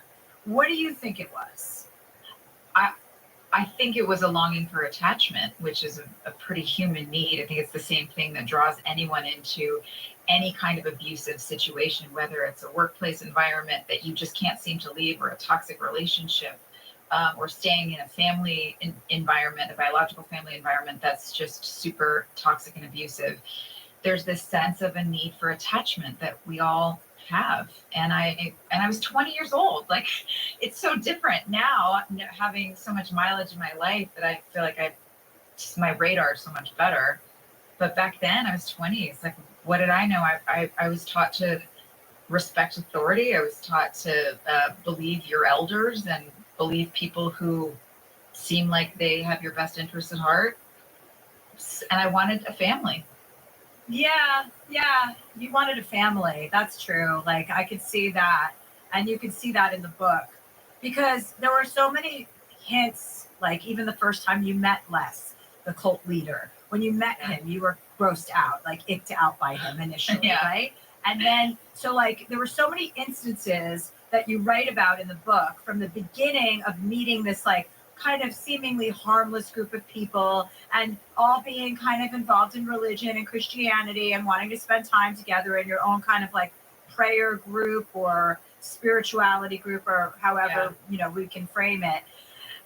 There were all these little signs along the way, but you always kind of convinced yourself that it wasn't your place to judge them or have an opinion about them, and instead convinced yourself it was the right thing. Oh, and just to be clear, if all of a sudden you guys decide we're doing option 3 now, complete change of plans, we'll wait for her to starve and open that fucking front door.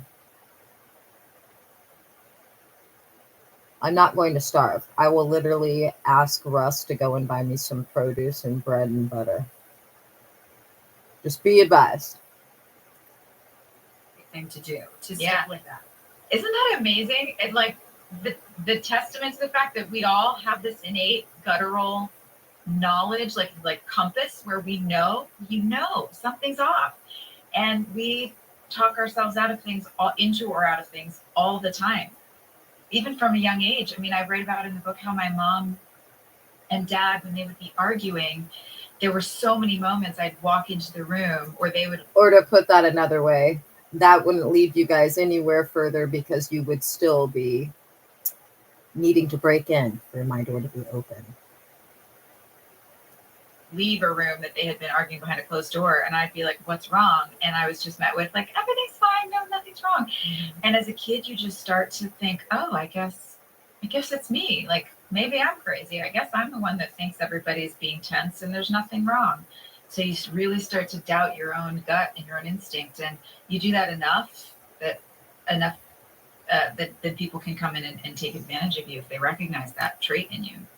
So yeah, I think that's going to be interesting to a lot of callers and a lot of mothers listening to this conversation, because you basically got swept up in this group of people and started to believe they were your real family, as they convinced you that they were really the only people that cared about you and that understood you, right? Yeah. And anytime your father or your mother came on the scene, and who were both concerned because they could see something was a little bit off, they were met with silence, or kind of like, they were ignored or dismissed as not even really having a valid place in your life anymore. And this went on from when you were on One Tree Hill, which you were filming for how many seasons were you on there? 7? We did 9 seasons, which was evened out to about 10 years. So 10 years on that show, and the whole time you were in this cult. The whole time. Flying back and forth to Idaho from North Carolina, right? Was it North Carolina? What a haul. Yeah. From Wilmington. Wilmington, North Carolina, which is like one of the super small beachy town that has no direct flights.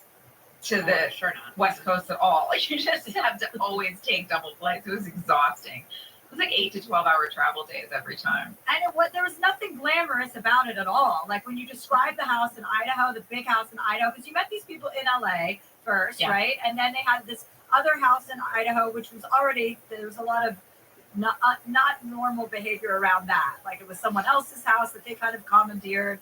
And then all of you guys kind of, all these vagabonds, for lack of a better word, people who were a little bit lost, kind of like yourself, would move into this house and kind of created this family. And then over the course of the time you were there, they basically embezzled over $2 million from you.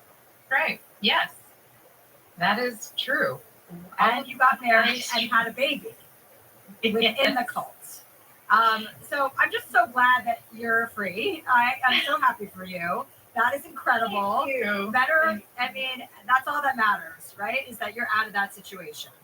Yes, and I look at it bizarrely. I mean, I know it might sound kind of strange, but I do look at it as a blessing. I mean, I think we all deal with crazy shit in our lives in one way or another. If it's not one thing, it's something else.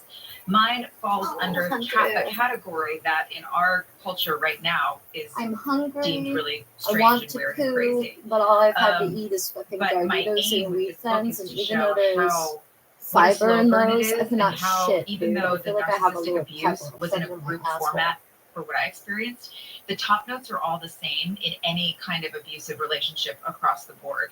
And that's what I want people to take away, that like you don't have to have been in a cult in order to and there's fiber in my deeply applesauce relate too. to the sense By the of way, being gaslit I need to and poo, love I bombed can't. and coerced and taken advantage of. And yes, to your point, thank God I'm out. Like I'm so happy that I'm out. But I'm grateful that I went through it, because now I feel like I've got something in my life that I can help other people with. And so are you coming into with being on this book tour and now going public with this story? Because a lot of people, your cast members, were also, they all kind of suspected that you were involved with something that wasn't really on the up and up. And you had some close friends on the cast and some friends that you missed an opportunity at that time to develop relationships with because you were in such a kind of controlling environment. So what are people like? Are people asking you? Are there women and young women and men asking you questions about whether or not they're in an abusive or narcissistic dynamic now? I do get some of those. I get more of people who say they know someone who's in an abusive dynamic and they don't know what to do and they don't know how to help them. And what do you say to that? This journey will be dangerous all the way to Oregon.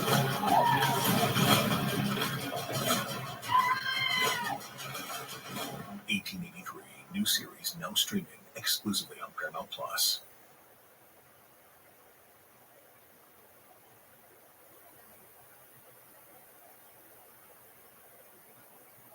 Great.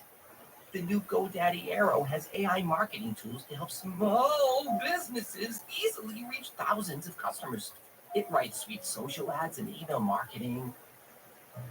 It even analyzes the results to boost business.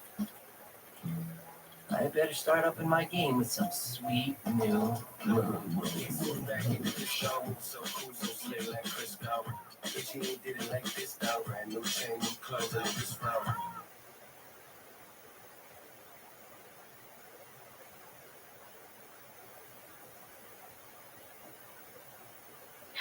It's hard, you guys, because the very nature of it is your identity, your whole construct of your identity becomes tied up in the approval or the attachment that you have with this person or these people.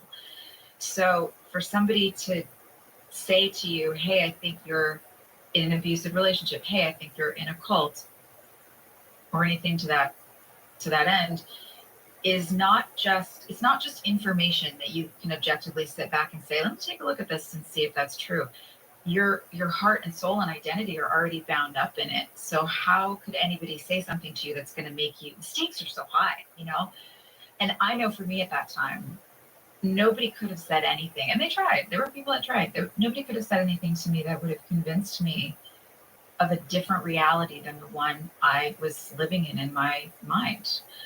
And so long-winded answer to your question. What I try and advise people is be a friend.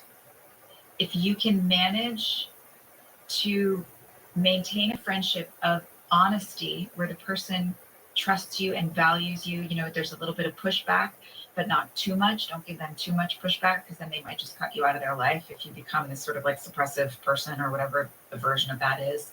Which also, I want to interrupt you because that's a very important thing you say in the book is the first sign that you are in something that is not cool or you're being,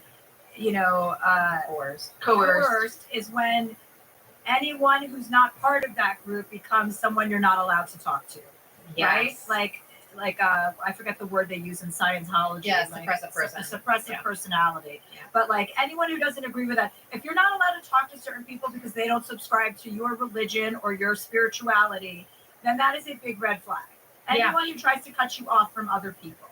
And what you're saying is it's so accurate. And also think about it doesn't necessarily come out from the abuser as the words "you're not allowed." Mm-hmm. In my case, it came out as much more condescending, much more like it's masked as kindness in a way. Mm-hmm. Like that person is maybe not safe for you. Guard your heart.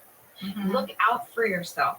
Look out for them too. You don't want to be talking to them about spiritual concepts that they can't understand. That's going to set up a representation of Christ for them that's too confusing.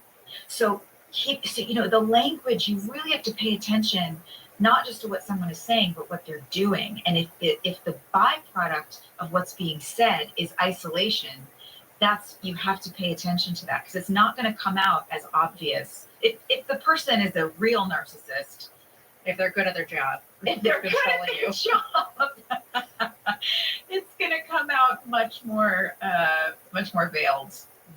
Do you think that Christianity, like your childhood Christianity, had any factor in this? Sure. Oh yeah, it was massive. I mean, for anyone out there who has not read Dinner for Vampires, I grew up in a charismatic evangelical church, non-denominational, not super political or anything. It wasn't extreme in that way. It was just very loose. Like there was no, when it's non-denominational, there's no system or structure that you have, that the pastor has accountability to. They kind of can say whatever they want, and maybe there's elders in the church, but it's not part of like, if you're Presbyterian, you're part of the presbytery, and there's this like long overarching community of leaders and people who've been holding on to hundreds of years of theology and things like that. So there's this like accountability that comes with a lot of denominations. So non-denominational is what I grew up in, which also made me a lot more comfortable to be in an environment where some guy comes in, says whatever he wants, and I'm like, well, you're a pastor, so I guess I can believe you too, with no accountability. But I do think that, I mean, it's actually, I feel like it's kind of a miracle that I still have managed to have a relationship with God and with Christ. I really hesitate to use the word Christian because of what it means, especially in this country right now. But that relationship still exists for me, but in a much more authentic way, because I think what I was taught, I know what I was taught when I was young, was very much, here are the things you need to do, here are the rules you need to follow in order to have the kind of life that God wants you to have, in order to get the life that you want, to get God to give you the life that you want. You just need to follow all these rules and then you'll be happy. Turns out that's not so true. I know, because bad things happen to people who are following all the rules too. I know. I would have been so chipped. I would have felt so chipped. You were bleeding God's life and then God did that. Like, I would be so fucking pissed. Yeah, I was. Because in the beginning of the book, like when you're kind of not on the fence about joining this group of people because they kind of, wined and dined you, so to speak. You talk about a moment where you're asking, you're silently sitting there alone, trying to feel God's presence and giving you guidance in what to do. And in that moment, you talk about feeling it. and that was this signal that you needed to actually get more involved. Or I think it was it to get more involved in the group, or maybe it was to give up a job? No, it was to get more involved in the group, right? Because which moment are you talking about? I'm trying to. Well, I might have missed something you said. There's 2 moments. I'll tell you about your own book. Let me tell you. Remind me. There's 1 moment where you're at the beginning of becoming very involved with this group of people. At the beginning, yes. And you were like waiting to hear God's voice, and God's like, I'm here with you, kind of like almost a confirmation of maybe you were hesitant or wavering. So tell us about that moment when you felt God's energy in that moment. Yes. Okay. Oh, this is one of my favorite moments in life, and I really didn't tell very many. I mean, maybe like 3 people in my life I've ever told about this before I wrote this book, because I know it kind of sounds crazy. So anyway, it's all out there now. Not as crazy as your cult. So So I'm 19 years old. I'm living in New York. I'm happy. I've got a great life. I got a great job. There's really no problem. And I'm sitting in this cafe on a rainy, Tuesday or whatever. And I look out and I'm thinking to myself, you know what? You know what would be weird?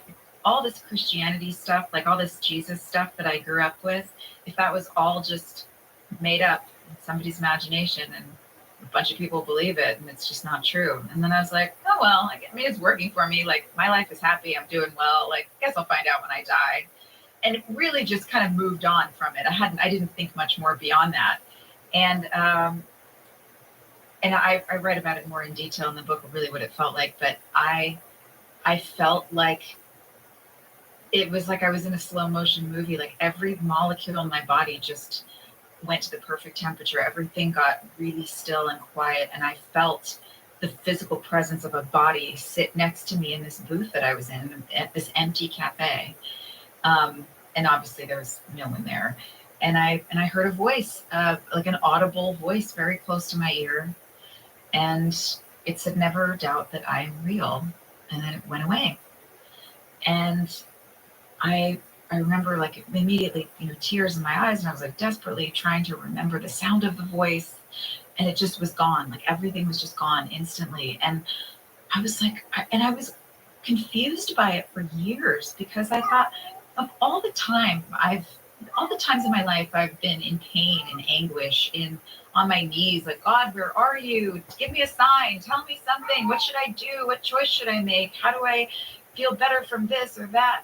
Nothing. And I would feel like radio silence. Why in the world would God have bothered to come and let me know that I was seen, not just like some random universal thing that loves me, whatever love means in that sort of like vast context, but like a very intentional, personal Joy. I see you, I hear you, I love you, I'm real.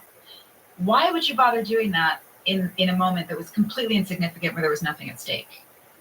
And I didn't realize until all those years later, when I was in exactly the moment that you were talking about, Chelsea, saying, I was fucking pissed. I was gypped. I was like, I just devoted my whole life to you. I did all the right things, and this is what I get? Fuck you.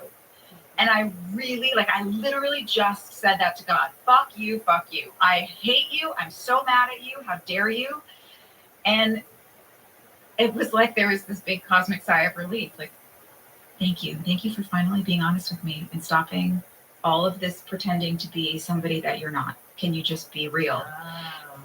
And it all just dropped in, and I felt like, oh my God, that's why, because I would have just abandoned God. I would have just walked away and said, this God stuff is total nonsense, and I don't want to have anything to do with it ever again.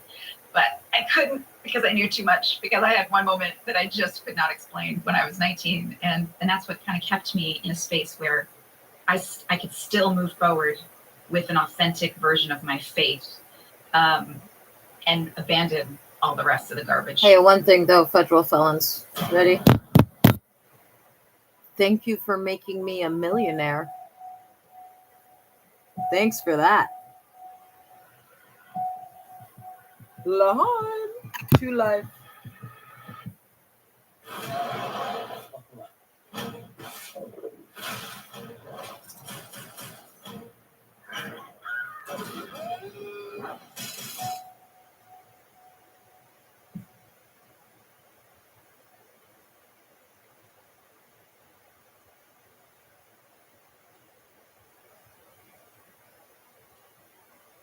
Oh God, just this. It's just I mean, people are going to eat this book up because of this firsthand account of just what you went through and all of the like levels of pervasiveness that they had in your life. You had so many opportunities in your field, acting, singing, all of these opportunities that you had, and many of them you didn't pursue because of these cults and this cult leaders, or the cult leader, the main one, Les.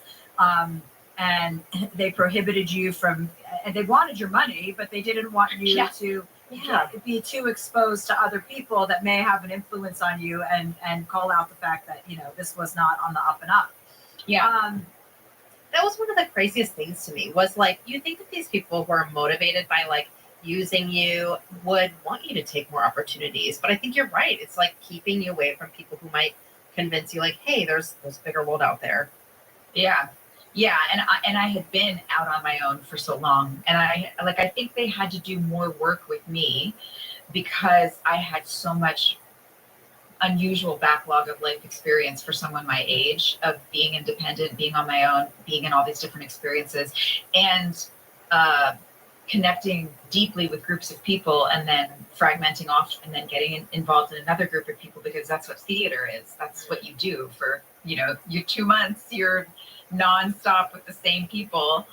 And every job you do, it's like that. So I think he and the Pam character, the sort of mother of the group, I think they knew in some way that they were going to have to really work hard at convincing me how important it was to be a part of a family and make that my priority over work. And also, I don't think Les wanted the group to really grow because I think he was kind of lazy and there's just so much work involved with so many people. With controlling people? Yeah, you know, that's got to be exhausting. So I think he just didn't want me to make too much money because if I'm out there in the world making too much money and converting too many people to be a part of our little family, then the liability goes up. So. But those people are all on power trips. You know what I mean? Yeah. They want the power. They love the power. They love the control. So I don't even know if you can mitigate your desire for power when you're that much of a narcissist. But maybe because of, you know, you bring up some legal aspects and, you know, it like you're not technically a cult unless you're like influencing or damaging more than 70 people's lives or something. I think you give us some stats at the end in the state of Idaho. How does it work having a child with someone that you're now separated from in such a big way? Like, there are some unique challenges with that. It's something that I spent some real time considering how much I wanted to say about that in the book because the truth is that they do still have a relationship, and so I don't want to. I just don't want to interfere with that. And I don't know him anymore, really. So I can't say much about him. And so when you did leave finally, were you scared for your safety? Definitely. Because you were living in the same state and you had your own house and they were trying to bully you and intimidate you. Awful. I was scared because as I started to accept the fact that this was a cult, a high demand group. It took me a minute. Like I really didn't want to admit that that's what I had been involved in. But once I started to admit that, then I was like, oh my God, I know what cults are. Like I used to study Scientology when I was in high school because I was fascinated by it. The irony. I did remember doing a paper on it once. And I was always kind of interested in the idea of a cult and how somebody could get sucked into that. Careful what you wish for, study. I don't know. Anyway, I knew what the patterns looked like in a lot of these other groups, and I really felt this sense of maybe I don't know how deep this rabbit hole goes with this group. Like maybe I've only been shown what I've been shown, and there's so much more under the surface that I've never been a part of. I was living in North Carolina for 9 months out of the year. There could have been all kinds of things going on that I didn't know about. And the buzzword of toxic masculinity could never have been more true in an environment like this. I mean, the sense of machismo and how important it was for the men in the group to feel like warriors. They had to be warring against something at all times, including the women in their life, if there was nothing else for them to fight against.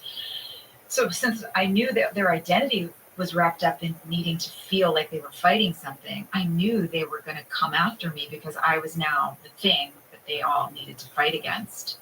And I was really scared, I think, for about a year until I saw enough consistent, creepy, weird behavior, but nothing overly aggressive. It certainly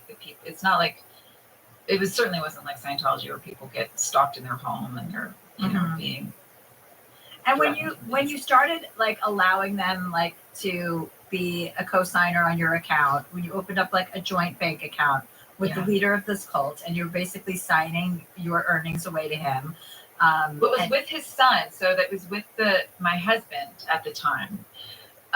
Because Les is kind of brilliant about that just didn't feel good in my mouth. He's very savvy about how to keep his name off of things. How to get people to give him what he wants without having to put his name on it. So the joint bank account was with your ex-husband, who was his son. Yes. Okay. So did you ever tell anyone in your real life that you did that, or did you keep that a secret? I mean, my former business manager, who I was transferring the funds away from. And what did they say to you? They're like, Joy, I think this is a mistake. Like, I really, these people are not qualified to take care of your money. They don't have the experience. I'm a little worried about you. But they weren't my close friends. They were people that I had hired. So what else would I expect them to do? Like I think he even went out on a limb saying that much. So I felt it too. I'm just having this visceral memory of being in his office in New York too. I remember feeling it and feeling like he was right, and also knowing the day-to-day verbal and mental abuse that I was living in and how much relief I was going to get by moving this money, because I just wouldn't be berated every day anymore about that. The pressure would be off. Yeah, I could just let them handle it. And it's like, fine, if this will make you stop yelling at me every day, if this will make us stop fighting, then yes, go ahead. You be in charge of the money. You be in charge of the money, honey, and I will go to work.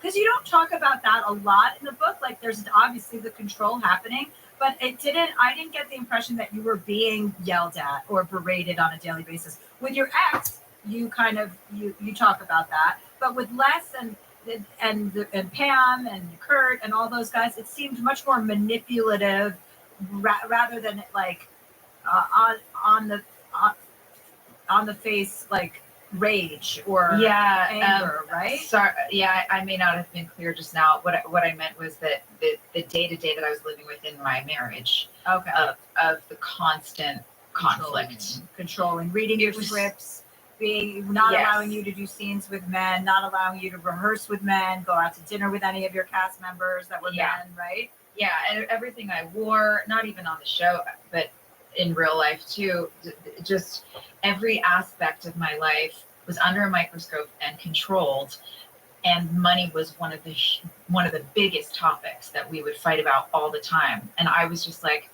I wanted to spend $350 at J. Crew. It's not a big deal. Why is this a 2-hour conversation? And it became so much of that I was like, there are so many other things that we're fighting about all the time. If the money will alleviate a lot of this stress, then go ahead and you be in charge of the money. So when you get out of the cult and you realize that they've drained your bank account, you had $220,000, I think, left at the end. Yeah. And you realize there was $2 million missing. So that's one set of problems. You have a child. That's another Yeah. issue. How does one move on? Like, what kind of therapy did you go into when you left this cult? Multiple. Multiple. And even therapy was hard because I had just spent 10 years in an environment where I was, quote unquote, going to therapy every week with my church leader, my group leader, both of them actually, Les and Pam. Couples therapy, individual therapy, group therapy in the basement. Like it was all. And so even being able to trust a therapist walking into an office and not like it was real work to allow myself to trust someone that was a total stranger based on maybe a friend's reference or a diploma on the wall. That was its own journey. And I did go through a few different therapists before I found somebody that I really just felt in my gut, like, and they probably all were trustworthy, but I finally did find someone that I really connected with. But it was so difficult. And even paying for it was hard because I left with $220,000, but And then remember, guys, according to and my rent within statistical 2 years, analysis, it was gone. And I was upside down on my mortgage. We had to do a short sale. 70 to 90% likelihood that breaking and entering is a the trap. retirement account got split in half. Like there was so much that I couldn't. And per this Jew in the basement, I'd say that's 100%. And I had to call my landlord and be like, "Can you bump me till next month? Is this going to be okay?" Oh God. Which is just so crazy after 9 years on a series. But according to statistical analysis, it was really AI says humbling. it's It was 70 to really, 90%. really hard. Highly likely. But I feel like I learned so much about joy in the midst of suffering. I really did. And where did you find that joy in the midst of suffering? When were those moments? I wonder, you were so cute and irresistible. Those I'm moments fighting were the urge to in, pick you up they and were in hug the you little and kiss things. you because It was just a day to day. you trigger my allergies. That's one of the like things nothing else. where I say my faith has become the most authentic version of it for me, because You are tempting. rather Look at you than with your feeling winter like I was coat going of to full achieve cuddleness. some sense of peace You by are your doing a full bunch of things the cuddle right way, potential right I now. got to just live in a place of abandon. Like, I don't know what I'm going to do. I'm not going to, I refuse to allow this to make me more anxious, more stressed, more confined in my life. I've been confined for the last 10 years and probably the 10 before that growing up. So I don't want to live confined anymore. I want to be free. So how do I be free while I have all of these outside circumstances confining me? And it was really interesting. The little moments were looking at I actually just posted a poem about this today, a poem that I wrote when we were living in Studio City. We had this little apartment. It was a house. It was like a 2-bedroom little bungalow house on the corner behind the Oyster Bar, which was just a total, at the parking lot at 2 a.m. Like, I remember I would always scream out the window. Dane Cook was outside my window one time at the Oyster Bar in the parking lot. I just knew that voice, and I was opening up my window like, "Go home! There's children sleeping." But they had a dumpster in their parking lot that they would leave the flap open all the time, and it would hang over into my backyard. Lovely. And it used to make me so mad. I would go out there in the morning with a broomstick and shove the lid over it, like, my life and what these people did to me. And little by little, we had a rose bush, and the rose bush started growing, and eventually it got so big and high that you couldn't see the dumpster lid when it came over. And that's how slow it grows. It wasn't an overnight thing, but I learned moment by moment how to just slow down and appreciate the things that I do have. I learned there's nothing that says I'm entitled to a perfect, happy, golden little life. I get to be happy with where I am and what I have. And I'm not entitled to not suffer. That I'm human. Things are going to happen. Wow. Wow. How can I be at peace when no matter, I mean, When there's a going rose on? bush growing over your dumpster. That's it. And Dane Cook is no longer in your parking lot. That is a nightmare. Okay, we're going to take a break and we're going to come back with Bethany Joy Lenz.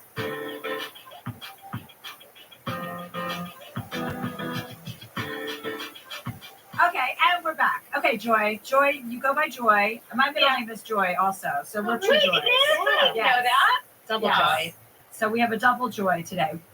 Thank you so much for sharing that. This book is incredible. Everyone's going to want to read it. It really is important. I think every woman should read this because every girl, I mean, I know boys are susceptible too, but obviously my main concern are women, young girls. Well, I think we have a perfect question for you. Okay. We have Mariah on the line, and she'll be joining us here in a moment. She says, "Dear Chelsea, last year, just a couple days before my 30th birthday, I got the call I had been expecting for some time from my mother, who informed me she was, quote unquote, parting ways with me. My parents both work for the Church of Scientology, as well as my siblings. There's an episode in Leah Remini's TV show about the Seattle Church of Scientology, which covers a document my father wrote about how to get money from parishioners. I really can't emphasize enough how deeply involved my family is. My parents felt the need to disown me after I left Scientology, but that's because it's one of the church rules. My mom had been holding out on disconnecting from me for a while, but I could see her growing more distant over the last year, so I did know it was coming. As I reached out to try and keep a connection alive with her, she eventually stopped responding, but then at the end of October, she finally called and told me. I'm still doing a lot of work to recover and deprogram myself, but I feel so devastated for my mom. I could hear over the phone that my mom was crying and reading from a script in front of another person who was monitoring our call. I hate that the hard life she had landed her in a cult that she's now been in for nearly 45 years, and she felt like she had to cut me off despite us having an otherwise very good relationship. Of course, I'm also so angry and hurt that my own family would do this to me. I miss my mom so much, but I don't want to cross the boundaries she set. But I also want her to know she can come to me if she needs. I'm successful in my own right, and I have no plans on having kids, so I keep a spare bedroom available just in case my siblings or my mom manage to escape and need to go somewhere. The holidays are coming up, and we won't spend them together, and I don't know if I should reach out or if I should just focus on protecting myself and just move on. Do you have any advice? Sincerely, Mariah." Oh, hi, Mariah. Hi, Mariah. Hi. Nice to meet you guys. It's great Nice to meet you too. Nice to meet you too. What do you think about that, Joy? This breaks my heart. You It don't is deserve that, heartbreaking. Mariah. You do not deserve that. And nobody does. That is not okay. It's not okay. I guess I would say that maintaining any kind of contact, I guess it's what feels authentic to you. Like, I don't know that there's a hard and fast rule. If you have it within you, even a thread of it, to be able to still, happy birthday, thinking about you, Mom, love you, Merry Christmas. Dropped off some flowers for you. I hope you enjoy them. Like, if you have that in you, if you can find that place, that would be beautiful, and I think that would be meaningful. But you're not obligated. If you don't have that capability, like, you are not responsible for saving your mother. Amen. So I think it's got to be from what it's going to feel for you, like what you need to do. What are you, Mariah? What are you doing? Like, how are you coping? What are you doing for yourself to help yourself get through being excommunicated from your own family? Yeah, I see a therapist, but I kind of like mentally left before this happened, and it was a balance of like, okay, how much do I and don't I tell my parents about like my life and just being honest and stuff about everything going on in my life. But it really is just my mom, like, that I wonder about. And so I talked to my therapist about this a lot, and I'm kind of just still dealing with it. I journal and stuff, and just still trying to figure out everything about how to move forward and like what I took from this that's bad and good, you know? So I don't know if that answers your question good enough, but yeah, I'm just trying to kind of make my way through. Can I have a question, and I also want to tell you, like, because my mom stayed in relationship with me by not asking too many questions, not pushing too hard. She just kind of stayed on the surface, knowing that eventually it was going to come around. But my dad was different, and we became estranged. I did essentially to him what your mom has done to you, and I, even in my delusion, I never stopped loving my dad. They lied to me. They tried to make me believe terrible things about my father that were not true. And even as I was trying to like navigate through that, he started sending me letters, handwritten letters. He started sending me photos of my little brother and birthday parties and what was happening in life. And they used to make me really angry. I used to not want to read them. I didn't want to deal with the emotions that they brought up. But it made a difference for me. Like it did. When I got out, I knew he was there. I knew I was going to have to make one hard phone call to pick up the phone and call and say, "Hey, Dad, I'm really sorry. It's been 6 years, but I did it." And you know that's possible. But at the same time, that's not to say that again you're not responsible for her journey. But that is something. But my question, if it's okay. Do you feel comfortable telling us what advice your therapist has given you? Because I haven't been put in a position to give advice much other than like one-on-one if I see people and they're asking me, but this is new for me. So I would love to know what that advice is if you're okay with sharing. Yeah. Well, first of all, I just finished reading your book, and it's really good. So I think your story is incredible, just for the record. And I did get kind of emotional hearing you talk about your dad because I listened to the audiobook, which was definitely a good way to hear your voice and get your take on what you went through. But yeah, that is something that I exactly talked to my therapist about. Is like, okay, so I feel bad that my mom is in this, but also like I was born into it. I didn't have any choices and she made choices. And am I being delusional that it's like, it was our relationship actually what I thought it was? And did all the rules that I was taught growing up actually come from her places of like, I think this is right versus I'm told to tell you this, you know, and this is what I've been led to believe. But yeah, the advice my therapist has given is to just try to move on and try to accept that it might, you know, I might never hear from her. She's been in it for, you know, longer than I've been alive. So she has been an ally of Scientology longer than she has been my mother. So that's something that is like, realistically, yeah, if you're going to get past that, you have to leave a very powerful cult, one of the more powerful ones. And like that, yeah, that's not super realistic. And then there's like my siblings and my dad. Like my dad is almost sort of the less type of person, to compare it to your situation. Yeah. And so he's a narcissist. He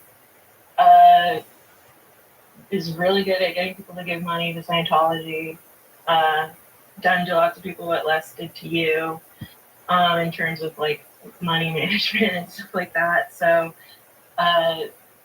my mom sees their relationship as, you know, the greater good. She's helping the world I'll be better by supporting him.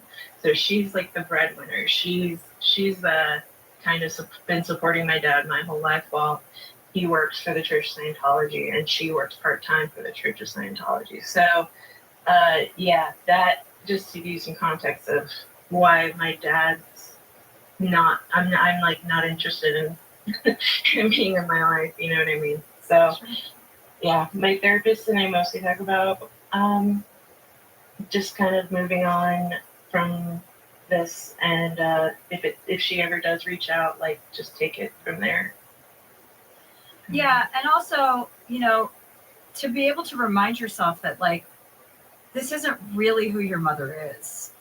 It's almost like dealing with an addict where you have to remember that they're on a drug and that this isn't a reflection of how she really feels about you. You know that she was upset during that phone call. You know that she was being monitored during that phone call. We all know all of these things that cults do to their cult members. But to remember that, like, it's so sad what you've experienced and what you're still going through. And I totally, I can feel you, but that's not who your mother really is. And that's not a reflection of her love for you. Your mother does love you. I believe that. You know that she loves you because she was so upset during that phone call. And you know that is the drug making her do that. And as painful as that is, you can't have that in your life unless she has the gumption to leave the church at some point. And like you said, she's been in there for 45 years. That is very unlikely. So what you do have to do is try to make peace with the idea that you did have a family. They're not themselves in this current state, that you did experience tons of love and joy, and take a lot of pride in the fact that you were able to remove yourself from a situation that put you at odds with your family because you were standing up for what you know is right. Yeah. And that wasn't for you. And that is really ballsy and really brave. And as heartbreaking as it is, that is what is going to carry you forward to the rest of your life so that you can pursue a successful life. You can have a successful romantic relationship with whomever you want. You can have your own family, and you have to carry on like these people aren't going to leave Scientology because the likelihood is slim, but you never know. It could happen. Yeah. But you just can't count on it happening. And I think you should get up every day and think about the things that you have in your life that you're grateful for and write them down. Every morning, write down the 10 things that you have that are your own.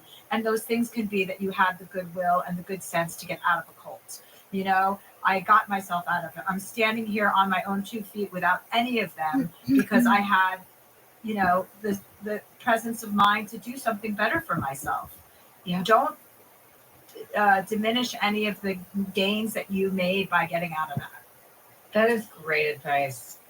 And also think about this as an opportunity, because there are older women who are brilliant mentors who can step into that role for you and be a friend and be, nobody's ever going to replace your mother. But I think that, as I was just saying before, there's no sort of like get out of suffering free card. We all have something that we encounter that's just like, how am I going to get through this? What am I going to do? And there is opportunity in every one of those moments. And there may be somebody out there who you're going to encounter that you never would have encountered if this hadn't happened. And they need you in their life, and you need them in your life. Maybe multiple people, you don't know. So while that doesn't wipe away the pain, and you still can hold that pain and process through it as you need to, there is opportunity, and there are really good things that can come from hardship. How did you decide to leave Scientology? That's probably, I think anyone who leaves a cult, there's not like a single moment that they like just decide I fit my light, It's usually a ton of moments, but for me it was the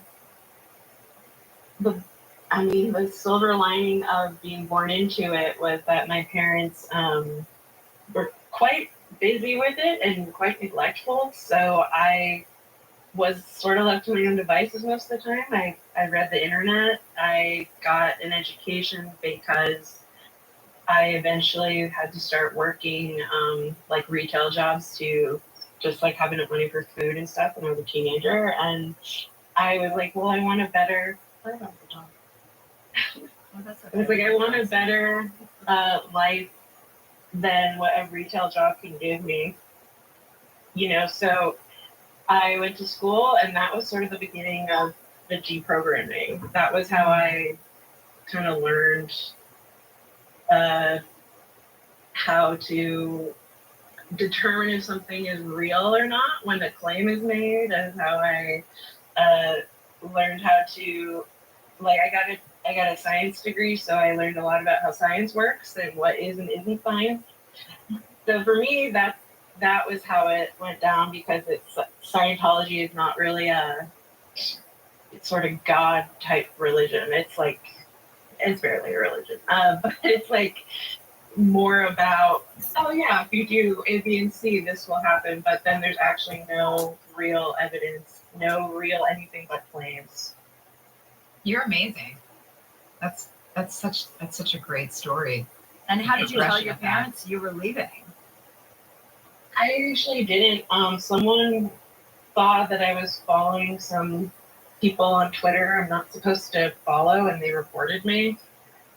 So then my dad, because he's like one of the leaders, he got the report, and he called me and was like, hey, we need to talk. And so my parents scheduled a few meetings with me to talk about my thoughts and what they wanted me to do, and I kind of just had to state my boundaries Cold. It's so over and over comfortable to again. lay down just to be under fucking Yeah, you guys blankets. can't decide this for me. I'm not going to unfollow someone just because you want me to. Wow. Oh, good for you. Yeah. That's incredible. I'm just going to let my dog outside this room really quick. Okay. Sure. I'm really glad she has a dog. I know. Yeah. That's one of the things that you're going to write down that you're grateful for is your dog every morning. When we talk about these gratitude, like journaling and gratitude lists, like to all of our listeners, it could be anything. It can be material things. It could be your sofa. It can be your personality. It can be someone else. It could be your friend. Like when I'm saying to write down things, like some people always ask me, they're like, well, what if it's materialistic? That's okay. Just write down 10 things that you're grateful for. You know, your sensibility can be one of the things. Your dog can be another thing. The house that you're staying in, the apartment that you're renting, whatever it is, your job. And I just slowly want you to get yourself to a place of acceptance rather than grief. Because of course you're going to feel grief for a really long time. But if you could get to a place of acceptance and understanding that this really has very little to do with you, unfortunately, however personal it feels. I know it's your mother and it must feel like a huge rejection. But when you really look at it from an outside perspective, these people have been infected with ideas and thoughts, and you have the good sense not to have them. Yeah, I mean, one of the things that Joy, you talked about in your book was these moments of like, oh, I didn't feel right about that, but then I was like, well, I'm being cynical, or I'm being, you know, a problem in some way. I'm not having a generous mindset here. And the aftermath of all this has been like realizing those moments, and you're like, wait, I did know. Like, I was smart enough to see this stuff the whole time. And I just kept telling myself, you know, what I needed to survive, because I needed the group that I went to a Scientology school, like very, very insulated. I didn't know anyone else until I happened to get a job working in a grocery store, you know? So that was my first exposure to non-Scientologists. So that was your attachment. As I was saying earlier, we were talking about what made me susceptible was attachment. which is something I've realized recently. I was always saying it was a need for family, but I had a great conversation with Dr. Ramani Durvasula. I don't know if you know who she is, but she's a great person to follow for you, Dr. Ramani. And she really clarified it was attachment. That's what I was looking for, and it sounds like that was what your attachment was too. And I think it's a really natural thing for us to override the things that we feel gutturally because of a deeply felt, very human need. We all need attachment. We're built for community, even from like caveman days. Like we are built for community. So that need is really, really valuable and really hard to push away when your little red flags are going off. It's like your gut or your heart. What do you listen to? Yeah. You know, I mean, especially when you're like 8, it's like, oh, yes. yeah. Or in your case, you were raised Christian, and so now you have this other Christian mindset that is being double reinforced because you learned about Christianity in childhood. Yeah. But I mean, think about your situation. You were born into this. This is all you were ever taught, and you had sense enough to extricate yourself from it once you got educated. Like, that is so brave and bold and ballsy. Yes. Like, you have a huge, bright future ahead of you, and I want you to just start to lean into that. You can't skip past grief. You have to experience the loss, and it's a huge loss. But you're not wrong. You're right. You know, you did the right thing, and you can't control what your mom's going to do, but you can like go out there and live a life in honor of your good sense and in honor of what your mother's life could have been. Yeah, you know, that's beautiful. I think a lot about what my mom's life could have been. Because she joined up with Scientology when she was like 19 or 20 or something. And it's such a vulnerable time in people's lives. And they, got her and she married the guy. And, I got this dog the day after my mom called me. And, I heard you saying, Chelsea, it's gonna have a dog. Yeah, that was exactly what I was like. You know what? I've always wanted a dog. Let's get one. But yeah. Dog. Oh, and they always know. They always know. What's your dog's name? His name is Poe. That's a good one. Yeah, he's a cutie.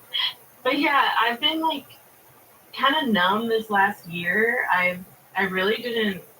This timing of this was actually quite crazy because I didn't process and even cry about this until last week because I was just so numbed out, and it felt like surreal too, but it just kind of hit me like, the way that everyone, when you realize how everyone on the outside has seen you this whole time and how everyone who you thought like was judging you for being weird was like just like really concerned and scared for you, and that almost made me feel more emotional than anything else. Like, whoa. And then also just realizing how like my dad is actually, and like as opposed to the story I was told of who he is. I was told he's like this wonderful person and everyone looks up to him, and I was told constantly how lucky I was to have him as a dad, but meanwhile, like I would get his, wrath at home and stuff like that. So sort of processing all of this as far as like, my reality is now different. Like I went from one reality and then now in a different one. And it's really just been like a week, and like the day after I cried about it for the first time was when I got an email from Catherine. So it's quite crazy timing. So this was only a week ago. I just got a chill. That I like first cried about it. Yeah. Oh my but gosh. it was a year ago that my mom called me. Yeah. The analogy, Chelsea, that you just gave about addiction, actually, I think is so brilliant because that is so similar to the behavior of somebody that just checks out because it's it's almost like a disease in your mind. You're just, that's all you know how to do. And that's what they're seeking, attachment in a certain way, and they don't know how to overcome it. I actually found going to Al-Anon to be very helpful in my co-recovery stuff. Like I have addiction in my family lineage that manifested in codependence and all different kinds of things in my life. But I was really surprised how going to Al-Anon was really, really helpful, because so much of the behavior is similar. So yeah, and also I was gonna say, I think there's a lot of science online like ex-Scientology support groups. Oh yeah. And I think you should definitely look and try and find one of those. If you want, I can ask Leah Remedy. She's a good friend of mine. And because I think what you're experiencing is just so unique that you want other people who have also been through the same thing. Yeah. Specific to Scientology. And I think you'll find a lot of comfort there and a lot of like-mindedness, and that will make you feel a little bit less isolated and alone during this time. So definitely do that. And also keep crying. Like that's how you get this like anguish and grief out. So it's I understand that you didn't cry for a year and now you are crying and you're going to be crying. But it doesn't mean you're going to be crying all day, every day. It means if you feel it coming on, let it out, let it move through you. And then, an hour later, you'll be doing something and you'll find yourself laughing or having a good time doing something. But don't be scared of grieving. It's part of the process. And Mariah, will you check back in with us in a few months? Yeah. Check back in with us. I'm going to get that info from Leah if she knows of any like support groups personally. And then, keep in touch with us, okay? Because, I just want you to remember you're very lovable. Yeah, you're really awesome. You're lovable. So you're going to start writing those 10 things down every morning too when you wake up, okay? Okay, Mariah. Big hugs. Thank you so much. You're amazing, Mariah. You are amazing. You guys too. Thank you so much. And Chelsea, like, to be a public figure willing to say anything negative about Scientology is so cool of you. So no that's problem. Really cool. Yeah. Bye. Bye. Okay, we're going to take a break and we're going to come back and wrap up with Bethany Joy Lenz.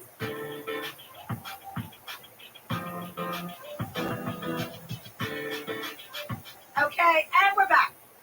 Wow, that was a heavy episode, you guys. Powerful. That was deep. Thank you for writing this book. This must have been really hard for you to write. Was it?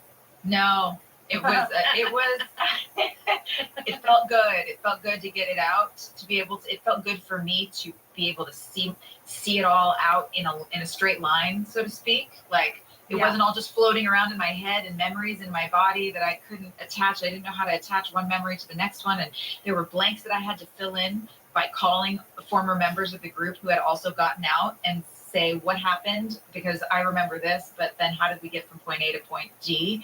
And the amount of love and support that we were able to re-engage with each other in. This was a really, it felt very powerful to me to be able to write this story and see it put out in a straight line, as I say. And I really hope that it can be helpful. I mean, there were moments, there were a couple of hard days, but overall, I'm just really glad to be able to have gotten it out of my body. I know. Well, it's a powerful move to write a book like this. And it means, I think that is a perfect way to celebrate the ending of that, and commemorate the fact that it's going to help so many people.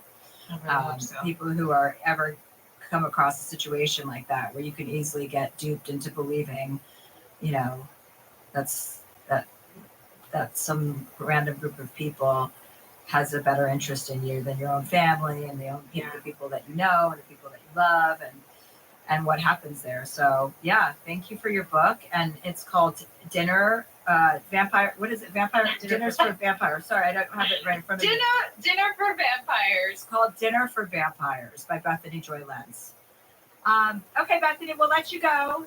Thank you so much. That was lovely. And really, actually, I just want to tell you, hearing you encourage her was really encouraging for me and inspiring, and made me want to be able to, I'm such a problem solver. I'm sort of like, that's my ADHD, right? Like I don't, it's hard for me to listen. I just want to like solve the problem. So hearing you just hold that space and then just speak encouragement is so, I was like, I want to be more like that. So thank you for giving me that today. I needed that. Oh, absolutely. My pleasure. All right. It was great talking with you both. Thank you for having me. Thank you. Bye. Bye.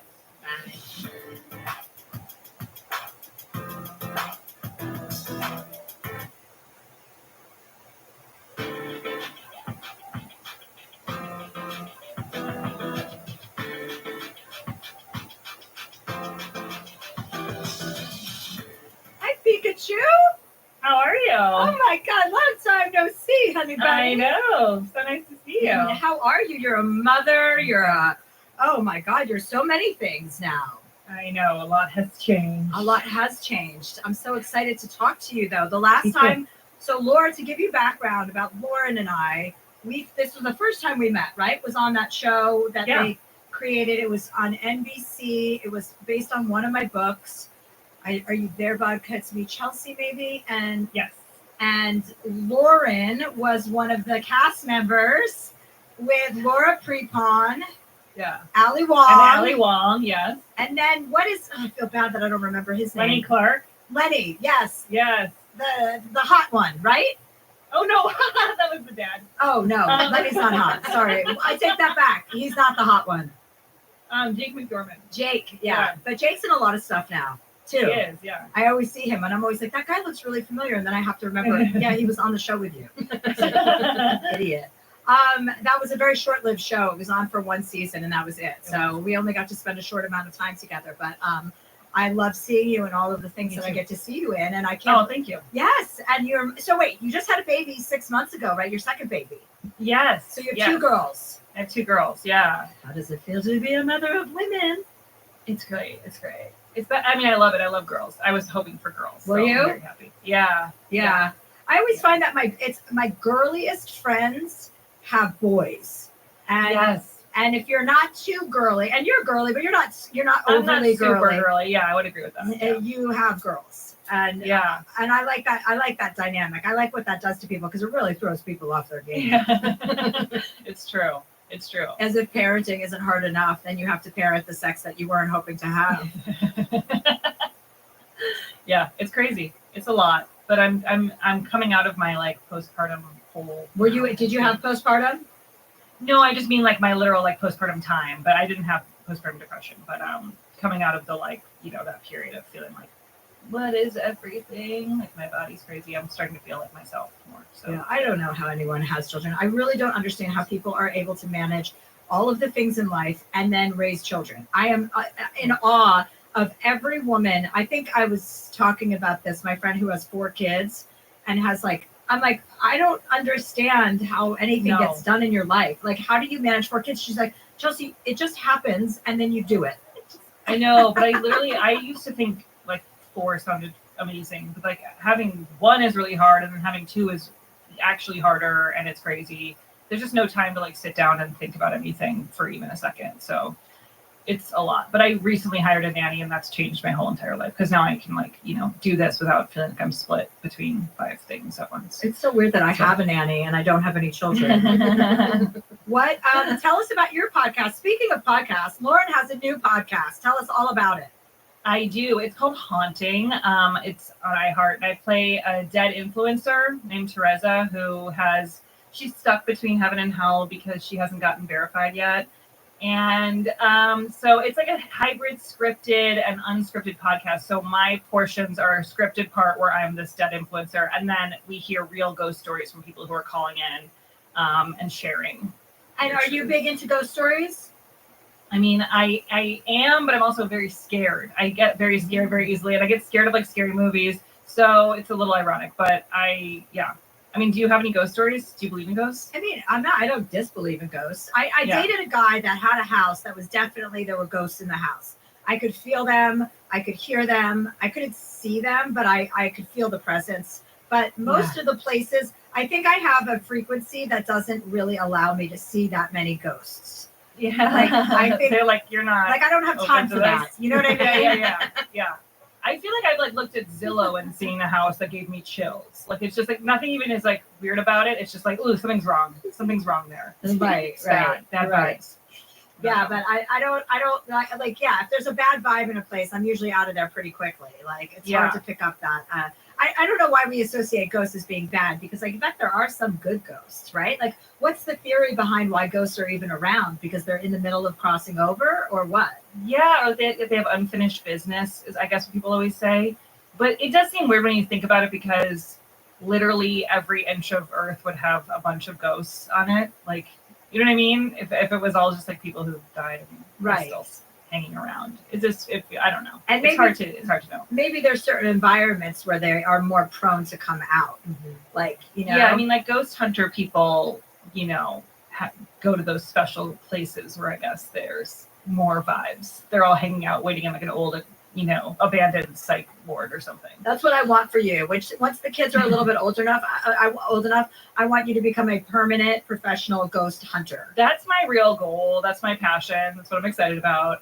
And I'm going to do that. So yeah, great. Excellent. And now, wait, you have a new movie coming out also, which is it's a comedy, but you are very dramatic in it, right? It's the most dramatic role you've played, I think, so far. Yeah, I think so. It's called Another Happy Day, and it's a movie about postpartum depression. So it's a comedy. It's finding the absurdity in those like really dark, hard things that people experience. So it's definitely like, it's not like slapstick, but it's, you know, there's comedy. And it's different from other stuff I've done. And I read that the director had a daycare on set, and even though it was an indie film, you guys were taken care of so that everyone could bring their children. It was amazing. She made it a priority to have 8-hour work days, so we weren't shooting for like typical movie hours of like 12 to 15-hour days, and she provided childcare to people who needed it, and it was very like, it felt like a very supportive environment for parents, and also just for anyone who was not a parent. It was great because you were done at 5 o'clock every day, and it was like normal. So nice. People really appreciated that. It was just a very happy set. Yeah, well, when you have help with your children, people seem to get much happier. Yeah. That would be nice if our country could take on that responsibility. I know, it's so interesting when people like think that's a bad idea. I don't get it. But have you had any, like, I want to ask you personal questions about parenting and motherhood. Like, have you had any, like, what was your biggest meltdown as a mother? Like, that threw you for a loop-de-loop? Yeah, I mean, I think I reach one every few months of like just hitting an actual breaking point. I mean, most recently, so I have a 6-month-old and a 3-year-old, and so much of it has to do with not sleeping. It's just like the terrible feelings that come from not sleeping, that like I reached a total breaking point where everything was just making me cry. And then I immediately downloaded this sleep training app thing, or like program called Taking Care of Babies. This woman who like tells you how to like make your baby go to sleep. And it has changed everything. So I have to say it was worth doing. But it's like that breakdown moment of like, I'm just gonna buy this thing. It's $250. I don't care if I'm gonna buy this right now. I don't even know what this is. Like, let's just go. Because you can't function in your own home and get it.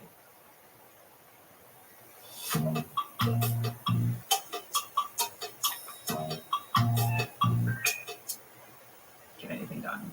Sleep deprivation seems to be the biggest issue, because it's so funny. I was out with my friends the other night, and I was with Karen and Molly, and Karen was like, you know, she just got her baby to sleep through the night, and she was saying, I was like, it's so funny that you have a baby, you're so in love with this baby, all you want to do is like, you know, love on this baby and you know, see it grow and take every picture you could possibly take, and then when you're fucking tired, you're like, go the fuck to sleep.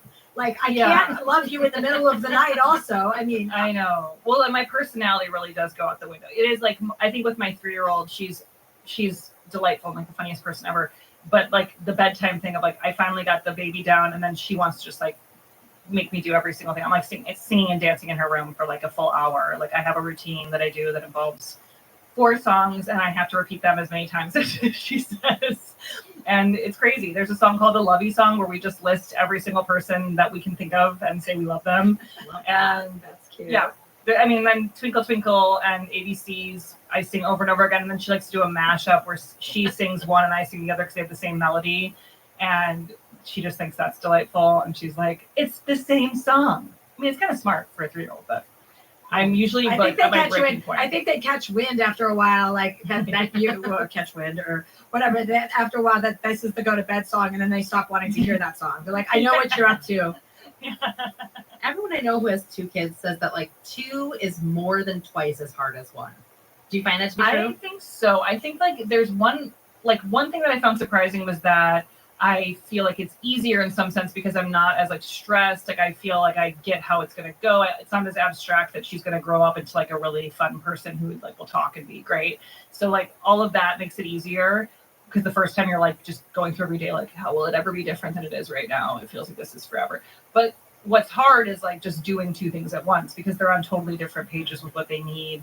And one of them can tell you what they need and one just cries. So it's, yeah, I think that's where it gets really hard. And those moments where it gets really overwhelming are when both of them are needing something at the same time and you feel like you can't do everything. And that's always a sad feeling. Can't you just get the little one a tutor so she can start communicating more quickly? I think that is what I need to do, yeah. That's why you're here today, Laura, and I have all the answers. Thank you. Tell me about, like, if you can, think about, like, I would love to hear about one of your most joyful experiences you've had since becoming a mother. Oh my God. So many. I feel like it's the happiest I've ever been. Like, I really feel, I honestly could cry right now. I feel very fulfilled by being a mom and I love it so much. And I think the happiest is like really just watching both of them and like looking at how they're developing and how their personalities are developing. And my older one, like, the more she can articulate herself and say her full thoughts, like I'm just in awe of it. It's so beautiful. Like truly every day I watch her for at least a few moments where I'm just going like, wow, I can't believe you're this person who has all these feelings. And then I'll think about her getting older and that will make me really excited, but also make me want to cry or her being like 30 or something. It's just like, it's such a fleeting period. I think, time just moves so differently watching someone age because they're like, you were just a baby. Like that's only been a couple of years. And now you're this person with all these, desires and you're so funny. And the idea of her like growing up and, telling me to fuck off is like overwhelming. I just came from a friend who has 3 boys and one of them is a teenager and the way he speaks to them is horrendous. Like I'm so scared of that. It's so awful. And I'm like, oh my God. And she's like, well, it's the worst. It's terrible. She's like, and now the younger kids are picking up the language from the older kids and they're like actually contemplating sending him to boarding school because they don't know what to do with him. And she's like, I feel like my son is a product of LA. Like that is a product of that Los is scary Angeles. to me. Yeah. I'm from Chicago and like I'm from Evanston, Illinois, and it's like a really perfect suburb of Chicago. It's just so great. And it was such an ideal place to grow up. And being out here is a weird element for me to like get my head around. Like, oh, they're going to be like LA kids. Like, what does that mean? And of course, it's like my influence will do something, but then the world influences them too. Yeah, so. Yeah. But I think kids are always reacting to some sort of absence of something, right? Like most of your bad behavior is a result of some sort of neglect. And not that my friend's a neglectful parent, but she even said herself, like, I need to be more present. I need to be home more. There's always like a reason why kids act that way. It's not like they're just fucking screaming at you, fuck you, mom, because they're not upset. They're clearly upset about something that's transpired or a pattern that has evolved. Yeah, and puberty, I think, is just like uncontrollable. I wouldn't go through puberty again. First of all, I'm pretty sure I'm going through. I'm not. I don't think I've hit menopause, but I'm very menopausal for sure. Yeah. And I'm like, which is worse? I don't know. What was worse, puberty or perimenopause? I read this book. Naomi Watts wrote this book about menopause, and I read it. And as I was reading it, every symptom hit me. I was like, oh, I started having hot flashes, and then my shoulder started hurting. There's this menopause shoulder thing. I'm like, what? And I go, yeah, there's frozen shoulder that women get, and then weird. I mean, I'm of the age. I would assume I'm in perimenopause, but I've never really I get my, I get tested pretty frequently, and I'm going again after reading that fucking book because I'm like, something's up. But all of the other things around it, I just started to experience like all these symptoms that she was talking about. And then I came home. I asked my doctor for something for night sweats because I was getting those night sweats, and he gave me this this over-the-counter thing. It's called Bio. Shit, I gotta say whatever the name of this is so other listeners can use it. But and it worked right away. So I sent it to my sisters, and my sister's like, I used that for 6 months and it didn't work once. She's like, I don't even think, I think you just get, like, thoughts are suggested to you and then you have them. She's like, you read a book about menopause, now you think you have menopause, and then you took the things that are for menopause and you're fine. She's like, so, I'm like, I am more impressionable and malleable than one would think. At least it works for the medication too. If you just think it's working, it works for you. Like that's a good side effect. Oh, it's called Bonafide, guys. In case anybody has night sweats, Bonafide. It's in a green bottle, and if you use that for hot flashes, it worked for me. My sister said she used it for 6 months and it didn't work for her. But shout out to Bonafide. It's fascinating. I'm like perimenopause is really coming up a lot. I mean, because my friends are, getting to that point, and so it's interesting that there's so many things that are never explained to us about this. I feel like my whole life, like you've heard what menopause was, and it's like, I guess hot flashes is the one thing that I would think of, but there's so many other side effects, and it can hit you earlier. Just all these things that nobody teaches us because people don't care about women's health. Yeah, exactly. But you're 39, right? Yeah, I'm 49, so you're a decade younger than me. So you're going to turn 40 next year? Yeah. Mm-hmm. I kept thinking I was 40 this year. I lost track of my age. I was like driving. I was like, wow, I can't believe I'm 40. And then I was like, oh, I'm 39. And then I was like, I'm actually 38. Like it was like, I have no idea. I think at a certain point it like stops mattering. But yeah, I'm 39 now. I don't know if it's Los Angeles because we have access to so many anti-aging practices, or if it's just modern times. But age does not feel like what it felt like when I was growing up. Right. And or it's just us being adults and being like, no, I'm still young, I'm vibrant. I know, yeah, that's also, you can't tell if it's just how you feel inside. But I saw this like thing that was so funny. It was like the Golden Girls hairstyles on like celebrities who are the same age as the actors who are playing them. Like now it was like J-Lo with like the Golden Girls hairstyle, because they were so young. Like I feel like age was like put out to us as like being so much older than it was back in the day. With even just like the style, it was so old-fashioned feeling and like not sexy. Well, how do you feel about aging? What's your, I mean, you're a mom now, so your priorities are your children. I'm sure you're not stuck with your head up your ass, but you still are an actress, so you have to think about that stuff. Yeah. I mean, I definitely think about it. I feel like all of the things that people are doing to like look great have evolved so much, and everyone looks amazing. I don't even know what all the things are, but I'm like, when I need to know, I'm sure I'll have a few friends that can be like, what are the things I need to do right now? But I don't think about it too much. I mean, I do feel young. I feel the same like in so many ways as I did 10 years ago. Although I guess that physically, that maybe that's not true at all. Maybe that's not, I'm like about to take it all back actually, because I'm like, I feel more confident. I feel like better about myself. I have like higher self-esteem. I don't overthink my actions as much as I used to. And I also physically possibly feel worse, but mentally, I think I feel better. Well, that's just because you just had a baby, so you're tired. Yeah. But in another happy day, you are like, you had to be very emotional, like, right? You had to cry a lot. How does that work for you? Like, how did it work for you? Because you haven't done a lot of roles like that. Yeah, I mean, in the past, like the sort of crying I had to do was like in like Jurassic World, like watching like a dinosaur eat a security guard or something. Like it's not really like the same as crying about a baby, but I feel like having kids brought my emotions to like the forefront where it's all kind of right there. I almost cried like 5 minutes ago talking to you. I'm just like, I could really cry at any moment just thinking about life. And so it was easier, but also the director of this movie is so amazing, Nora Pfeiffer, who also wrote the movie. She's an actor, and we're old friends as well. And she just like has such a great way with actors of like getting you to tap into something without making you feel the pressure of it. But she's a really great communicator. But yeah, it's definitely it felt like I was crying all the time while we were shooting that, because just doing multiple takes where you're sobbing it wears you out. I don't know. Have you ever had to cry in something? I don't think I would be able to. I'm not sure that I'm that kind of, first of all, I'm not really an actress, but I like acting every once in a while and like to do like, when a project comes my way that's interesting, I'm totally open to it. But I have never really had to cry. I've had to be emotional, which is easy because that's just kind of acting emotional. You know what I mean? Like, I don't know that I'm a gifted enough actress to have to cry. I'd really have to get into the right zone. Yeah, it helps that with the script within this movie is like truly my character is just really struggling, and so most of the stuff I'm saying is stuff that would make me cry if I really said it. So that helps too. How did you meet your husband? We met on a sitcom that we were both on called Clipped. That was on TBS. It was another short-lived sitcom, And it was created by Max Muchnick and David Cohen, and starring Ashley Tisdale and George Wendt, and me and my husband Mike were both on the show as well.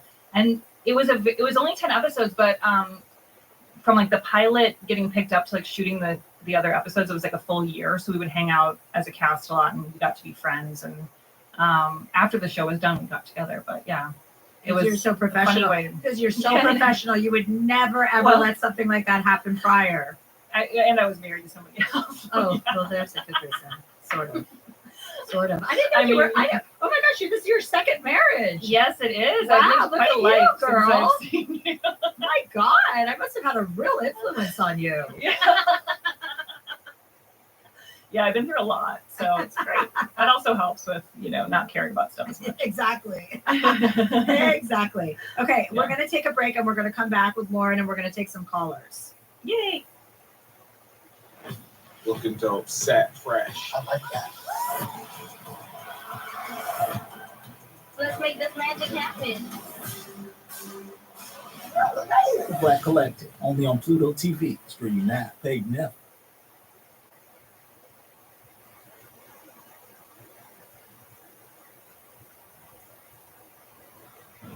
Did you always want to be in this line of work? Always wanted to be famous? This could be the defining role of your career. Yeah. Yay.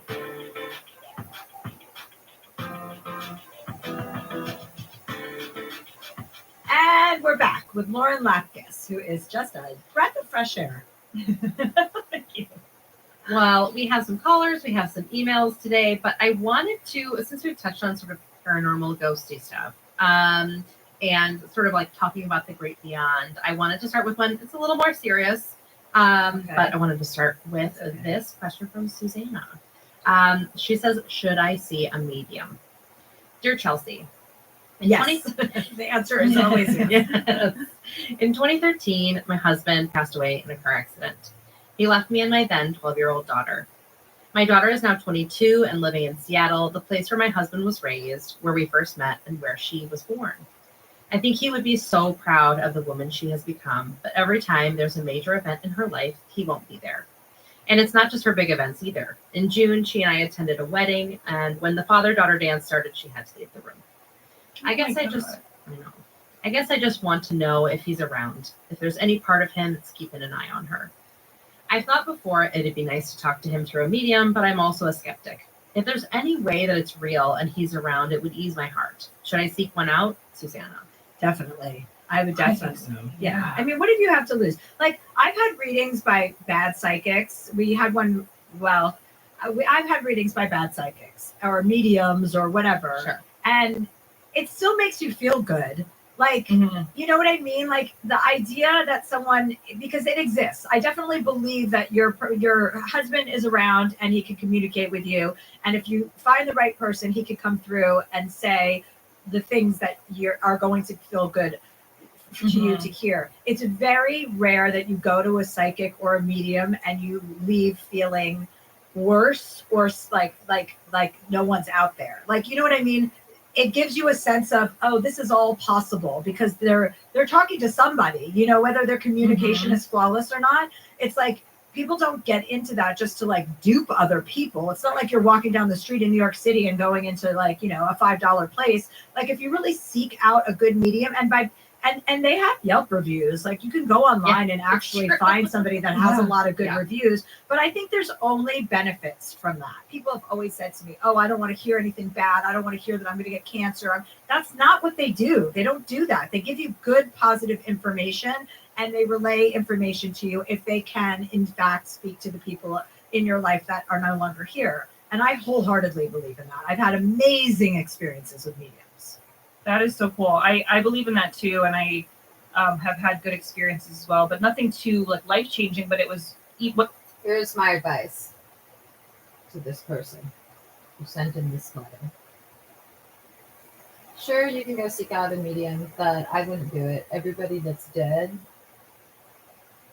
has no idea they're dead. So you might hear things that are accurate, but it's not actually your dead husband. Because your dead husband has no idea he's dead. he could be eating breakfast with you at this very moment. What you're saying, that like I left feeling like happy and it felt like a nice connection. And even just I always loved Long Island Medium, and people would be like, that's not real or whatever. My feeling is even if it was not real, it does make those people feel so good, and that's really not a bad thing. But I do believe in it. And have you seen Life After Death with Tyler Henry on Netflix? Yes, I have. Oh my God, he's amazing. Yeah, we've had him on the podcast. He is amazing. Oh my God. Wow, did he do a reading for you? I think so. Yeah, he did a little reading for me. So amazing. That's a really good show. But I mean, I think this person should try that. Especially if you're thinking, should I do this? Like, why not? Like, I do think you're right that if you look and find a person that has like great reviews or was like highly recommended, then that makes it worthwhile. Yeah, and also Laurel and Jackson. I would say like read some of her books. We've had her on the podcast as well. And she also says like, when I work with people, they can speak to their loved ones through me, but also like you can just talk to them, like they're here. But I would say start with a medium and then like upgrade to just being like, have a conversation with them. Also, because it shouldn't be prohibiting your life. And like, going to a wedding should be a joyous occasion. Watching a father and daughter dance should be a joyous occasion. And when it starts to when it starts to interrupt the stuff that, you should be joyful for others for, then you really need to do something about it. You need to actually start thinking about your father in addition to, contacting a medium and exploring that. You should really encourage your daughter to be thinking about her father as if he's walking with her. Just because he's not physically here, it's very limiting to only believe this is what exists. That's silly. I mean, and when people say that, I just know that they're narrow. You know what I mean? Because there's so much that we don't know. There's so many different scientists, metaphysicists, and like mediums and people like that all have the same story. That there are 7 different realms of consciousness, that there are 7, and this and that are coexisting at the same time. There's people that are have crossed over. There are people that are in other dimensions. There's all these things kind of coexisting at the same time, but we can only see what we can see. So I always would encourage people to be more open-minded. Well, our next question comes from Carly, and she says, "Dear Chelsea, I've been having a sexual relationship with a coworker for about 2 months now. For you. I mentioned to him that I missed having a friends with benefits situation, and later that night he told me he was interested in being that for me." Oh, love it! Yeah, she's getting it. So far, A+, Yeah. A++. I was hesitant at first because he's a coworker and he's also 23 and I'm 30. I know he's genuinely a good guy, so I decided to go for it. It turned out that the sex was amazing, probably the best I've ever had, and I couldn't get enough. I started doing things that I would never allow myself to do with other men. I allowed him to spend nights at my house, cuddle. He gives me compliments like saying I'm so perfect, so beautiful, etc.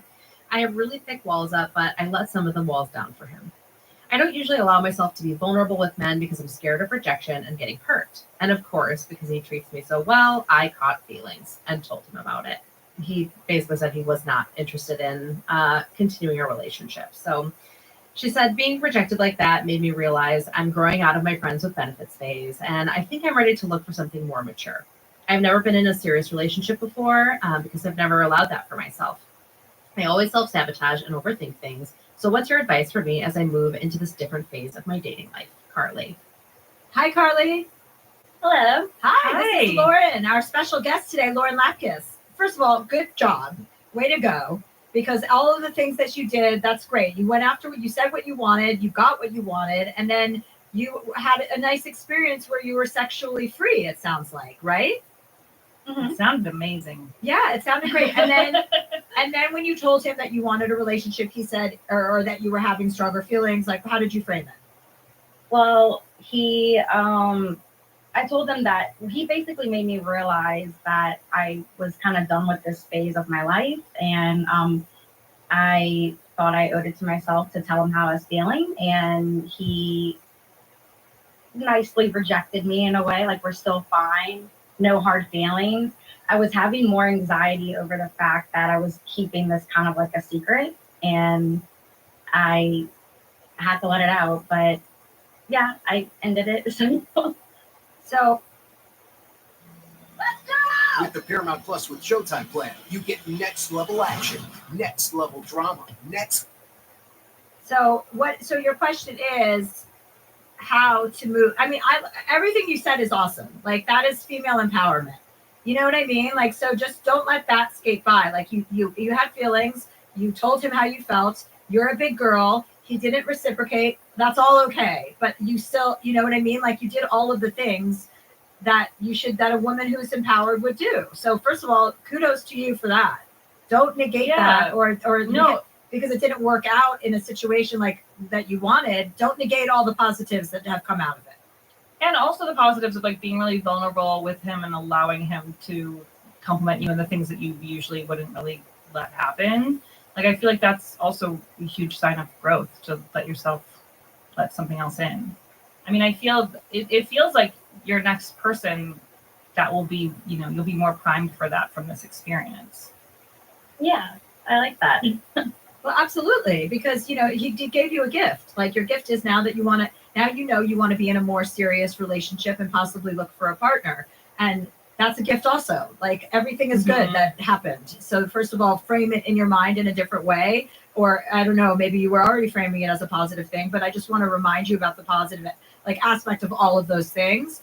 And then as you're moving forward, I guess what is your question? How do you move forward looking for someone more permanent? I honestly don't even know how to date seriously. I've always just slept around because I'm just so scared of getting hurt and I'm so scared of rejection. And I just have I have a lot of anxiety around dating. And I guess my question is how do I date? I guess, I don't know. I guess I just honestly need to be more honest with myself and what I want. But that is my question. How do I learn how to date seriously without kind of, I guess, putting sex to the side for a little while, I guess. Well, I mean, it sounded like it was a really natural progression with this guy, even if it was not into a full relationship, but that you got along really well and it was sort of a natural thing to hook up. I feel like that is dating. When it's not through an app and you're meeting someone and going out to dinner or whatever, you meet people in your life and you have chemistry and then you can try to take it to the next place. The people in your life that can often become people that are really, right for you. Mm-hmm. And I don't know them yet. Yeah. And I also want to say, okay, if you think about, so you think about dating, right? You're going on a date with somebody, say you go on a date with them. The anxiety around all of that, let's talk about that. So say the date goes well, great. Then you go on another date with them and say that date doesn't go well. Okay, so then that's over. That's the worst thing you know what I mean? That's the end result. The worst possible outcome for you, not the worst possible outcome, but the outcome that you wouldn't welcome is to not find someone, right? But it's a trial and error process. So say you go out on a date with somebody and it's not a great match, you don't have a lot of chemistry, or you like him and he doesn't like you. So what? That's the worst thing that's going to happen on that date. Do you know what I mean? And it helps for my friends who are newly single and getting back out there and stuff and having that sort of same experience of okay, I have to date. I do know that my friends who have gone through that, going on more dates is helpful because you're you care, the stakes are lower. We're just oh, I'm just going to meet this person and see if maybe they're cool. And if they're not cool, then I don't even have to stay. You don't have to have a meal. You don't have to do all of that. You can make it a drink and then leave after one drink, if they suck. It doesn't have to be a huge investment of your time and your personality and giving a lot up. Another tip I liked that my friend did was she got herself a few date outfits that she just felt really amazing in, and she just wears them for every date. It doesn't have to be you have a new cute look every time. It's I love this dress on me. I'm just going to wear this every time I go on a first date or whatever. And it kind of takes away one step of what am I going to wear? How am I going to look? What am I going to do? And you can just feel confident. So I do like that too. Yeah, and also having the intention of wanting to pursue a more regular relationship. You're already putting it out there. You called into this podcast. You're actually energetically moving yourself towards that goal just by talking about it. And so then it's going to become a reality. It's a trial and error. It's a good exercise and good practice to go on dates with several men anyway. What's the worst thing that can happen there? I mean, I don't want to say what's the worst thing because, weird things can happen. But I mean, in terms of your self-esteem and rejection and the issues that are surrounding what you're talking about, I really think it's actually a good exercise for you to actually go on dates with people that aren't going to end with you having sex. Like, just get into the habit of doing that, and then you're creating a new habit. And if someone doesn't like you, great. There's 8 billion people on this world now, or on this planet now, I think. Is that the number we're I dealing think with? that's 8 billion.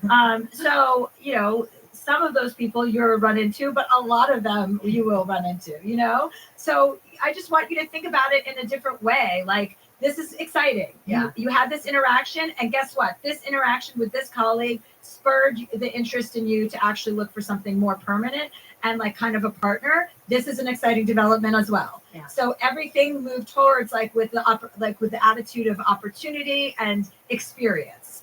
And don't worry about being rejected. Listen, the more rejections, our lives are based in rejection. If you are a celebrity, you have been rejected multiple times. Lauren, you can Every attest day, to this. yeah. Every day is a new rejection. Every day. Someone doesn't like you. New levels of it. And guess what? It makes you fucking. It makes it matter a lot less though. It makes you have like thicker skin, but you just care less. Like I just get less invested in the thing I have my high hopes about. Which might sound depressing, but I actually think it's good. Like I'm not sobbing every time something doesn't work out. I'm like, oh okay. I kind of assumed that was going to happen because that happens all the time. It just takes it off your shoulders as being like, this has to be the perfect thing. It's good. You're going to have a bunch of dates where you don't even like that person. And you get to be the one who says that I don't want to go out again. It's on you too, which is great. It's a great power. Well, and you also just went through this thing that had sort of a negative outcome, and look how amazingly you handled it. You were like, oh, maybe I'm growing beyond this and want to do something different. That's awesome. Right. And also the other thing I want to say about rejection is it does build character. It builds strength and it builds character. So any rejection I get, I'm like, great, thank you. Thank you for that note. I'm going to be even greater at being myself, And also one other thing I want to say is when you go on these dates, don't go in there trying to get them to like you. Go in there and see if you like them. I always I put too much pressure on it, and I kind of drive myself nuts. Right. And of being like, oh, maybe this is the guy, and I create this false hope in my head, and I just always set myself up for failure. Yeah. See, I feel like the apps do that too because when you're talking to someone without meeting them, As of 7:14 a.m. PST, January 23rd, 2025, Unit 207 is split down the middle. Some of them are even playing pretend that they can't believe that they are now at this position where they're about to go to prison. And that the culmination of their 16 months of effort have come to them needing to break and enter to be detained and begin that journey for the remainder of their lives. And then there's the other half that are just like, no, we're going to get away with it. We refuse to believe the truth, even though we know it's the truth. So remember, I haven't showered for days because I've been waiting for this since Monday when they had planned to do it. I haven't been told explicitly, but based on the FBI's briefs over the last few days and everything I've heard from Unit 207, I think it's fair to speculate they've gone and acquired additional fraudulent orders. And that the FBI is just waiting for them to break in at this point. At which point, according to the FBI, I don't know anything about criminal law, guys, but it makes it so that less than 20 minutes later, Unit 207 can be seized by whoever is seizing it. And it saves them from additional paperwork. So some of the people in Unit 207 are acting as though this is brand new information, breaking news, when they have been told and read due to their stalking that the FBI has just been letting them proceed with their plans to further incriminate themselves. And to get to this moment of breaking and entering. It's the culmination of 16 plus months of your efforts. 7:17 a.m. PST. Maybe today is the day. I sure hope so, because I feel like I'm going to cave and take a shower today. You kind of can start creating what they're like, and then you meet them and they're not like that, and then that's disappointing or something. It's a tough thing to deal with. Oh, and just remember, if they're attempting to elicit you to get involved in this conspiracy, not only is every court order that's been issued ex parte and by other means completely fraudulent for the FBI in this conspiracy, i.e. any court order with my names from 2024 to today's date, but also, don't be fooled. You're not being offered an opportunity. You are being offered a prison sentence. The recording from January 2nd at 11:57 p.m. titled Greetings, ... that is under 5 minutes long, says it all for the FBI. Says it all. Says it all. It says it all. With where we're sort of like interacting in this way that feels like so disconnected, and then you're kind of looking at a picture that they've decided is like what they're like. You know what I mean? It's a lot of expectation that everyone's putting into it. But I think as much as you can take, that with a grain of salt when you're meeting somebody, and not even think too hard about what they're gonna be like before you go out. Like, don't build them up at all, because nobody can live up to like whatever thing you made up. Even if they're amazing, it's like you already went in a different direction with it, and then they're weird to you or something. I don't know. I think that happens. But again, I have not been on an app in ever, and I've only been married all my whole life, so multiple times. She's been married 8 times. Lauren, so that's why she's here to give advice. Does any of that help you? Yeah, it does. Thank Great. you. Great. I hope Okay. so. Well, yeah, and just remember, like just the more dates, the better. Like have a fun The numbers experience dating. It is a numbers game, and you're gonna find a lot of people you like. Probably more than one. That's a fun problem to have. I know. I love All it. right, Carly, get out there and keep us posted and let us know what happens. Thank you. Thanks. Bye. Well, our next question comes from Shauna. This one is just an email. Is this my sister? I hope so. She writes in too much. She says, Dear Chelsea, I've been married to my wonderful husband for 14 years. He's an excellent dad and a great husband, and I don't want anyone else. Here is our problem. We have vastly different sex drives. We have 2 children. And then remember, the only options are option A, the option you guys have ignored for over half a year. Take accountability, fire some people, pay the fuck up, formally apologize, return my sons. Oh, but you won't do that. Because remember, like the FBI has said since August, there's some people, a lot of women, disproportionate amount of vaginas, according to the FBI, who have been requesting to go to prison. So option 2, you break and enter. The cherry on top as far as the FBI is concerned. Or option 3, you continue without any consequences for your actions, hoping that I will starve to death, which isn't going to happen.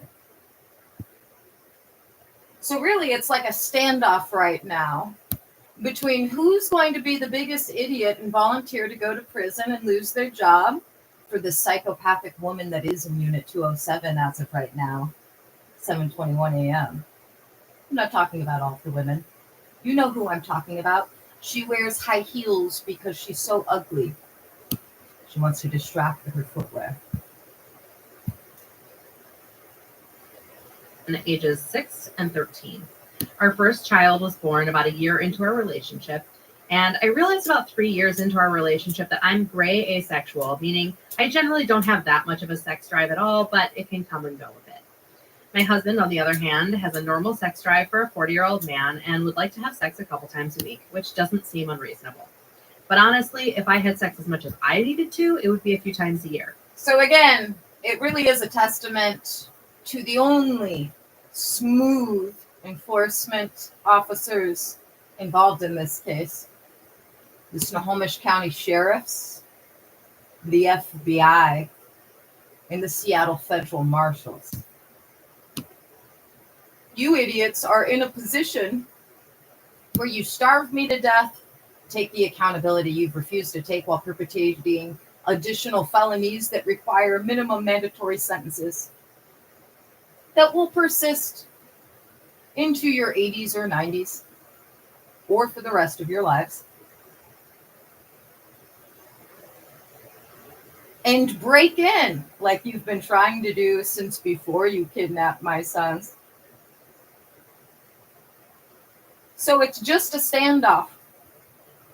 Again, there is the option of not breaking in and just waiting for me to open the front door, but per the FBI, it's to stay closed indefinitely, and they have not stated it explicitly, but it's been implied that my door's staying in until you break in and go to jail.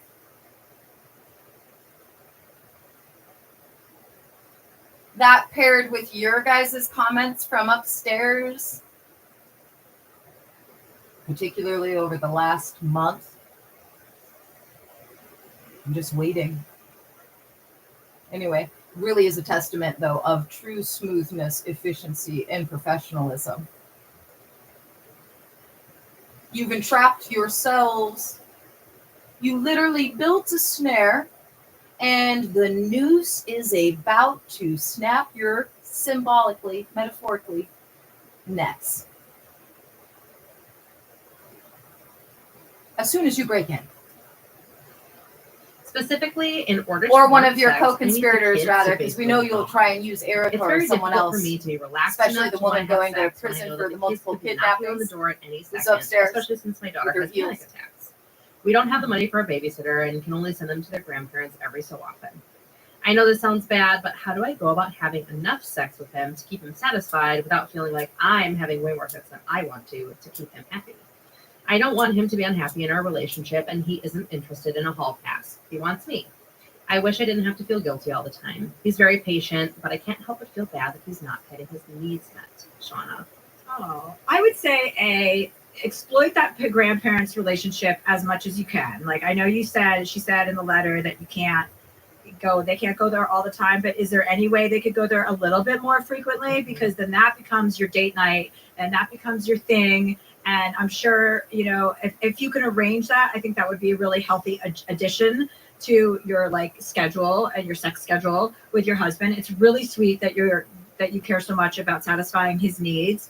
But also, the kids go to bed at a certain time. So if you plan, if you pick out a night of the week, okay, Saturday nights, every Saturday, we're going to do, we're going to make sure the kids are in bed by this time, or even if it's a Tuesday, it doesn't matter. But if you create a regular consistency. And then remember, according to the FBI, the reason why they've allowed so many fraudulent orders to amass is because it's proven your criminal intent. It's proven your soon-to-be conspiracy convictions.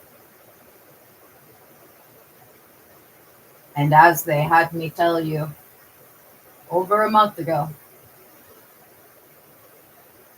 you've all further incriminated yourselves. And see, then it doesn't feel like, I understand that can create its own pressure, but you're a willing participant. You're saying that you want to actually meet your husband's needs, and you don't have to meet all of his needs or everyone's needs at all. But if you want to make the effort, those are two simple ways to make an effort, because the girls, your 6-year-old and your 13-year-old obviously are going to be asleep by hopefully 11 o'clock, right? There's a night where you could stay up and say, and then it kind of makes it more adventurous and more fun. We have to wait for the kids to go to sleep and or have them go to a sleepover at their friend's house. Anytime they have a sleepover, you can, flirt with them and be like, this is our night. This is our night, make it more of an event instead of a schedule. Mm-hmm. Yeah, and if they're ever at school and then you're ever at home, I don't know what your schedule is like, but that's a time of day when Or send your kids to night school. You can send them to school at night. Yeah, I thought it was really nice that she... Remember, you won't be getting away with anything. your attempts to create a non-existent legal basis after your series of criminal actions, and then you're maintaining that fraud while perpetrating more criminal felonious actions, have literally resulted in all of your lives are about to be destroyed as soon as you break into my house, motherfuckers. The whistleblowers are the only exceptions. And I'm fucking hungry, man. Get it over with, you cowardly sacks of disgrace.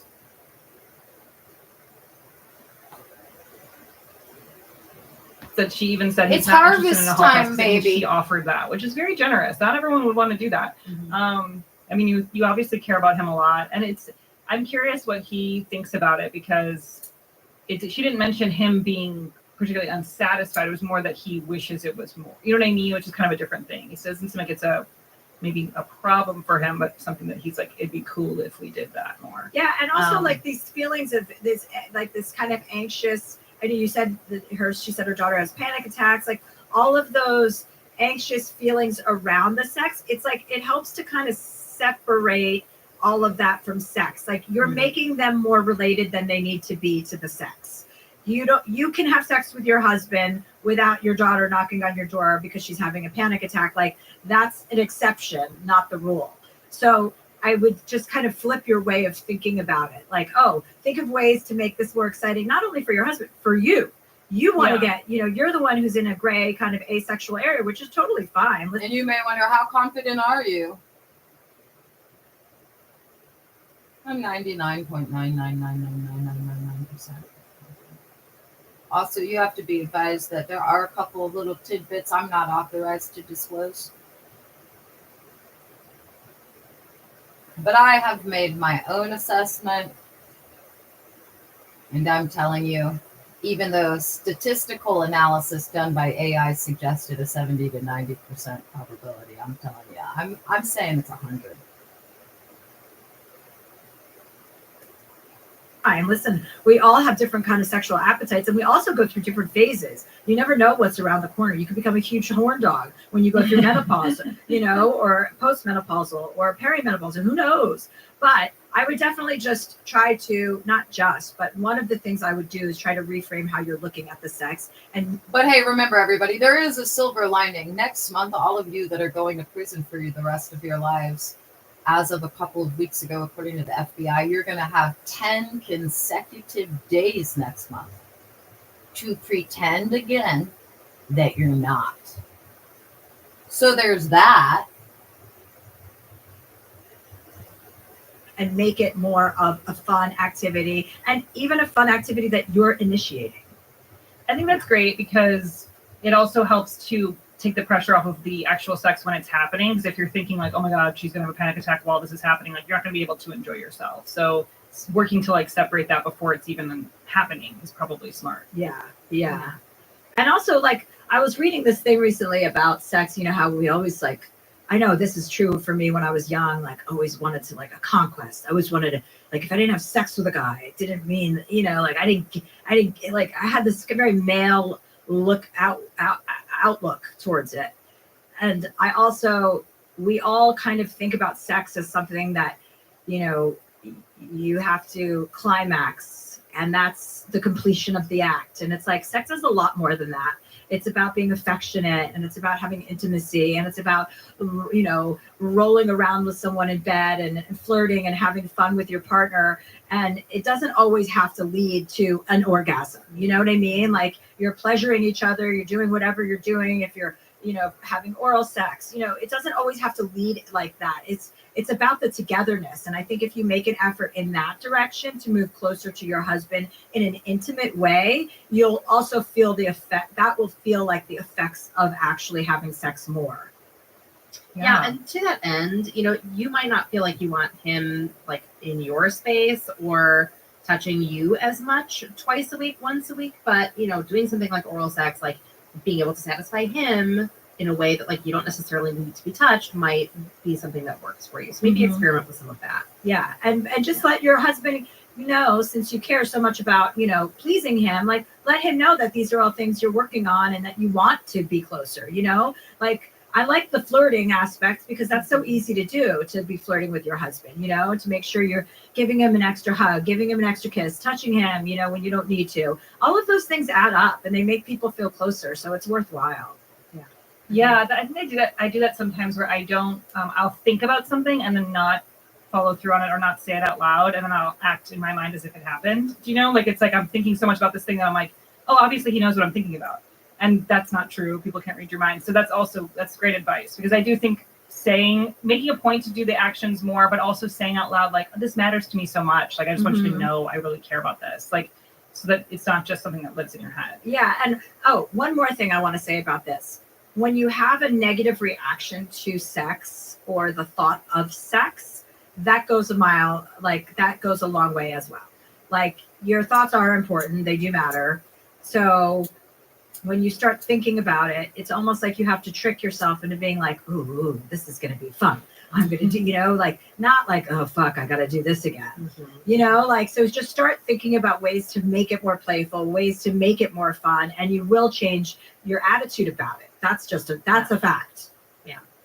There is one thing else I want to say about the panic attacks, because, say your daughter does wake up in the middle of the night and you guys are getting frisky or whatever, and you can't get the kids out of the house, but you do want to like get together. If your daughter knocks on your door, really, like, the time between having sex and being able to address that is like, you just have to put on a house coat. Like, you know how to handle it. You can be there in like 2 extra seconds, and like, it'll be okay. Exactly. Yeah. It will be okay. Yeah. All right, Problem Shauna. solved. Problem solved. Oh, I can't believe my sister's writing in about this stuff. I mean, I know. honestly, I'm going to bring this up at Thanksgiving. In front of the whole family. Absolutely. So. That's when they caught me masturbating in front of my family. And my whole family caught me masturbating on Thanksgiving. So it's a full circle moment. Yeah.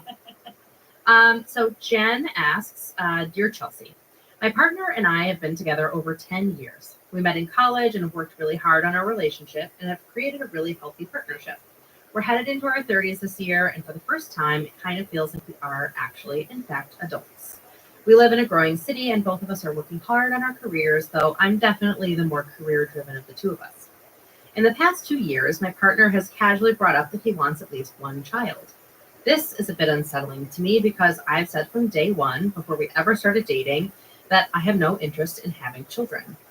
I've felt this way my entire life, and until recently, he always seemed to be on the same page. He's always agreed when I've said I'm never having children, and has always expressed disinterest in them as well. This puts me in an extremely difficult position, because it's not like I hate my boyfriend and can tell him to fuck off. I am very much in love with him and respect him, and now feel like if we don't bring a child into this relationship one way or another, I may be holding him back from fulfilling a bigger purpose.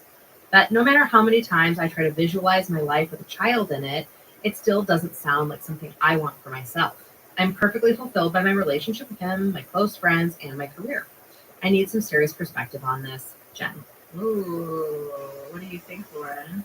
Oh my God, it's so intense. I mean, I do think it sounds like she really knows that she doesn't want kids. And that is such a huge thing to change your mind on. And you can't really be convinced by someone else, I don't think. I mean, I'm sure it's happened, but I feel like, how long have they been together? 10 years.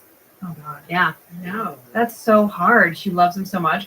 That is really hard. I don't know, Chelsea, do you have ideas? You have kids, and I feel like maybe you know about like the feeling of like knowing that, Yeah, I do. I wouldn't have a kid because, even if I can't speak to being in a 10-year relationship because I haven't been, and neither can Lauren because she's been divorced like 16 times. But I would say that no child deserves to be born because someone else wants one and you're just agreeing. Like, you have to be 150% into having a baby if you're going to have a baby. And anything less than that is unacceptable in terms of, children having to deal with their parents, resentment, guilt, and all of that other stuff. The world is hard enough. So it's not fair to just do that for someone else because you're not really doing that person. You're doing that favorite person like a solid initially. And what ends up happening is, your resentment, a child's resentment, all of that stuff. So you can't have a baby unless you want to have a baby. And a 10-year relationship is really difficult. But I think you have to, if this isn't negotiable, which it doesn't sound like it is, then I think your partner is going to be unfulfilled, and he's also Right. going to be resentful. And I think you have to be a person to just say, listen, I'm not willing to do this. I don't want to stop you from doing this. I love you. I want this relationship to continue, obviously. But if I'm going to prohibit you from fulfilling one of your dreams, I love you too much to do something like that. Like, Yeah. I'm not going to do that. I'm not going to prevent you. And I know you want to go find someone. So like, you have to deal with that. It's a very difficult decision to make, but I think it's the right thing to do. I know it sounds so hard to end a relationship that you're happy in. Yeah. That just for any reason. And then that reason would build resentment over time. And I think also what's kind of interesting, I mean, it depends on, I don't know what it depends on, but thinking about the length of time of relationship can make you think like, well, I can never have this again, or I can never start over, or how would I ever, being in 10 years, you're like, then we're supposed to be together forever.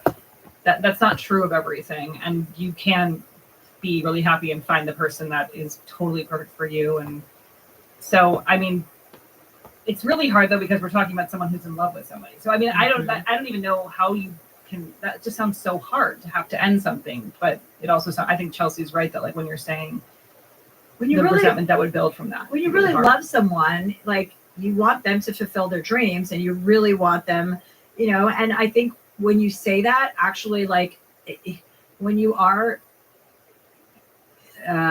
you act in such an honorable way, because it is painful to end such a long relationship. But when you act in honor of someone and honor and that relationship by saying, I don't want to like hold you back in any way, and this just isn't for me, I honestly think like you get rewarded in life. Like when you really treat something with dignity and respect, then that's what comes back at you.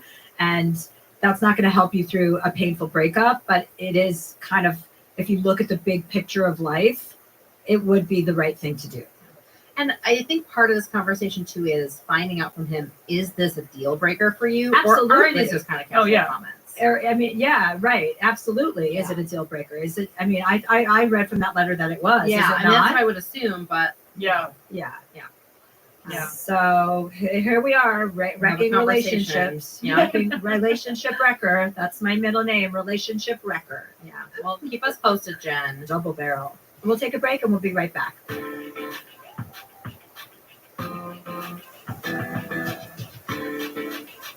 And we're back to close it up with Lauren Lapkus. So Lauren, what's the name of your podcast again? I'm sorry. It's called Haunting. It's Haunting. It comes out every Tuesday on iHeart or wherever you get your podcasts. It's very fun.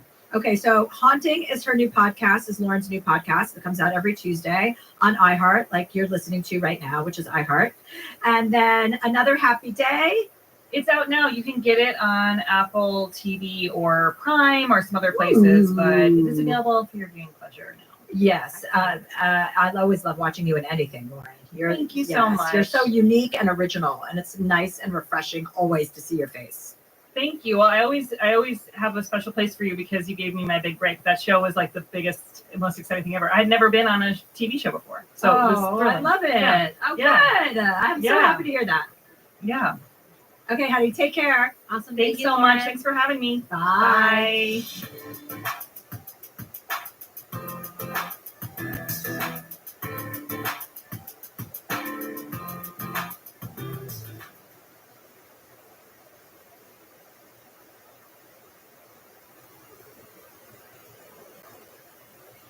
Just let them be themselves, which ones to support, which ones to encourage, and how to encourage and how to instill discipline, how to show them how important it is to feel the pain of loss and to feel like failure, and to understand that this doesn't make you a bad person. These are just the lessons of life and the energy that comes with doing something well and throwing yourself into something and finding success versus half-assing your existence and feeling filled with misery and regret. And that's a difficult thing when you're sleeping on silk sheets. You know, that was like what Marvin Hagler used to talk about. Like, you know, it's hard to get up in the morning and run when you're sleeping in silk sheets. He's talking about the pull of, as you become successful, boxers get softer. And it's because they start getting rich, you know, and then, you know, Just chill a little bit. Well, if you have a son then, and the son's growing up rich, and you're chill, like fuck, man. Like, you want to make a conqueror? You want to make you want to make a champion fighter? Give them a rough childhood. I don't think you should do it. You definitely shouldn't be mean to your kid just so that they can be a badass fighter. Well, I think it's also there's probably a balance you can hit, but a lot of these folks, because they have nothing, they want to spoil their kids. They go too far in the other direction. It's not. It's like harder to be a strict parent, I think. Mitzi Shore used to ignore Paulie just to make him funnier. She talked about it. She talked about ignoring him when he was crying. Yeah, it'll make him funny. She was right. Yeah. She knew what she was doing. But it's like, to do that, if you're a conqueror and you came up from shooting your brother with a bow and arrow and then raising an army to take back your wife, and then you have children, and your children are born when you're 40, and you've got this insane empire that's like, At 7:42 a.m. PST, a female upstairs is confident that people on the exterior are going to perpetrate felonies that they won't be held accountable for. I don't know who's out there, but remember that greetings recording says it all. And I'm hungry, so if you come with pizza, that would be great. that's like one of the most spectacular and impressive military accomplishments. If we just look at it in terms of just like the sheer numbers of human beings they sent into the reincarnation cycle. Like it's a crazy number, man. They killed somewhere between, I think the estimates are 50 to 60 million people.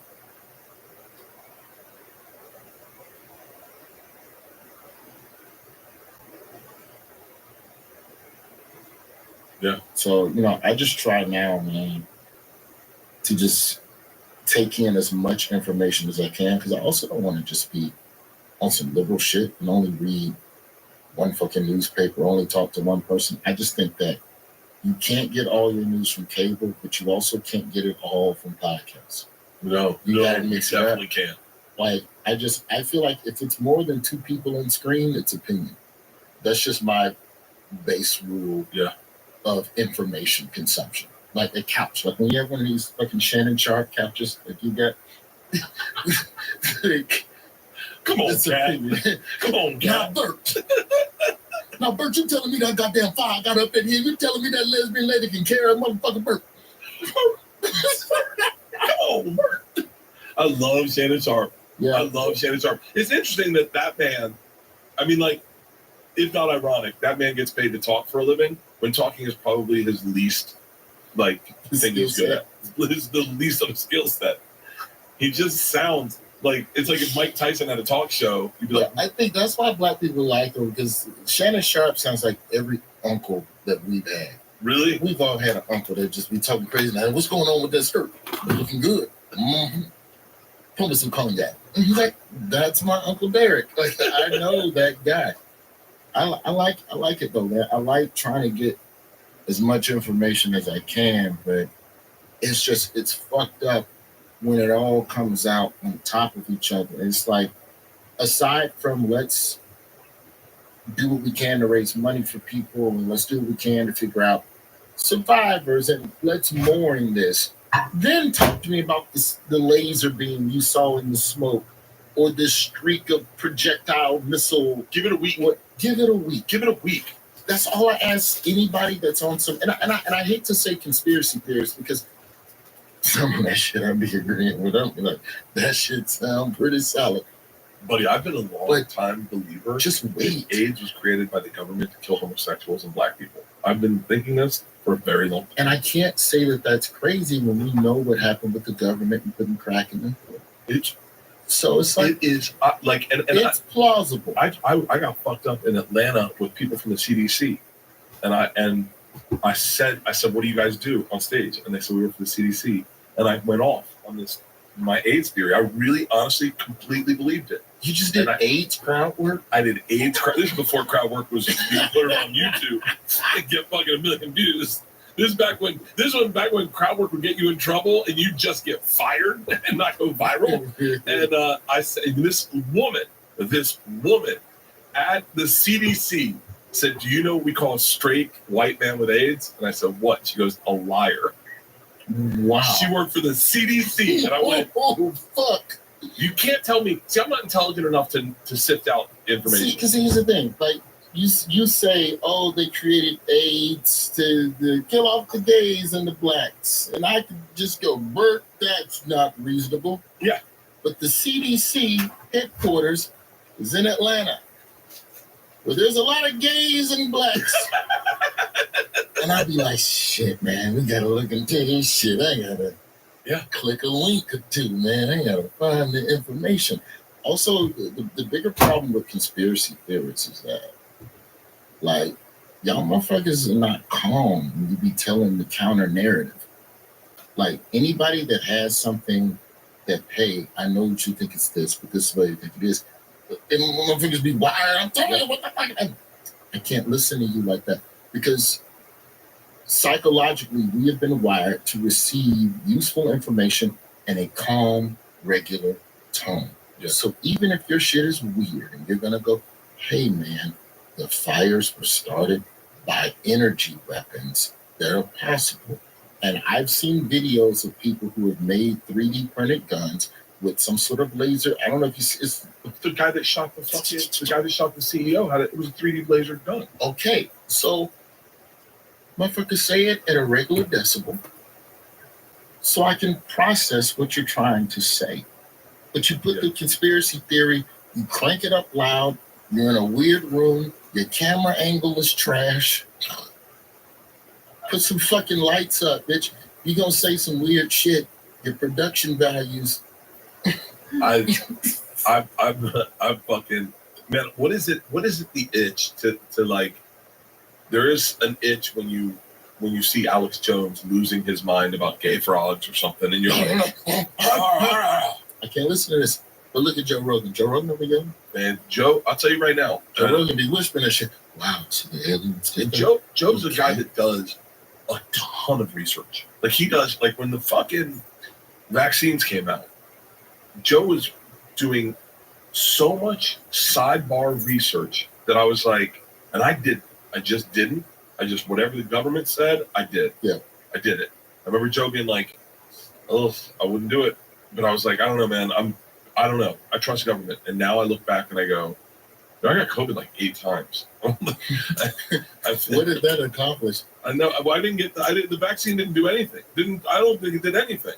And then I had this card that's had a date from 2021 on it that I used, that it was like, oh, you're safe now. I got it once. Well, I went through an old iPhone trying to find a picture and then just swiping through the apps. And I have like the New York City official COVID vac app.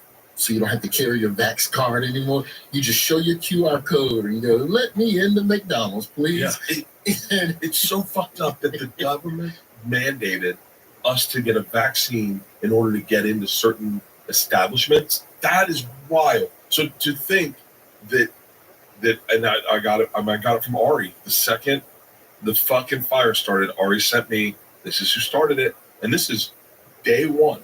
And then I start hearing about this EP&G or whatever, PE&G, whatever it is. Yeah.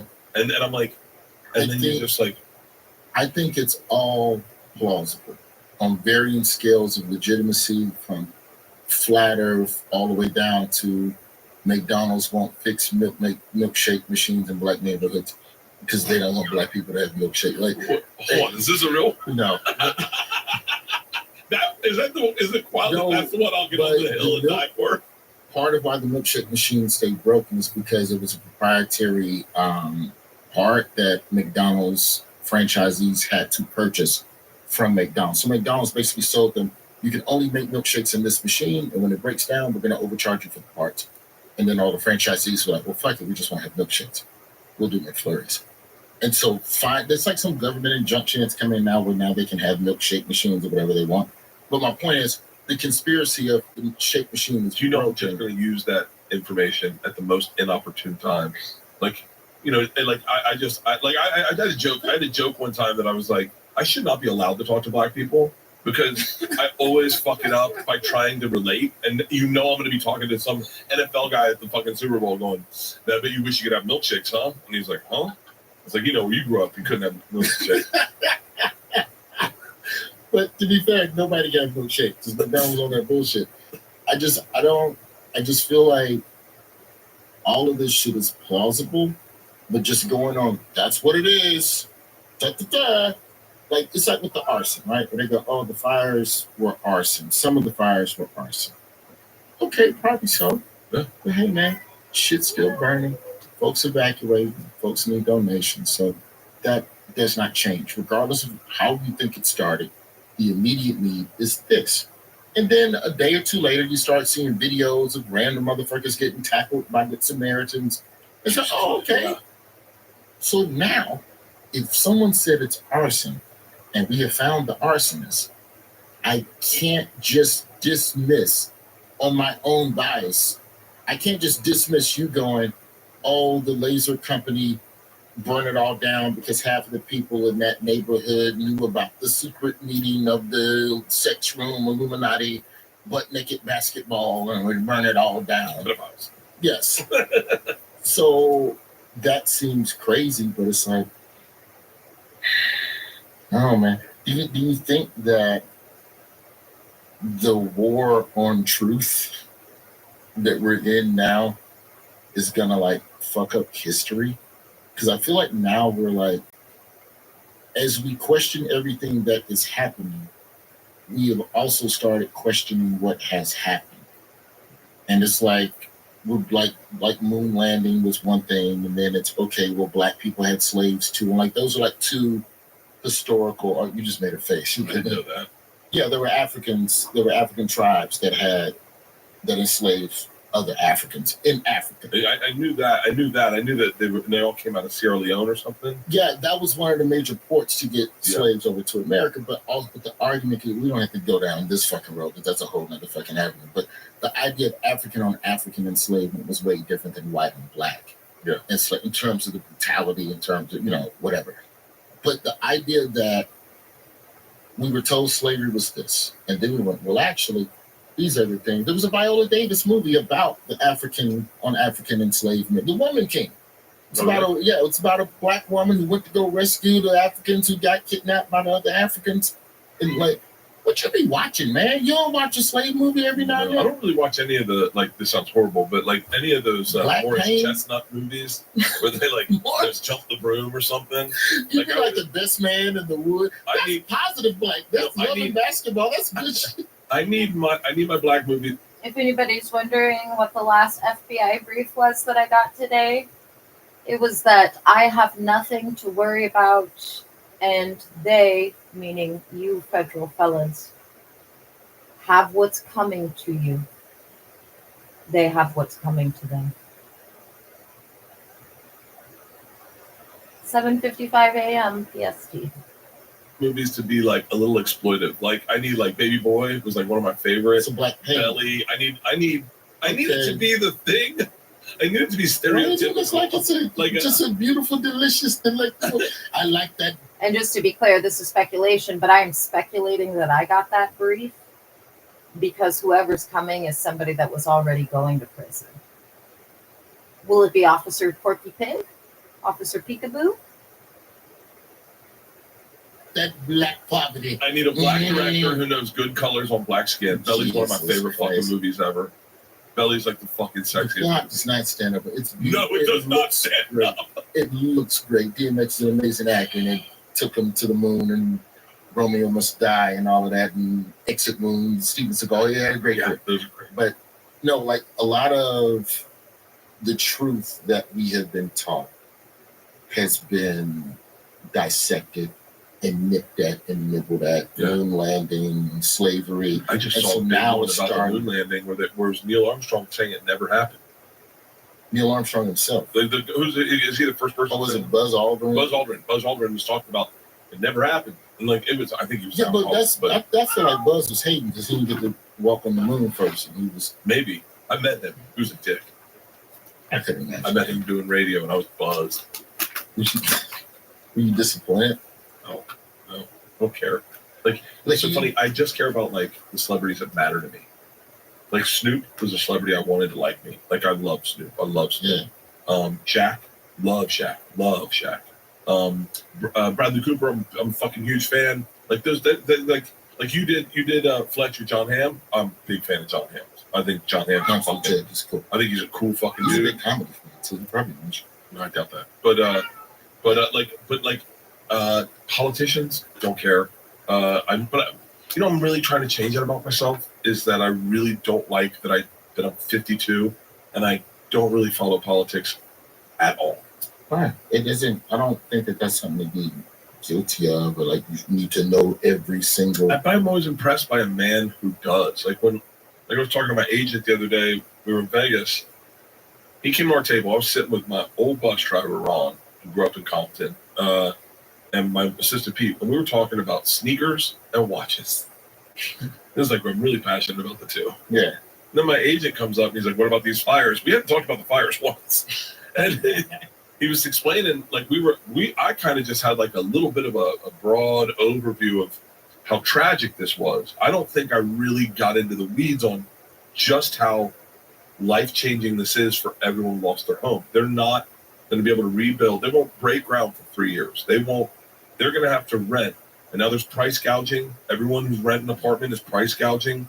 And then it's all coming out of the insurance companies and so it's this big. Assuming that the insurance company was still covering that particular block of that particular. And they had just dropped them 6 months ago. And this is like, and then, by the way, this is all stuff that I didn't know or would never have learned.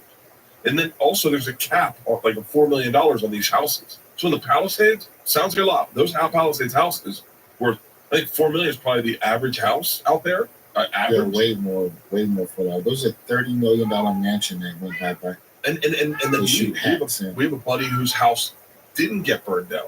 And I was like, good for him. My agent's like, no, There's no tuna. you can't move back into that house. They're going to tear it down. It's been covered in carcinogens. They've thrown chemicals all over it. From this guy. You can't live in that house. Yeah.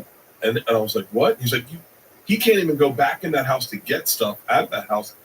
He should have, and now his insurance isn't going to cover that. And I was like, man, I don't know what the word of what I am is, but it's like, sometimes I don't think globally. I just go like, I just got a real cool pair. I was like, I like Jordans. I just got into these Jordans. Like, that's where my brain is. Yeah. I like these shoes. I was always like, oh man, I've never worn them with black pants. I bet that was good. That looks good. And that's where my brain is. Then it's just a matter of just reading up on stuff every now and then, but you don't have to like take it on stage or anything like that. I think the issue is that I think a lot of people aren't into politics is because they don't like the way that the truth makes them feel. So it makes you feel uncomfortable. You don't want to know that. You don't want to look at that shit. So you turn and just go, hey, it's sneakers. And it's not necessarily avoidant as much as it is just a lack of awareness over time, because it's never, when the world was better, what was the worst thing before 9/11? I would say Gulf War. Yeah.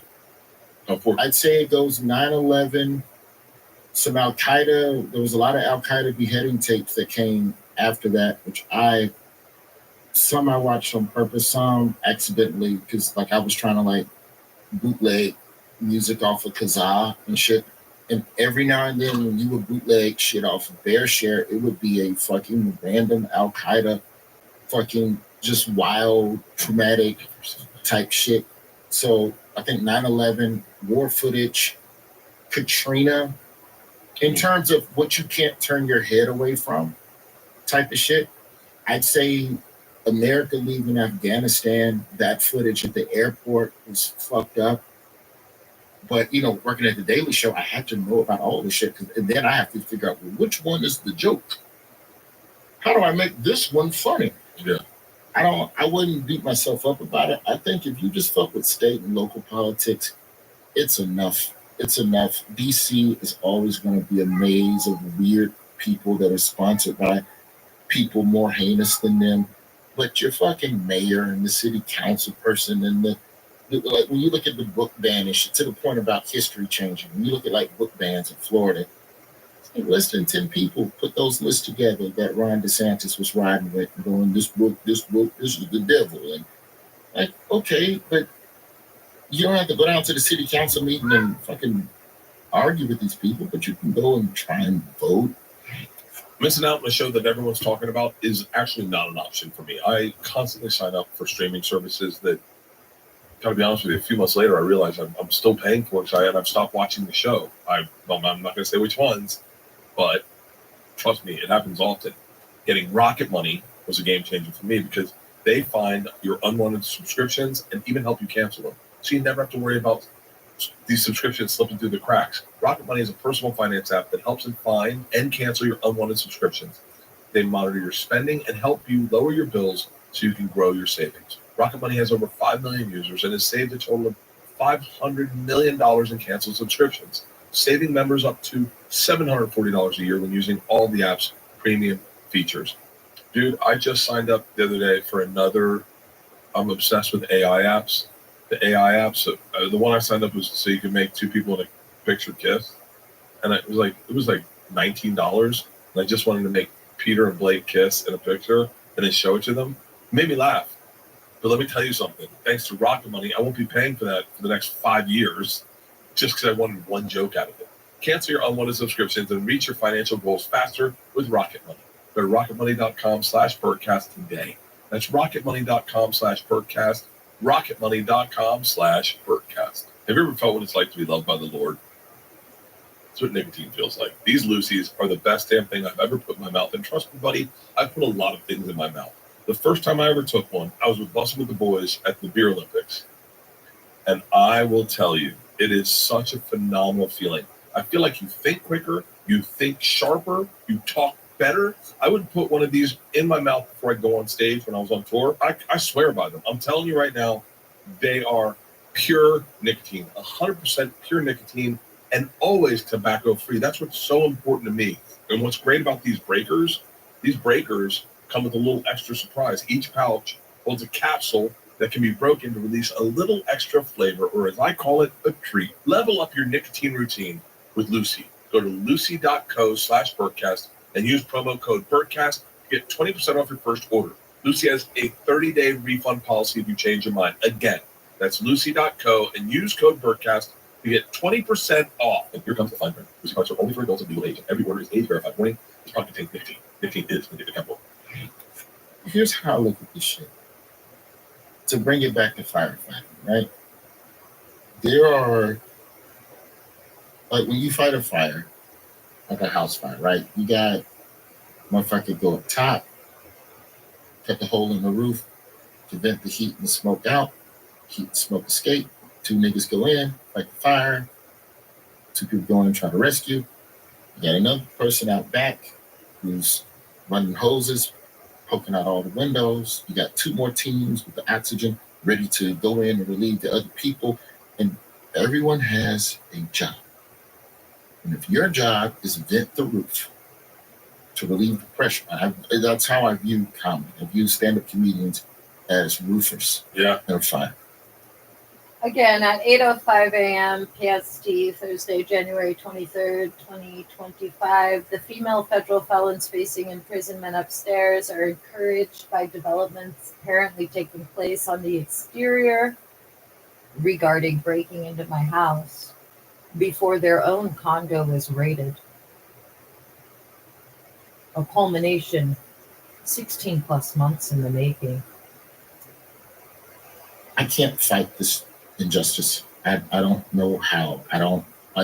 I've gone to marches and coming up from Birmingham, and my pop's pedigree is civil rights, and he was a journalist, covered all the terrible shit. So a lot of people, especially people down south, assume me to be of the same psychological ilk as my dad, but I have a different approach. I'm just going to try and bring light with the camera and give support to the people that are actually in the house with the hose. Yeah. But me and my joke's going to be up here, hopefully letting some of the steam and heat out of it. So don't beat yourself up because you're not down there with a hose that you need to know all of this other shit. I don't want to know. That's not my job.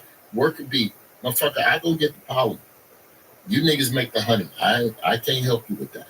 And my one job is that, ultimately, I know it sounds so fucking silly and maybe even narcissistic, but my one job is aside from giving back to the community and helping donate and all the shit, I get that. But like, is that when they get done and they get a break, and this firefighter's seen tragedy all day, he puts on Netflix and he sees my special and he goes, "Oh, I can watch this. Fucking, I don't have to think about all the shit I saw today." That's it. That's it. And that's important. And you think that's not the same thing for all of your hundreds of thousands and millions of fans? Yeah. Same game. So I know what I love, and I love what I love, and like, because even when it comes to like charity and whatever, my big shit is youth baseball and youth literacy. Those are the two things that if you check the tapes on me for the last 20 years, I've donated and showed, like, that's my thing. Yeah. If you learn baseball, you can master anything you like. And reading is connected to not being homeless and not being in jail. So you want to fight crime, fight illiteracy. So for me, that's better than going out to the march for the thing the day after the terrible thing happened. Yeah. So yeah, I just don't feel like that's my thing. I remember when I first started at Daily Show, and it was just some random morning meeting, and Trevor Noah, like, we're trying to make like a, I don't know, let's just say it's a John McCain joke. And Trevor turns to David Kabuka, who's also from South Africa, one of his writers, who came over to Trevor. Kabuka, what was the name of the man in 1943 who was on the ballot against Mandela the first time? And then Kabuka named Trevor named four of the people. And like, Trevor's catalog of national leaders across continents, across decades, is fucking immense. If you put a gun to my head and you ask me to name the last 5 governors of Alabama, where I'm fucking from, just pull the trigger. That's not my thing. But I can tell you policy. I can tell you how policies work. I can tell you how this law that did not pass did that. I can tell you how Birmingham didn't meet the EPA standards in the early 90s, and because of it, the clean air quality wasn't what it needed to be. And because of that, the Mercedes-Benz plant ended up going to Tuscaloosa. And because the Mercedes-Benz plant went to Tuscaloosa, Birmingham didn't have the commerce needed to grow its industry. And that's part of the reason why the SEC championship game went to Atlanta and didn't stay in Birmingham, was because we did not have the economic base to retain it. And that all comes back to a mayor we elected in the late 80s who didn't give a fuck about climate and sky and all of that other shit. But you have foreign companies who come in from nations who do give a fuck about air quality and carbon and parts per million. And because of that, all of the fucking NASA shit stayed up there. They never brought any of that shit down there. Huntsville growing at a rate, population-wise, faster than Birmingham, more jobs than they have people. Birmingham is behind the curve, and I can trace all of that back to policies from 30 years ago. But if you ask me who any of those motherfuckers were, I cannot name them. I can't, but I can tell you there's a Honda facility 30 miles on this side, Mercedes on this side, Hyundai built the facility. If you dumb motherfuckers that got the air right back in 88, back in the 90s, you could have had 3 fucking major foreign auto manufacturers in Birmingham proper. And with that revenue, you can become a fucking behemoth of a metropolis. It's crazy. And now you ain't shit. And so, like, I that's my Mitch Hedberg. Yeah. I can just domino effect policies back to this. Atlanta, part of why Atlanta became Atlanta is because of desegregation laws in Birmingham and because Delta Airlines, Birmingham was bigger than Atlanta. Really? 40s, 50s, Birmingham was by population, a bigger city than Atlanta. Wow. Delta Airlines comes in. This is around the same time desegregation, Michelle Khan, and a guy, Bull Connor, who was like, I don't know, he was the fucking Bill Belichick of segregation. Like, this motherfucker knew how to do it. Like, in 7 rings. 22-year-old. Lost his job because he fucked the secretary on the side. And that's part of why desegregation happened, is because Bull Connor had a side chick, and that enraged Christians. Really? But at the time, Birmingham was like blacks over here, whites over here. Delta Airlines comes in and goes, "Hey, motherfuckers, we want to fuck with your airport, build a big Delta hub." And they go, "Well, do you mix blacks with whites?" And Delta was like, "Yeah, because we need blacks and whites to make the money." And they go, "Get the fuck out of Alabama, you goddamn motherfucker." This shit is okay. And they went to Atlanta. I find this fucking fascinating. And I'm not undermining anything else that happened in the city of Atlanta to make Atlanta and the cultural nexus that it is. But Delta Airlines moving over there and creating that fucking economic linchpin, it helped. Yeah. And that's something that the city of Birmingham could have had if not for politics. Now, if you ask me to name the mayor or the governor at the time, pull the trigger. But the way small choices in policy can domino affect societies for decades to come, that's my thing. I can't name the foreign diplomat to the fucking... I know Herschel Walker's the ambassador to the Bahamas. I only know that because that's hilarious. He's the ambassador to the Bahamas? Trump appointed Herschel Walker, Georgia running back Herschel Walker. I don't even know if that nigga's from the Bahamas. Probably not. I know that. So that's where like politics. So that's why I'm more obsessed with policies, because the people change. So I'm not gonna sit here and learn all of these. I don't have the bandwidth. But if you ask me to name the Cubs starting 9 in 1989, I can do that to ease. Isn't that weird? Baseball. Can I tell you what's crazy about that? I can talk about sports when I was a child, but so we were in doing the NFL for the Netflix thing, and they were like, "Are you a Steelers fan?" And I was like, "No, I'm a Bucks fan." And they're like, "Do you know anything about the Steelers?" And I was like, "Of course, yeah, I know a lot about the Steelers." And they're like, "Who's your favorite player?" And I was like, "Well, you gotta remember when I was a fan, and I named off almost the entire fucking lineup of the era where the Steelers were winning every fucking Super Bowl." Because I real curtain era. Yeah, I remembered all of it, and it was like crazy. But if you asked me to do it from 10 years ago, I have no recollection. My childhood, I had a dream the other day. I had a dream last night. I swear to God, last night I was in Jerry Jones's hotel room. And he had brought in a bunch of girls, and he said, he had a bunch of girls, and he said, "Hey, we're going to have an orgy." And I said, "Great." And he brought in Kareem Abdul-Jabbar. Now, in hindsight, I think it should have been Jerry Buss, but I don't really.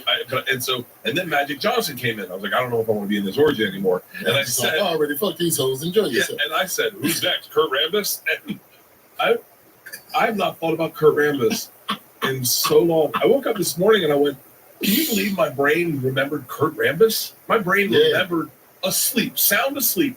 I said in my brain, "Who's next? Kurt Rambis?" Isn't that infuriating that you have all this bullshit on your hard drive that you can't delete to make space for more relevant memories? To wipe it out. I would love to wipe it. I can't remember. I'm with my bus driver. My bus driver and I were really close for a very long time, and then we had to part ways, and we had to part ways because we were too close. And to be honest with you, we were too close of friends, and so it made working complicated. Mm-hmm. And he would say something. I have no memory of touring at all. It's all because it's all so similar. I kind of don't remember. They're like, "Do you remember when we went to this one restaurant?" And I'm like, "Yeah." I say that so often. People are like, "Do you remember the time?" And I go, "Yeah." Weird. I don't remember those the way I should. And then, but I remember things from my childhood that I go, "I don't need that. That's a bad one." I wish I could clean it out. The way you clean out your phone, I wish you just clean out memories like that. Yeah, I remember random Cub lineup, but I grew up watching the Cubs in Birmingham because of the Superstation. Yeah. So that was we all watched Cubs. And Ryan Sandberg. Ryan Sandberg, yeah. Dude, and then because of that, the Braves also came on, and some nights I could watch them, but we only had one TV with cable in our house. We had all the TVs, but this TV has the cable out. Yeah. And that's the one my pops would be watching Airwolf or some shit. So I can't watch Braves because Airwolf and then Hunter. it's coming on there. So, but but I can remember just random Ryan Klesko, Jeff Blauser, again, just random Damon Berryhills. It's like, why do I need to know the name of the Braves catcher from the 1990 random? I said to But my I know assistant it. the other day, we were working out, and I said, he asked me, Hans, who is the pitcher? There was a pitcher from like the fucking 13s, like of like the turn of the century. And I was like, oh, he was a fucking gangster. And he's like, how do you know who that is? And I was like, how do you not know who he is? Honus Wagner. Honus Wagner. Honus Wagner. Honus Wagner. Honus Wagner. It was on Netflix. They had a Honus Wagner card and a Babe Ruth card. And I was like, those are valuable. And he'd be like, who wants a Honus Wagner card? And I was like, are you kidding me? This shit's OG Bitcoin. I love baseball, man. I'm fucking to the disappointed celebs you met. Yeah. Pete Rose was on my episode of Letterman. The only time I ever did David Letterman.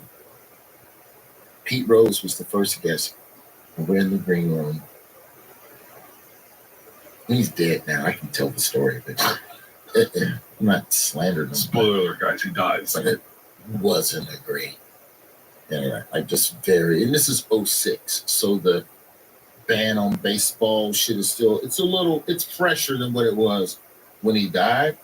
And I can feel him feeling me wanting to just ask a question. I'm just, on top of that, it's the nerves of a comic who has to perform. Yeah. But Mr. Rose, hey, he just goes,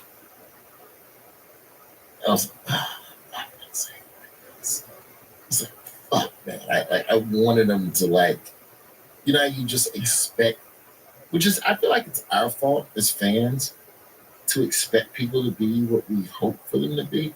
But I was just hoping for a little more just cheer and chipper. Baseball players are weird though, where they're like, you don't know what you're going to get. You might get the nicest person on earth, or you might just get a fucking grouch who doesn't want to deal with you at all. I feel like hockey players are the dopest in the big four sports. Hockey players are a lot more approachable, I think. I've not met a rude hockey player. I've never met a rude hockey player. I met a lot of hockey players. I've never met a rude hockey player. They're always like, here's the other thing though, and tell me if you notice this. I think it's also like the fact that casually now we're just older than them. So like they look at us like, oh man, like you're like almost like, yeah, like we're a grown up because they're still kids. Fair. That's fair. Like every football player I've ever met's been cool as fuck. I've never really run into any dicks in sports. In sports, I've never run into a dick. But I bet Pete Rose still looks at you like as a kid, which is weird. That sucks. I don't think I ever met Pete Rose, although I feel like I did at a casino one time. I feel like he was signing, and he was like, sitting on the table just waiting for people to come and sign. Shit was sad when I saw him doing that at Caesars, down in that mall under Caesars. To see someone at the autograph table and there's no line for the autographs, it's like, fuck, man. I think reminds me of being an open. Reminds me of doing the road early when you sit with your CDs, and people just walk past and you're like, "Hey, take care, sitting at the hope you had a good time."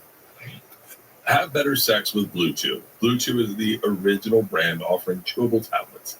These erection-enhancing tablets help men achieve stronger, harder, and longer-lasting erections for sexual activities.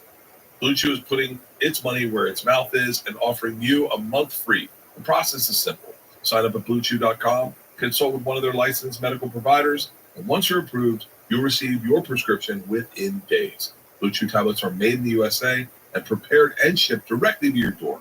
You can take them anytime, day or night, so you can plan ahead or be ready when any opportunity may arise. The best part, it's all done online. That means no visits to the doctor's office, no awkward conversations, and no waiting in line at the pharmacy. Let me tell you something. These things work, and I am killing it in the bedroom. I take them when she's not even around. Just going, let's be ready just in case something happens. That's the best time to take them. Make life easier by getting harder and discover your options at BlueChew.com. And we've got a special deal for our listeners. Try your first month of Blue Chew for free. Visit BlueChew.com for more details and important safety information and we'd like to thank Blue Chew for sponsoring this podcast. For some, the new year is a clean slate. For others, it's a chance to leave last year's scruff and chaos behind. Enter the Performance Package 5.0 Ultra by Manscaped, your secret weapon for stepping into 2025 sharp, clean, and confident. The Performance Package 5.0 Ultra includes the Lawnmower 5.0 Ultra Groin and Body Hair Trimmer, the Weed Whacker 2.0 Ear and Nose Hair Trimmer, Crop Soother Ball Aftershave Lotion, which I got to be honest with you, is a game changer, Crop Preserver Anti-Chafing Ball Deodorant. Free gifts include Boxers 2.0 Midnight Bravo and the Shed 2.0 Toiletry Bag. I cannot swear enough by Manscaped. They have figured out how to shave your balls perfectly. My balls are so well groomed because of this company. I would never use another product. Get the Performance Package 5.0 Ultra today and experience a shave that is as smooth as you deserve. Get 20% off plus free shipping with the code BERT at manscaped.com. That's 20% off plus free shipping with code BERT at manscaped.com. You know what I've been watching lately on YouTube? And I know this isn't the right ASMR, but it's fascinating. Feral hog hunting with night vision goggles. And I don't know what I clicked that got that shit fucking floating up to the top of my YouTube, but I'm thankful. And I ain't never seen white boys more happy than to just be riding and just fucking just off-road with a minigun and NVGs just eradicating a sounder of fucking wild pigs that are feral. They are destroying crops. It's a plethora of pigs called a sounder? That's what I heard. How did I not learn that in college when we talked about fact check that? But I'm pretty sure a group of pigs is called a sounder and not a herd. That is so. I'm going to use that for such evil. And they ride around at night and they just hunt pigs. Don't let me forget to tell you about sounding. Go ahead. Okay, so these guys, they go out at night in Texas and they lay bait and all. Some guys trap them live and then take them off to the slaughterhouse. But there's also there's no like hunting season on feral hogs. It's just if you see one, drop it. If you got a gun, and they're dangerous free. Fuck. Oh, they're aggressive, 300 pounds. They could bite your leg off. Yeah. So I've fallen down a rabbit hole of just white men and too much camouflage and I've just never seen pure that in the X Games. This is the only time with just happiness on the face of a white man where it's just like, that's probably a good motherfucker right there, dude. I want to go on a hunt. Dude, let's go with Rogan. I think I'm ready to shoot a feral hog. I don't know what Rogan yet. That's baby step. Rogan gonna have a big gun, too much recoil. No. He's all about bow hunting. I just got a bow from Cam. No, I want a minigun. I want to go with these guys on the YouTube channel.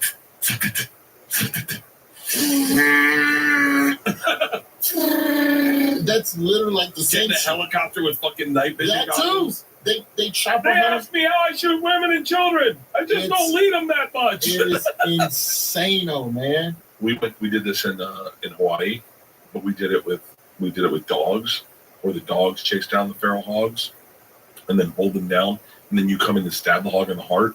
That was terrifying. Yeah, but in Hawaii, there's like a relationship with the animal, and this is for nutrients. It's like Avatar. You like tell the animal, "I will now kill you to the nutrients." Thank you, hog. Back to Moana. Yeah. So so usually, like my Pornhub search engine usually lands on the same kind of stuff, right? Like, and then randomly, and I don't know what happened. Randomly, I got on the feed. It was just sounding. You know what sounding is? No. It is, and I only know this because it was offered to me one time when I was a dominatrix camp for Hurt Bird.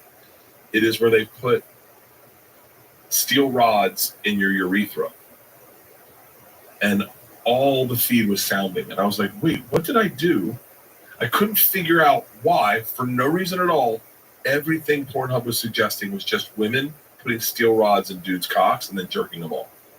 And I was like, It's like a spit to like is your meat already hard and it's just hard. pouring it It's down? hard. It's hard. And then there's different size rods because the theory. The joke is each rod makes you make a different sound. I can't imagine that they're playing them like instruments. Like I don't know if it feels good. I don't know Dude, I have why never they do tried it, but it's that. all that my fucking feed was. I have questions. Are you sticking the rod in and out? Like, when the Yes, smoothie, you're trying dude. to He get just the said middle you're of the cup? sticking it in the peanut pea hole. What the fuck, dude? Who thought of that? Who was the first one that was like, let's try it, Leave dude? it there, and then they jerk them off. But type in. I feel like I wouldn't joke even is trust that myself coming is towards the somebody with a holding large needle to stick in their the- pee hole. The hell are people up to? Like, how does the rod not come back out while Sounding? you're jacking? Sounder? What the fuck did you What's call it? anchoring the rod down? Type in sounding. Sounding. Skip ad in 4 seconds. Don't hit it now because you'll go straight to the ad. Not that I've been on this site before. So you lube the rod, or is it You're about just to see- you're about to your see own exactly dick what it is. juices? You're about to see it. Oh, I look, they're think they move the bonding. rod. I can't imagine it's pleasurable. I think it has to do with torture.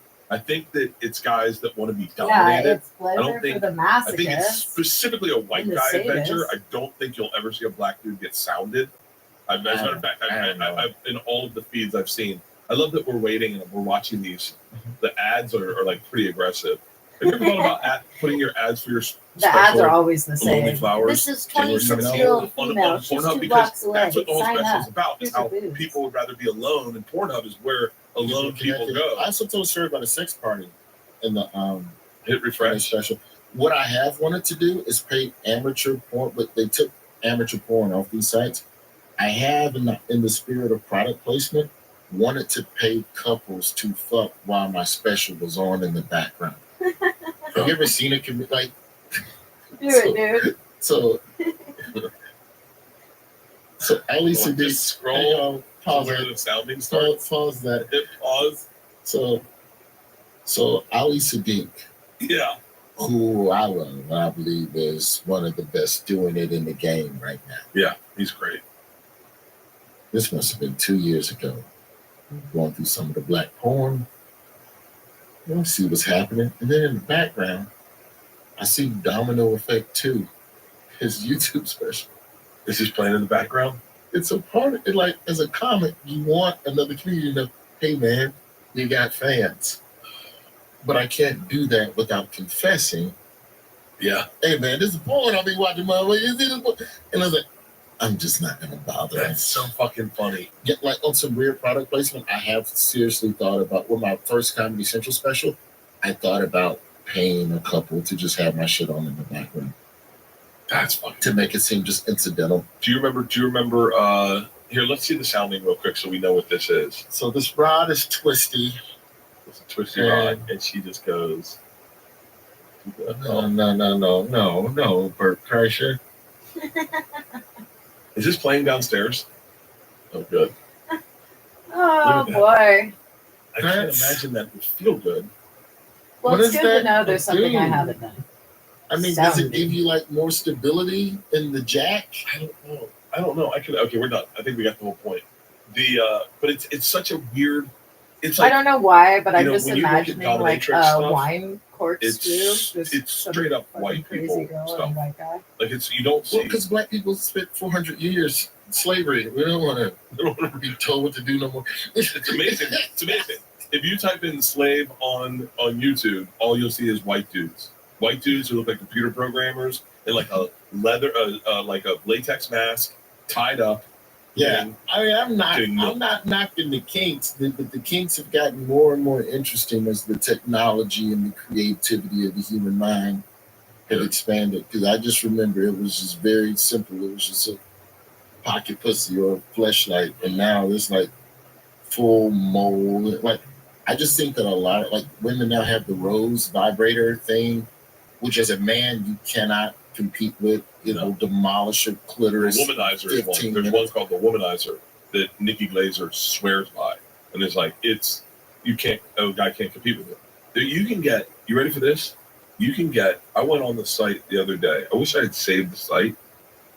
You can get a fully like a full robotic woman, like a sex doll woman. You can pick her hair color, her eye color, her boob size, her butt size. You can have a vibrator in her vagina and in her mouth and in her asshole, and type in. And you can customize the mold. Touch everything, and it's $3,000. And then you get a person that's just like this in your house, and you watch. I saw the thing, an ad. There was an ad on YouTube or on Instagram for them. I went to the site. I built my chick. It was $3,400. She looked just like my wife. I was like going to creep my wife out, buy it, and be like, for when you're not here. And and then I was like, wait. There's got to there's got to be Pornhub of a dude fucking his sex doll, and then you watched dudes fucking sex dolls, and it's so creepy because they don't move. They're like this. So it just looks like a sad, like a molestation type situation. That's them. Look at this. You can build them, and they look. This episode of Birdcast just went since Fraggle Rock, though. all around, no fake, around the weird world. Chucky doll, Chucky. Fraggle Rock. I don't think I've ever Gremlins, seen a Birdcast Child's episode where those three porn's cemented been my played until this one. I don't fuck with doll figurine, none of that shit. And then there was Tales from the Hood where the little slave figures were chasing down a white man on the plantation. Like I don't like none of that shit. Like if I'm in a room with I'll make the doll face the wall like Annabelle. Like I don't. Did you remember the one when we were kids? Shit, it was the ventriloquist dummy who would come. Yeah. Like, oh, fuck off, bro! I opened for a ventriloquist who brought the dummy with us to. I was driving. I was the feature actor. We're doing it was like a comedy zone run. Yeah. And you're different city every day, and a 3-hour drive, hopscotching. You always want to stop for lunch. And I'm like, we can just get lunch. When we get to where we're going, you can eat in the room. No, the doll, he I'm not gonna say that. Oh, was it Otto and George? No. This guy, come to find out years later, was going through a really terrible divorce, and the relationship with the puppet intensified in a weird, more personal way because that's who he talked to. And so we would be at lunch on the road, and that motherfucker would walk in that bitch and ask for a table for 3. And it'd be me, him, and a dummy. And he sit that dummy down in front of a plate and a knife, fork. And I'm the feature. I can't say shit because he could fire me from the run. But I gotta sit here and act like this shit is normal. I'm like a fucking 22-year-old black kid, 55-year-old with a white guy and his dummy. So just making eye contact with you, like, what the fuck? You're like, in the middle of fucking Prestonsburg, Kentucky. It's a funny picture, isn't it? Out in coal country, eastern Kentucky. Isn't it crazy all the people you worked with that you would invest in? You would invest in because you didn't know any better. And now you look back. He can teach me the ways. I will study him every night. If he was learn. I remember one guy being like, I'm doing a run out in Minnesota. It's a good run. I've done it before. I should bring you to open for me. And I remember being like, please. And now I'm so glad that never happened. Shout out to the homie Rick Wright. He's a San Francisco comic. I don't know where he is or what he's doing now, but I had to drive. He flew out east to do road work. At 8:35 a.m., they're reignited. I mean, the women up there are just so excitable today. They're so excitable. Meanwhile, I'm literally, I haven't taken a shower since Friday because I've been waiting for these idiots to break into my house. So I'm going to take a shower soon enough. It's 8:35 too. I'm going to need to start a new live stream in the next few minutes as well.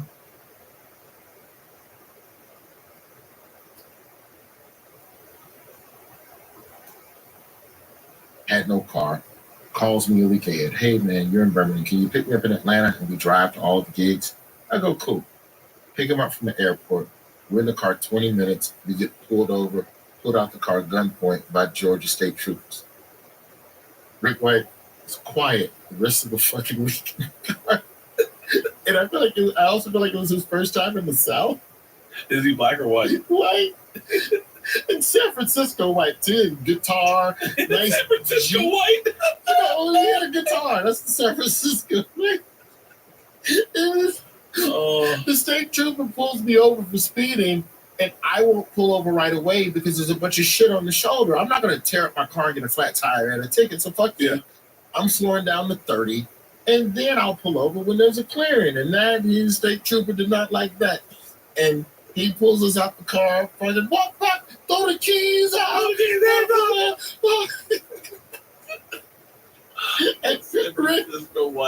And Rick had never been arrested. I had been arrested before, so I know the fucking drill. And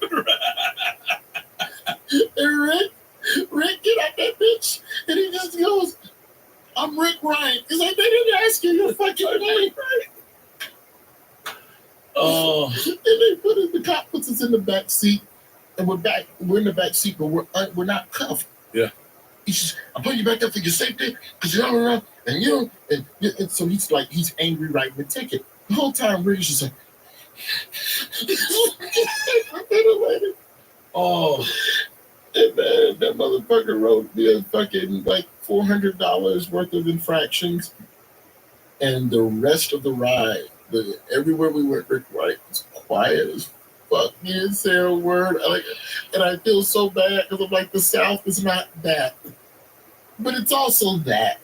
Yeah. Oh, yeah. I got pulled over in Macon, Georgia, and the cop took my license, and he goes, "You don't get this back." And I went, "Huh?" He's like, "I'm taking it with me." And I was like, "How do I get it back?" He goes, "You come back to Macon and you fucking." He gave me like a warning, but he took my license. How does that work? I don't know. I don't know.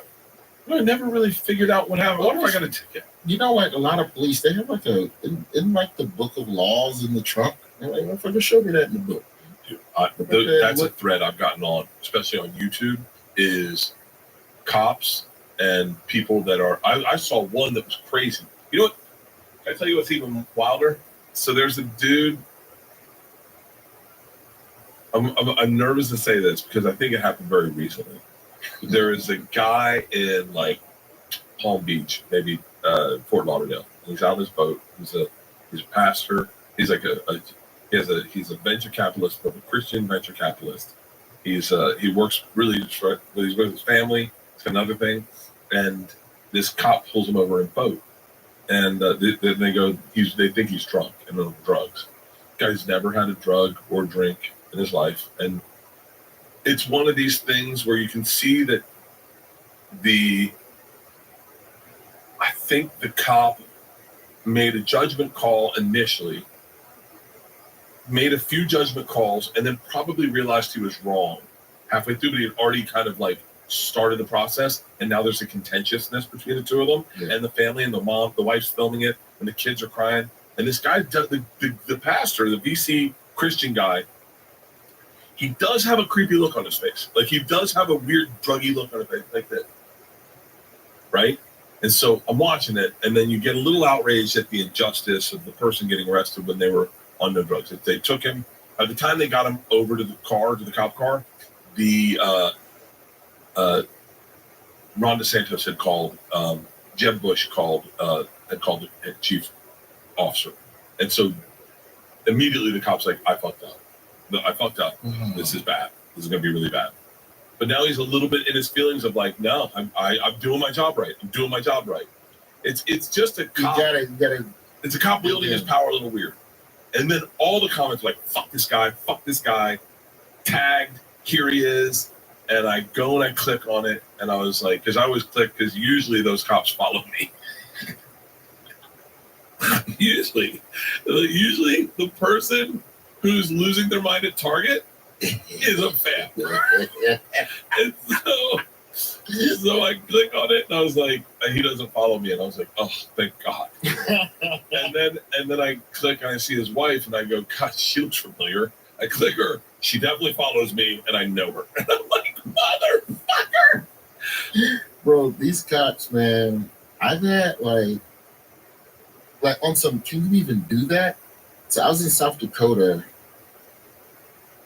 Did you ever work fuck, I can't remember the name of the club, but it was next to Famous Dave's Barbecue.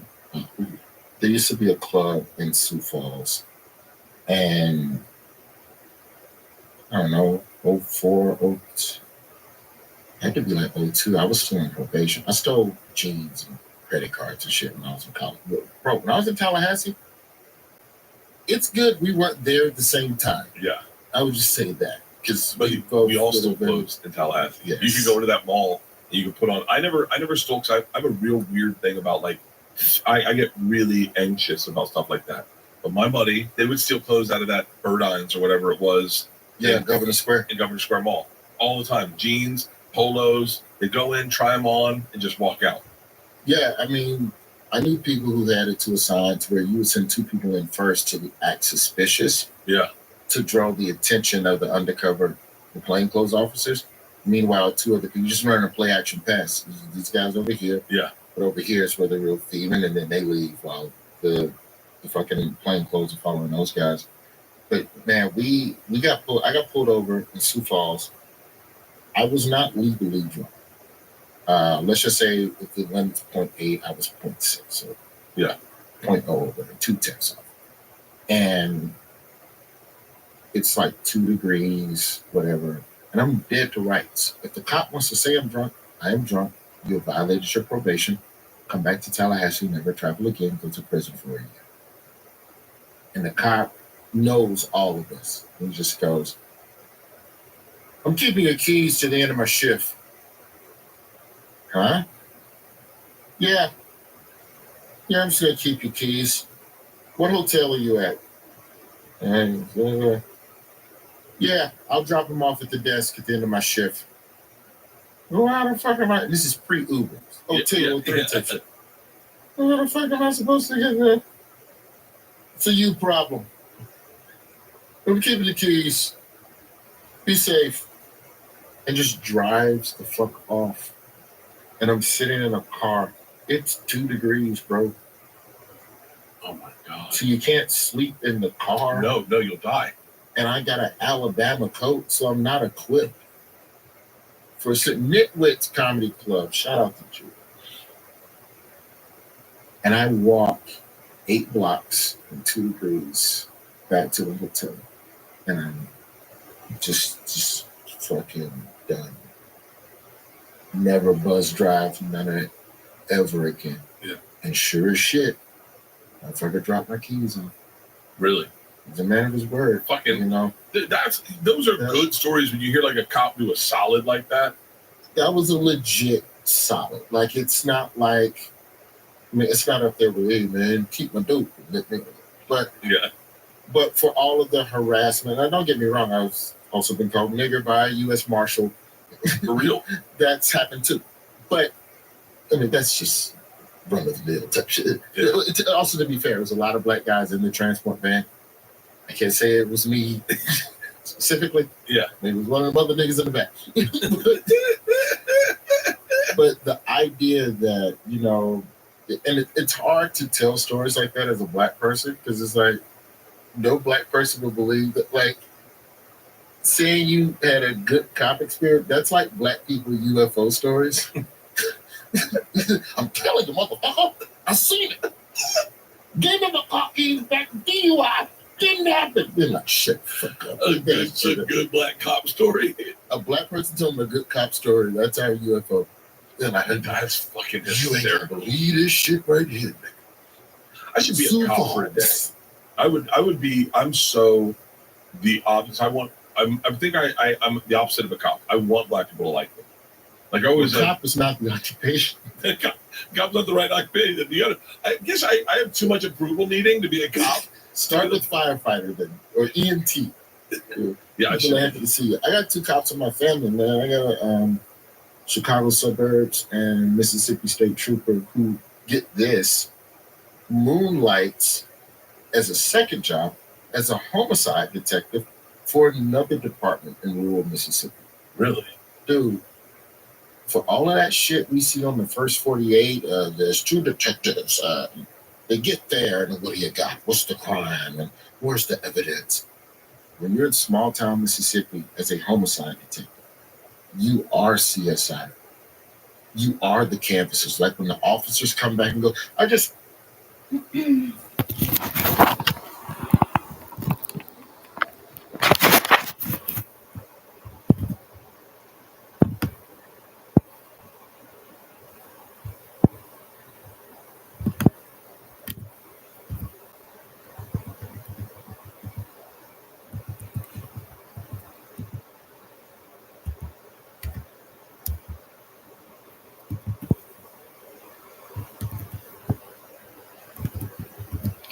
Okay, it is 8:47 a.m. Thursday, January 23rd, 2025, ending this live stream, and another should initiate in 90 seconds or less.